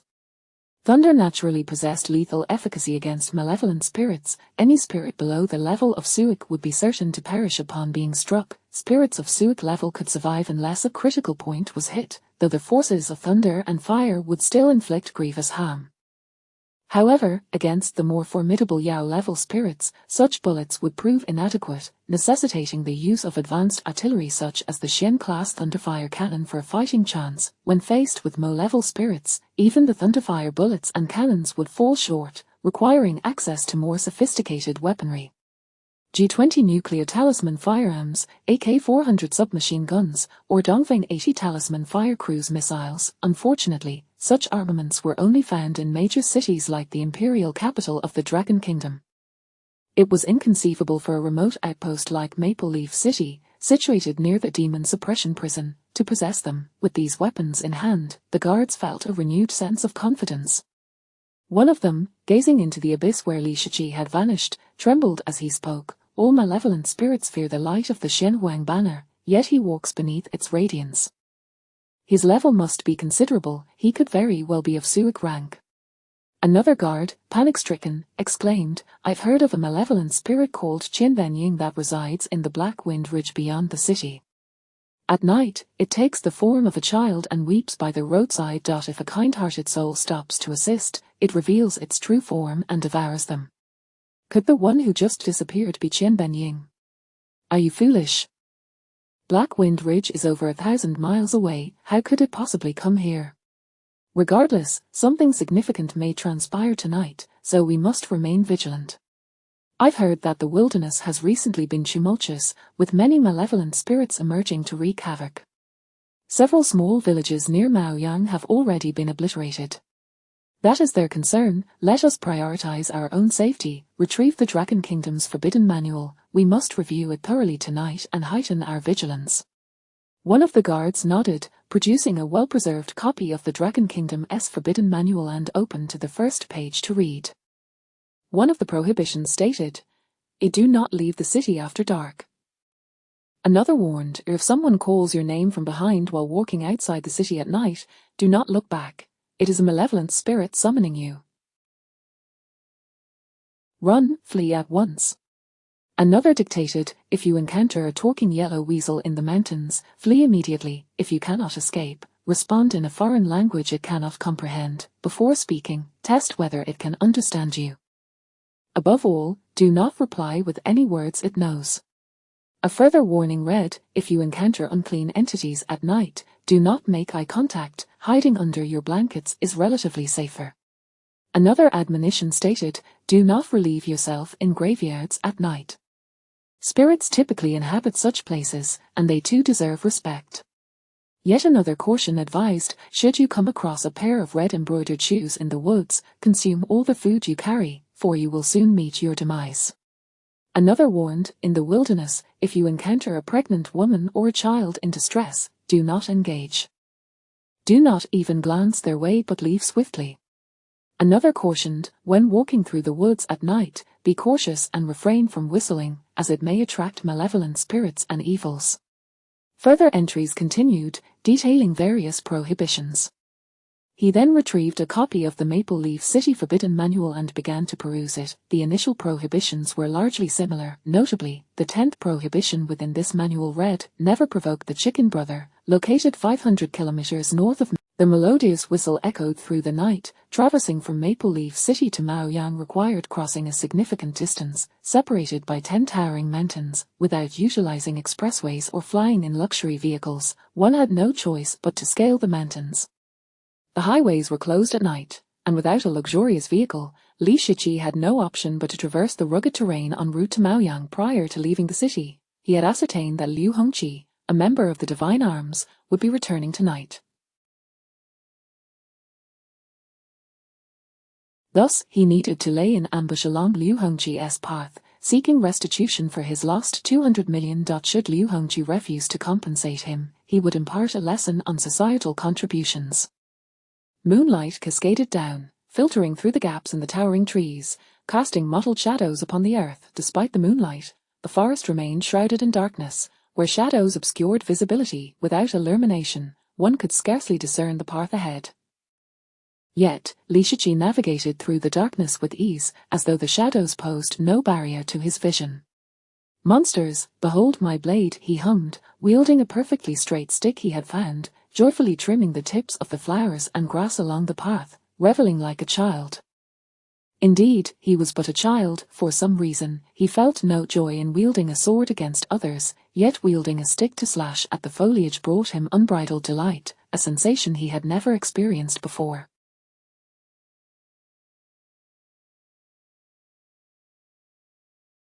In fact, he found more joy in wielding this stick than a sword. Thus, he became increasingly animated, humming as he hacked away, and after finishing a song, he exclaimed, I am a great hero, behold my sword. Grandpa, does this stick resemble a sword?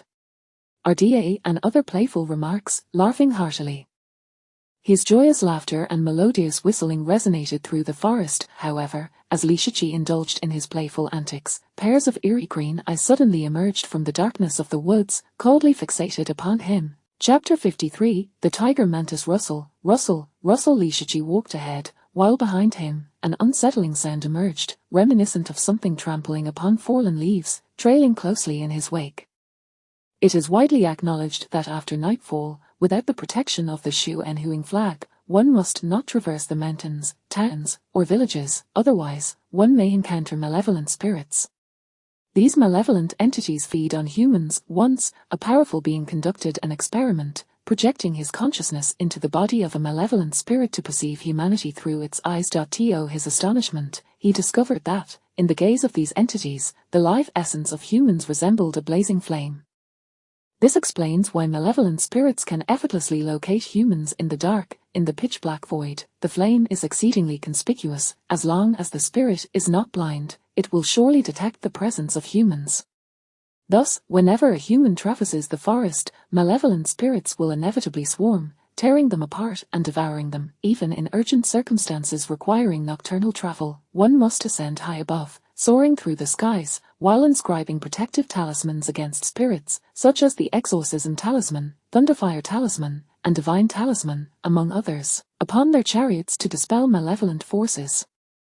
Alternatively, one may ignite a special divine lamp designed to ward off evil, safeguarding oneself while navigating the path ahead. The divine lamp, as the name suggests, utilizes a wick crafted from a certain herb bestowed by a true deity, ignited with a specially refined oil capable of repelling spirits. Various symbols capable of intimidating and vanquishing malevolent entities are etched upon the lampshade. Once the wick is ignited, the light casts these symbols, providing ample protection in the darkness, allowing one to traverse the night.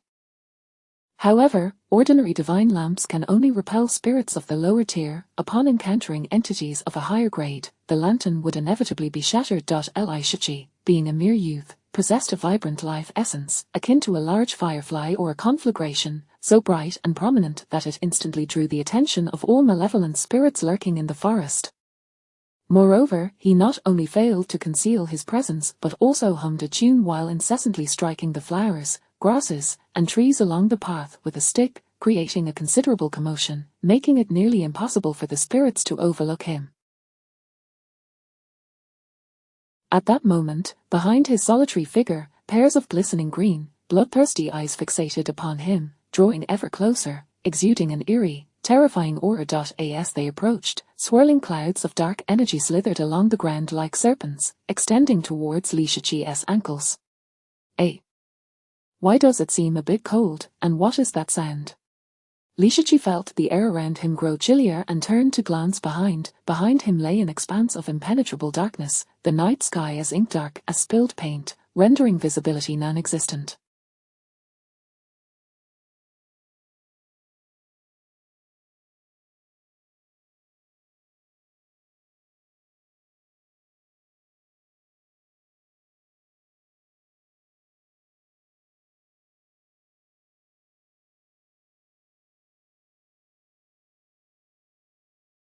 There was nothing there.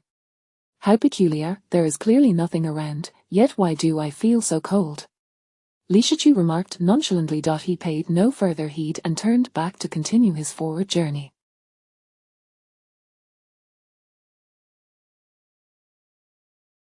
Following his turn, the pairs of green eyes reappeared, closing in on Lishichi once more, like a mass of black clouds blotting out the sky. As they passed through the moonlit areas, their forms became visible. What emerged was an exceedingly bizarre creature, a tiger's head. Two antennae resembling wooden branches protruded from its forehead. A tiger's body, yet strikingly diminutive, its yellow and black form barely a meter high when crouched. Its limbs were unlike those of ordinary tigers, lacking robust musculature, instead being slender and elongated. Its claws were exceptionally sharp and long, akin to finely tempered steel blades, seemingly capable of effortlessly severing iron. 3 pairs of fleshy wings adorned its back. Its tail resembled that of a mantis rather than that of a tiger. It appeared to be a monstrous amalgamation of a tiger and a mantis, its appearance strikingly grotesque. Spirit-level malevolent entity, tiger mantis, they numbered in the hundreds, swarming densely, akin to a dark cloud, silently pursuing Lishichi. Just as they opened their gaping maws, poised to devour him, Lishichi suddenly vanished into the darkness. The 100-odd tiger mantises halted mid-attack, bewildered, their gazes darting in all directions. In the vast forest, the Lishichi, ablaze like a flame, had mysteriously disappeared, leaving no trace of his presence. Even the mantises, hovering in mid-air, were left perplexed, searching for him. These malevolent spirits were utterly confounded. With years of predatory experience, they could not fathom how Lishichi had vanished without a trace. As they remained bewildered, suddenly, from the skies above came Lishichi's innocent and melodious voice, "Are you all looking for me?" Upon hearing this radiant voice, the 100 tiger mantises' expressions shifted, and they hastily looked up. In the mountains, beneath the full moon, Lishichi stood aloft, bathed in the moonlight, gazing down upon them. His smile was exceedingly warm and radiant, his eyes narrowed into crescent moons of mirth. Upon seeing the tiger mantises look up, Lishichi waved enthusiastically at them, exuding the air of a neighborhood child encountering a beloved toy.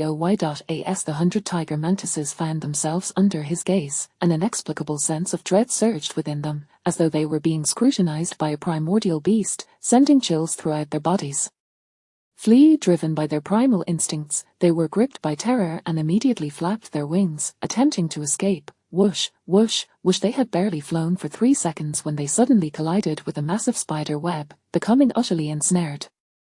Li Shiqi hovered above, chuckling, "Since you have come, you cannot leave without greeting. Is that possible?" As he spoke, he gestured in the air, unleashing a multitude of fine threads from his palm.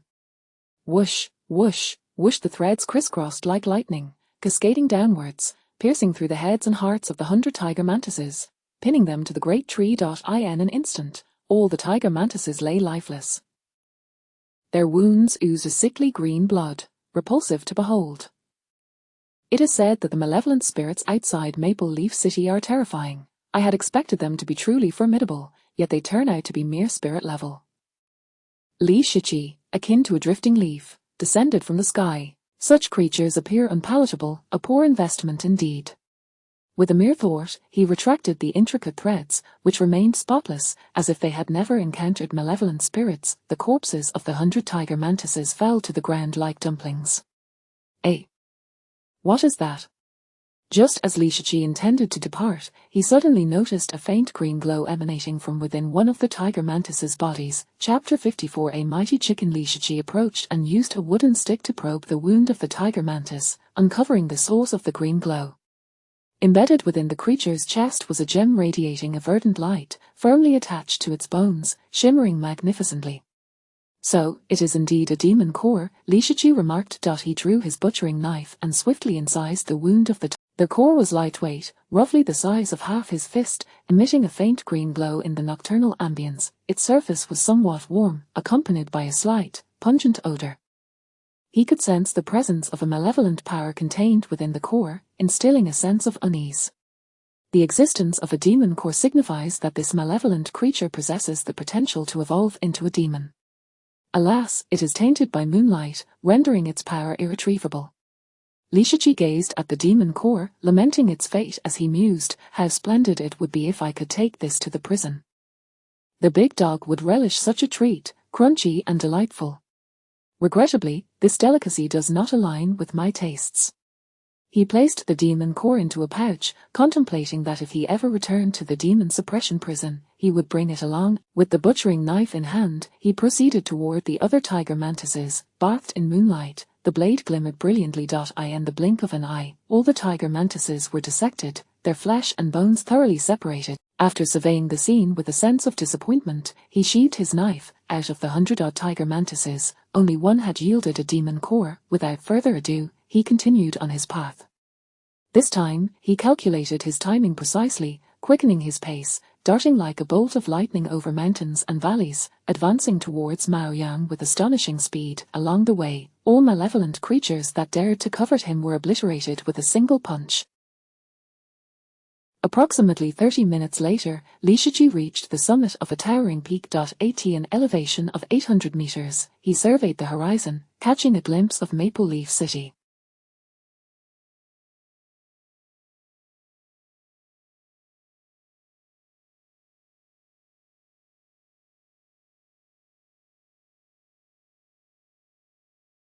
The faint glow of the Xinhuang flag was discernible in the distance. He retrieved a map from his pocket, using the moonlight to scrutinize it, confirming that he was indeed situated at the Zhanglang forest.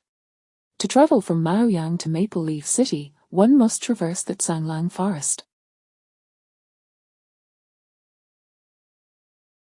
I have arrived at the right place. After folding the map, he produced a bundle of sugarcane, settled atop the peak, and began to munch on the sweet treat while quietly awaiting his companion. The sugarcane, discovered during his passage through a grove, had been recommended by a gong for its sweetness and juiciness, promising a delightful experience. Thus, he had harvested a substantial bundle, washed it with spring water, and brought it to the summit. Curiously, the area beneath Zhanglang forest was bustling, teeming with malevolent entities. He observed numerous apparitions, such as shadowy phantoms gliding through the woods, will-o'-the-wisps dancing above graves, slumbering spectres nestled in coffins, and legions of spectral soldiers, including the fearsome three-headed demonic goat. Initially, upon spotting him, all these malevolent beings' eyes lit up, charging towards him. However, after he obliterated a three-headed demonic goat with a single punch, they all retreated in terror, keeping their distance, their gazes filled with profound fear. In their eyes, this human figure, engulfed in flames, appeared more sinister than the malevolent beings themselves, a truly fearsome sight. What in the world is this person? How can he be so powerful? The three-headed demonic goat, he must possess at least cursed tier strength. Not merely cursed tier, I witnessed him obliterate an evil tier entity, the steel-bone tiger, with a single punch from a distance. He undoubtedly has the capability to overpower evil tier beings, perhaps only the chicken brother could rival him. Damn it, how can someone so young be this formidable? Has he been cultivating since birth? Only a fierce dragon dares cross the river. His audacity to venture into Songlong Forest at such a young age speaks volumes of his prowess. Such individuals possess immense strength and are exceptionally talented, hence their presence in these malevolent-infested woods at night. As many malevolent entities witnessed Li Shichi's arrival, they all fled in terror, exchanging whispers, their expressions shifting dramatically, as if they were not the true malevolence, but he was the actual embodiment of evil. Not wishing to engage with them further, Li Shichi ascended to the peak of the Songlong Forest. Upon reaching the summit, an eerie tranquility enveloped the area, devoid of any malevolent presence. Atop the peak, there lay a cave. Li Shichi settled on a rock before the cave, letting his feet dangle over the cliff as he leisurely enjoyed his sugarcane. Liu Hongji, possessing formidable strength and surrounded by protective charms, harbored no fear of the nocturnal malevolence. Thus, after concluding their transaction, Liu Hongji would undoubtedly hasten back to Maple Leaf City. While Li Shichi waited, an extraordinarily tall figure emerged from the cave, standing over 3 meters high. It was shrouded in darkness, obscuring its form, save for its pair of fiery red eyes, radiating an aura of chilling dread, greedily fixating on Li Shichi's back. With its appearance, an overwhelming malevolent force surged forth from the cave, radiating in all directions for 30 kilometers. The Chicken Brother has made his entrance. This aura indicates that Chicken Brother is clearly enraged. Everyone, flee. Damn it, I saw that person ascend the peak. Is he challenging Chicken Brother? Chicken Brother is an evil tier entity. Should it be provoked, it will unleash a bloodbath upon Songlong Forest, and we all shall perish. Run.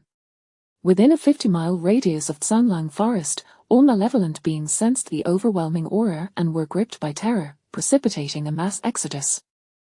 Many stumbled in their haste, crushed underfoot by even more powerful malevolent entities, spiraling into chaos. The entire Songlong Forest erupted into unimaginable turmoil, dust clouds billowing. Li Shichi, perched atop the cliff, observed the pandemonium unfolding within the forest while munching on his sugarcane, bemused. What is happening? I haven't even pursued them, so why are they fleeing?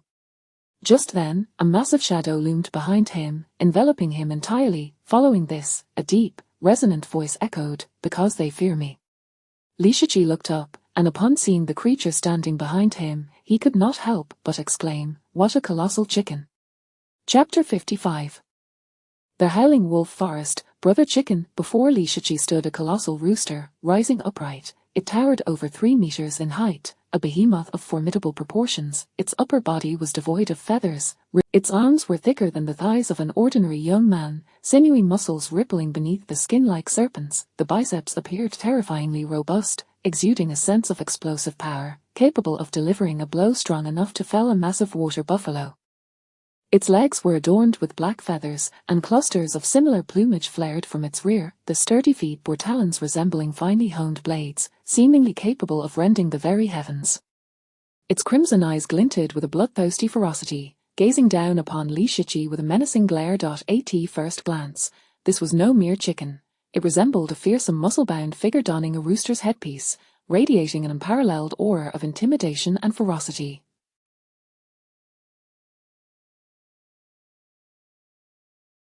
Li Shichi stood, realizing that he barely reached the height of the creature's thigh, and could not help but exclaim, "Such a colossal rooster, how long would it take to stew for soup?" Upon hearing this, the rooster's eyes turned even redder, brimming with murderous intent. As the king of the Howling Wolf Forest, it was an undisputed ruler of this jungle, a true wild monarch. In moments of displeasure, it would devour any creature that dared cross its path.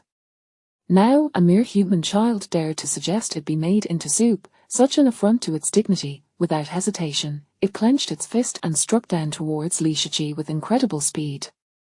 Yet, despite its swiftness, it was no match for Li Shiqi, whose reflexes were quicker. The fist did not land upon Li Shiqi but instead smashed into the stone where he had been seated moments before, shattering it into countless fragments.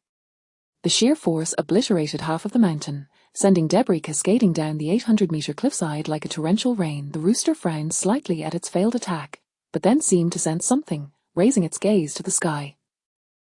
Li Shiqi, meanwhile, was floating in mid-air, left hand clutching a bag of sugarcane, right hand nibbling on a stalk, observing the rooster with nonchalance. A chicken of such magnitude, however, by your appearance, you must be a fitness chicken. Your meat would likely be tough and unpalatable. He took another bite of the sugarcane and waved dismissively. Forget it, I shan't dwell on that. Be on your way, lest you disturb my hunting. The rooster, incensed by these words, felt veins bulging on its forehead. Even the elite of the 10 great families of Maple Leaf City approached it. Yet, this insignificant child dared to treat it as mere food. As the demon king of the howling wolf forest, it had never endured such humiliation. Thus, without uttering a word, it summoned its demon core and unleashed its inner energy. In an instant, the demon core radiated a dazzling, sinister red light, unleashing waves of crimson sword energy towards Li Shiqi. The speed of the sword chi was astonishing, accompanied by a sharp, explosive sound that pierced the air, as if it could shatter the very fabric of space itself. This power was 100 times sharper than the sword energy of a human cultivator's first-level sword flow. Li Shiqi remained expressionless, wielding his sugarcane to deftly deflect the oncoming sword chi. Just then, a tempest arose, a foul wind rushing in. The rooster had somehow taken to the air, its arms, larger than Li Shiqi's entire body, bulging with muscle, hurtling down towards his head. The speed of its fist tore through the air, producing a sharp, explosive sound. Li Shiqi sighed, you creatures of malice, I had no intention of engaging in combat with you. Why do you force my hand?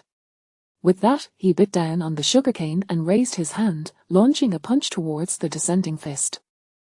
The motion was fluid, executed in one seamless action, yet, this punch left the rooster in stunned disbelief. Thunder roared upon the impact of Li Shiqi's fist. An overwhelming sound of thunder erupted, reverberating in its ears and momentarily disorienting it. Thunder, a bane to evil beings, even devoid of lightning, the sound of thunder possessed an innate and terrifying suppressive power over malevolent entities. However, the rooster was mistaken. It was not the thunder that posed the true threat, but rather Li Shiqi's fist. Boom! Enhanced by the thunder, one of the rooster's arms was obliterated into a mist of blood. The sheer force propelled it into the sky, where it began to cough up blood. Although Li Shiqi's punch had only struck its right arm, it felt as though its entire body was on the verge of being reduced to fragments, pain overwhelming its senses.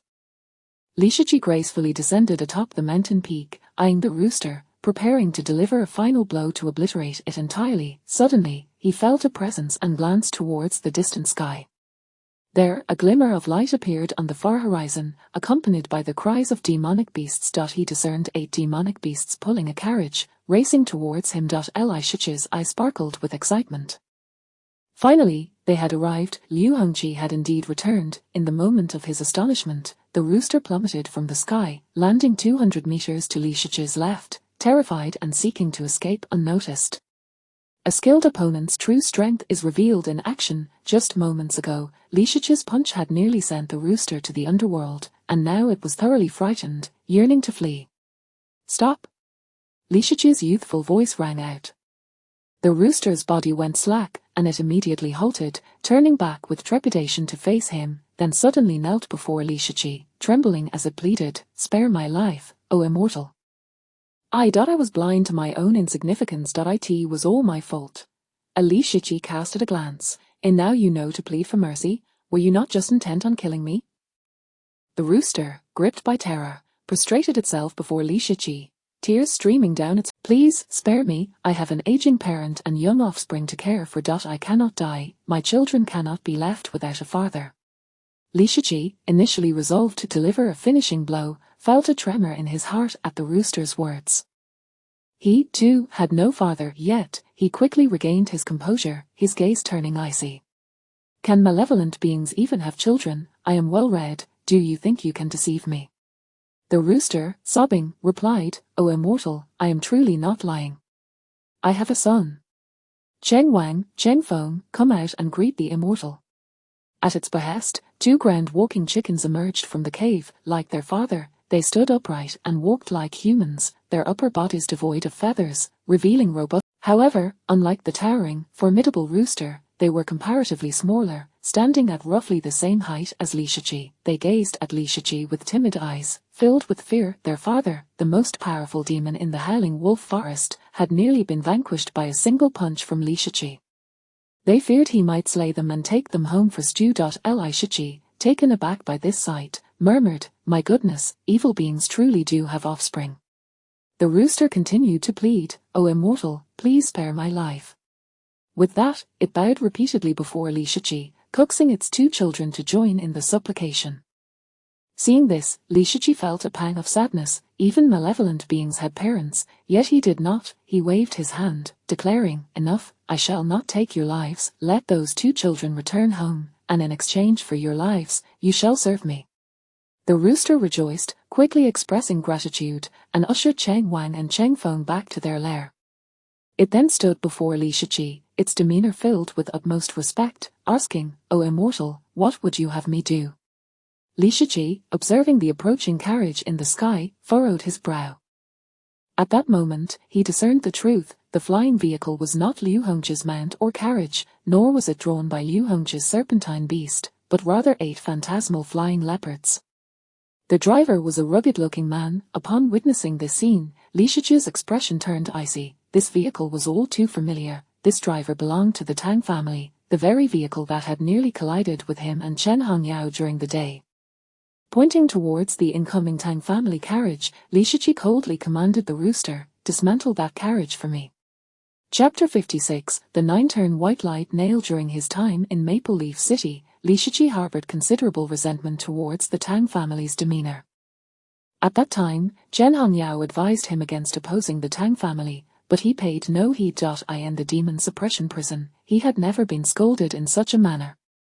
How dare a mere driver from the Tang family speak to him so? When had he, the esteemed Shiqi, ever endured such humiliation? His grandfather had once said that lost face must be reclaimed.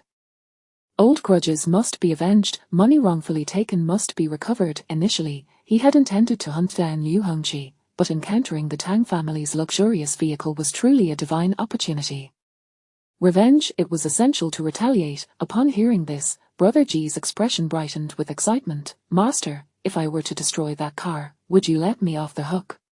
Li Shiqi glared fiercely, Do you dare to negotiate with me?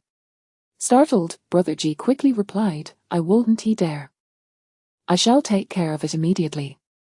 With that, Brother Ji shattered the stones beneath his feet and soared into the sky like a cannonball, accompanied by a radiant glow. A pair of wings sprouted from his back. As he flapped his wings, he ascended towards the Tang family's phantom leopard luxury car, exuding an aura of tremendous terror that engulfed the sky with ominous clouds, charging forward with overwhelming momentum. Standing atop a cliff, Li Shiqi remarked, Truly impressive, Brother Ji, such grandeur. At that moment, Brother Ji had already closed in on the phantom leopard luxury car from a kilometer away. In the heavens above, 8 phantom leopards narrowed their pupils in terror, halting midair, their expressions filled with dread as they gazed at the approaching storm clouds. The presence of Brother Ji within those clouds instilled a profound. The driver of the car had sensed the unfolding scene from a distance, his expression shifting dramatically. Young master, we are under attack by malevolent spirits. As he spoke, he immediately summoned a cerulean talisman. The talisman soared into the air, erupting into a blaze of blue flames, from which a colossal azure tiger emerged, measuring for meters in length, engulfed in roaring blue fire, charging towards Brother Ji. Simultaneously, a shrine materialized behind the driver, igniting the luxury car. Runes began to glow upon the vehicle, spreading across its entire body, eventually extending to the 8 phantom leopards. With the enhancement of the runes, the leopard's fear diminished slightly, granting the driver a sense of reassurance. The protective talismans on their car were formidable, crafted by the eternal talisman master Zhao Changhai, capable of withstanding demon-level malevolence. It was precisely for this reason that they dared to traverse the night. Moreover, the talisman he had just summoned, known as the Divine Tiger Exorcism Talisman, was also the work of Zhao Changhai. Once activated, the Azure Divine Tiger could completely devour and incinerate malevolent spirits below the demon level. Even against demon-level entities, the Azure Tiger possessed combat prowess. "It is that chicken from Sanglang Forest." A young man's voice emanated from within the vehicle. "Strange, our Tang family has had no enmity with it. It has never provoked us in the past, why is it targeting us today?" "What shall we do, young master?" inquired the driver. The voice of young Master Tang returned, icy and resolute. "I have matters to attend to and must return to Maple Leaf City. Regardless of what demon king it is, activate our killing formation and charge forward. If it dares to obstruct us, then we shall annihilate it." His tone was laced with unwavering confidence. It seemed that the young master held even demon kings in contempt. However, before he could finish speaking, a thunderous explosion erupted ahead, as the Azure Tiger conjured by the talisman was obliterated by Brother G's punch, scattering into flames that cascaded down into the forest below. A fierce wind howled in its wake, as Brother G, shrouded in tumultuous demonic clouds, appeared before the Phantom Leopard luxury car, radiating a menacing aura. The driver's pupils constricted sharply. "So fast, boom." Before he could react, Brother G's colossal fist smashed through two phantom leopards, reducing them to a mist of blood. The fist's momentum remained unyielding, crushing down upon the luxury car. In that critical moment, the runes adorning the car glowed brilliantly, forming an enormous shield that enveloped the vehicle. Yet, it proved utterly futile. The power of the runes was as nothing before Brother G's gargantuan fist, which shattered them effortlessly. The terrifying force obliterated the protective runes, instantly reducing the driver to a mist of blood. Boom, the fist continued its relentless trajectory, shattering the luxury car into fragments, causing it to disintegrate midair. A resplendently dressed young man, around 30 years of age, was also sent flying by the overwhelming force, blood spewing from his mouth as he fell into disarray. "How dare you? Our Tang family had an agreement with you, you took immense benefits from us, yet you would turn against us." The young man, gliding through the air, glared furiously, his voice booming like thunder. At that moment, a shrine emerged behind him, and a divine figure leaped forth, grasping young Master Tang and lifting him into the in the realm of rebirth. The newly manifested divine figure could carry its master aloft in the sky. With the appearance of the divine figure, young Master Tang's internal energy surged, erupting with formidable might. Furthermore, a treasure flew forth from the shrine, illuminating him. This treasure was none other than a white nail. Measuring the length of an adult's palm and as thick as a finger, it radiated an extraordinarily pure and holy light. A fifth-grade mystical artifact, the 9-turn white light nail. With the support of this artifact, young Master Tang's aura intensified frighteningly. Instead of retreating, he transformed into a streak of light, charging towards Brother Ji. As he advanced, sharp sword energies erupted from the shrine, raining down upon Brother Ji like a tempest. Unfazed, Brother Ji soared forward. The torrents of sword energy struck him, yet they could not pierce his formidable muscles. The collision resonated with the sound of clashing metal. Boom, like a demonic deity, Brother Ji charged through the deluge of sword energy, rapidly closing the distance to young Master Tang, exuding a terrifying ferocity. So fast, young Master Tang's expression shifted dramatically. Bang! Before he could react, Brother G's colossal fist had already struck his chest. The overwhelming force shattered his protective energy, reducing his entire form to a cloud of blood mist in an instant. Brother G casually blew on his fist and remarked, "Problem solved." However, before he could return, a surge of potent magical energy surged forth. The 9-turn white light nail, which had been floating in the air, blazed with intensity, resembling a meteor as it pierced through Brother G's shoulder, trailing a stream of blood. Brother G's expression changed, and he quickly beat his wings to retreat, maintaining a vigilant watch in all directions. He had just obliterated young Master Tang. Why was this artifact still attacking him? Even he, as a malevolent spirit, found it exceedingly bizarre. The 9-turn white light nail darted back, swift as lightning, aiming for Brother G. He hastily dodged. This object was far too sharp, capable of penetrating his defenses, compelling him to evade. Swish, swish, swish in the air, the 9-turn white light nail shimmered, transforming into streaks of white light that intertwined and danced around Brother G like a swimming dragon. Each pass left a trail of blood upon his form. Chapter 57, The Substitute Talisman. A brilliant light surged like a dragon, flickering and darting. Caught off guard, the chicken was repeatedly battered, its body bruised and battered, presenting a most pitiful sight. Yet, it remained composed, calmly defending itself while observing its surroundings with keen awareness. Logically, once its master was slain, the magical artifact would cease to be activated, posing no threat to it.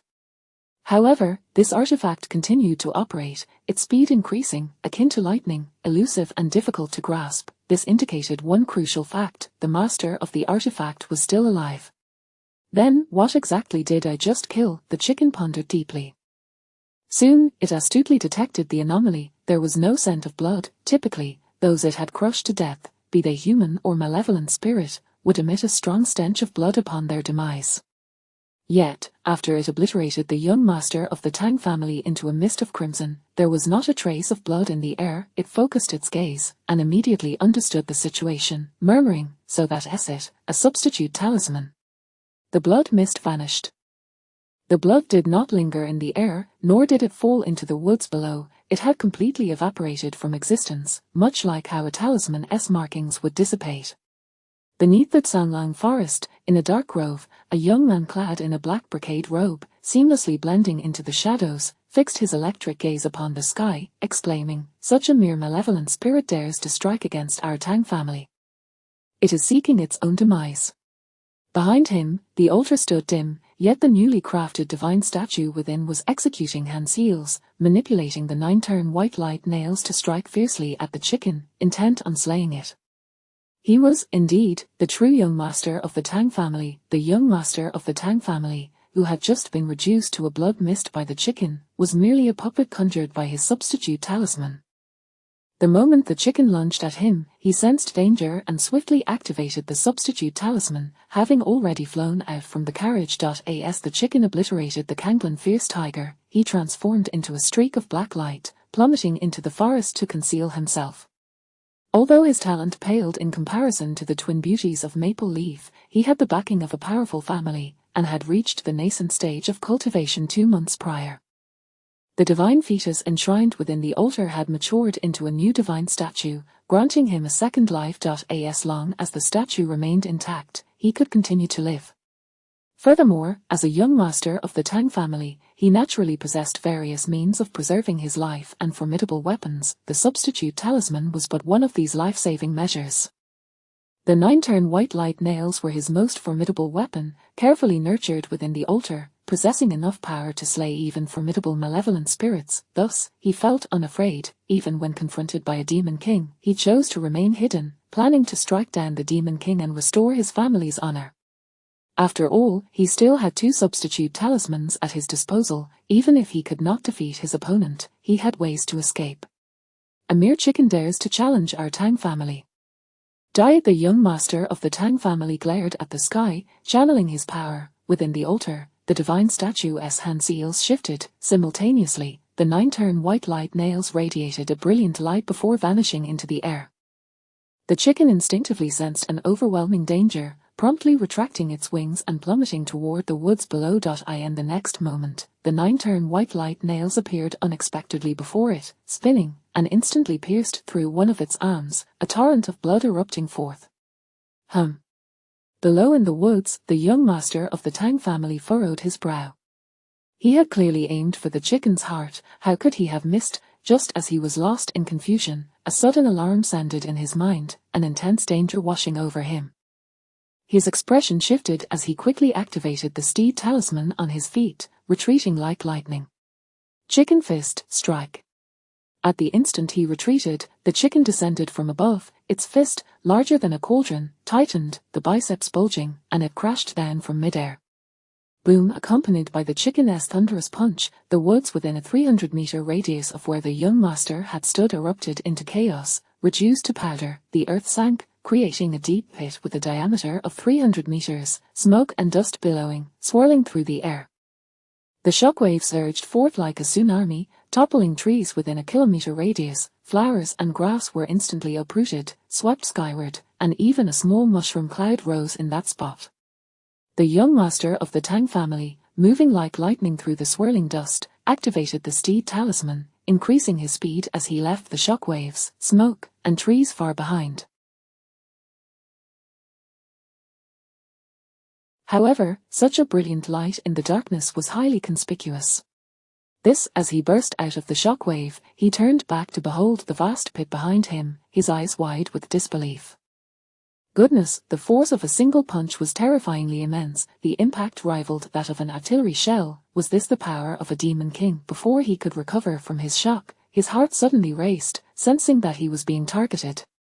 Turning around, he saw the chicken in midair, its face twisted in a snarl, grinning malevolently. Found you.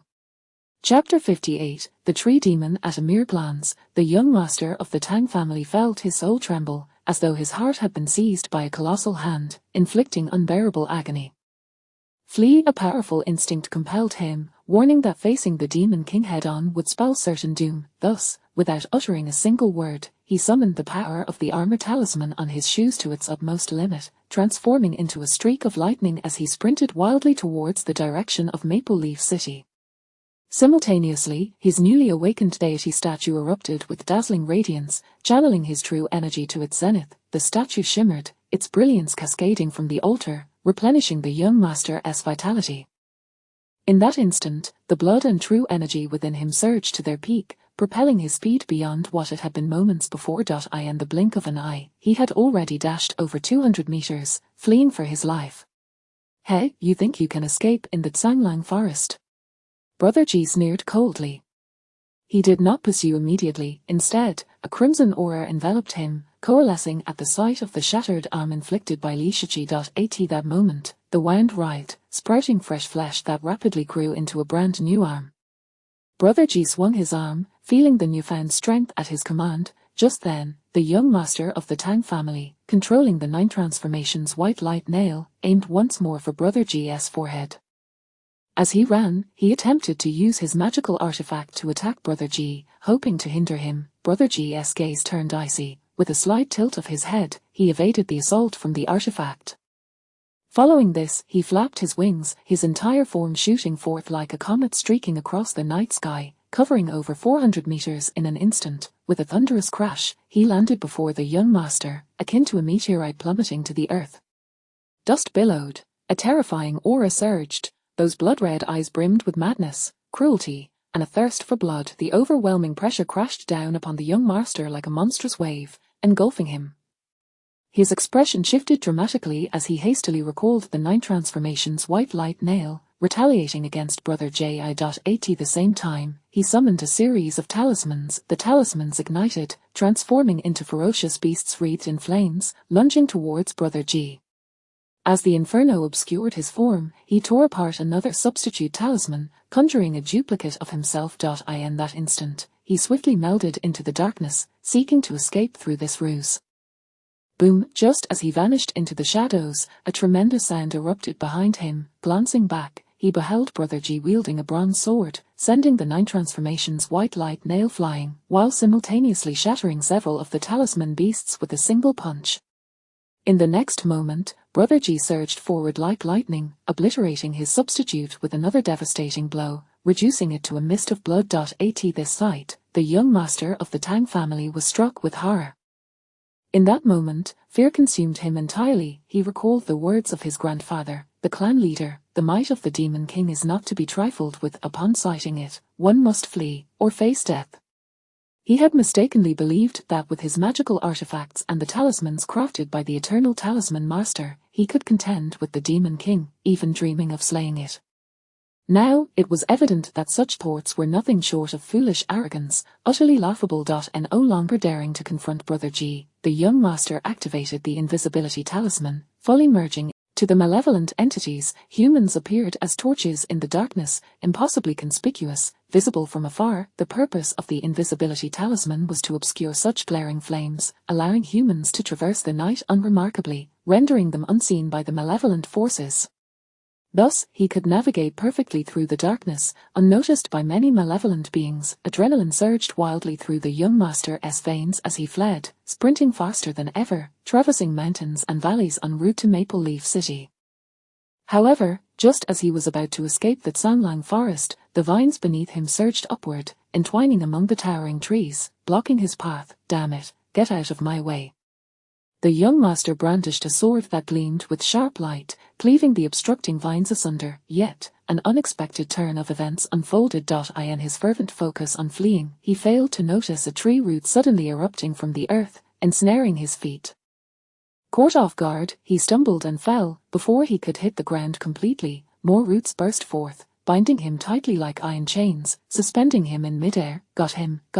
In the darkness, the trees opened their crimson eyes, their roots emerging from the soil, writhing like human limbs, flailing about. They were, astonishingly, a horde of tree demons, their roots coalescing into forms reminiscent of human thighs, the branches swaying like arms. On the thick roots, eyes, noses, and mouths appeared, creating a bizarre visage. As they joyously danced, the rustling leaves echoed throughout the night. Clearly unprepared for such a scenario, the young master struggled vehemently, summoning blades of light from the altar to hack at the roots, striving for a means of escape. However, before he could sever even 2 branches, the roots around him constricted like a massive serpent, tightening their grip. Crack, crack, crack. Accompanied by the tightening of these roots, several of the young master's ribs snapped instantly. Unaccustomed to such excruciating torment, he let out a heart-rending scream. As his injuries grew dire, the altar behind him became unstable, its light fading, ultimately vanishing into his mind, never to emerge again. How about it? Should we devour him? Are you insane? This is Brother G's prey. Do you not fear him retaliating against you? Now that we have helped Brother G capture the target, might he reward us? The tree demons chattered excitedly, their expressions brimming with enthusiasm. As they conversed, an overwhelming aura of menace enveloped the area. Brother G, towering over 3 meters, bathed in moonlight, strode forth like a demon emerging from the depths of hell, exuding a fearsome presence. Upon seeing Brother G approach, the tree demons fell silent, hastily rooting themselves back into the earth, transforming into trees once more. Brother G approached, gazing at the young master suspended in midair, then casting a glance at the tree demons. You have done well. I permit you to venture within 15 kilometers of my mountain peak. The tree demons erupted in wild elation at his words. The mountain peak where Brother G resided was peculiar. Any malevolent being venturing too close would find their power gradually augmenting. The nearer they approached, the faster their strength would grow. Thus, Brother G's statement bestowed upon them immense hope. Brother G stepped closer, standing before the young master of the Tang family. Upon seeing Brother G, the young master's expression changed drastically as he attempted to struggle, yet it was futile. Before he could channel his energy, Brother G's fist, as large as a cooking pot, struck his head, rendering him unconscious. Without uttering a word, Brother G seized the young master by the head and soared into the sky, returning to the cliff of the Zanlang forest. Upon his arrival at the cliff, he was momentarily taken aback. Unbeknownst to him, Li Shiqi had already captured several phantom leopards, wielding a cleaver as he prepared to butcher one of them. His knife skills were swift, akin to a chef dissecting beef. In the blink of an eye, he had removed the head, skinned it, and pulled the entire hide from the phantom leopard. The skin bore no blood or flesh, the incision smooth as jade, appearing as though it had been fashioned long before. Even after skinning, the phantom leopard's body remained intact. Such extraordinary knife skills were truly remarkable. Witnessing this scene, Brother G couldn't help but exclaim, "Excellent knife skills." Chapter 59, The Contract with the Demon God. Li Shiqi, without lifting his head, remarked, "Don't just stand there foolishly. I'm rather hungry. We can feast on roasted meat. Hurry and fetch some firewood."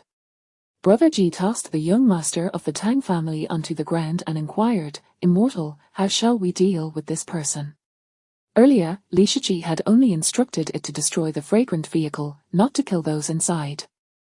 Based on its intuition, Brother G surmised that Li Shiqi might harbor a grudge against the individuals within the vehicle, likely wishing to exact vengeance. Therefore, it dared not take the initiative to slay the young master of the Tang family, opting instead to leave it to Li Shiqi's discretion. Li Shiqi remained unperturbed, stating coolly, "I hold no affection for this individual. Strip him of his valuables, and then dispose of him as you see fit." The young master of the Tang family, who had recklessly allowed his driver to navigate the bustling streets, nearly trampled him and Chen Hongyao. This demonstrated that the young master was indeed a haughty and despicable character, unworthy of lamentation. Upon hearing Li Shiqi's words, Brother G was elated. It swiftly discarded the young master's clothing and treasures onto the ground and then, seizing the now naked young master, soared down the cliff, evading Li Shichi's gaze. Subsequently, it hurled the young master into the air and opened its beak. The once narrow beak expanded to over a meter wide, resembling a gaping maw. As the young master soared through the air, Brother G engulfed him in a single gulp. Accompanied by the sound of cracking bones, Brother G forcefully swallowed the young master, whose previously considerable bulk now contributed to its own already ample form. It patted its belly, wearing an expression of satisfaction. The young master, a nascent realm cultivator, possessed vigorous vital energy, his divine embryo having matured into a divine idol, granting him a second life. As long as the divine embryo persisted, he would not perish. By consuming both the young master and his divine embryo, Brother G had gained a substantial boon, healing its own injuries while simultaneously enhancing its cultivation. After finishing its meal, it ascended back to the cliff to stand behind Li Shichi. Li Shichi, still not raising his head, commanded, "Go fetch firewood for me." As he spoke, the butcher's knife in his hand whirled rapidly, swiftly cleaving the towering, formidable phantom leopard in twain. The phantom leopard's immense form surpassed 5 meters in height, its thighs towering above Li Shichi. He navigated through the carcass, unleashing a flurry of glistening knife strokes, efficiently slicing the phantom leopard into pieces. The blade gleamed like snow, not a drop of blood staining its surface. Brother G, witnessing this display of skill, marveled, such exquisite knife work. With that, it took to the skies, heading towards the woods below the Zhanglang forest. By the time it returned to the cliff, clutching a substantial bundle of firewood, the once grand phantom leopard had already been reduced by Li Shichi into a collection of fresh meat, neatly arranged on a pre-constructed rack. Li Shichi was in the process of dissecting another phantom leopard, his technique reminiscent of a butcher skillfully preparing an ox, the knife glinting beautifully in the air. Before long, Li Shichi had finished dismembering the remaining phantom leopards. The leopard's head was skewered and set aside, while the skin and flesh were separated, with vital organs such as the heart, kidneys, stomach, liver, and intestines meticulously extracted and placed aside. "Immortal, your knife skills are truly remarkable," Brother G expressed sincerely. Li Shichi cast a glance at it and replied, "Less chatter, there should be spring water in these mountains, take this meat and wash it for me." As he spoke, he retrieved a 60-centimeter hot pot from his pack. He then produced an array of seasonings, star anise, bay leaves, dried tangerine peel, ginger, scallions, garlic, and other spices, encompassing flavors for marinating, grilling, and hot pot cooking. Brother G was taken aback, scrutinizing Li Shichi with astonishment. How could such a small-looking pack contain such a large pot? However, before it could fully process this revelation, Li Shichi extracted an even larger pot, nearly a meter in diameter, setting it on another stove, followed by clean bowls and chopsticks placed on the stone. Brother G was once again astonished, staring intently at Li Shichi's pack. "Is this a spatial artifact?" Li Shichi shot at a displeased glance, warning, "If you don't hurry and wash that meat, do you believe I won't toss you into the pot as well? I have yet to feast on a chicken of your size." Startled, Brother G dared not speak further and quickly seized the meat from the phantom leopard, descending the mountain to locate spring water for cleansing. It even exhibited cleverness, finding a clean water barrel from an unknown source, filling it with fresh water before returning to the cliff with the meat. Li Shichi assessed its efforts, stating, "Not bad. You certainly know how to work." Brother G quickly downplayed the praise, replying, "Immortal, you flatter me, this is merely what a little chick ought to do." Internally, it grumbled, "I am the king of the Zhanglang forest, quite discerning.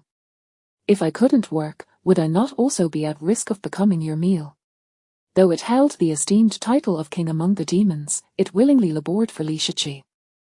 After all, life was precious, and as long as it could survive, it had no desire to perish. Li Shichi tossed a snow-white object to Brother G, saying, "Seeing how industrious you are, consider this a reward."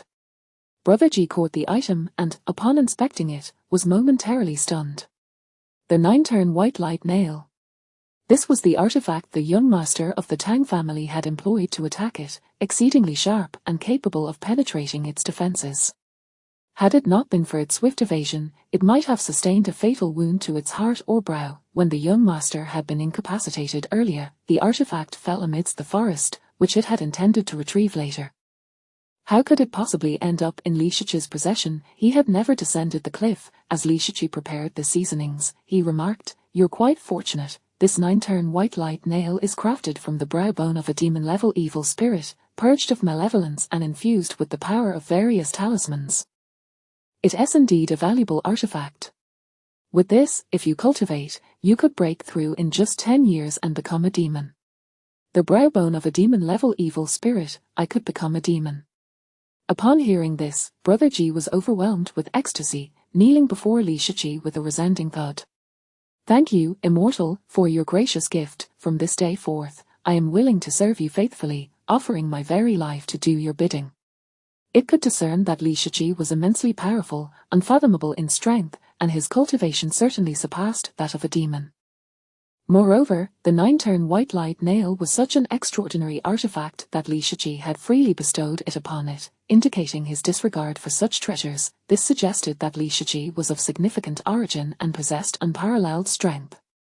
By aligning itself with such a master, its future achievements would undoubtedly be limitless. Li Shichi, having finished preparing the seasonings, inquired coolly, "Do you wish to ally with me?" Brother Ji nodded vigorously, akin to a chick pecking at grains, its gaze filled with fervent admiration for Li Shichi. After contemplating for a moment, Li Shichi stated, "All right, I could use a lackey. Those people in the city are far too cunning for my liking. You'll do." Brother Ji was overjoyed, eagerly prostrating itself once more, exclaiming, "From now on, I am willing to serve the Immortal without reservation, even unto death." As it spoke, it summoned its life essence demon core, hovering before Li Shichi. "Please, Master, inscribe the contract with the demon god." The contract with the demon god. Once inscribed, the evil spirit would become the sworn beast of its master, surrendering its very essence, rendering itself a slave, with all it possessed becoming the property of that individual. Should the master perish, so too would it. If the master so desired its demise, a mere thought would suffice to bring about its instant death. Brother Ji was fully prepared to sacrifice everything to become Li Shichi's slave. Chapter 60, The Reincarnation of a Glutton. Li Shichi placed the condiments into a distinct dish and cast a glance at his innate demon core. "What purpose do you have in bringing this out?" With an abundance of condiments, the dish could not accommodate them all, forcing him to use a large bowl instead. He scrutinized the array of flavors, glanced at the phantom leopard, and then at the chicken brother, his gaze imbued with an evaluative hunger. Standing at a mere 120 centimeters, even the kneeling chicken brother towered over him, nearly double his height. Yet, the intensity of his gaze towards chicken brother resembled that of a predator surveying its meal, filled with both aggression and calculation. Upon noticing Li Shichi's piercing gaze, chicken brother broke into a cold sweat. So many condiments, could it be that Li Shichi intended to devour the phantom leopard first before feasting on him? The very thought sent shivers down its spine, prompting a hasty declaration, "I am willing to become the contract beast of the esteemed Immortal, to serve you without reserve, to toil endlessly, even to the point of death. Please, Immortal, grant me this boon and inscribe the pact." With that, it bowed repeatedly in reverence. Seeing chicken brother's obstinacy, Li Shichi sighed, "Very well. I shall fulfill your wish." He then extended his hand and began to inscribe a peculiar rune in the air. A unique symbol was etched into Chicken Brother's innate demon core. Void symbolism? Chicken Brother's eyes widened in shock at this spectacle. A talisman master is a remarkably rare vocation in the Dragon Kingdom, even more esteemed than alchemists or artifact masters. Mastery of talismanic artistry requires profound understanding and dedication, making it nearly impossible for an individual to self-teach without a renowned mentor. Consequently, the number of talisman masters in the Dragon Kingdom is exceedingly scarce. A small town boasting 2 or 3 is considered extraordinary. Moreover, to reach the realm of an eternal talisman master, one must blend blood with vermilion to inscribe talismans, while achieving the art of void symbolism necessitates ascending to a level beyond that of an eternal talisman master. Such elevated mastery is only found in major cities like Guangzhou. In a small locale like Maple Leaf City, having even one eternal talisman master is a monumental feat. Li Shichi's speed in inscribing the symbol was astonishing, completing it effortlessly in the blink of an eye. This clearly illustrated that Li Shichi's prowess in the domain of talismans was nothing short of extraordinary. He might very well be the pinnacle of talisman masters in the Dragon Kingdom.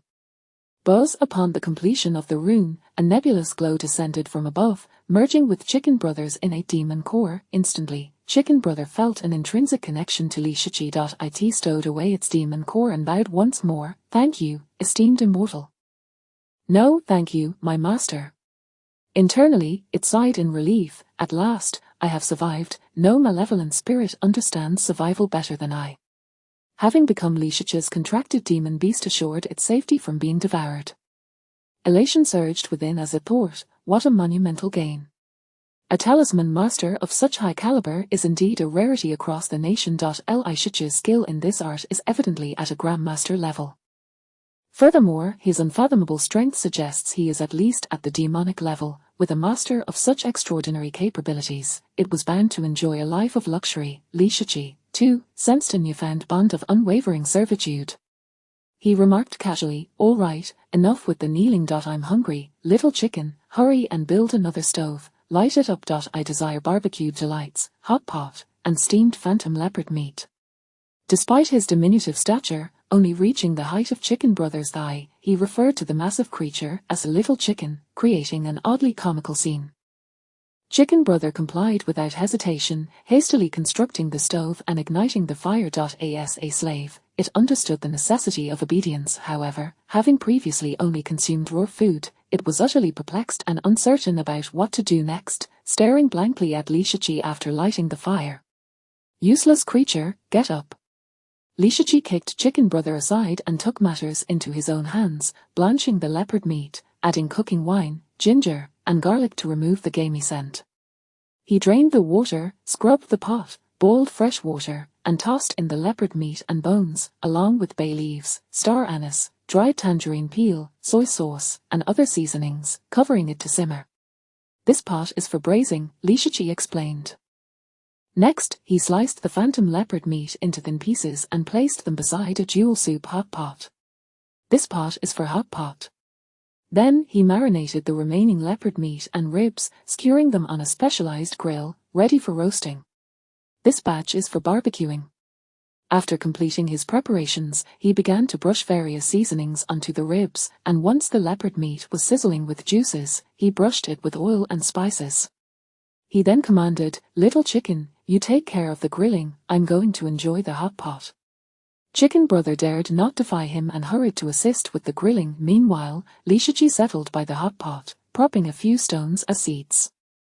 He picked up a slice of leopard meat with chopsticks, immersed it in the boiling broth for 10 seconds, and finally placed it in his mouth to savor. The meat, cut thinly, was tender and chewy, far surpassing even beef in flavor. Delightful, indeed. "The texture of the Tang family's pet is quite exquisite," he nodded in approval. He continued to sample the hot pot, indulging in both spicy and garlic flavors, testing every dipping sauce available, relishing each bite with fervor, as if a tempest were consuming the feast. Watching Li Shichi relish the meal, Chicken Brother couldn't help but drool, overcome by the enticing aroma of the barbecue, its mouth watering uncontrollably. As a malevolent spirit, it had always consumed raw flesh. It had never experienced such delectable flavors. While Li Shichi enjoyed his barbecue, Chicken Brother rotated the enormous phantom leopard over the flames. The pot of braised leopard meat began to release tantalizing aromas, filling the air with rich scents that wafted through the Zhanglang forest for miles. Tree demons, monkey spirits, and various other malevolent beings lifted their heads, gazing towards the mountaintop with a mix of confusion and yearning. "What is that aroma? It smells divine. What is Chicken Brother cooking? So fragrant, utterly irresistible. Could it be a cultivator with decades of mastery? I long to ascend and partake." Have you all lost your minds? Without Chicken Brother's permission, do you dare approach his territory? Beware lest he devour you. In the Zhanglang forest, many malevolent beings whispered among themselves, yet none dared approach the mountain peak. Atop the summit, the fragrance was intoxicating. Within the cave, Chicken Brother's offspring emerged, drawn by the alluring scent, peering out timidly with their hands against the stone wall, eyes filled with longing, curiosity, and desire as they watched Li Shichi feast. Li Shichi set down his chopsticks and beckoned, "Cheng Wang, Cheng Feng, come over and join me." As he spoke, he retrieved 2 sets of bowls and chopsticks from his pack, placing them on the stone, and distributed the prepared condiments to them. The essence of enjoying hot pot lies not merely in the flavor, but in the joyous company. Dining alone is a lonely affair, it is far better to share in the delight. Cheng Wang and Cheng Feng hesitated, casting inquiring glances towards Chicken Brother. Chicken Brother nodded. If the master calls you, then you should go. Elated, Cheng Wang and Cheng Feng approached Li Shiqi, eager to grasp the meat from the hot pot. Li Shiqi instructed, use chopsticks. Cheng Wang and Cheng Feng exchanged puzzled looks. Li Shiqi pointed to the utensils. Though they picked up the chopsticks, they were unsure how to use them, poking and prodding, even holding the sticks in their palms. Li Shiqi couldn't help but chuckle, realizing they were spirits unaccustomed to such utensils, having always consumed their food raw. Their clumsy attempts were amusing to behold. Suppressing his laughter, Li Shiqi took the initiative to teach them how to grip the chopsticks properly. Cheng Wang and Cheng Feng, being relatively clever chickens, quickly grasped the technique. Mimicking Li Shiqi, they picked up slices of leopard meat, dipped them into the hot pot, and after 10 seconds, retrieved them to savor. The moment the meat entered Cheng Wang's mouth, his eyes widened in astonishment, and he devoured it greedily, turning to Chicken Brother with excitement. Gawk gawk gawk. Chicken Brother, while rotating the entire leopard, glanced at his son, displeased. Why are you still clucking? Didn't he bring you along during my evolution? Speak like a human. In a moment of eagerness, Cheng Wang pointed at the slice of leopard meat. Gawk gawk. Chicken Brother frowned. Is it truly that delicious? Cheng Wang nodded vigorously, brimming with delight. Li Shiqi was momentarily taken aback by their form of communication. Was this chicken language? At that moment, Cheng Feng also tasted a slice of meat, only to grimace in distress, exclaiming, "What?" as she spat it out, panting heavily, her face flushed. She had dipped it in chili sauce, which proved far too spicy for her. Li Shiqi roared with laughter, reminiscent of his own first experience with hot pot when a chef had maliciously served him an excruciatingly spicy dish. Cheng Feng shot him a woeful glance. Once Li Shiqi had calmed down, he reassured her, "No worries, it's just chili sauce, you can dip it in garlic sauce instead." He handed her the garlic sauce. Cheng Feng cautiously dipped a slice of leopard meat in the garlic sauce, placing it in her mouth and chewing tentatively. The next moment, she, too, mirrored her brother's astonishment, her eyes widening with delight, letting out excited clucks. Gawk gawk gawk. Hearing their joyful exclamations, Chicken Brother was equally intrigued, gazing into the hot pot. Could it truly be that delicious? As a malevolent spirit, he had never encountered hot pot before, and the flavors of the simmering leopard meat piqued his curiosity. Li Shiqi waved his hand. All right, little chicken, enough with the grilling. Come over and enjoy the hot pot. Overjoyed, Chicken Brother promptly abandoned the grill and rushed over, ready to indulge. Li Shiqi shot him a stern look. We are civilized beings, not barbarians. Use chopsticks. Chicken Brother opened his enormous hand, grasping the child-sized chopsticks, feeling utterly awkward as they seemed too diminutive for his grasp. Li Shiqi, exasperated, resorted to carving 2 half-meter-long wooden sticks, cleaning them thoroughly before handing them to Chicken Brother. Chicken Brother, taken aback by the gesture, gratefully accepted them. Being more astute than Cheng Wang and Cheng Feng, he quickly learned to utilize the chopsticks, imitating Li Shiqi's actions to dip the leopard meat, savoring the sauce before popping it into his mouth. Soon he exhibited the same expression of delight shared by Cheng Wang and Cheng Feng. Delicious, absolutely delectable, the flavors were exquisite. In that moment, Chicken Brother felt as though all the years of consuming raw flesh had been a waste. Nothing compared to the joy of hot pot. Har har har, come, come, let us feast together. Li Shiqi laughed heartily, enjoying the hot pot with Chicken Brother and his family beneath the moonlight atop the mountain peak, relishing the braised leopard meat and barbecued delicacies. His culinary skills were exceptional. Every dish he prepared was a feast for the senses. The barbecue, especially, seasoned with cumin, was fragrant and enticing, the golden oil dripping with an aroma that tantalized the senses.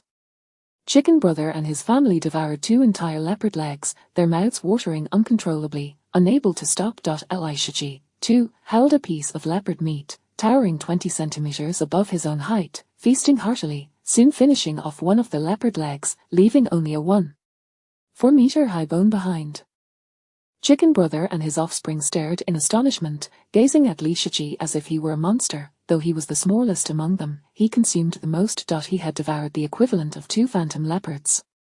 The phantom leopards, standing over 5 meters tall, were massive, each one larger than 6 Li Shiqi's combined, yet Li Shiqi's stomach seemed like a bottomless pit, as he effortlessly consumed 2 entire phantom leopards without any sign of fullness.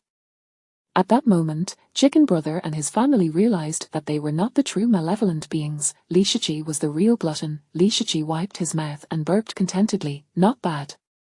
I am only 7/10 full. 7/10 full. Chicken Brother and his family were once again left in shock. He had consumed 2 phantom leopards and was still only 7/10 full. What kind of stomach was this? Was he truly the reincarnation of a glutton? At that moment, Li Shiqi looked up at Chicken Brother with a glint in his eye. I suddenly feel a craving for hand-pulled chicken. Chapter 61. The vengeful Li Shiqi. As Brother Ji indulged in roasted meat, he was startled by Li Shiqi's words, causing him to leap back and distance himself from Li Shiqi, tremblingly saying, "Master, I often exercise. The meat is too tough and unpalatable." Li Shiqi continued to gaze at him. However, "I desire hand-pulled chicken." Brother Ji shuddered, quickly responding, "Master, please wait a moment, I shall return shortly."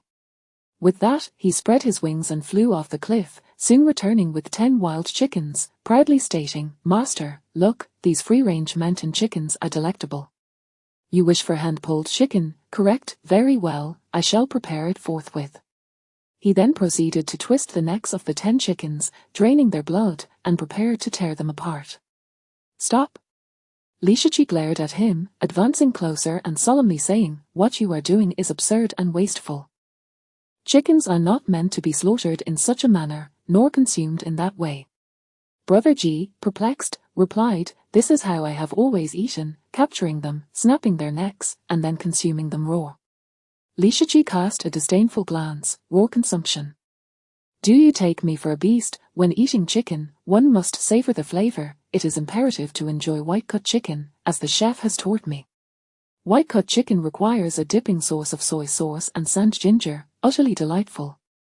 After issuing his commands, he instructed Brother Ji to pluck the feathers from the 10 mountain chickens and toss them into a large pot of clean water to boil.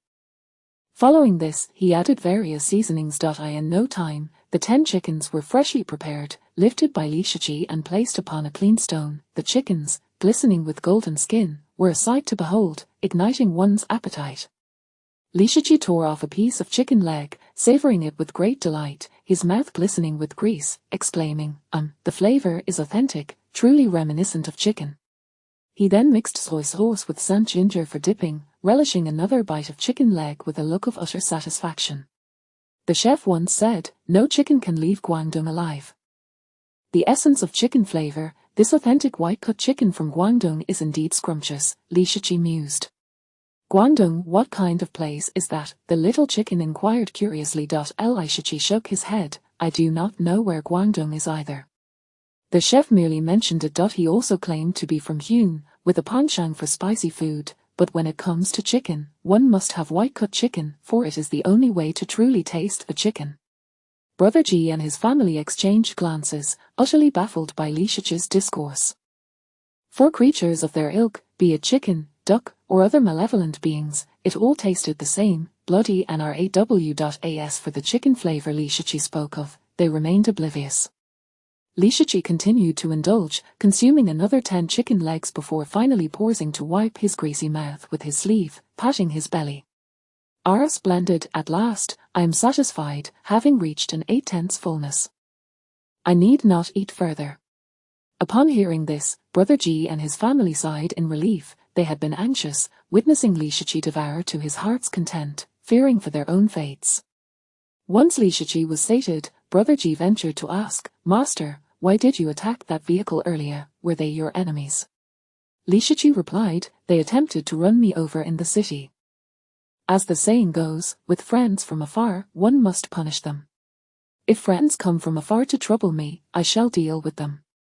He then glanced at the sky and in the direction of Maoyang City, stating, "Considering the time, another individual who has wronged me should be returning soon. Today, I am poised to ambush him. Little chick, prepare to take action." Upon hearing this, Brother Ji instinctively retreated a few steps, his gaze betraying a mix of fear and trepidation. This young master bore a grudge henceforth. One must never offend him, otherwise he would seek vengeance even in the dead of night, leaving one restless in slumber. Very well, esteemed Wang and Feng, you may return to rest after your fill. I have matters to attend to with the young master, Brother Ji instructed. Wang and Feng, not daring to oppose, hastily wiped their mouths and retreated into the cave. Not long after they returned, a distant carriage appeared on the horizon, glowing brightly as it sped towards them. Those who dare to illuminate the night are formidable indeed, Brother Ji remarked. It is common knowledge that during the day, the sun reigns supreme, and malevolent beings fear its light, retreating into hiding. Nightfall belongs to the sinister, where they emerge to absorb the essence of the moon, growing stronger while hunting for sustenance. In essence, when night falls, humans retreat, and the wilderness is rife with chaos. Those who dare to light their path at night must possess either unparalleled strength or formidable treasures, confident enough to obliterate any malevolent forces they encounter. Li Shiji fixed his gaze upon the approaching carriage, slapping his thigh in excitement. Excellent, I have not misidentified him, it is indeed Liu Hongqi. He recognized the distinct horned serpent-tailed lion pulling the carriage, a vehicle he was intimately familiar with. It belonged to Liu Hongqi. After waiting and indulging for so long, he had finally awaited the arrival of his creditor. Li Shiji retrieved a toothpick, deftly picking his teeth as he instructed. Little chick, when he passes by here, intercept them. Also, remember, do not damage their carriage this time. Kindly invite the occupants to converse here. If they refuse, then teach him a lesson, but be careful not to harm the vehicle. As he spoke, his eyes gleamed with anticipation at the sight of the luxurious carriage. Brother Ji recognized the glint in Li Shiji's eyes and understood his young master had taken a liking to that carriage. He patted his chest and assured, Understood, master, I shall ensure the carriage remains intact. With that, he leapt off the cliff, flapping his wings as he soared towards the approaching carriage. 8 horned serpent-tailed lions pulled a lavish carriage through the air, their hooves echoed with a resounding thud, reminiscent of solid ground. The driver, a middle-aged man with a buzz cut and a square face, possessed eyes like cold stars, exuding an air of composure. Inside the carriage, opulence reigned supreme, spacious enough to accommodate a grand bed. Liu Hongqi lounged on the bed, swirling a glass of red wine, savoring its richness with a smile playing on his lips. Earlier that morning, he had procured treasures from Li Shiji and, upon bringing them to the headquarters of the Divine Weapon Guild, had turned a hefty profit while earning the favor of the guild's leader, receiving a prestigious token. This token was something that money could not buy. Its possession signified that the Liu family could finally relocate from Fengye City to another prosperous city, completely severing ties with the impoverished outskirts of Fengye City. After so many years in Fengye City, I have finally reaped rewards. Har har, Liu Hongqi chuckled, reveling in his fortune. Li Shiji, I owe you my gratitude, you foolish benefactor. The more he pondered, the more exhilarated he became, caressing the token as tears of joy welled in his eyes. Once a prominent family, the Liu clan had once been a noble lineage even in the imperial capital of Yangjing. However, many years ago, a malevolent mastermind wielding countless machines emerged in Yangjing, unleashing a massacre targeting noble families, obliterating the Liu clan's powerful backers. It was said that this villain even harmed numerous members of the royal family, and his mechanical creations were invincible, capable of withstanding attacks from formidable opponents in the tribulation phase. Yangjing fell into chaos, with heads rolling in the streets. Ultimately, it was the first emperor himself who intervened to suppress the turmoil. On that fateful day, the entire city of Yangjing resonated with the resounding roar of dragons, and everyone beheld the soaring sword energies that pierced the heavens. From that day forth, the malevolent mastermind vanished. Liu Hongqi had heard whispers that this individual, devoid of a name, referred to himself as Shengong. It was precisely due to Shengong's rampage in Yangjing that the Liu family suffered devastating losses, with their patriarch and elders eradicated. The Liu family, once at the pinnacle of power, plummeted to the status of a minor clan. Consequently, they were forced to abandon the bustling Yangjing and relocate to Fengye City, never to set foot in Yangjing again. Now, with this token in hand, hope was finally within reach for the Liu family. Liu Hongqi fervently kissed the token, brimming with excitement. Suddenly, the carriage came to an abrupt halt. Liu Hongqi sensed an overwhelming aura emanating from outside, his expression darkening as he hastily stowed away the token, asking in a low voice, "Xiao Wu, what is happening?" The driver's voice trembled. "Boss, the Demon King of Sanglang Forest, Brother Ji, is ahead." Upon hearing this, Liu Hongqi's expression shifted slightly. He contemplated for a moment before opening the carriage door and stepping outside. At that moment, Brother Ji loomed overhead, towering over 3 meters like a small mountain, blocking his path, exuding an aura of malevolence that darkened the sky. Liu Hongqi regarded Brother Ji with a flicker of apprehension in his eyes. He clasped his hands in greeting. "I am Liu Hongqi of the Liu family in Fengye City, Your Excellency, the Demon King. We bear no grievances. Why do you obstruct my path?" Although he possessed various magical treasures for escape, he understood that the opponent was the tyrant of Sanglang Forest, a peerless demon king who had evaded multiple attempts by the Fengye City Lord to eliminate him, his strength unfathomable. Engaging in battle with such a malevolent being was, without a doubt, an unwise choice. Moreover, the fact that his opponent had yet to strike indicated a glimmer of hope. Brother Ji surveyed Liu Hongqi with an imposing demeanor, declaring, "My master requests an audience with you. Will you come willingly, or shall I have to teach you a lesson before you comply?" Chapter 62, The Eerie Flying Leopard Leather Jacket. As Liu Hongqi faced Brother Ji's unexpected visit, myriad thoughts raced through his mind regarding the possible reasons for Brother Ji's arrival. However, upon hearing Ji's words, he was left utterly bewildered. Master, that Sanglang Forest's Demon King, who had given the Lord of Maple Leaf City countless headaches and made the 10 great families dare not provoke him, had a master. If this news were to spread through Maple Leaf City, it would likely send shivers down the spines of many influential figures. If a Demon King was already so troublesome, the master who had nurtured such a being must be an unfathomable fiend. And this formidable fiend had specifically requested to converse with him. In an instant, cold sweat streamed down Liu Hongqi's forehead, saturating his back with perspiration. At that moment, he felt an ominous sense of foreboding. He glanced at Brother Ji, who hovered in the air, then at the driver, Xiao Wu, as he rapidly calculated the potential damage and energy from all his magical artifacts, weighing his chances of survival. After 5 seconds, Liu Hongqi gritted his teeth and asked, "May I inquire who your master is and what business he has with me?" Brother Ji glared at him. "You were summoned, so come without all this chatter. Or do you wish to resort to violence?" Liu Hongqi quickly replied, "Not at all, I wouldn't dare. Please, lead the way, we shall follow." Brother Ji cast him a sidelong glance. "It would be wise not to play tricks. Otherwise, you know the consequences." With that, it turned and flapped its wings, soaring towards a towering peak in Sanglang Forest. Liu Hongqi wiped the sweat from his brow and said to Xiao Wu, "Let us keep up." Under normal circumstances, demon kings would rarely intervene to stop vehicles belonging to the 10 great families. With Brother Ji personally taking action, he had no choice but to show respect. After all, even if they were to exhaust all their strength and magical treasures, they might not be able to contend with Brother Ji. If the master behind Brother Ji were to show up, they would likely meet their demise here. Fighting back was certain death. Following him offered a glimmer of hope. Xiao Wu pointed at the 8-horned serpent-tailed lions ahead and chuckled bitterly. "I would like to follow, but they are too frightened to move." Earlier, when faced with Brother Ji, the 8-horned serpent-tailed lions had been so terrified that their legs turned to jelly, trembling in the air, too afraid to budge. Although they were lions, they were not malevolent beasts but rather a breed of divine creatures raised by humans, yet, their low cultivation level meant they were at best considered evil grade. Confronted with the demon-grade Brother Ji, the fear emanating from their very souls left them paralyzed. Liu Hongqi sighed and produced a beast-driving banner, tossing it to Xiao Wu. "Use this to urge them onward." Afterward, he entered the vehicle, his expression grave. Xiao Wu raised the banner, which floated before him. Radiant beams of light emanated from the banner, enveloping the 8-horned serpent-tailed lions and dispelling their inner dread. With a series of lion roars, they regained their movement, pulling the cart into the sky, heading towards the peak where Brother Ji had flown.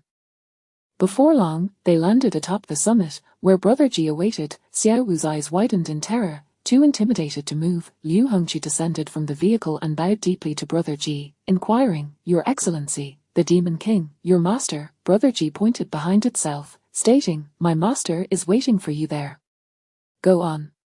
With that, it stepped aside, clearing the path. Liu Hongqi looked over and saw a small child, back turned, engrossed in handling something. Beside the child stood two enormous beast skeletons. On a large rock in front of the child were bound two illusionary flying leopards, each towering over 5 meters. Illusionary flying leopards, the beasts of the Tang family pulling carts. How did they end up here? Could it be? Seeing the illusionary flying leopards triggered a troubling association in Liu Hongqi's mind, causing even more cold sweat to drip from his forehead. Brother Ji urged, "My master is waiting for you. Hurry up, or do you want me to eat you?" Suppressing his inner turmoil, Liu Hongqi took a few deep breaths and stepped forward. Though the figure was that of a child, he perceived it as a demon disguised as a child. He recalled a great demon who had always taken the guise of a child, committing heinous acts, known as the Great Demon of Yuquan. Furthermore, among the taboos of the Dragon Kingdom, there was a particularly eerie and terrifying demon that would assume the appearance of a child, crying for help by the roadside. If anyone, moved by compassion, attempted to rescue it, calamity would befall their entire family. Thus, although Liu Hongqi recognized the figure as a child's back, he dared not underestimate it. Thump, thump, thump. The closer he drew, the faster his heart raced, his palms sweating profusely. If even the Tang family was suffering, could he be spared? The more he thought, the more anxious he became. Having just received the token from the Divine Weapon Guild, with good days yet to come, he certainly did not wish for his life to end here. At that moment, he realized the child was deftly sewing something with needle and thread. Suppressing his inner dread, he bowed respectfully to the child's back. Liu Hongqi from the Liu family of Maple Leaf City, representative of the Divine Weapon Guild, pays his respects, sir. Although he suspected the individual might be a formidable demon, one must bow their head under the eaves. Respect must be given where it is due, and he certainly could not call this demon by its true name. He knew well that many demons prefer to be addressed as sir. Just then, a crisp, melodious child's voice rang out, "Finally finished sewing." The child turned around, revealing an extraordinarily radiant and kind smile, beaming at Liu Hongqi. "Grandpa Liu, hello. I didn't expect to see you again so soon." It was none other than the amiable and harmless Li Shiqi. Liu Hongqi, who had been filled with terror, collapsed to the ground in shock, his face drained of color. "Li Shiqi, you are the great demon." His voice trembled from overwhelming fear. He never imagined that Li Shiqi would be Brother Ji's master, the unfathomable fiend. If Li Shiqi had come to see him today, did that not mean his fate was sealed?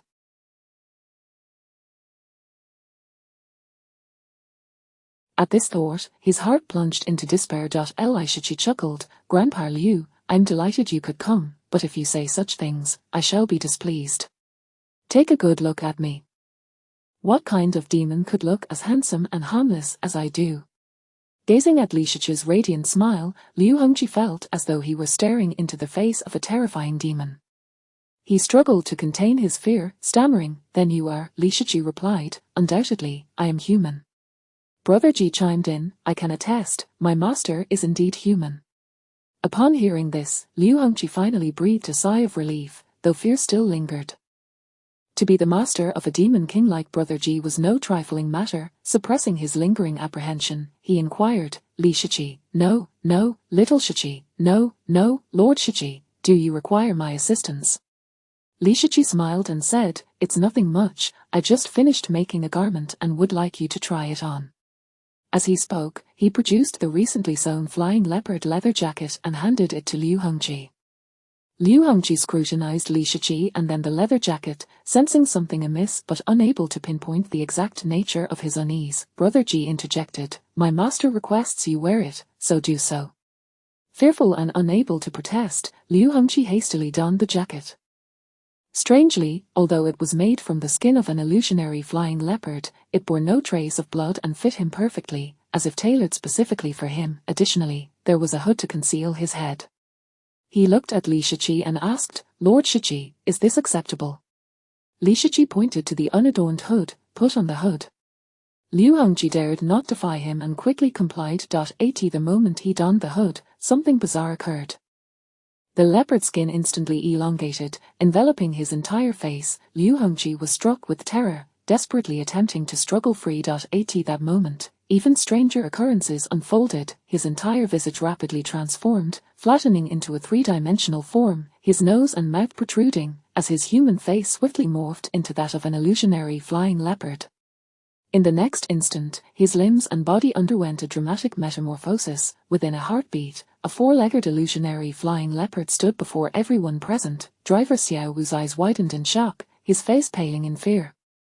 Liu Hongji had transformed into a beast. What on earth was happening? Chapter 63, Key Points of Compensation. Astonishment, shock. The driver, Xiao Wu, stood utterly dumbfounded. Not only was the driver taken aback, but the Demon King, Gge, was equally astonished.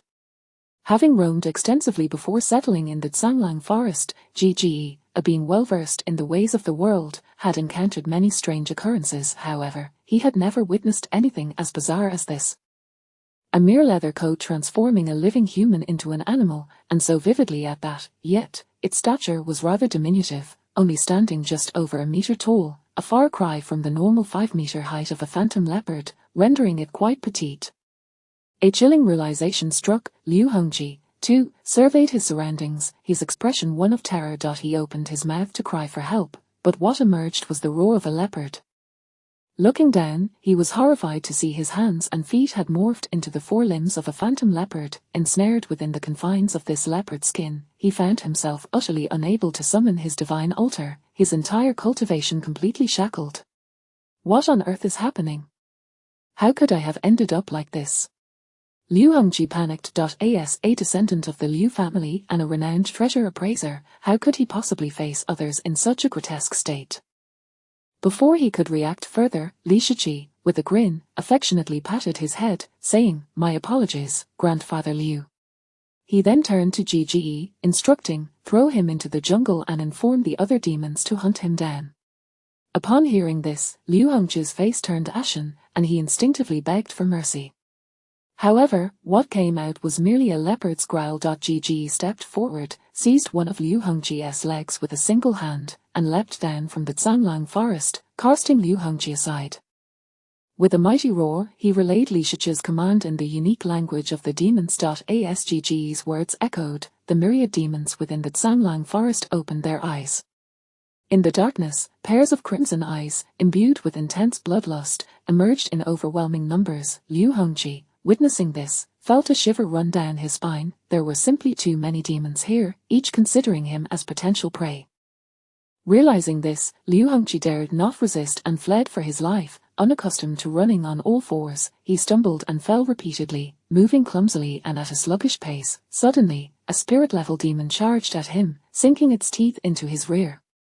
The excruciating pain elicited a pained shriek from Liu Hongji. Kicking out with his hind legs, he sent the demon flying, then disregarding everything, he bolted away. After several tumbles, he gradually acclimated to his new form, running faster in a frantic bid for survival.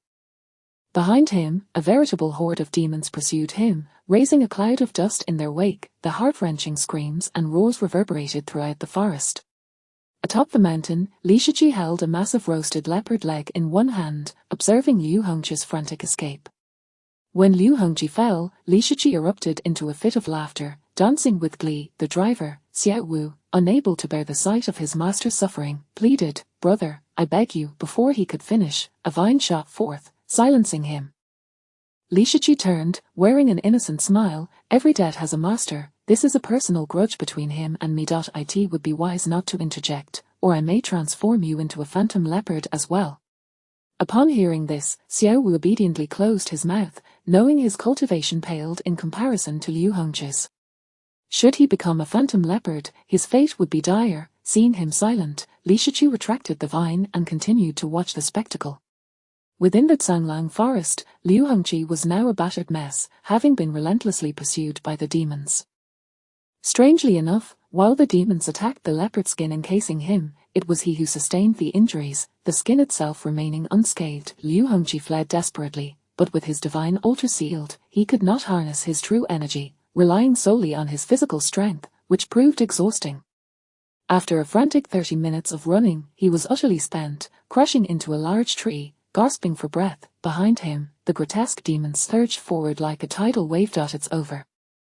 I'm doomed, Liu Hongji despaired, closing his eyes and awaiting death. Yet, what awaited him was not death, but the massive hand of Gge. In a critical moment, Gge descended from the sky, stunning the horde of demons, and grasped Liu Hongji's hind leg, lifting him as though he were a mere chip, soaring back to Li Shichi's side.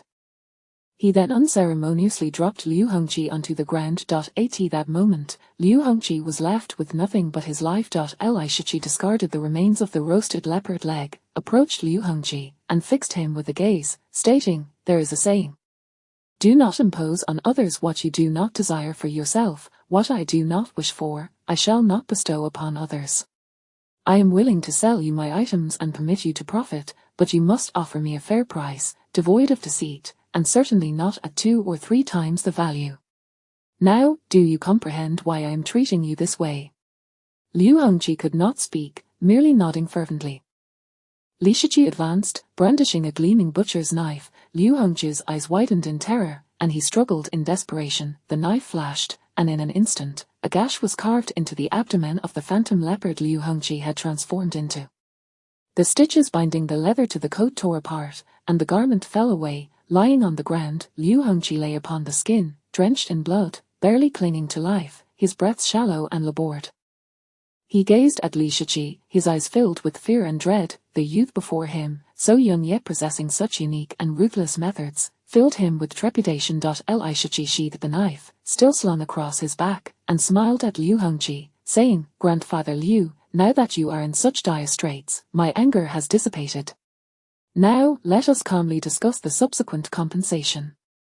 You have wronged me, resulting in significant losses. Thus, how do you intend to compensate me for my losses?" At these words, Liu Hongji's pupils constricted, and an internal exclamation of MMP lingered unspoken. In business, it is a given that there are profits and losses. If Li Shichi had priced his goods lower, he would have left to seek trouble elsewhere, leaving Liu Hongji at a loss for words. Li Shichi glanced at him, stating, "It seems you are still unconvinced, then perhaps another lap is in order." With that, he rolled up the leopard skin, preparing to drape it over Liu Hongji once more. Liu Hongji's expression shifted dramatically, and he hurriedly nodded like a bobblehead. "I will compensate, as long as you, young Master Shichi, are willing to spare me, I will give you whatever you desire." Li Shichi beamed, pointing to the luxurious carriage drawn by 8 horned serpent-tailed lions. "I want that carriage." Liu Hongji nodded vigorously, "No problem." Seeing him acquiesce so readily, Li Shichi mused inwardly, "Looks like I'm in for a discount." Clearing his throat, he declared, "That was merely the first compensation. For the second, I demand 300 million. Liu Hongji's expression shifted. "Young Master Shichi, your treasures amount to only 300 million in total, you cannot be so exorbitant." To him, Li Shichi's demands were nothing short of extortion. Li Shichi fixed him with a cold stare, saying, "The value of my treasures is substantial, you may profit by 100 million or a few tens of millions, but you must not deceive me. When you wrong me, it injures my spirit. Therefore, you must also compensate me for my mental anguish. I am asking for 300 million, which is already a bargain. Will you pay, or shall I drape that leopard skin over you again and have you run a few more laps?"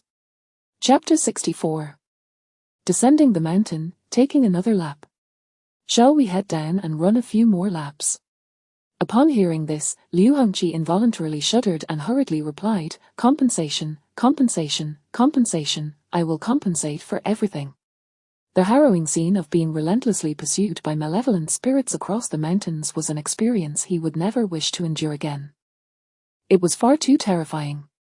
There is an ancient saying in the Dragon Kingdom, "Those who know when to yield are the true heroes." Grandfather Liu, this is the correct approach. Li Shichi nodded with satisfaction. As he spoke, he took the beast hide he had been holding and tossed it to Gge. Gge's expression shifted dramatically as he quickly caught the flying leopard skin, refusing to drape it over himself for fear of transforming into a phantom flying leopard as well. Li Shichi extended his hand, helping Liu Hongji rise from the ground, his smile growing even more radiant and benevolent. "So, Grandfather Liu, when shall you begin compensating me for my losses?" Liu Hongji gazed at Li Shichi's smiling face, feeling that it was more terrifying than the smile of a demon, sending chills down his spine. He hastily replied, "Upon returning to Maple Leaf City, I shall give it to you." Li Shichi's expression darkened. Liu Hongzhi's countenance changed, and he quickly corrected himself. Right now, immediately, at once. Only then did Li Shichi nod in satisfaction. Very well, then tell me, how will you compensate me? Liu Hongzhi trembled slightly as he produced a bank card from his pocket, offering it to Li Shichi. This is a little savings card of mine, with over 300 million inside. Young Master 17, please take it.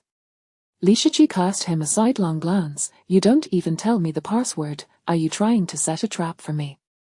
Liu Hongzhi shook his head anxiously. Young Master 17, you jest. I would never dare to set a trap for you. Aye, Li Shichi interjected. As per the customary practice during the day, arrange for a card from your Divine Armament Guild, exclusively for my use. Liu Hongzhi nodded rapidly. Understood, understood. I will arrange it immediately. He then hastily picked up a long-distance communication talisman and instructed Liu Shishi on everything. In the wilderness, the realm was filled with malevolent spirits, thus, smartphones were ineffective in these mountains due to lack of signal. Only the long-distance communication talisman could be used for contact. After relaying all the instructions, Liu Hongzhi looked at Li Shichi with a mix of terror and pleading. Young Master 17, creating the card requires time. It will likely be completed tomorrow. I will personally deliver it to your residence then. All right. Li Shichi contemplated for a moment and replied, very well, I shall reluctantly agree, but from this moment onward, interest will accrue, at an additional 3% per hour. Do you have any objections? Upon hearing this, Liu Hongzhi's mouth twitched. Goodness, transforming him into an animal was one thing, but now he was to pay interest as well. Where did this child's cunning come from? How could he come up with such schemes one after another? Liu Hongzhi inwardly cursed and paid homage to Li Shichi's ancestors but maintained an outwardly respectful demeanor. Very well, I will do as young Master 17 wishes. Li Shichi furrowed his brow and coldly remarked, no, you are insulting me. Liu Hongzhi was taken aback. No, young Master 17, I said nothing. Li Shichi glared at him. You may not have spoken it, but you have certainly thought it. It seems the lesson I just imparted was not sufficiently severe, and you still harbor resentment in your heart, daring to insult me in your thoughts. Since that is the case, you shall take another lap down the mountain. With that, he gestured, and the leopard skin in Gigi's hands immediately flew into his grasp. He then waved his hand, enveloping Liu Hongzhi once more within the flying leopard skin. In the blink of an eye, Liu Hongzhi transformed again into a phantom flying leopard. Li Shichi seized the phantom flying leopard's leg and tossed it to Gigi. Down the mountain, take another lap. Gigi obeyed the command, gripping the phantom flying leopard and hurling it down the mountain once more. Before long, the mournful wails of the phantom flying leopard echoed once again through the Zhanglang forest. These heart-rending cries reverberated through the mountains and forests, lingering endlessly. Driver Xiao Wu stood atop the mountain, observing the pitiful plight of Liu Hongzhi transformed into a phantom flying leopard, filled with sympathy. He looked at Li Shichi with eyes full of terror, wondering, can he read minds? How is it that he can hear what one thinks? Simultaneously, he silently resolved that no matter what transpired, he must not provoke this little demon, nor even utter a single disparaging word about it in his thoughts. This child was more fearsome than a demon. Li Shichi retrieved a tea set and brewed a pot of tea at the mountain's peak, savoring the delicate fragrance of Longjing tea. After a while, Gigi returned, carrying the phantom flying leopard and discarding it before Li Shichi. As Li Shichi sipped his tea, he tossed a butcher's knife to Gigi. Help him cut it open. Gigi reached out to catch the butcher's knife, only for its weight to cause his right hand to plummet to the ground. So heavy. Gigi's expression changed. The butcher's knife was so weighty that even a demon king like him struggled to hold it. Pinned beneath it, gritting his teeth, he summoned all his demonic power, coalescing it in his right hand, exerting every ounce of strength to lift the butcher's knife. Muscles bulged and strained. It was evident that his right fist was channeling an incomprehensible amount of force. Gigi exerted every last bit of strength, letting out a resounding roar. He even employed both hands, shouting loudly, veins bulging on his forehead, blood surging, demonic power vibrating, all his strength converging in his hands as he desperately attempted to grasp the butcher's knife. However, no matter how hard he tried, he could not budge the knife an inch. It was far too heavy, as if a colossal mountain were pressing down on him, leaving his fingers bruised and unable to lift it. Li Shiqi finished his sip of tea and glanced at Gigi. You can't even lift a knife and still claim to be a demon king. Useless. He set down his teacup, approached Gigi, bent down, and effortlessly lifted the butcher's knife with one hand, as if it were a mere trifle. He even twirled the knife with a single hand, making it spin several times before securely holding it. Everything flowed effortlessly, akin to clouds drifting in the sky. Gigi, relieved of the butcher's knife's weight, collapsed onto the ground, gasping for breath, drenched in sweat. As he wiped his brow, he looked at Li Shiqi with increasing fear and admiration, especially when he glanced at Li Shiqi's arms. His reverence deepened. A being of his stature could not even shift the knife, yet Li Shiqi, with his petite hands, could effortlessly wield it, twirling it as if it were a toothpick. Such strength rivaled that of ancient ferocious beasts. It was evident that when Li Shiqi first encountered him, he had surely held back. Otherwise, with a single punch, even a dignified demon king like him would likely have been reduced to a mist of blood. He silently rejoiced, fortunate to have found a means of survival by becoming Li Shiqi's slave. Thus, he had avoided the torment of transforming into a phantom flying leopard. Li Shiqi, wielding the butcher's knife, suddenly struck down, slicing through the flying leopard skin once more. The battered and barely conscious Liu Hongqi reappeared before everyone, still curled upon the leopard skin, his injuries even more severe than before. Upon reverting to human form, he immediately fell to his knees before Li Shiqi, weeping profusely. I'm sorry, young Master 17, I was wrong. I should not have insulted you in my thoughts. Please, forgive me, I promise never to do so again. Having transformed into a phantom flying leopard twice, and having been relentlessly pursued by spirits across the mountains, he was utterly terrified, his liver nearly shattering from fear. At this moment, he harbored no resentment, anger, or dissatisfaction towards Li Shiqi, only an overwhelming and boundless fear. Indeed, the look in his eyes when he gazed upon Li Shiqi was filled with an infinite dread. Chapter 65. As the saying goes, when a person is about to die, their words are kind. Liu Hongqi was gripped by a profound fear, one that penetrated to his very bones. In his eyes, Li Shiqi was more terrifying than the devil himself. The torment inflicted upon him was excruciating. Li Shiqi regarded him coolly and remarked, as the saying goes, to err and yet be able to correct oneself is the greatest virtue. Grandfather Liu, you have erred this time, and thus you must amend your ways. It is unacceptable to curse, even harboring such thoughts in your heart is improper. One must possess dignity, do you understand? If everyone were to uphold such dignity and refrain from cursing, we could foster a harmonious society and cultivate a beautiful world. Upon hearing this, Liu Hongqi was momentarily taken aback. Did this phrase originate from the Analects? In his recollection, the saying to err and yet be able to correct oneself is the greatest virtue came from the Zhuchuan, did it not?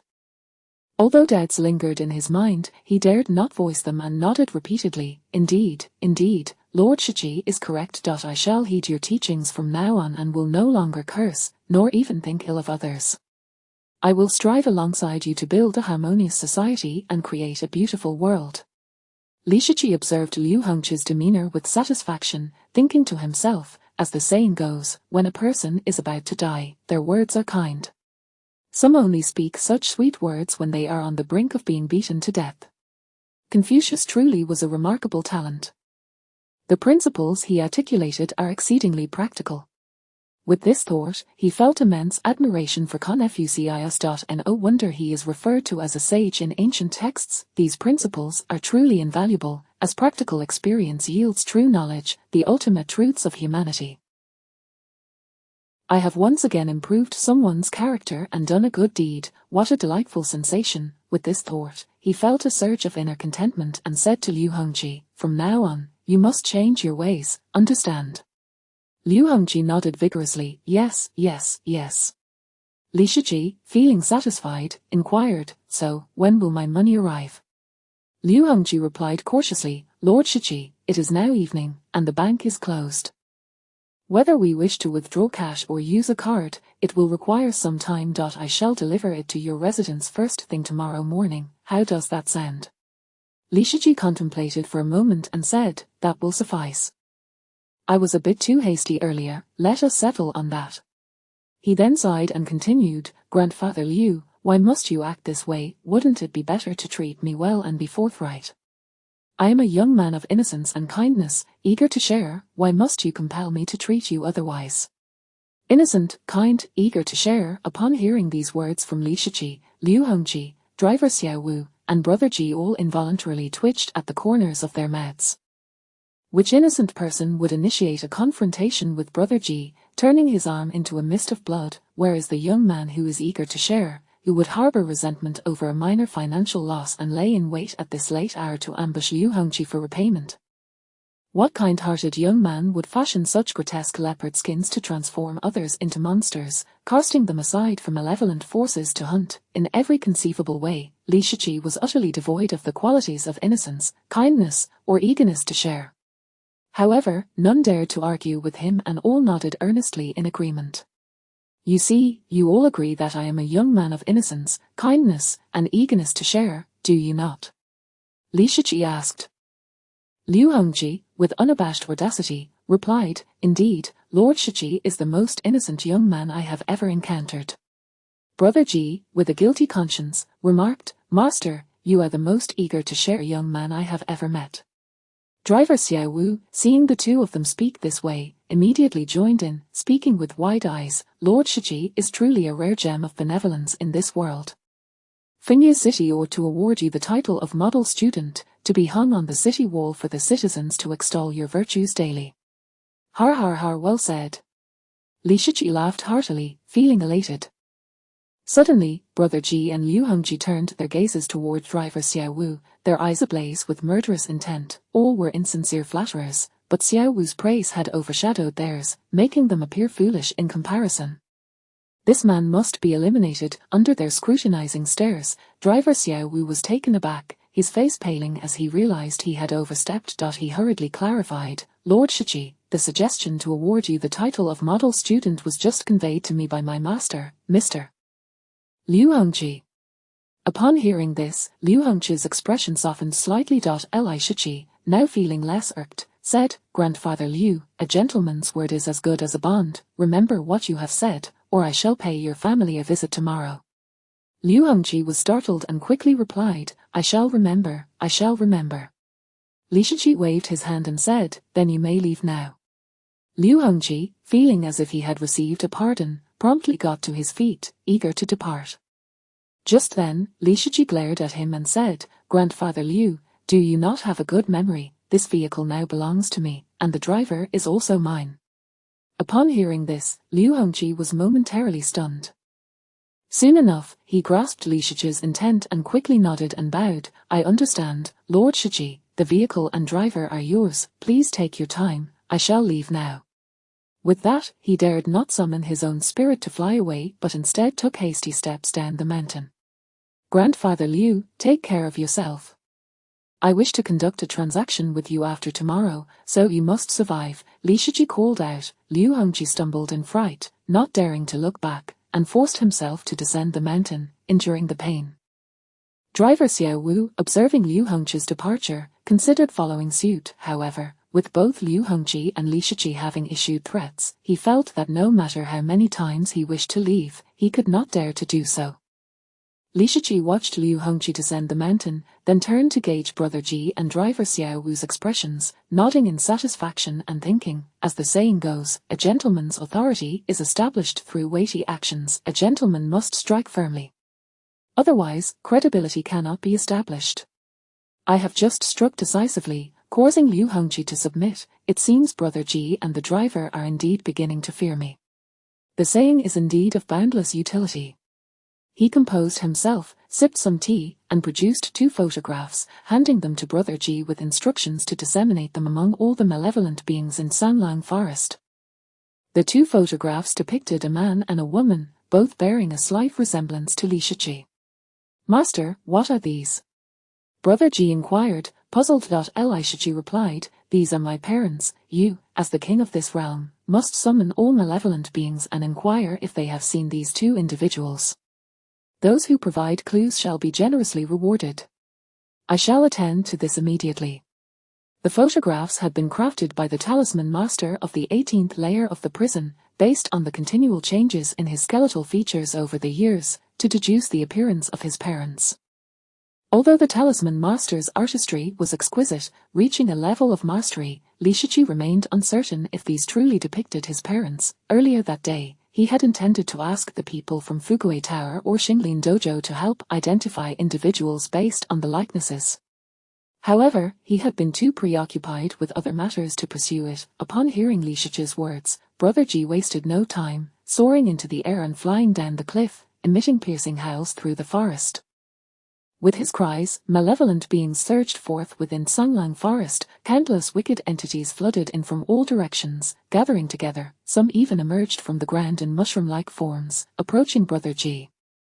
From the cliff, the sight below was akin to a sea of malevolence, surrounding the mountain peak and Sanglang Forest, extending over 10 kilometers, their heads undulating like waves. Driver Xiao Wu witnessed the scene, his scalp prickling in terror, his soul nearly fleeing his body. He understood that the wilderness harbored many malevolent beings, but this was an overwhelming multitude. There must be at least hundreds of thousands of them. Even if one were to bombard them with the thunderfire cannons, it would likely be insufficient to eliminate such a vast horde. Brother Ji held up the photographs of Li Shiqi's parents before the assembly of malevolent beings, using their unique language to inquire if any had seen these two individuals. All the malevolent beings stared at the photographs for a long moment, exchanging glances. Li Shiqi, observing their reactions from above, felt a mix of anxiety and anticipation. With so many malevolent beings present, perhaps some had indeed seen his parents. Chapter 66. The formation, chattering, buzzing, and a cacophony of sounds echoed from beneath the cliffs, as the malevolent entities, akin to surging waves, produced a myriad of noises, making the entire Sanglang Forest resemble a bustling marketplace. Listening from the mountain top, one could discern nothing but a tumultuous din, obscuring any clear understanding of their utterances. Li Shiqi, munching on snacks, cast a perplexed glance at the driver, Xiao Wu, and inquired, "Can you comprehend what they are saying?" Xiao Wu shook his head, indicating his ignorance. Li Shiqi was equally oblivious, and he dared not delve deeper into the matter. Before long, the malevolent beings began to scatter across the mountains. The chicken spirit flapped its wings and ascended, respectfully addressing Li Shiqi. "Master, they have not encountered your parents. I have already instructed them to report to me as soon as they receive news." Upon finishing, it returned the portrait to Li Shiqi. Although he had mentally prepared himself, receiving a definitive response still left him feeling somewhat disheartened. He took back the portrait and declared, "All right, prepare yourself, we shall return to Maple Leaf City together." The chicken spirit was taken aback. "Huh?" Li Shiqi pressed, "Is there a problem?" The chicken spirit, with a troubled expression, replied, "Master, it is not that I wish to refuse your request. However, 3 conditions prevent me from entering the city." Li Shiqi inquired, "What are those 3 conditions?" The chicken spirit explained, "Firstly, I reign over Sanglang Forest, and my offspring reside here. Should I depart, the malevolent beings would tear them apart and devour them. Secondly, centered around Maple Leaf City, the surrounding area of 5,000 kilometers is divided into 3 major regions: Sanglang Forest, Eagle's Beak Ridge, and Deer Call Mountain. Each region is governed by a demon king, maintaining a balance of power. If I accompany you into the city, the other 2 demon kings would undoubtedly seize the opportunity to invade Sanglang Forest and consume everything here. Lastly, and most critically, Maple Leaf City is guarded by the Xianhuang banner. If we malevolent beings approach it, we shall be harmed by the banner. The consequences could range from the destruction of our demon cores, reverting us to our original forms, to death and the shattering of our souls." As it spoke, its expression was fraught with gravity and trepidation. As a malevolent entity, it was acutely aware of the rules governing their existence. Strength commands respect. If one is deemed weak, they become fodder for the stronger. Should it leave Sanglang Forest, the equilibrium would be shattered, and the remaining 2 demon kings would obliterate it. Furthermore, despite its status as a demon king, it would stand powerless against the Xianhuang banner, facing overwhelming suppression. Upon hearing this, Li Shiqi's eyes sparkled with excitement as he exclaimed, "Take me to meet the other 2 demon kings." The chicken spirit was momentarily stunned. Xiao Wu was equally taken aback. Subsequently, they both independently conceived the same thought: those 2 demon kings are in for a rough time, having drawn the attention of young Master Shiqi. Especially the chicken spirit, which couldn't help but snicker. Having battled alongside Li Shiqi, it was well aware of his formidable prowess. Now that Li Shiqi had set his sights on the two demon kings, it could only imagine the dire fate awaiting them. The corners of the chicken spirit's mouth stretched into a grin. Very well, master, I shall lead you there at once. However, it soon wore a conflicted expression. Li Shiqi understood its thoughts and waved his hand. 18 crimson banners flew from his satchel, embedding themselves at 18 corners of the mountain top, forming an enigmatic formation that shielded the cave within. The moment the formation was established, both the chicken spirit and Xiao Wu felt a disorienting sensation, as if they were in a different realm, utterly severed from the Zhanglang forest. They instinctively gazed down the mountain, observing the verdant landscape below, unchanged as ever. Curious, the chicken spirit darted from the mountaintop into the sky, only to have its expression shift dramatically. In its line of sight, everything had transformed. The mountaintop had vanished. It was barren and desolate. Nothing was visible. Not only could it see nothing, but it could also sense no aura. No living entity existed above. Has the formation set by the master severed all energy? The chicken spirit pondered. It knew that Li Shiqi and Xiao Wu stood before it, yet it could perceive nothing. It flapped its wings, attempting to descend. However, as it did, an urgent alarm rang in its mind, prompting it to halt abruptly. Whoosh! An invisible beam of light flashed past, razor-sharp, severing its feet and leaving a gory trail. The chicken spirit's face paled from the pain, and it hurriedly flapped its wings to ascend once more. The demon blood within it surged, regenerating its feet. At that moment, it gazed down at the barren mountaintop, its eyes filled with shock and apprehension. Li Shiqi's voice echoed from the summit. I have established a formation atop this peak. Without my permission, any malevolent entity that approaches within 3 meters shall have its feet severed. Should one come within 1 meter, they will be utterly obliterated. You may descend now. The chicken spirit, feeling uncertain, cautiously descended. As it landed, the sensation of danger dissipated, and it found itself unharmed atop the mountaintop. Upon entering, its surroundings returned to their previous state. It was undeniably home. Such a powerful formation. Master truly possesses extraordinary abilities, the chicken spirit mused internally. Simultaneously, it felt a wave of relief. Even a demon king of its caliber could not penetrate this formation, nor withstand its assault, having swiftly lost its feet. Thus, any other malevolent beings approaching this place would undoubtedly be slain. In other words, its offspring were now safe. Li Shiqi inquired, now, can we set off? The chicken spirit responded, Master, please hold on. With that, it dashed into the cave, ensuring everything was in order for Cheng Wang and Cheng Feng before emerging, smiling. All right, Master, we may depart now. Li Shiqi hopped onto Xiao Wu's carriage, and with a flourish of his hand, a series of bright lights erupted, casting spells upon the 8-horned serpent-tailed lions and Xiao Wu. After the chicken spirit reappeared, he cast another spell, integrating it into the chicken spirit's being. 2 additional spells flew into the cave, entering the bodies of Cheng Wang and Cheng Feng. What is this? Both the chicken spirit and Xiao Wu gazed at Li Shiqi with trepidation. A talisman, serving as a pass for safe entry and exit from this formation, Li Shiqi explained.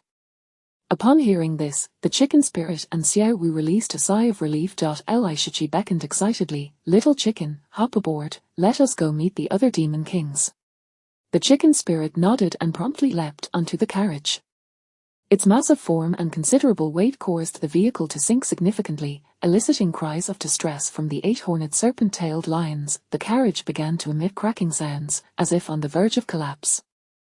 Li Shiqi's expression shifted, and he kicked the chicken spirit off, exclaiming, Big clumsy chicken, get off, don't crush my luxurious carriage. The chicken spirit tumbled onto the ground, rubbing its sore backside, casting a woeful glance at Li Shiqi. It was you who told me to get on the carriage. Now you complain about my weight. Just moments ago, you called me little chicken, and now it's big clumsy chicken. Truly, my master shows no love. So exhausting, Li Shiqi paid it no mind, seated upon the carriage, exhilarated like a general about to embark on a grand expedition, pointing towards the horizon and declaring, Big clumsy chicken, lead the way. Onward to battle. Chapter 67, General Peak. With a swift whoosh, beneath the moonlight, a pair of wings sprouted from the back of the chicken brother, soaring high into the sky as it launched off the mountaintop. Following closely behind, a magnificent chariot was pulled by 8 lion-like creatures with ram horns and serpent tails, emerging in a flurry. A chicken and a chariot, racing through the air at breakneck speed, headed towards the relatively nearby Deer Coal Mountain. The howling wind roared around them, the scenery rapidly retreated behind them. Gazing down from the heights, the ground lay shrouded in darkness beneath the night sky, the forest teeming with shadows, occasionally revealing some sinister entities that howled at the moon.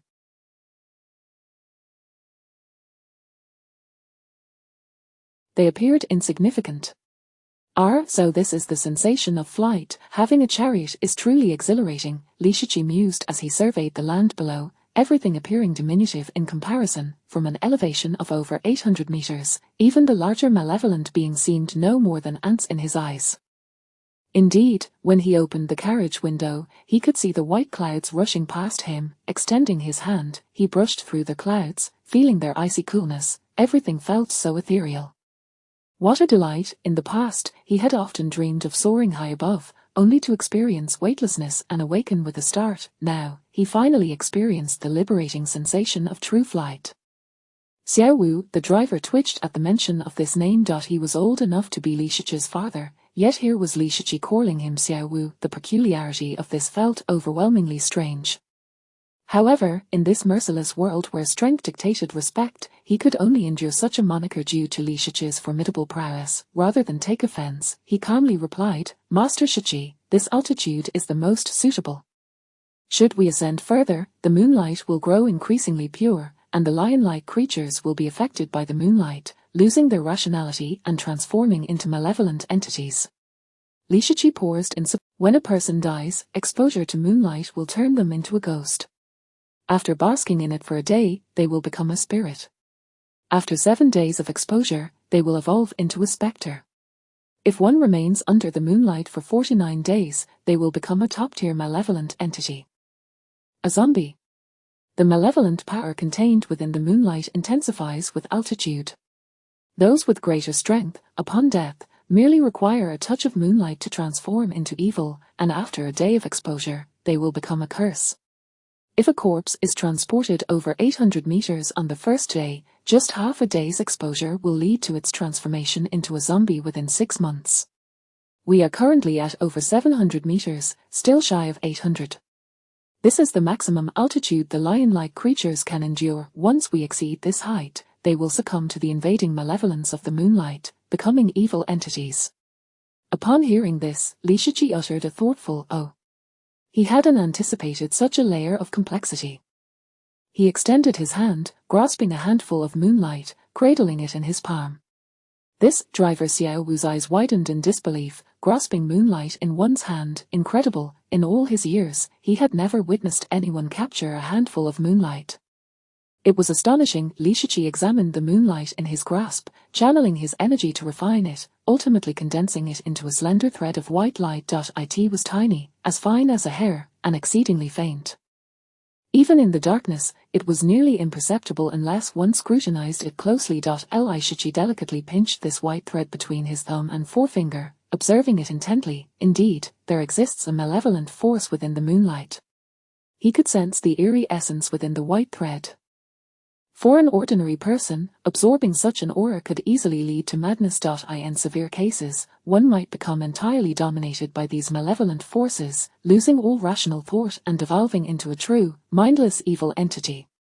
Contemplating this, he abruptly clenched his fingers, shattering the strange white light into fine dust. Then, he looked up at the heavens, filled with perplexity. Above, a full moon hung in the sky, the eyes of the true god of the moon radiating light that illuminated the earth, instilling hope in the hearts of the people.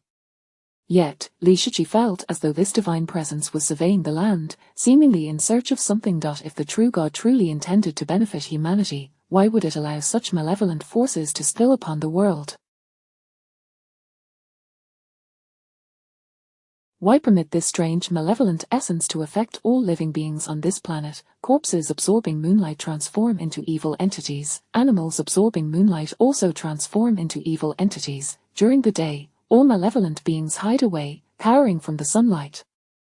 Are the solar deity and the true god of the moon saving humanity, or do they have ulterior motives? Moreover, the most pressing question lingered: why were there no stars in the sky?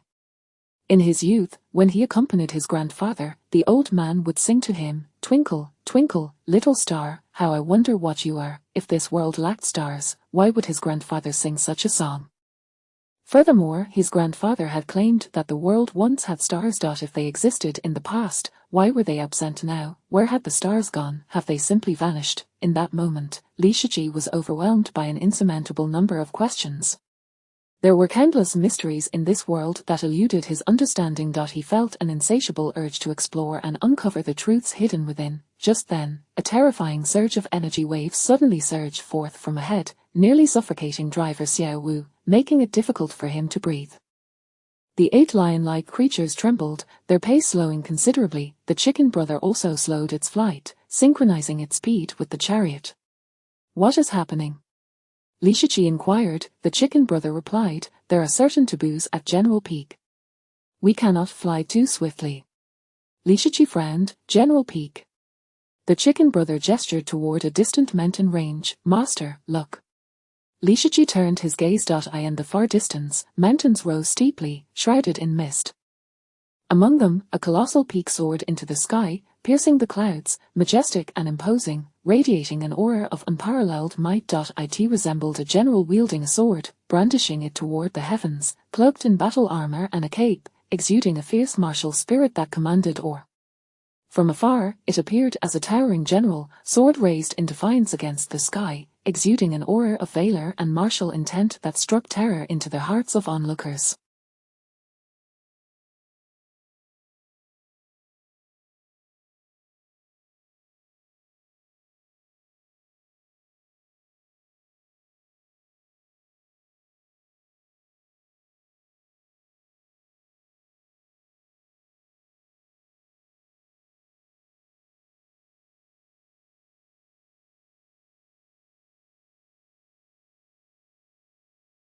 Even from a great distance, one could still feel that terrifying presence, evoking fear and trepidation. However, this mountain peak bore no head. Li Shiqi questioned, "Where is its head?"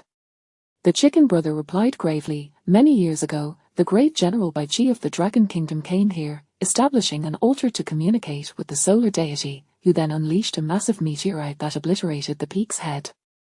Li Shiqi's confusion deepened. Why would they destroy such a magnificent mountain? Both the chicken brother and driver Xiao Wu's expressions grew serious. The chicken brother took a deep breath, suppressing his inner fear, because they feared it might awaken. Chapter 68, Heaven demands your demise, yet I shall ensure your survival. Upon hearing this, Li Shiqi was taken aback. What is the situation? Can a stone truly come back to life? Does that not imply it has become a sentient being? He had heard numerous unimaginable legends during his time in the demon suppression prison, yet the notion of stones reviving was foreign to him. He had only heard tales of stones gaining sentience. Jai shook his head and explained, "This kind of revival is distinct from merely becoming a sentient being. There are legends in the Dragon Kingdom that claim certain mountains possess spirits, having been transformed from true generals. One day, it shall awaken, and when it does, an unprecedented calamity will ensue, leading to widespread suffering and despair, leaving no room for our kind to exist." As he spoke, a flicker of concern and dread crossed his eyes. He was a malevolent spirit, a demon king, and had once witnessed the terror of a stone statue that had come to life in the wilds. That entity, with a mere opening of its mouth, devoured numerous fierce spirits and demonic beings, a sight most horrifying. He had been so terrified that he nearly lost control of his bladder. Had he not hidden among the rocks, he too might have been consumed by that awakened stone statue. The driver, Xiao Wu, interjected, "During the eternal night, there was once a colossal mountain that came to life. The legendary Python Peak. It had been pinned down by human stakes, and rumors suggested that its essence had been scattered, rendering it incapable of revival. However, during the eternal night, it opened its eyes and arose, devouring over 100 million inhabitants of what was once. Its every appearance results in the consumption of vast amounts of life, not only devouring humans but also malevolent spirits, feasting upon all living beings. Thus, after the first emperor unified the Dragon Kingdom, he issued a sacred decree summoning many extraordinary individuals to establish the Celestial Monitoring Agency, tasked with searching for forming stones to prevent calamity. Should any stone begin to take form, it must be obliterated. If even thunderfire cannons cannot destroy it, then an altar must be erected to commune with the true sun god, beseeching him to bestow meteor fire stones to annihilate the forming stone. As he spoke, a hint of terror flickered in his eyes. The tomes he had read chronicled the dread associated with these statues. Each revival of a statue coincided with natural disasters, resulting in innumerable casualties. In the Dragon Kingdom, such revived statues were referred to as disasters. Their emergence heralded immense calamity, often leading to the consumption of millions, if not hundreds of millions, of human lives, rendering the land lifeless for miles around. Upon hearing this, Li Shiqi touched his nose. Is this stone statue truly so terrifying? Both Jige and Xiao Wu nodded fervently, exclaiming in unison, far more dreadful than one can imagine. It is indeed a calamity. Li Shiqi gazed at the decapitated giant mountain, his curiosity piqued. Xiao Wu, let us fly towards the head of that general peak, I wish to see it. At this, Jige and Xiao Wu's faces turned pale with fear, and they urgently pleaded in unison, Master Shiqi, please don't. Li Shiqi remarked, the mountain has already lost its head. What more is there to fear? Jige implored, Master, even a decapitated general peak should not be tread upon, it could lead to dire consequences. Xiao Wu echoed, Shiqi, it is better to avoid trouble. Even an unawakened calamity is still a calamity. Both were acutely aware of the terror emanating from the stone mountain and dared not approach it. Observing their cowardice, Li Shiqi decided, since you are too fearful, remain here while I investigate. With that, he stepped out of the vehicle, treading upon the void, leaping over 300 meters with astonishing speed and an air of grace, as if a celestial being had descended. Thus, he advanced step by step towards General Peak. Witnessing this spectacle, Jige and Xiao Wu's expressions shifted dramatically, walking upon the air. This was a skill reserved for cultivators of the universe realm. Typically, a novice cultivator would need to set up a shrine, summoning the power of the deities to ascend into the skies. Li Shiqi, so young and yet capable of such feats without a shrine, possessed an unfathomable depth of cultivation. Had he been training since birth, under the watchful eyes of Jige and Xiao Wu, Li Shiqi soared like a shooting star, swiftly traversing 20 kilometers to arrive above General Peak. From his lofty vantage point, he beheld the jagged severance at the neck of General Peak, its breakage disturbingly irregular. At first glance, it resembled a person violently beheaded by a blunt instrument, the surface pockmarked and uneven. Moreover, in some of the depressions, rainwater had pooled, glistening under the moonlight with a faint red hue, as if it were the blood flowing from the general's neck. As he drew closer, Li Shiqi could feel the immense pressure emanating from General Peak. He sensed an overpowering fury and indignation radiating from its very being. Even in its decapitated state, it defiantly pointed its sword towards the heavens, brimming with combat spirit, refusing to yield to the celestial realm, seemingly intent on battling the heavens until its last drop of blood. Alas, the heavens remained silent, indifferent. The beheaded general could only lament in anguish, eternally maintaining its stance of defiance. This was a profound expression of inner rage and resilience. A head may fall, yet the will remains unyielding.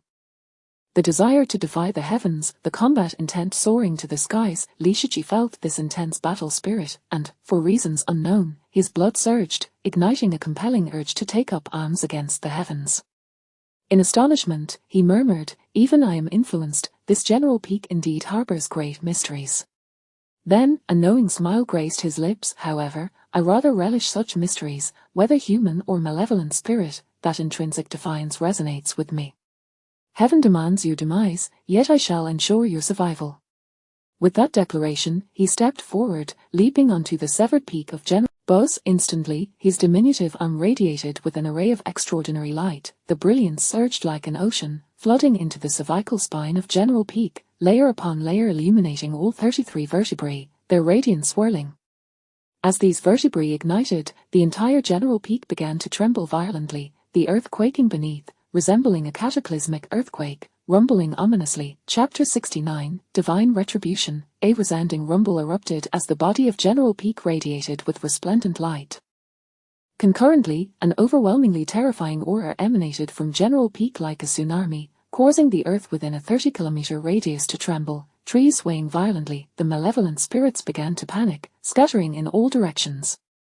Birds took flight, soaring towards the horizon. Subsequently, fissures appeared in the ground, spreading outwards in all directions. Some malevolent spirits, unable to escape in time, were swiftly ensnared by the cracks, falling into the chasms and being devoured by the earth. Their anguished cries echoed. Even those malevolent entities within 5 kilometers of General Peak could not flee, instantly shattered into blood mist by the terrifying aura unleashed by the peak, bursting apart like a display of fireworks.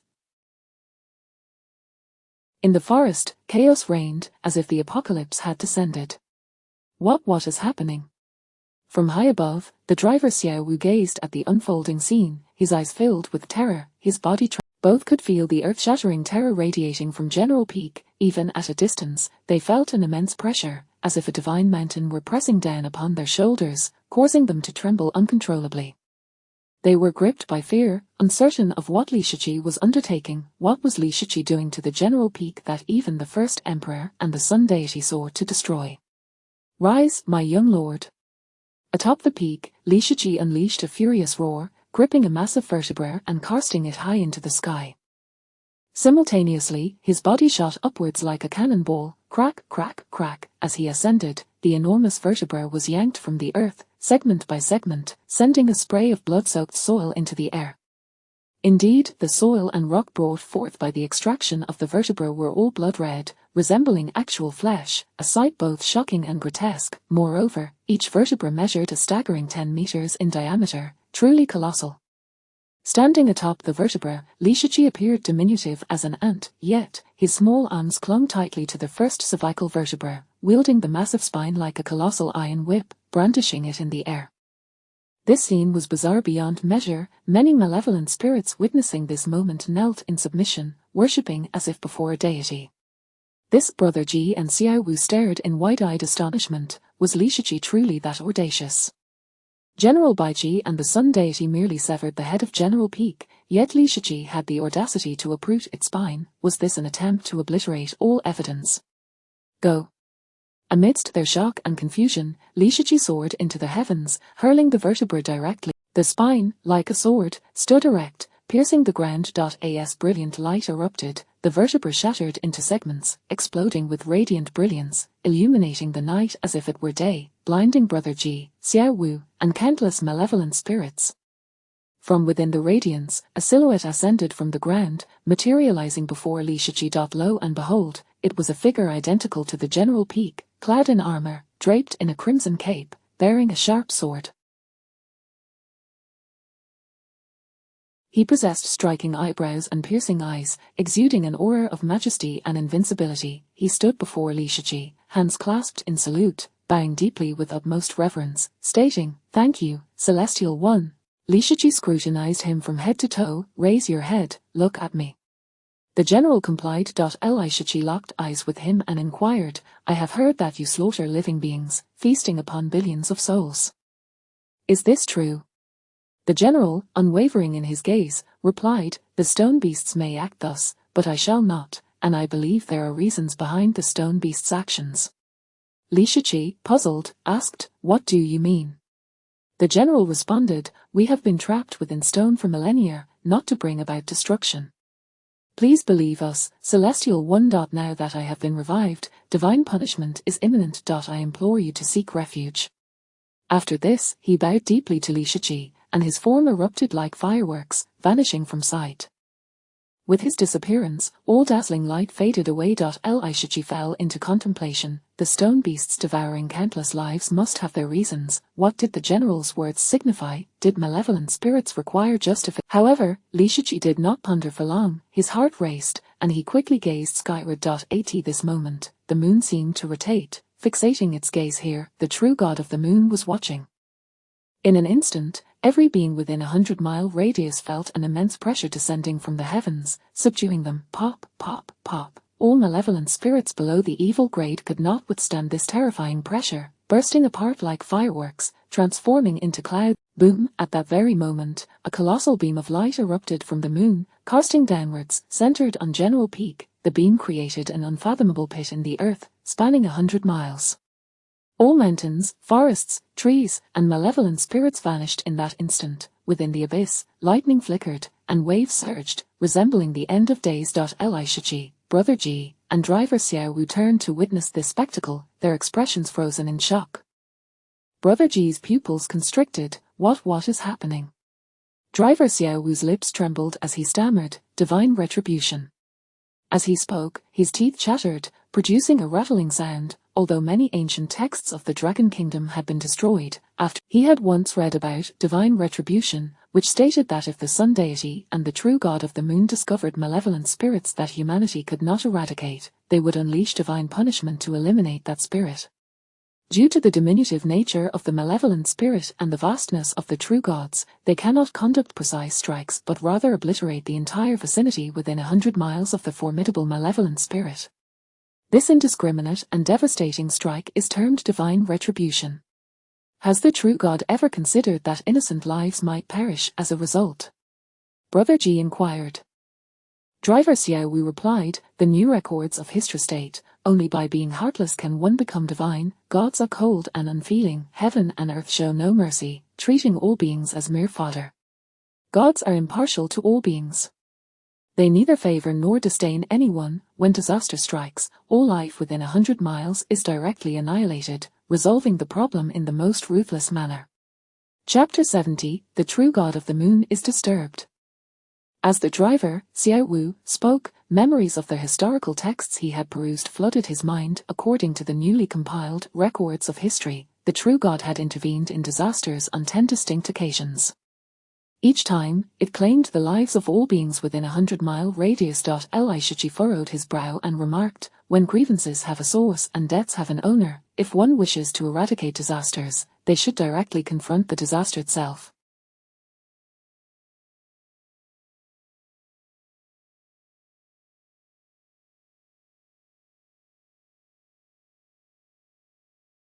It resides high above, undoubtedly possessing myriad means, yet it indiscriminately slaughters innocents, extinguishing so many lives. This cannot be deemed divine, it is, without a doubt, demonic.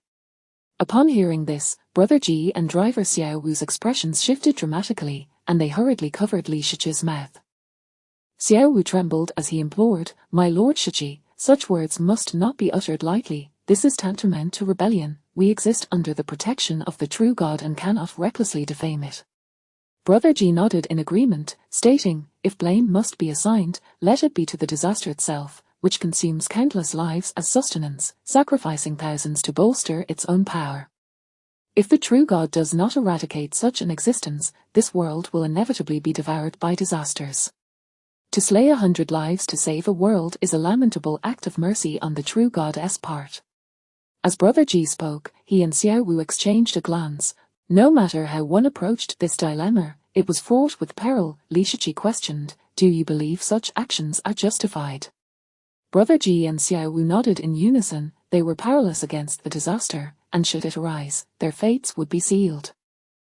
Li Shichi countered, "Then let me ask you this, if among those lives within 100 kilometers were your parents or your children, would you willingly sacrifice them? To eradicate the disaster, why must we condemn those innocent beings? Do you find this fair?" Upon hearing this, driver Xiao Wu and Brother Ji fell silent. This was a complex question to answer. If the true God were to annihilate their most cherished kin for such a reason, even if they survived the clutches of disasters, they would likely follow the path of the general from General Peak. To protect their homeland, sacrifices may be made, and blood may be shed. However, no one desires such a death. Li Shichi lifted his gaze to the moon high above and declared, "Is not the divine meant to guide all beings? Why then does it act so ruthlessly? If it is indeed a deity, why does it allow beings to transform into malevolence? If malevolence arises from the moonlight, then what of those evils that existed prior to the eternal night? Were they not perhaps birthed by the true God of the moon?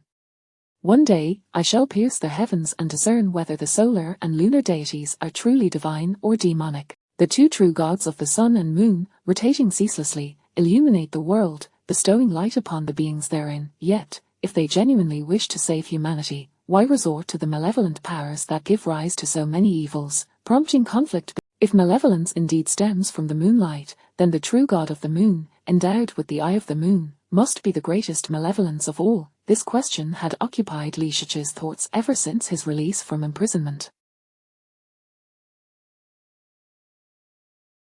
He felt an unsettling peculiarity about this world. Brother Ji and driver Xiao Wu, now gripped by terror, quickly covered Li Shichi's mouth once more, imploring in unison, "My Lord Shichi, I beseech you, seize your words. If this continues, the true God may very well be roused to anger."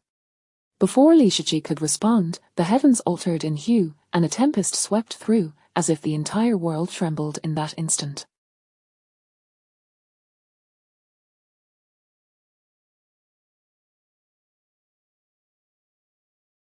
It seemed the true god of the moon had been disturbed by Li Shichi's utterances. Its eyes flickered, and the moon, suspended in the firmament, began to rotate slowly. The once dispersed lunar light coalesced into a colossal beam, sweeping toward their direction. Witnessing this spectacle, Brother Ji and Xiao Wu's faces drained of color, turning a ghastly pale. This was dire. The true god of the moon had indeed been stirred. What is so magnificent about a god? If it commits wrongdoing, are we forbidden to speak of it? Li Shichi maintained his composure as the light drew near, resolutely defiant. Brother Ji and Xiao Wu, horrified, immediately pleaded, "My Lord Shichi, I implore you. If you do, we shall surely perish. You may not wish to live, but we still desire to survive." Reluctantly, Li Shichi acquiesced. "Quickly, hide." Upon witnessing Li Shichi's sudden cessation of his bold declarations, Brother Ji's expression brightened with hope, and he hastily led Li Shichi. Driver Xiao Wu, realizing the urgency, maneuvered the carriage to descend swiftly. The two acted with great speed, burrowing into the woods until they discovered a sizable cave, where they rushed inside, concealing themselves in the enveloping darkness. As they entered the cave, the immense beam of light swept past, transforming the night into day, its brightness far surpassing that of the previous moonlight. The beam expanded, its diameter stretching 300 kilometers, illuminating the surrounding 5,000 miles like a colossal spotlight searching for signs of life.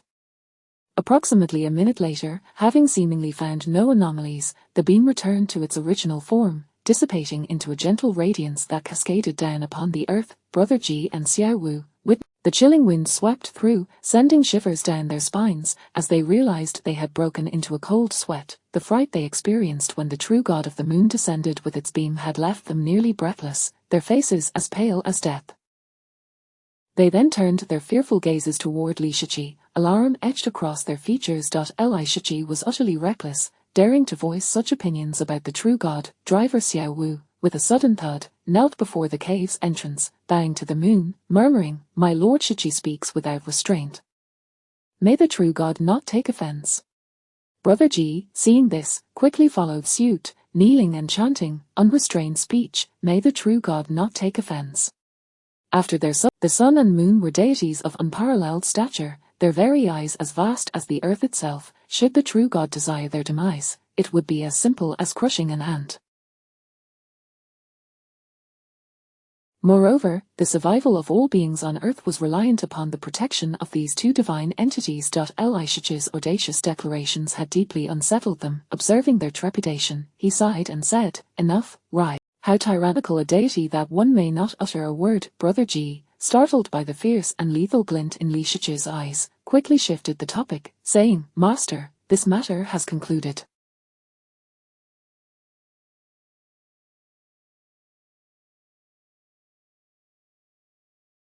Let us make our way to Deer Cry Mountain."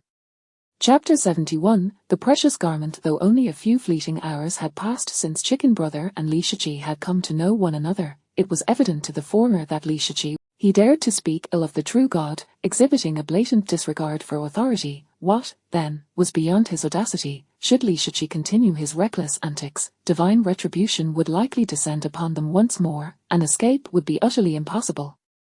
Li Shichi nodded thoughtfully, stating, "Very well, lead the way ahead." With that, he ascended into the carriage, drew the curtain, and with a sullen expression, murmured to himself, "Yet, the beam of light from the true god of the moon earlier had swept across the land with remarkable scope, narrowing to a dazzling diameter of merely 1 kilometer.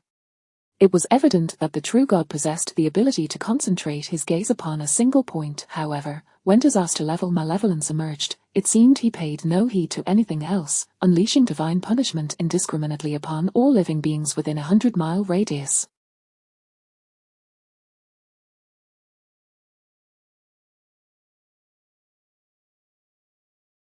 Such actions amounted to nothing less than the wanton slaughter of innocents. It's no wonder the divine craftsmen have sought refuge in the demon suppression prison, Li Shiqi reflected. That place delves deep into the earth, beyond the reach of even the true. He had no time to ponder the doings of the true God. Two pressing matters awaited him. Foremost among them was the quest to uncover his own origins. Once he discovered the whereabouts of his parents, he could then address the true God at his leisure. Outside the carriage, Chicken Brother and the driver, Xiao Wu, sighed in relief upon seeing Li Shiqi settle inside. As long as Li Shiqi refrained from uttering reckless words that might provoke the true God, all would be well.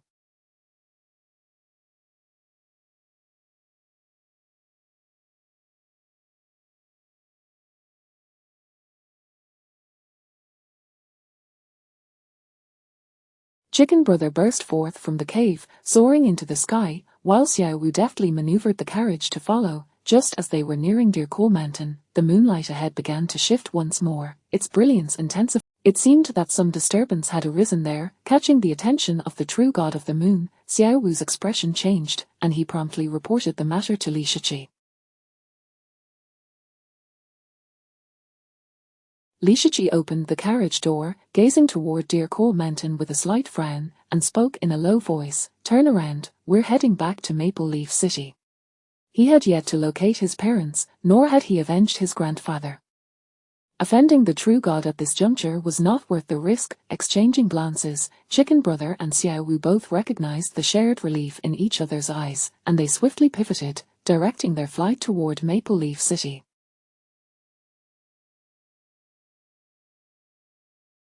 As long as Li Shiqi did not further antagonize the true god, they would remain safe. Chicken Brother, perched outside the carriage window, remarked, "Master, Maple Leaf City is guarded by the Xianhuang banner. I cannot enter." Li Shiqi lifted the curtain and opened the window, assuring him, "Fear not, I have a plan. Xiao Wu, we shall first return to Kang Wolf Forest." He then drew the curtain, closing the window, and reclined comfortably upon the spacious bed within the carriage. The interior was quite expansive, akin to a one-bedroom apartment, complete with a large bed, a tea table, and the tea previously brewed by Liu Hongji. Incense of precious agarwood wafted through the air, creating a tranquil and calming atmosphere. The eight-headed ram-horned snake-tailed lion raced swiftly, like a meteor slicing through the night sky, yet, inside the carriage, the stability was as steadfast as a mountain, devoid of any sense of sway.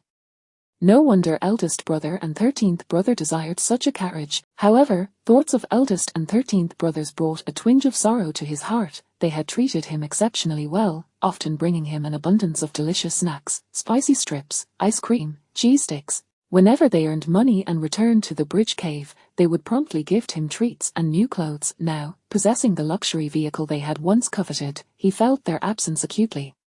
Once I conclude my task, he resolved to begin his search for his parents' whereabouts from Maple Leaf City, armed with 5 significant tokens, traversing from city to city in pursuit of leads. Regardless of whether he could locate his parents, he was determined to reach Yangjing within a year or two to seek out those responsible for his grandfather's demise.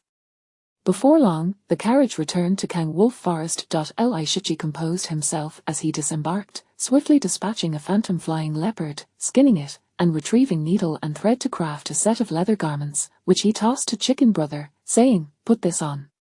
Chicken Brother, clutching the freshly sewn leopard skin attire, felt a pang of trepidation and stammered, "Master, I haven't offended you, have I?" Just moments ago, Liu Hongqi had donned a similar outfit and transformed into a phantom flying leopard. Now, with Li Shiqi asking him to wear such garments, was this not a form of punishment? Li Shiqi shot him a glare. "If I say wear it, then wear it, why all the fuss?" Chicken Brother shrank back, anxiety coursing through him as he donned the leopard skin. Soon, he realized that this garment was distinct from the one Liu Hongqi had worn. However, with Liu Hongqi's prior transformation in mind, his apprehension lingered, and he trembled as he put on the leopard skin attire. Once donned, the chains fastened themselves together. With a flash of light, the once 3-meter-tall Chicken Brother, resembling a small mountain, was transformed into the form of a 5-year-old human child. With red hair and large eyes, standing at a height of 100 centimeters, he was a head shorter than Li Shiqi and possessed a slightly chubby physique. exuding an endearing charm that bore a hint of resemblance to Li Shiqi.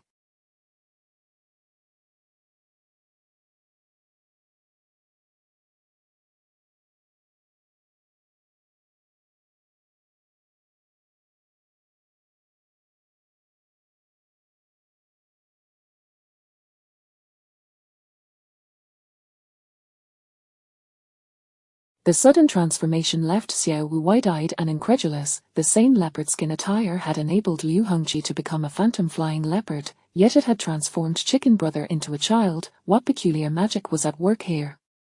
Chicken Brother, too, felt the changes within himself, examining his hands before rushing to a water trough to behold his reflection, eyes filled with confusion. How had he come to look this way? Yet, he was pleasantly surprised to discover that the garment not only did not suppress his power but was gradually refining the malevolent energy within him, purifying and honing his strength. In other words, as long as he wore this outfit, he would gradually grow stronger, even without training. This truly was a precious garment. Thrilled by this realization, Chicken Brother's excitement soared. At that moment, Cheng Wang and Cheng Feng emerged from the cave, witnessing their father in this new form, equally astonished. Li Shiqi assessed Chicken Brother from head to toe, bursting into laughter.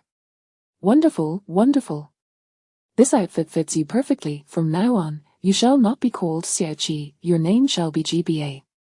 With a pained expression, Chicken Brother protested, Master, can we not choose a different name? This one sounds rather insulting. Li Shiqi, puzzled, inquired, insulting. Chicken Brother explained, it implies G but not BA, a saying of civility. Suddenly enlightened, Li Shiqi laughed heartily, my mistake, very well then, you shall be named Ji Shiber. Upon hearing this, Chicken Brother's joy was not to be found. This name was scarcely an improvement over the previous one. Li Shiqi continued to chuckle, satisfied as he ruffled Chicken Brother's red hair.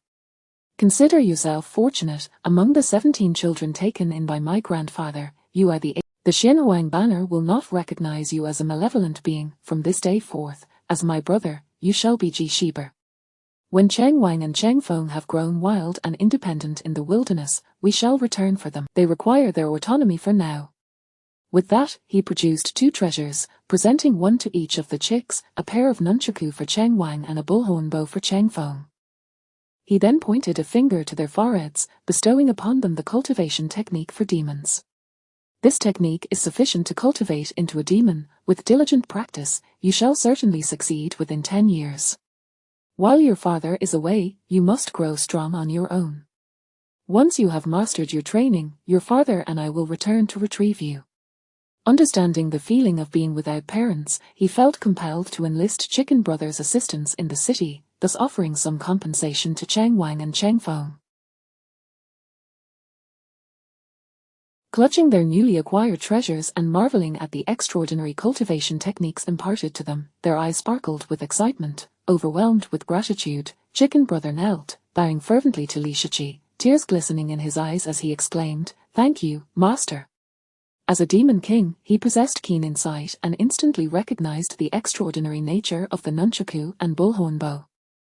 The aura emanating from these treasures instilled a sense of danger within him. The bullhorn bow, in particular, evoked the image of a colossal, roaring bull demon. Cheng Wang and Cheng Feng also knelt, tears of appreciation streaming down their faces as they expressed this was an immeasurable boon. Li Shiqi, feeling justified in accepting their reverence, allowed them to rise before bidding farewell to Cheng Wang and Cheng Feng. They climbed aboard the carriage, soaring toward Maple Leaf City. Standing atop the mountain, Cheng Wang and Cheng Feng waved farewell, while Chicken Brother, glancing back at his offspring with a hint of reluctance, resolutely departed. As a malevolent demon king, he recognized the significance of independence.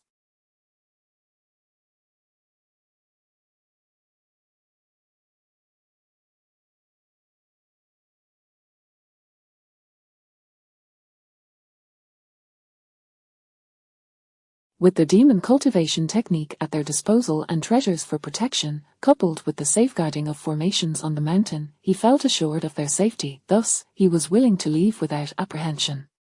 Do not linger.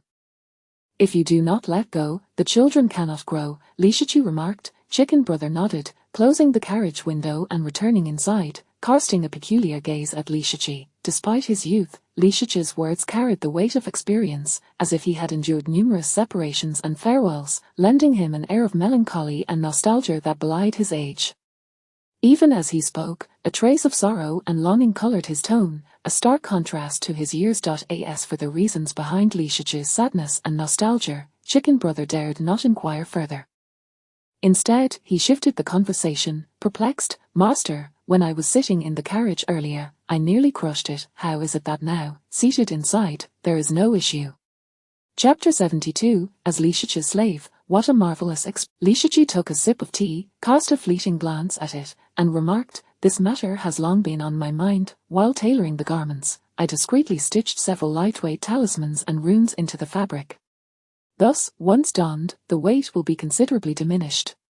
Moreover, I have infused numerous runes within this attire, specifically designed to suppress and gradually refine the malevolence within you, allowing your strength." Mid-air, a magnificent pair of eagle-like wings sprouted from his back. With wings unfurled, spanning a remarkable 3 meters, he soared effortlessly through the sky. Moreover, thanks to the camouflage of the flying leopard garb, these wings bore no trace of the Demon King's malevolence.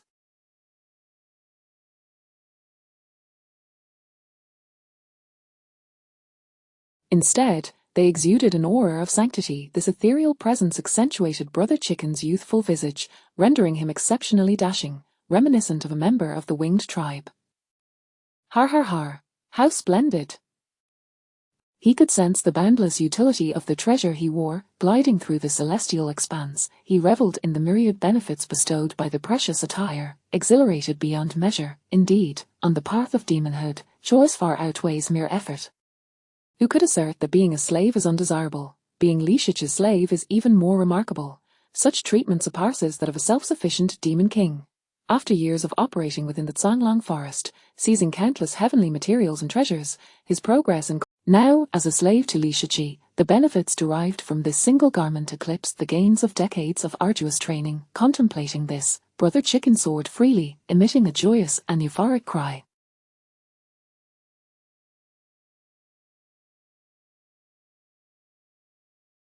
Driver Xiao Wu observed Brother Chicken with envy in his eyes. He then glanced at Li Shiqi, who sat by the carriage window, filled with profound admiration. You're at such a tender age, possessing such formidable strength and mastery of runic power, this young Master Shiqi. Back then, whenever eldest brother and 12th brother brought him toys or treats, he too would radiate the same uncontainable excitement and boundless joy as Brother Chicken. Regrettably, that innocent happiness of youth seemed increasingly elusive. I must find a genuine younger brother or sister to nurture soon, Li Shiqi mused inwardly. His transformation of Brother Chicken stemmed entirely from a childhood wish. Once, he had been the smallest vagabond dwelling beneath a bridge, often pinched by others and made to toil by the older children.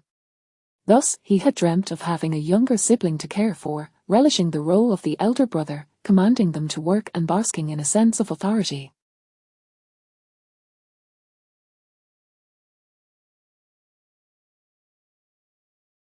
Although Brother Chicken now possessed a youthful appearance, Li Shiqi had witnessed his original robust stature. The sense of identification was lacking, rendering it difficult to perceive Brother Chicken as a mere child.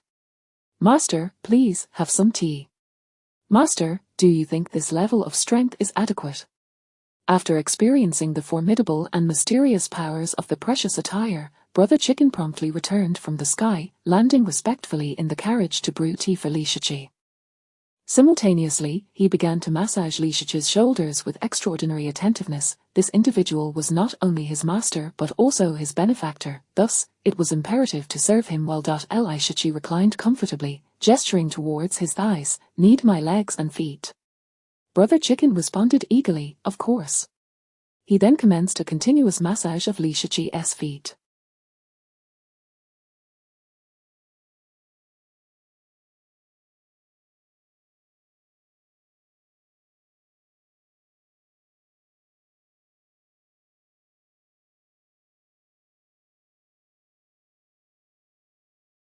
It must be said that as a demon king, he possessed remarkable skill, adept managing the pressure, providing an exceptionally pleasurable experience. Li Shiqi, thoroughly enjoying the moment, closed his eyes, reflecting, so this is the bliss of a massage.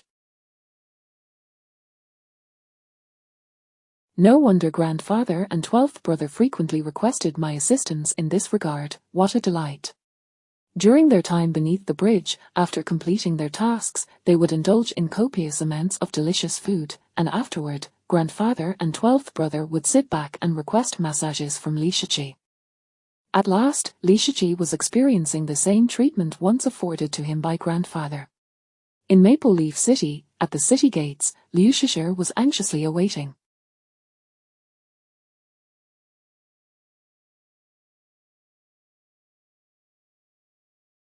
It was the dead of night when she received Liu Hongzhi's long-distance communication talisman. She promptly rose from her slumber, changed her attire, and hurried to this location. After what felt like an eternity, she finally spotted Liu Hongzhi stumbling out from the forest before Maple Leaf City, tattered and blooded, appearing utterly disheveled. Trailing behind Liu Hongzhi was an ominous horde of malevolent spirits. Old man.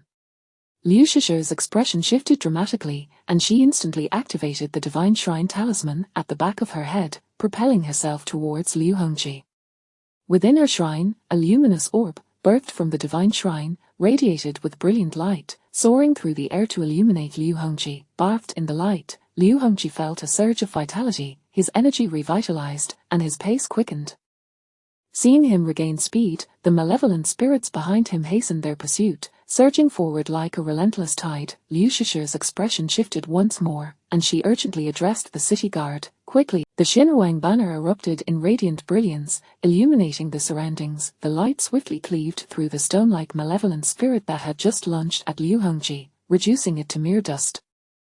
The other malevolent spirits, visibly shaken, instantly halted their advance, their gazes filled with terror as they beheld the fierce radiance of the Xinhuang banner. Afterward, they grit their teeth, glaring at Liu Hongzhi, who had entered the sphere of the banner's light, their eyes brimming with rage and frustration. A roasted duck, flown away.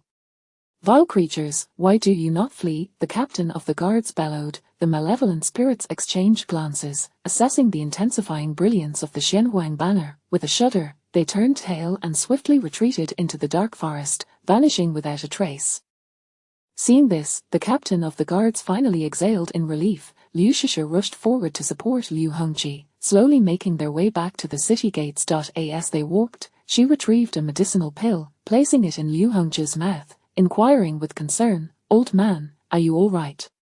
Once they reached the city gates, Liu Hongzhi finally relaxed, plopping down onto the ground, gasping for breath, his complexion pallid, inwardly lamenting, "Lishichi is truly a fiend." Without a carriage, he had fought his way back from the Tsanglang forest, 500 miles away. Along the way, he had encountered countless malevolent spirits, facing peril at every turn, nearly losing his life multiple times. Moreover, his fear of Lishichi had escalated to an extreme, silently vowing never to provoke that fiend again. How terrifying, especially when he recalled the scene of transforming into a phantom flying leopard, pursued by a horde of malevolent spirits. He shuddered in dread, overwhelmed by terror. Such a tormenting experience was one he wished never to endure again. Liu Shisher, puzzled, asked, "Old man, how did you end up like this? Were you ambushed by enemies on the way? And what of Uncle Wu and the carriage?" Pausing, her expression turned somber. Did they sacrifice themselves? Once Liu Hongzhi had steadied his breath, he rose, his tone grave. "They are unharmed. I sent the carriage and him away." Liu Shisher, bewildered, inquired, "Sent it to whom?" That carriage had been a hard-won treasure for Liu Hongzhi, acquired through immense effort to nurture the 8-horned snake-tailed lions. He regarded both the beasts and the carriage as invaluable. Normally, when anyone from the Liu family sought to use the carriage, Liu Hongzhi would refuse, even turning down requests from the clan. Yet tonight, he relinquished the carriage so easily. Liu Hongzhi replied sternly, "Who I sent it to is of no concern. Quickly, take me to get a cart. And prepare a generous gift, I shall need it tomorrow." With that, he strode into Maple Leaf City. Liu Shisher gazed at his retreating figure, increasingly perplexed, murmuring, "The old man, even heavily injured, chooses not to seek treatment, but instead desires to acquire a cart. What could have transpired?" In her eyes, yet today, she sensed a profound fear reflected in his gaze. Suddenly, an unsettling thought crossed her mind. Could it be that the old man was robbed by mountain bandits? Chapter 73, The Malevolent Gaze. Liu Shishir, the head of the Divine Arms operation, was well informed, possessing an intimate knowledge of every prominent figure and familial influence within the several hundred miles surrounding Maple Leaf City.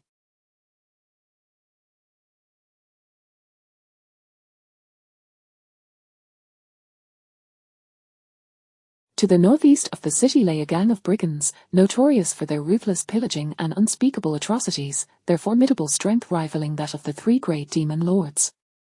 The Zhanglang Forest, the Luming Mountain, and the Yingzhu Isling, however, Liu Shishir soon shook her head, pondering that band of brigands typically operates in the light of day and rests at night.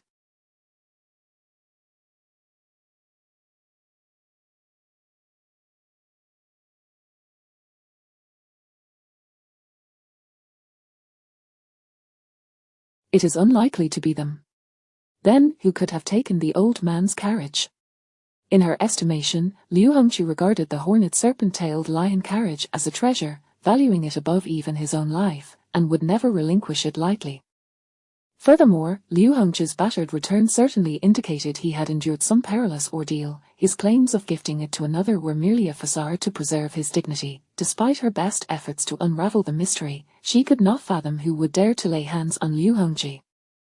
Reluctantly, she abandoned her musings and followed after him. As she brushed past the city guards, a new idea struck her. She instructed the guards to keep a vigilant eye, promising to alert her at the first sighting of the horned serpent-tailed lion entering the city.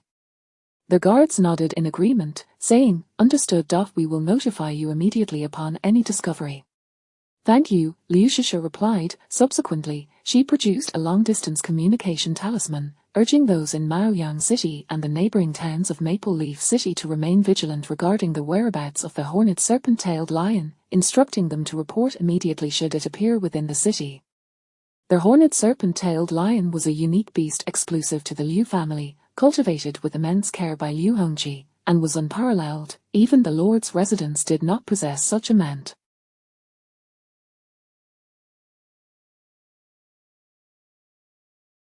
Regardless of who had absconded with the horned serpent-tailed lion carriage, they were bound to surface within the town, and if the guards remained watchful, they would surely uncover the identity of the one who had stolen Liu Hongqi's carriage. Having completed her tasks, Liu Shishir vanished into the streets of Maple Leaf City. 2 hours later, at 4 in the morning, the air above Maple Leaf City echoed with the roars of beasts.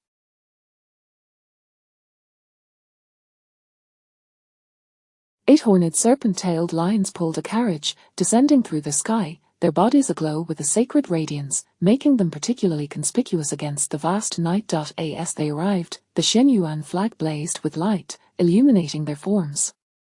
They exhibited no signs of discomfort, continuing to draw the carriage as they landed on the highway, racing forward with remarkable speed. Finally, with a thunderous roar, the 8 horned serpent-tailed lions halted before Maple Leaf City, awaiting the scrutiny of the city guards. A beam of light swept over the lions and the driver, Xiao Wu, confirming their innocence. Then, one guard fixed his gaze on Xiao Wu and commanded, "Call forth the individuals within for inspection." Simultaneously, another guard swift. As he spoke, the guard stared at the carriage, his expression one of shock. The carriage that had taken the Liu family's possession had not fled far, rather, they had returned to Maple Leaf City under the cover of night, a level of audacity he had never witnessed before.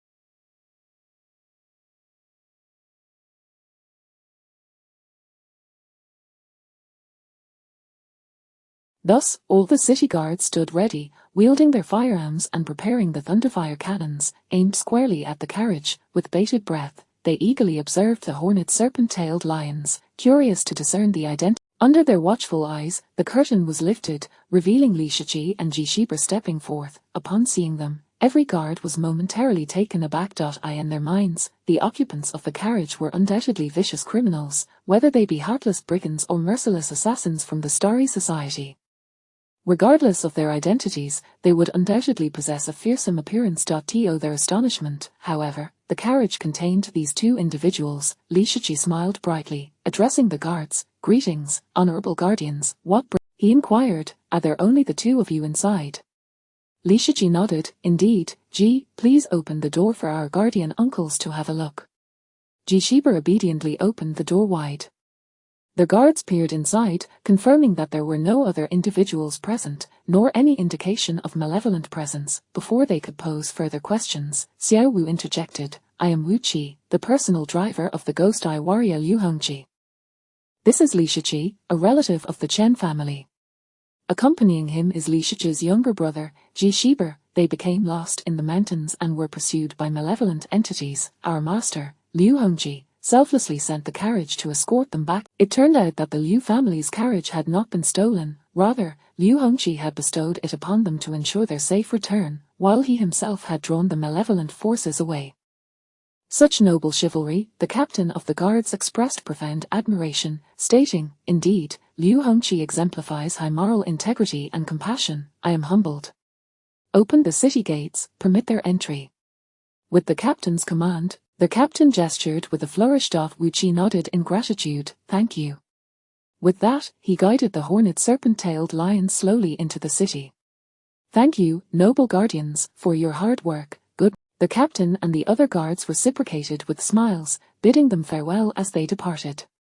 These two individuals are truly fortunate to encounter a benevolent figure like Liu Hongqi in the dark woods. They have narrowly escaped disaster. Certainly, they would be prime targets for the malevolent forces. Had they encountered those fiends, they would surely have met a grim fate. Their survival is undoubtedly due to Liu Hongqi's intervention. The guards engaged in lively discussion. At that moment, one guard stroked his chin, furrowing his brow. "I sense something amiss. Something does not add up. What seems odd?" as someone inquired. The guard, gazing at the departing carriage, remarked, "If Liu Hongqi's intention was to lure away the malevolent entities to ensure the safe return of the young men, why did Liu Hongqi return first, while Li Shiqi and the others took an additional 2 hours? Their order of return is inconsistent." Pausing for effect, he added with a hint of trepidation, "And moreover, when I exchanged glances with Ji Shiba, his gaze felt as if it were that of a malevolent being." Smacking his thigh, his eyes gleamed with realization. Indeed, that is the gaze of malevolence. Ji Shiba is very likely a fiend. Chapter 74, The Erudite Li Shiqi, Evil Spirits. Upon hearing the officer's words, the captain and the other policemen turned their gazes towards him, their expressions clouded with confusion. The captain inquired, "Xiao Qiang, you must be mistaken, right?" Xiao Qiang asserted resolutely, "I am not mistaken. I once accompanied the city lord to eradicate the demon. I have seen Chicken Brother's eyes, and they are identical to those of Ji Shibao." Ji Shibao must indeed be Chicken Brother. "Captain, we must pursue and capture him at once." As he spoke, he brandished his firearm, aiming it at Li Shiqi's carriage.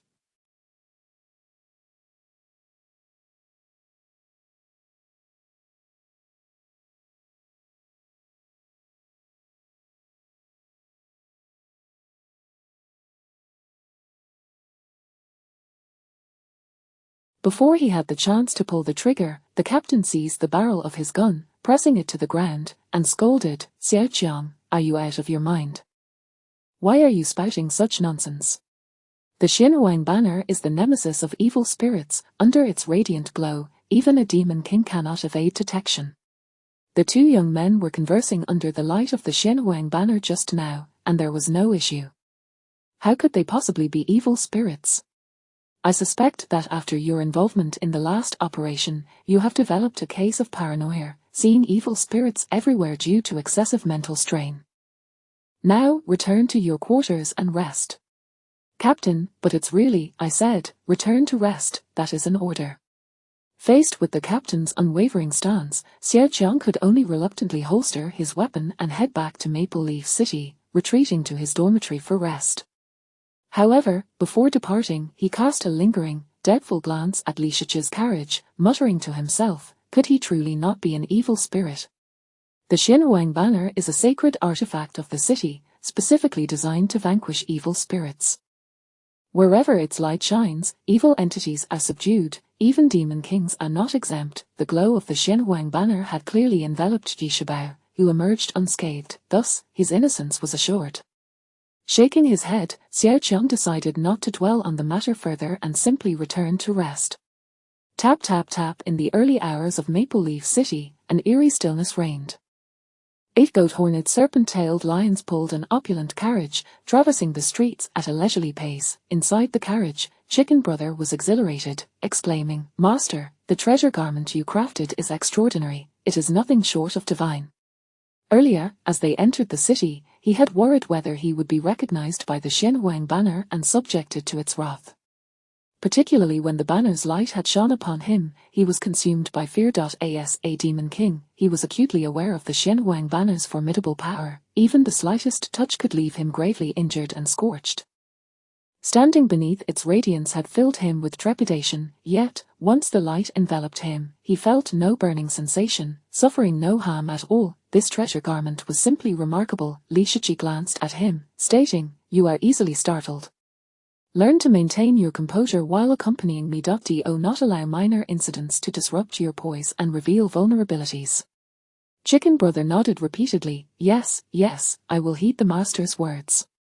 Li Shiqi added, "Moreover, earlier, a policeman regarded you with an odd gaze. Have you perhaps wronged him in some way?" Chicken Brother quickly replied, "No, I merely glanced at him." Li Shiqi frowned. "What sort of glance?" Chicken Brother, feeling somewhat embarrassed, confessed, "Last time, when the city lord besieged me, I recognized that soldier, so my gaze was a bit fierce." Thud. As soon as he finished speaking, Li Shiqi brought his index and middle fingers together and delivered a sharp rap to Chicken Brother's head. Chicken Brother clutched his head, looking at Li Shiqi with a pitiful expression. Li Shiqi glared at him, admonishing, "Remember, you are no longer a demon king, you are Ji Shibao, a human now. Without my permission, you are not to indiscriminately devour people." Chicken Brother appeared even more aggrieved. "Understood."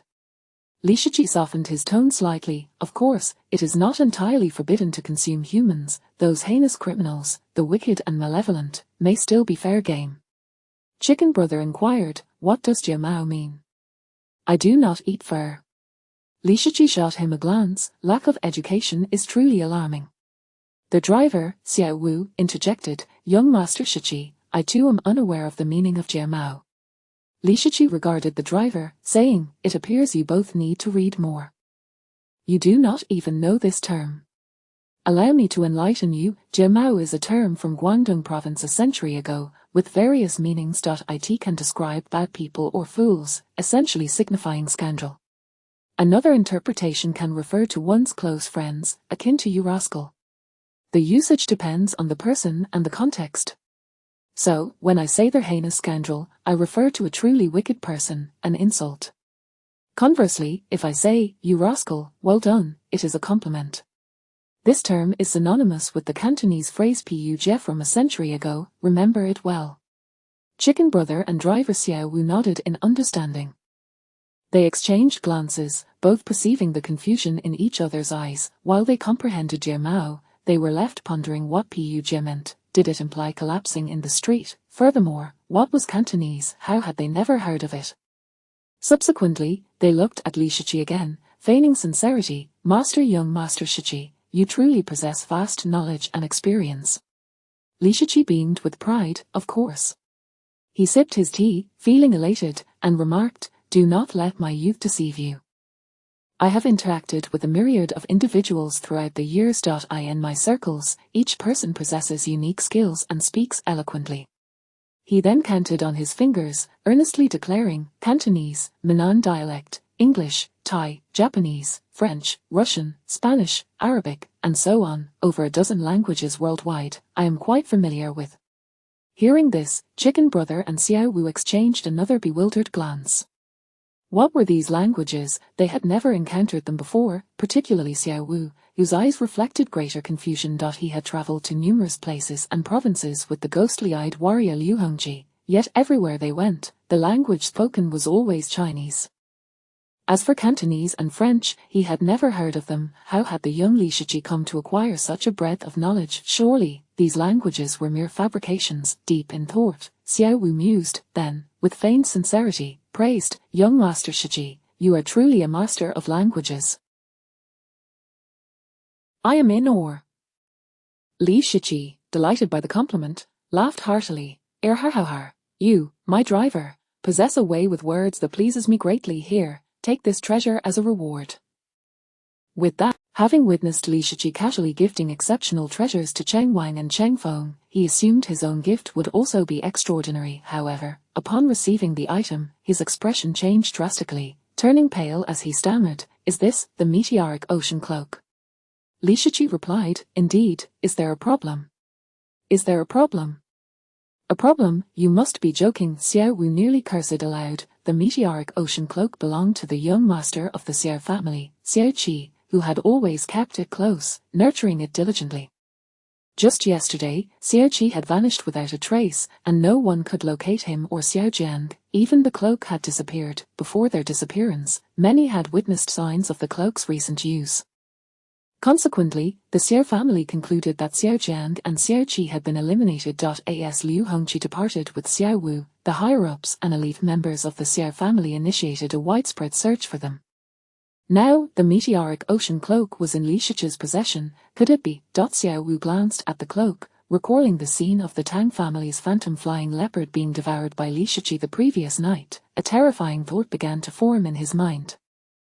Xiao Jiang and Xiao Qi may have been made to vanish by Li Shiqi. At that moment, the meteoric ocean cloak felt unbearably scorching in his hands. Chapter 75, The Visualization Technique of the Green Jade Body. Scorching hot. Exceedingly hot, driver Xiao Wu, clutching the meteoric sea cover, felt an unbearable heat in his hand, as if it would sear his flesh. He hastily brought the vehicle to a halt and returned the meteoric sea cover to Li Shiqi, bowing respectfully as he said, "Master Shiqi, you are too kind. This gift is far too precious, I cannot accept it." This artifact was a treasure of the Xiao family, and if he were to accept it, he would be at a loss as to where to conceal it. Should the Xiao family discover that such a treasure was in his possession, he would surely be accused of the heinous crimes of slaying Xiao Jiang and Xiao Qi, and even 100 lives would not suffice to appease their wrath. Li Shiqi, puzzled, remarked, "Isn't this merely a fancier music box? What makes it so valuable?" Before his release from prison, he had acquired numerous treasures from the demon suppression prison, all packed within his large bundle, far too many to count.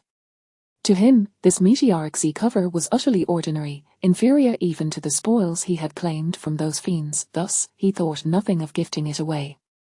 Not valuable. Xiao Wu twitched at the corners of his mouth and quickly replied, "Master Shiqi, while it may not be valuable to you, it is indeed precious to me, and I cannot accept it." Li Shiqi scrutinized Xiao Wu for 3 seconds before asking, "You don't like it?" Xiao Wu was at a loss for words and could only nod, indicating his disinterest. Li Shiqi tossed the meteoric sea cover to Ji Shiber, saying, "Shiber, as my servant and junior, I have yet to present you with a welcoming gift. This is for you." Ji Shiber's eyes lit up as he eagerly accepted the item, exclaiming, "Thank you, my master." Just recently, Li Shiqi had gifted him a treasured garment and provided each of his 2 children with a special item, along with a magical assault set.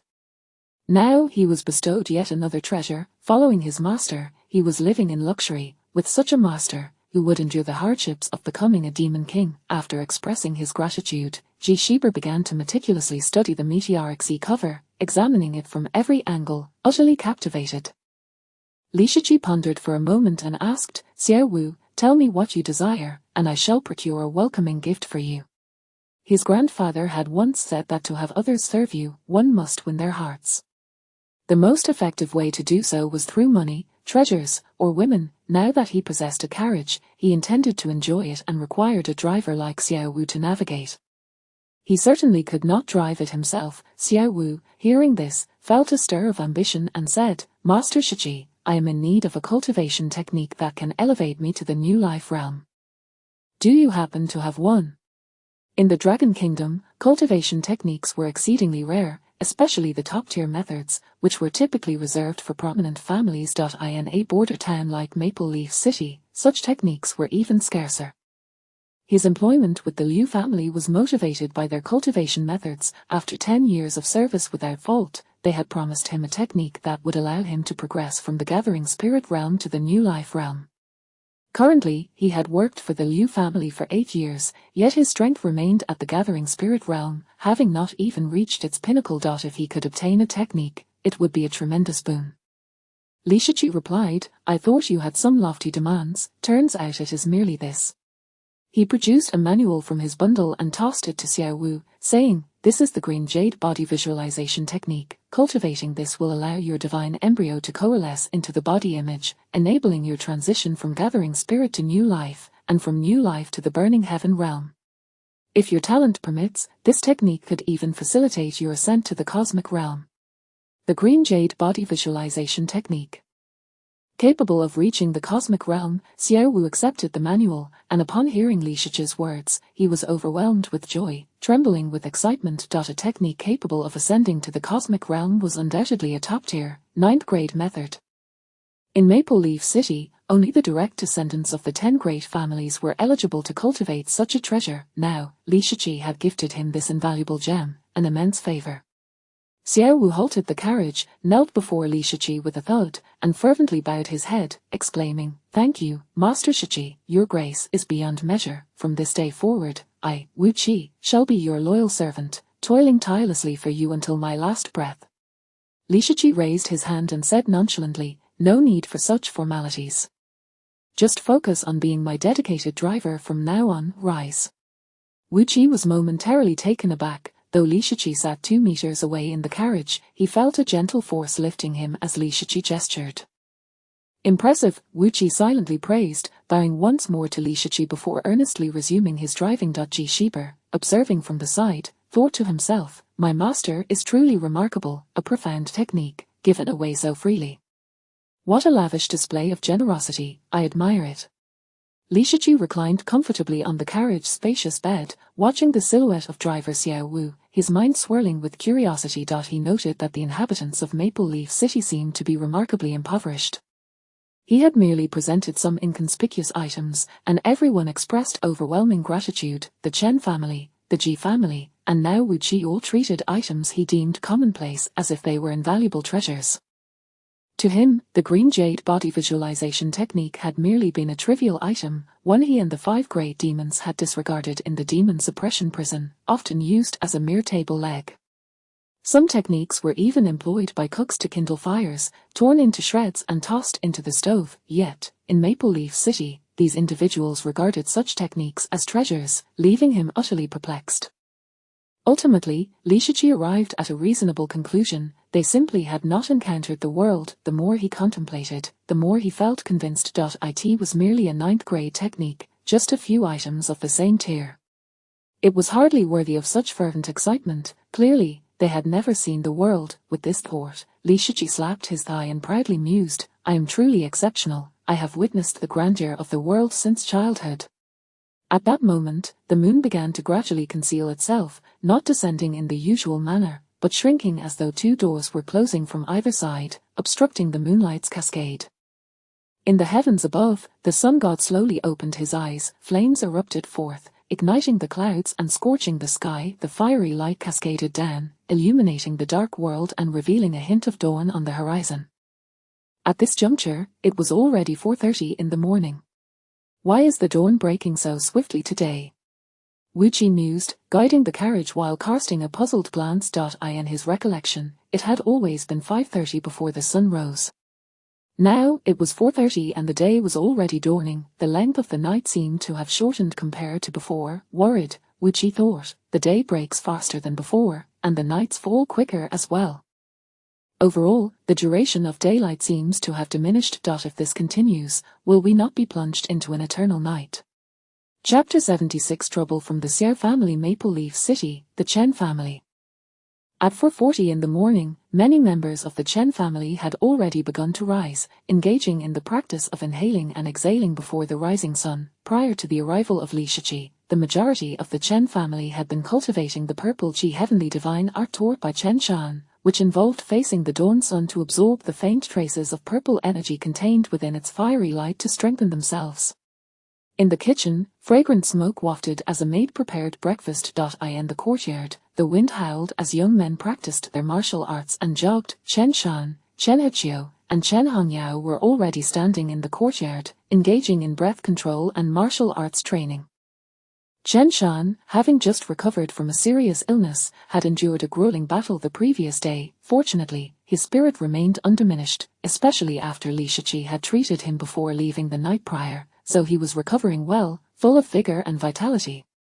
As he practiced his martial arts, his movements were expansive and powerful, his fists like meteors, creating bursts of sound that echoed through the air. Each move was imbued with utmost strength and ferocity, generating a palpable energy.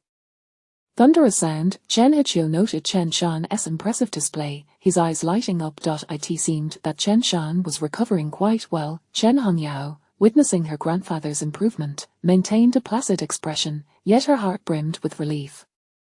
As long as her grandfather was well, their family had a steadfast pillar to rely on, and they could gradually regain their footing. After completing a set of martial arts forms, Chen Shan concluded his practice, standing tall like a mountain, laughing heartily. Xiao Qiu, you're mistaken. My abilities are far from achieving the level of thunderous sound. However, I can confidently say I have recovered about 70%. The elixir that Xiao Shiqi gave me yesterday is truly remarkable. He is indeed a blessing for our Chen family. The night prior, before leaving the city, Li Shiqi had gifted Chen Shan a medicinal pill. After taking it, he had experienced significant recovery overnight, regaining his strength and vitality, banishing the weakness he had felt the day before.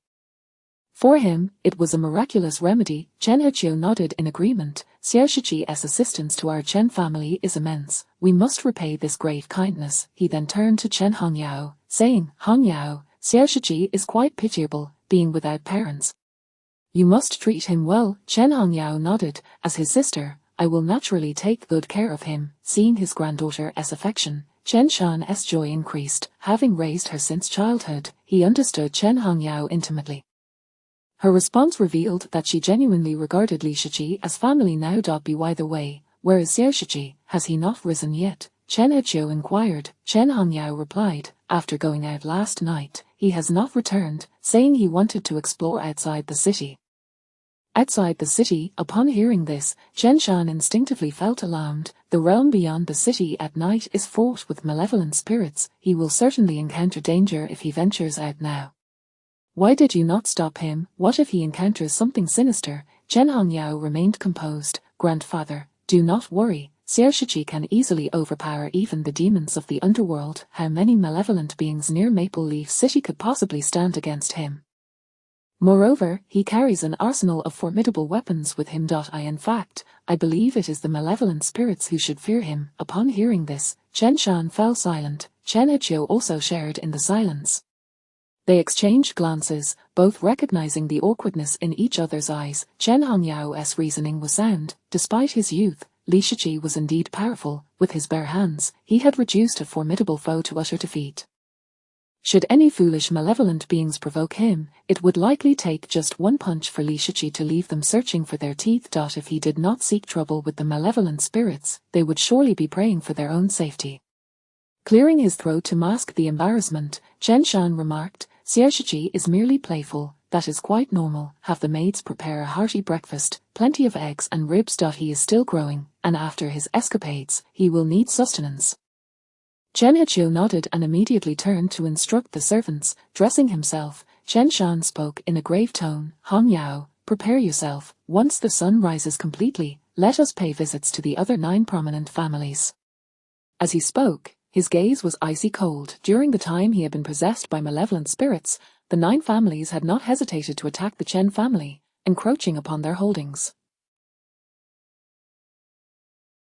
Now that he had recovered 70%, the potency of the elixir from Li Shiqi still coursed through him, and he was on the brink of full recovery. Furthermore, with the magical artifacts gifted by Li Shiqi, he possessed the ability to unleash extraordinary strength in critical moments. Thus, in a fit of anger, he planned to confront each family and settle the score. Chen Hongyao nodded in agreement. Suddenly, a loud crash echoed as the Chen family's main door was forcefully kicked open, and 2 imposing figures radiating an overwhelming aura appeared at the entrance. One was an elder, appearing to be in his 60s, with white hair yet a youthful visage, his piercing gaze and the vitality emanating from him reminiscent of a roaring ocean. He stood there like a fearsome deity. Beside him stood a young man strikingly similar to Xiao Qi from the Xiao family, yet exuding an air of nobility, with eyes like lightning and a demeanor as steady as a mountain, appearing exceedingly calm. After kicking open the door, the elder coldly proclaimed, "Chen Shan, Chen Heqiu, come out here." His voice boomed like thunder, resonating throughout the Chen estate. Chen Shan, Chen Heqiu, and Chen Hongyao emerged from the training grounds of the castle, standing before the two intruders. Chen Heqiu immediately recognized their identities and muttered, "Elder Xiao Zizai of the Xiao family, and third young master Xiao Jingqian." Chen Shan glanced at the broken door, a flicker of anger igniting in his eyes as he raised his head to glare at Xiao Zizai and Xiao Jingqian. "What do you mean by this?" Xiao Zizai's gaze was frigid as he scanned the gathered crowd before finally fixing his icy stare upon Chen Shan, stating coldly, "Yesterday, after Xiao Qi and Xiao Jiang visited your Chen family, they vanished. Did your Chen family murder them?" Upon hearing this, Chen Shan, Chen Heqiu, and Chen Hongyao's expressions darkened. They understood the Xiao family had come to accuse them and trouble the Chen family once more. Chapter 77, Intent to Annihilate. Xiao Zizai, brimming with an imposing aura, fixed his cold, piercing gaze upon Chen Shan and his companions. A formidable and overwhelming presence emanated from him. His voice, laced with an icy chill and suffused with murderous intent, resonated with a singular authority. Though he stood alone, his formidable aura resembled a boundless ocean, instilling fear in all directions. Within a radius of 500 meters around him, every flower, tree, and blade of grass bowed under the weight of his powerful energy. Chen Heqiu and Chen Hongyao found themselves increasingly pressured beneath this torrent of force. However, they soon felt the protective effects of their Lion King armor and golden cicader garb, which effectively dissipated the oppressive atmosphere, leaving them unaffected. In stark contrast, the other members of the Chen family, devoid of protective treasures, suffered greatly.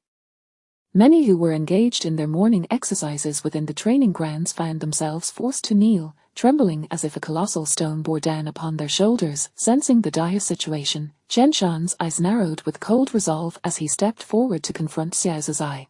In an instant, the latter's formidable aura was shattered. The members of the Chen family, previously overwhelmed, finally exhaled in relief, collapsing to the ground, gasping for breath, drenched in sweat. Chen Shan fixed a steely gaze upon Xiao Zizai, his eyes even colder. "Xiao Zizai, I have yet to seek trouble with your Xiao family, yet you dare to come here and provoke me?"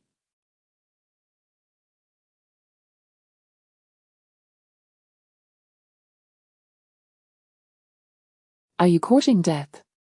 Xiao Zizai, equally fierce, returned the glare. "Chen Shan, others may fear you, but I do not. Tell me, where have you hidden our young master, Xiao Qi? If your Chen family does not provide an explanation today, this matter will not end." Since Xiao Jiang and Xiao Qi had vanished after visiting the Chen family the previous day, their absence raised suspicions. Despite their efforts to locate the two, no trace could be found, except for their vehicle, which had been discovered not far from the Chen residence. The front end was severely damaged, suggesting a violent impact as if someone had fallen from a great height and crushed it. Two small footprints were imprinted in the mangled steel. Before long, the mark of the meteoric sea shield, a protective artifact of the Xiao family, was erased, leaving their weaponsmith unable to sense its location. Preliminary investigations indicated that traces of the shield's use had been observed before the two vanished, with reports of a meteor streaking across the sky and a vast ocean enveloping the heavens. They surmised that someone had attacked Xiao Jiang and Xiao Qi, killing them and absconding with the shield. Within a 10-kilometer radius, the only individual capable of silently eliminating Xiao Jiang and Xiao Qi while seizing the meteoric sea shield was none other than Chen Shan himself. Thus, suspicion fell squarely upon him, given his notorious penchant for brutality and his history of violent confrontations. Chen Shan's expression darkened. "What does their disappearance have to do with us? Do you wish to unjustly accuse the Chen family of such crimes? And you, Xiao Zizai, are you itching for a fight? How dare you kick down the door of the Chen family and demand an explanation? Are you seeking death?" As his words echoed, he vanished in a flash, appearing before Xiao Zizai, his hand soaring towards the latter's face. A tempest howled, the force was tremendous. Xiao Zizai, anticipating Chen Shan's volatile temperament, retreated to evade the strike, then retaliated with a slap of his own. Chen Shan blocked with one hand while striking again with the other. Bang, bang, bang, in mere moments, the two elders exchanged over 30 blows, their arms colliding with thunderous roars that reverberated through the air, akin to a cacophony of firecrackers. The speed of their movements was so swift that onlookers could only see a blur of shadows, unable to discern the positions of their arms. With a final, resounding crash, Chen Shan sent Xiao Zizai hurtling outside the Chen residence, yet, he too was not spared, as a steel whip coiled around his waist, propelling him outward. Two septuagenarian warriors clashed fiercely on the streets, leaving devastation in their wake. The ground quaked beneath them, fissures opening up as streetlights and walls crumbled, as if doomsday had arrived. In the midst of this chaos, Xiao Jingqian paid no heed to the two elders, instead focusing on Chen Heqiu and Chen Hongyao.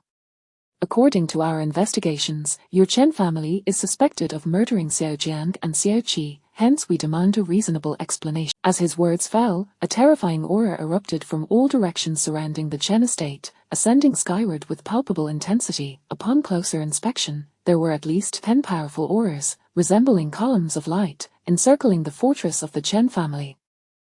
The atmosphere crackled with battle fervor, the air was thick with murderous intent. Under the shadow of these 10 auras, the sky darkened, ominous clouds gathering overhead. All members of the Chen family within the estate felt an immense pressure, many collapsing to their knees, their breaths labored, drenched in sweat as anxiety coursed through them. Chen Heqiu and Chen Hongyao sensed the overwhelming auras, their expressions darkening. 10 Formidable experts of the Burning Heaven realm. This display was far more formidable than the troubles faced from the Xingqian society the previous day. This was no mere confrontation, they were clearly prepared for the annihilation of the Chen family. If the Chen family cannot provide a satisfactory response or compensation today, Chen Heqiu intoned gravely, it seems we are on the brink of a family extermination war. Xiao Jingqian replied, our investigations and deductions suggest that my brother Xiao Qi's disappearance is inextricably linked to your Chen family. Thus, your family must take responsibility for this matter. Xiao Jingqian smirked coldly, raising 2 fingers. First, it is possible that your patriarch murdered my brother, thus, a life for a life, either he dies or he must forfeit his martial prowess. Second, surrender the myriad manifestations blood pearl of the Chen family. Third, Chen Hongyao, the engagement between you and the Xiao family remains unchanged. Should my brother perish, you must marry me. Fulfill these 3 demands, and we shall spare your family today. After a pause, his gaze chilled further, each word deliberate. Chapter 78. The Chen family is no coward. Xiao Jingqian appeared cheerful and handsome. However, he was more domineering and ferocious than his brother, Xiao Qi, threatening to expel the Chen family from existence with a menacing aura.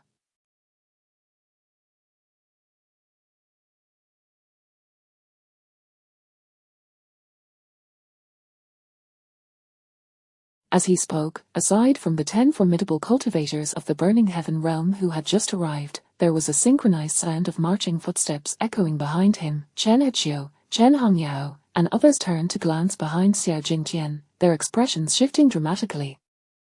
A military force, a full battalion of 500 soldiers, clad in identical uniforms and wielding thunderfire rifles, advanced with agile steps to the entrance of the Chen family castle, their gazes icy and fixated on the Chen family members, exuding an overwhelming murderous intent.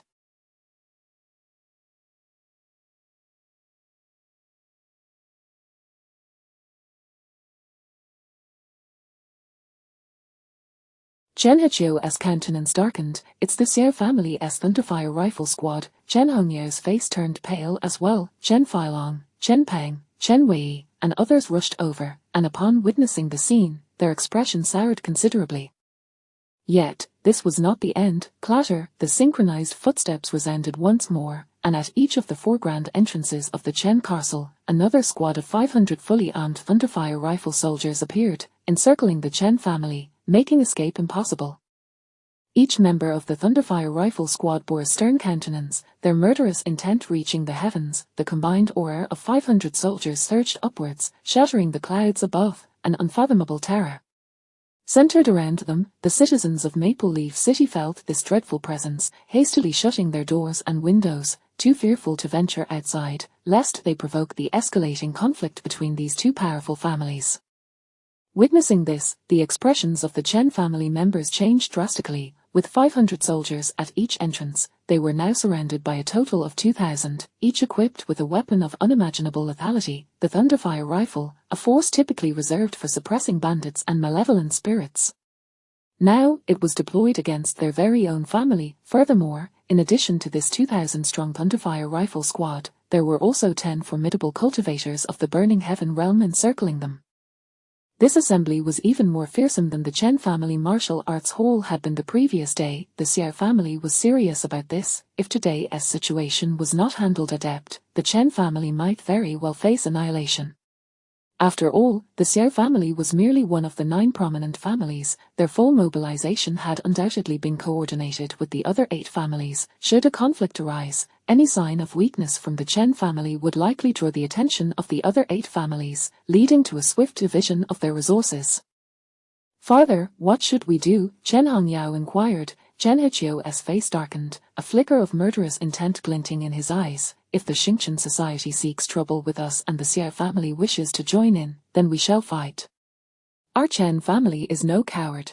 He stepped forward, his gaze icy as he coldly fixed his stare on Xiao Jingqian. Young Master Xiao, to frame us with unfounded accusations is but a trivial endeavor. The Chen family has not harmed Xiao Jian or Xiao Qi. Their disappearance is unrelated to us. Should your Xiao family be aggressive today and seek a battle, the Chen family shall stand resolutely.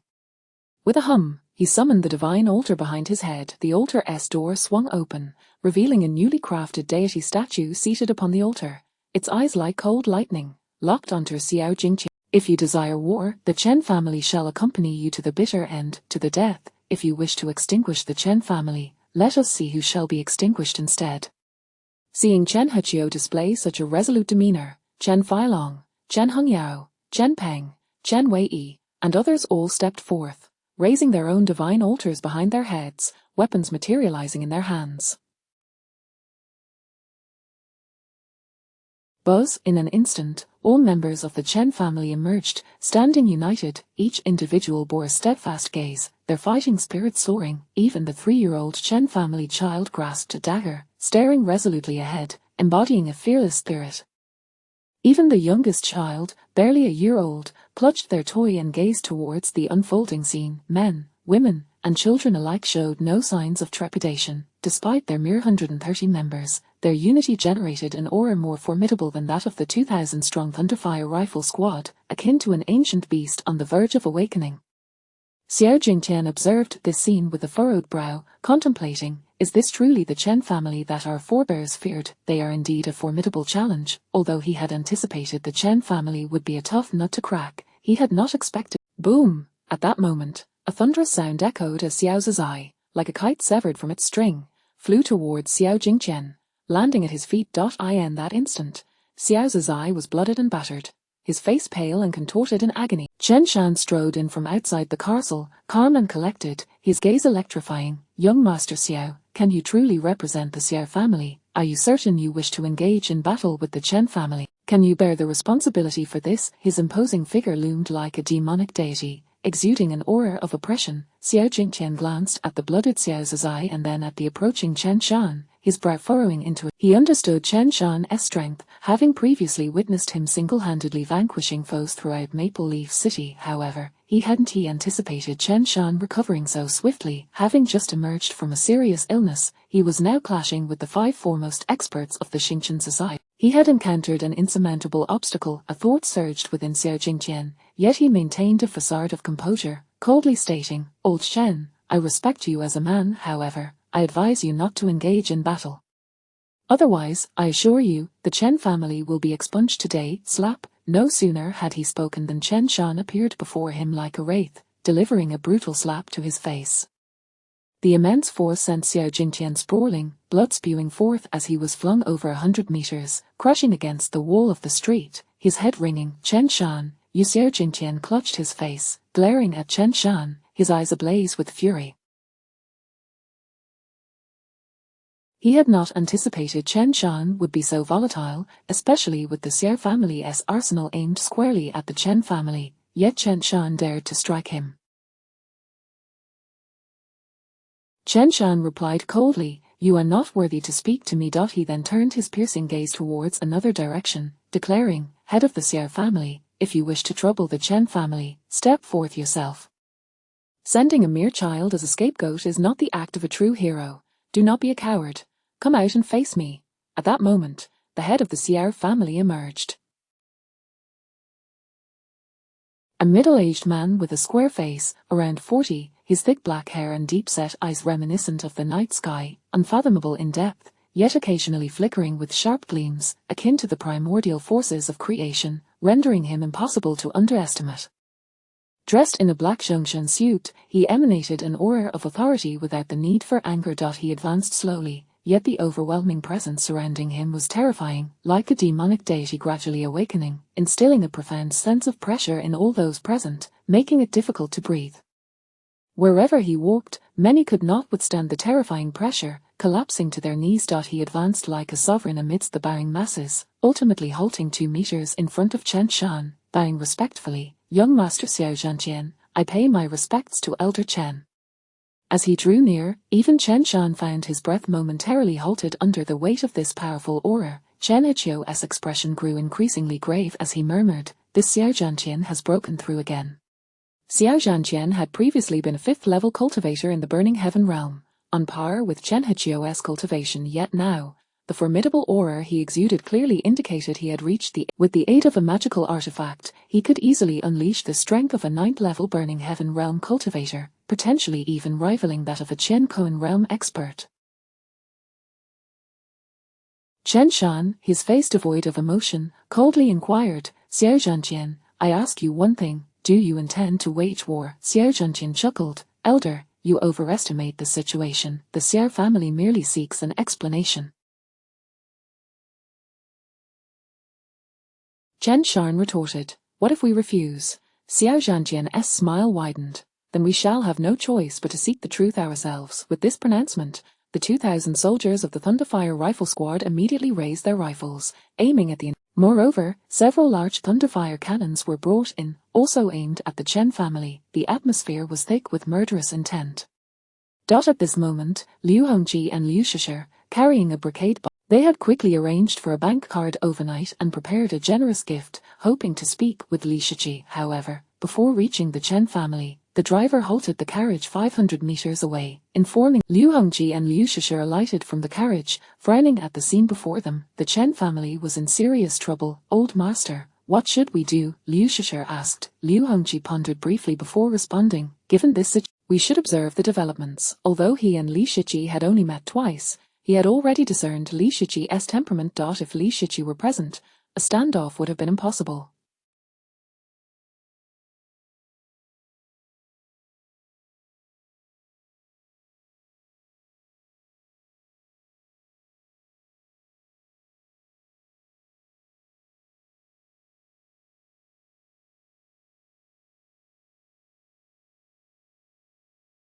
A fierce battle would likely have ensued, resulting in the Xiao family's annihilation. Li Shiqi undoubtedly possessed this capability. Within the Chen family castle, Chen Shan and Xiao Zhantian remained locked in a tense standoff. Xiao Zhantian, emboldened, continued to smile at Chen Shan. "Old master, you must think carefully. If our 2 families engage in a death struggle, there will surely be countless casualties, with the Xiao family suffering greatly. However, the Chen family will undoubtedly face extinction. Do you believe the Chen family will cower?" Chen Shan replied coldly. Boom! Accompanying his words, a surge of battle intent erupted from him. Unfazed, Xiao Zhantian similarly unleashed his aura. Confronting Chen Shan head-on. The 2 men faced each other. All members of the Chen and Xiao families tightened their grips on their weapons. Outside the castle, the 2,000 soldiers had already loaded their Thunderfire rifles, the muzzles shimmering with brilliant light. The internal symbols of the Thunderfire rifles were activating, amplifying their weaponry's power. Once fired, the symbols and specially crafted Thunderfire bullets would unleash unparalleled force, capable of grievously injuring both fledgling and Burning Heaven realm cultivators. If a vital spot were struck, it could even lead to death. The Thunderfire cannons were even more formidable. A single shot could obliterate a Burning Heaven realm cultivator. Tension filled the air, ready to erupt. Drive on, drive on. Just as the two families were on the verge of clashing, a series of crisp sounds rang out, followed by the sight of it's Liu Hongji's carriage. Someone exclaimed from within the Thunderfire rifle squad. Xiao Jingtian furrowed his brow, intently ordering, "Stop them." Two soldiers from the Thunderfire rifle squad immediately stepped forward, pulling on some reins and snares from the ground, attempting to obstruct the carriage. Simultaneously, they waved their hands, signaling the driver to halt. Inside the carriage, driver Wu Qi's expression darkened upon witnessing the unfolding scene. Young Master Shichi, they aimed to block the road. Inside the carriage, Li Shichi remained expressionless. Charged through. Chapter 79. Cousin, may I devour them? As Li Shichi returned, he caught sight from afar of the Chen family surrounded by a throng of people. He sensed numerous hostile energies directed at the Chen family, and beyond the overt displays of enmity, there were many more lurking in the shadows, all aimed at the Chen clan.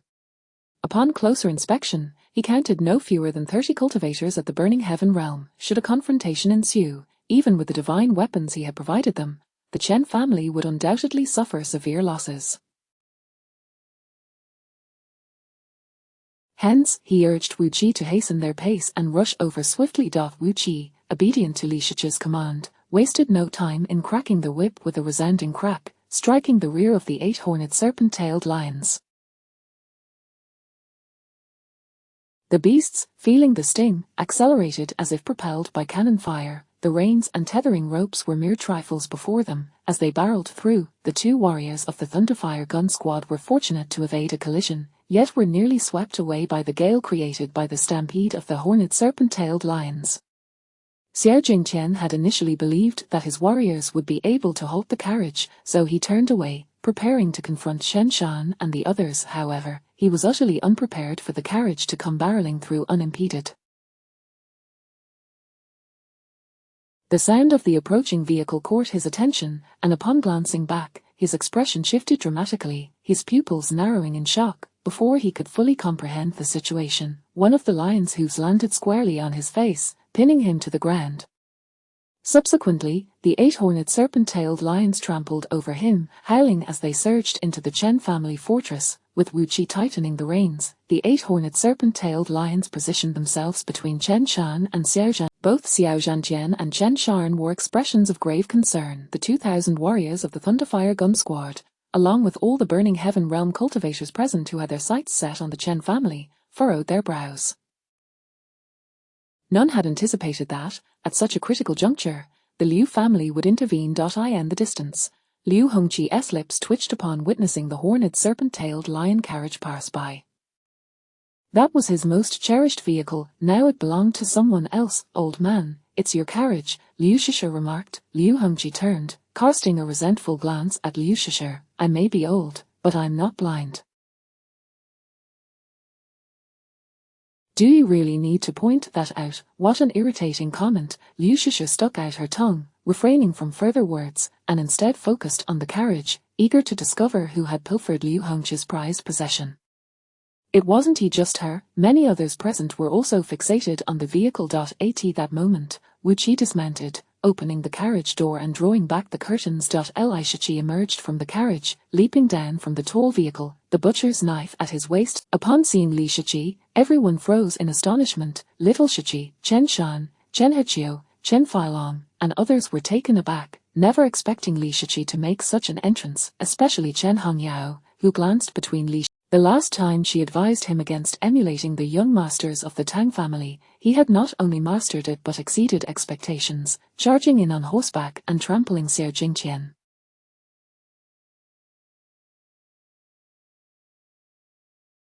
Meanwhile, the Burning Heaven realm cultivators intent on annihilating the Chen family frowned deeply, their gazes fixed on Li Shichi. They had anticipated Liu Hongji to emerge, yet it was Li Shichi, coming to ally with the Chen family.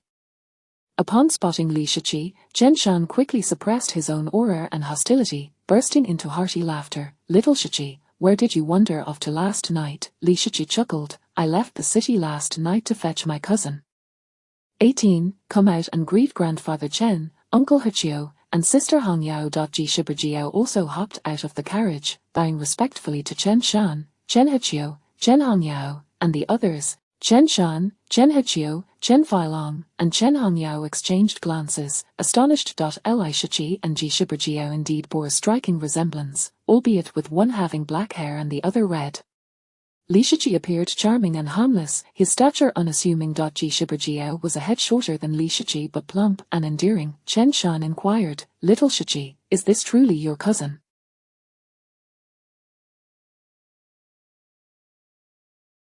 Previously, Li Shichi claimed to be an abandoned infant, raised by their grandfather and the divine craftsman. How could a cousin suddenly materialize? Li Shichi nodded, smiling, "Indeed, we just recognized each other last night." Then, he surveyed the surroundings, asking, "Grandfather Chen, what is happening? Are they planning to attack us?" Chen Shan gazed at Li Shichi with warmth, gently ruffling his hair. "It's nothing to worry about.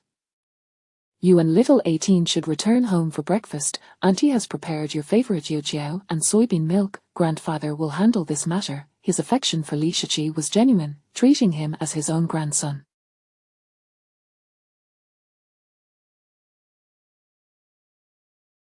Li Shichi grinned, "Grandfather, that won't do. After all, I am now part of the Chen family. When the family is in peril, how could I stand idly by? Allow me to take charge of this matter." He turned to Wu Qi, "Little Wu, move the carriage away." Wu Qi nodded and promptly maneuvered the vehicle to a secluded corner, concealing it. Then, Li Shichi affectionately tousled Ji Shibujiao's vibrant red hair, saying, 18, you're new here and haven't yet made your mark.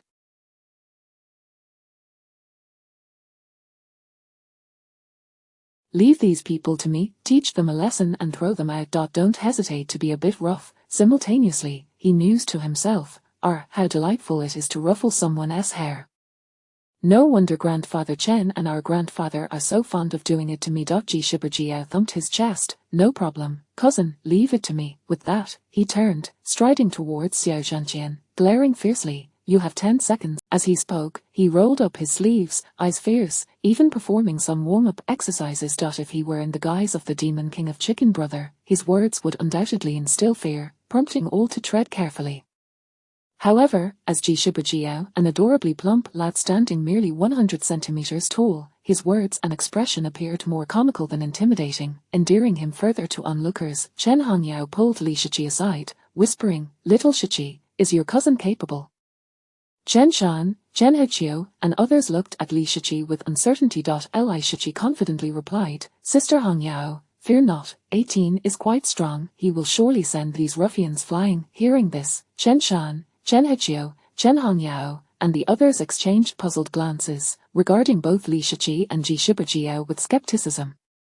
They were well aware of Li Shichi's strength, yet his cousin, being significantly shorter, raised doubts about his ability to handle such a significant situation. Xiao Zhantian had steeled himself for a fierce battle against Chen Shan, only to be confronted by a chubby red-haired child standing at a mere 100 centimeters.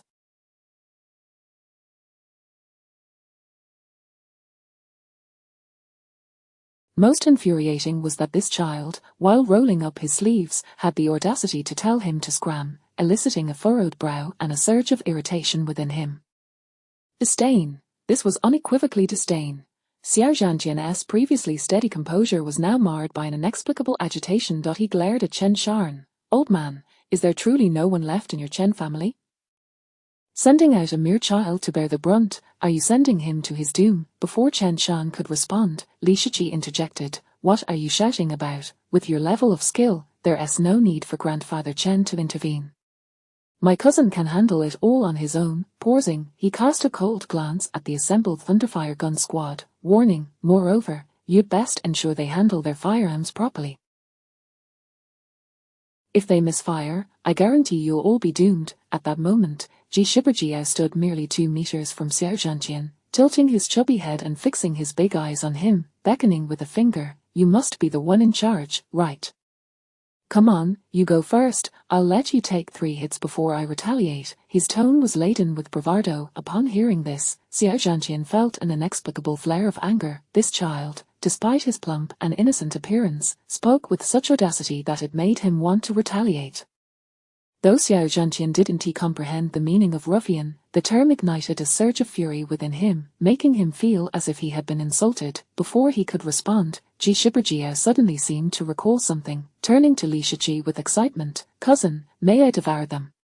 Chapter 80, The Fierce Ji Shiber. Ji Shiber was overwhelmed with excitement. As a demon king, his perception of humans was entirely distinct. In his eyes, Xiao Zhantian appeared to be a colossal human-shaped tonic.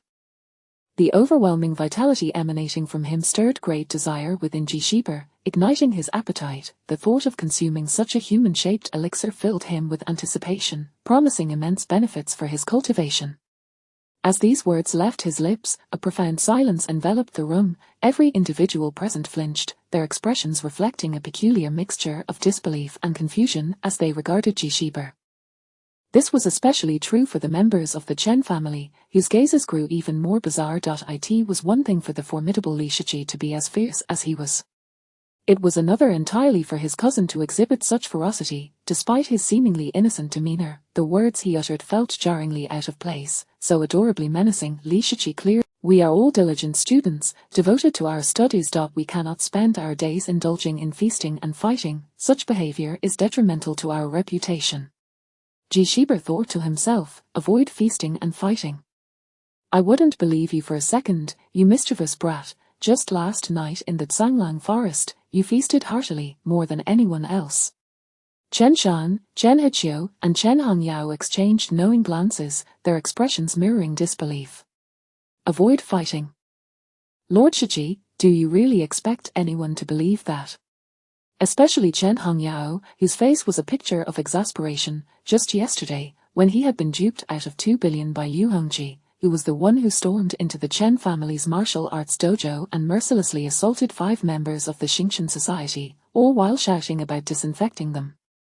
Noticing the peculiar looks directed his way, Li Shiqi coughed awkwardly to mask his embarrassment. 18. In any case, teach them a lesson and throw them out quickly.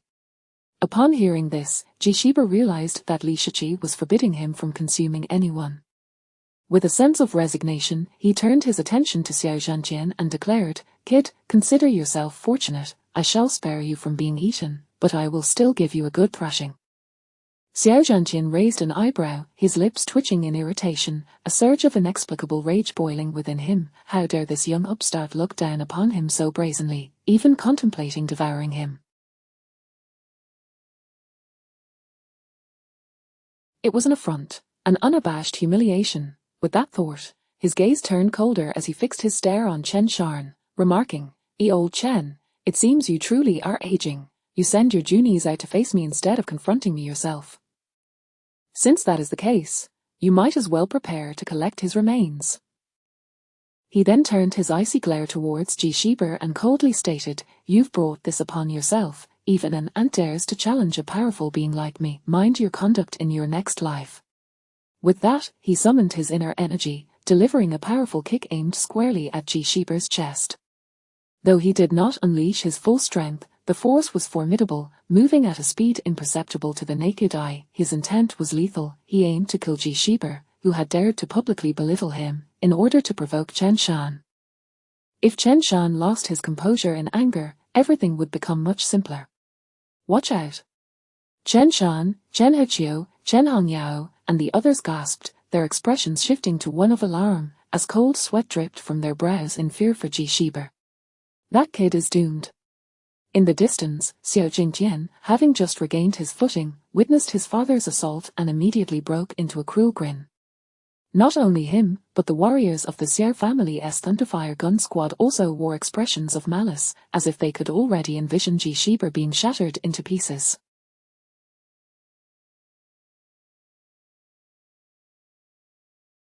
Xiao Zhantian, the patriarch of the Xiao family and a master of the 8th level of the Burning Heaven realm, ranked among the top 30 in the entire Maple Leaf City.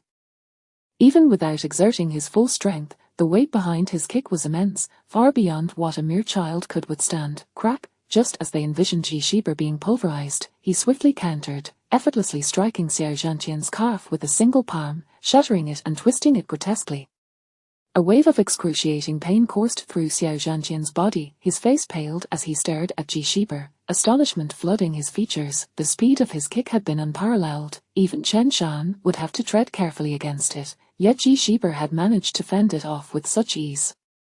Moreover, the way Ji Shiber's light palm had struck his leg felt like a powerful blade, causing his calf bone to fracture in agony. Was this the strength one would expect from a mere youth? Xiao Zhanqian's mind raced, engulfed in fear as an intense sense of unease washed over him. However, before he could react, Ji Shiber seized one of his feet and swung him around like a sandbag, propelling him in a wide arc before slam. Bang! Xiao Zhanqian felt an overwhelming force surge through him, sending him spiraling uncontrollably. After a dizzying spin, his face collided with the ground, distorting his features as blood erupted from his nose, ears, and mouth. He let out a roar, his head glowing as he prepared to summon his divine altar to retaliate against Ji Shiber. Yet before he could invoke it, his body was lifted once more, crashing down to the ground with a resounding thud, leaving him dazed and unable to summon the divine altar. Bang, bang, bang! Ji Shiber grasped Xiao Zhanqian's foot, swinging him in circles, smashing him into the ground repeatedly. The sound of impact echoed as he treated Xiao Zhanqian like a mere punching bag, battering him down relentlessly. In the blink of an eye, Xiao Zhanqian's face and body had met the ground over 20 times. Imagining Ji Shiber as a 1-meter-tall green giant, after slamming Xiao Zhanqian down 30 times, he finally discarded him like refuse, flinging him outside. Xiao Zhanqian soared over 50 meters, crashing onto the ground before Xiao Jingqian. That moment, his features were a blur, blood gushing from his 7 orifices, his face beaten beyond recognition, his eyes tightly shut, having succumbed to unconsciousness. Meanwhile, the floor beside Ji Shiber bore 2 startling depressions in the shape of human figures. Silence. The venue fell into a deathly hush. Aside from Li Shiqi, who was inexplicably munching on sunflower seeds, everyone else stood agape, their mouths hanging wide open, as if 2 duck eggs could fit inside.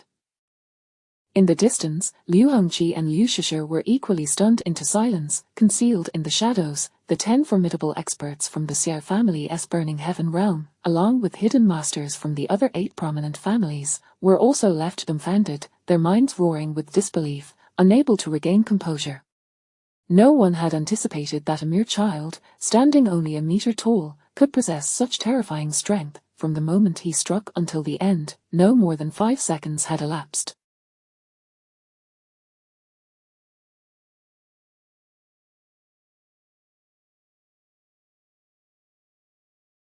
The power Ji Shiber displayed was utterly horrific, akin to a human-shaped monstrosity, moving with such speed that even a master of the 8th level of the Burning Heaven realm like Xiao Zhanqian could not counter, and his strength was sufficient to shatter Xiao Zhanqian's true energy, preventing him from summoning his divine altar.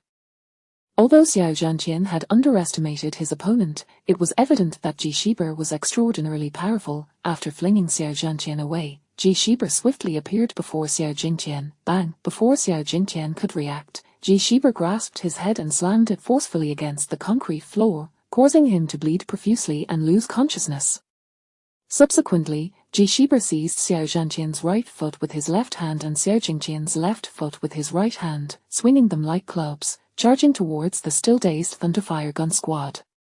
Bang! With a flick of his right hand, Xiao Jingqian flew through the air like a human-shaped club, violently toppling 7 or 8 individuals. Bang! With a whip of his left hand, Xiao Zhanqian followed suit, knocking down another 8 or 9 individuals.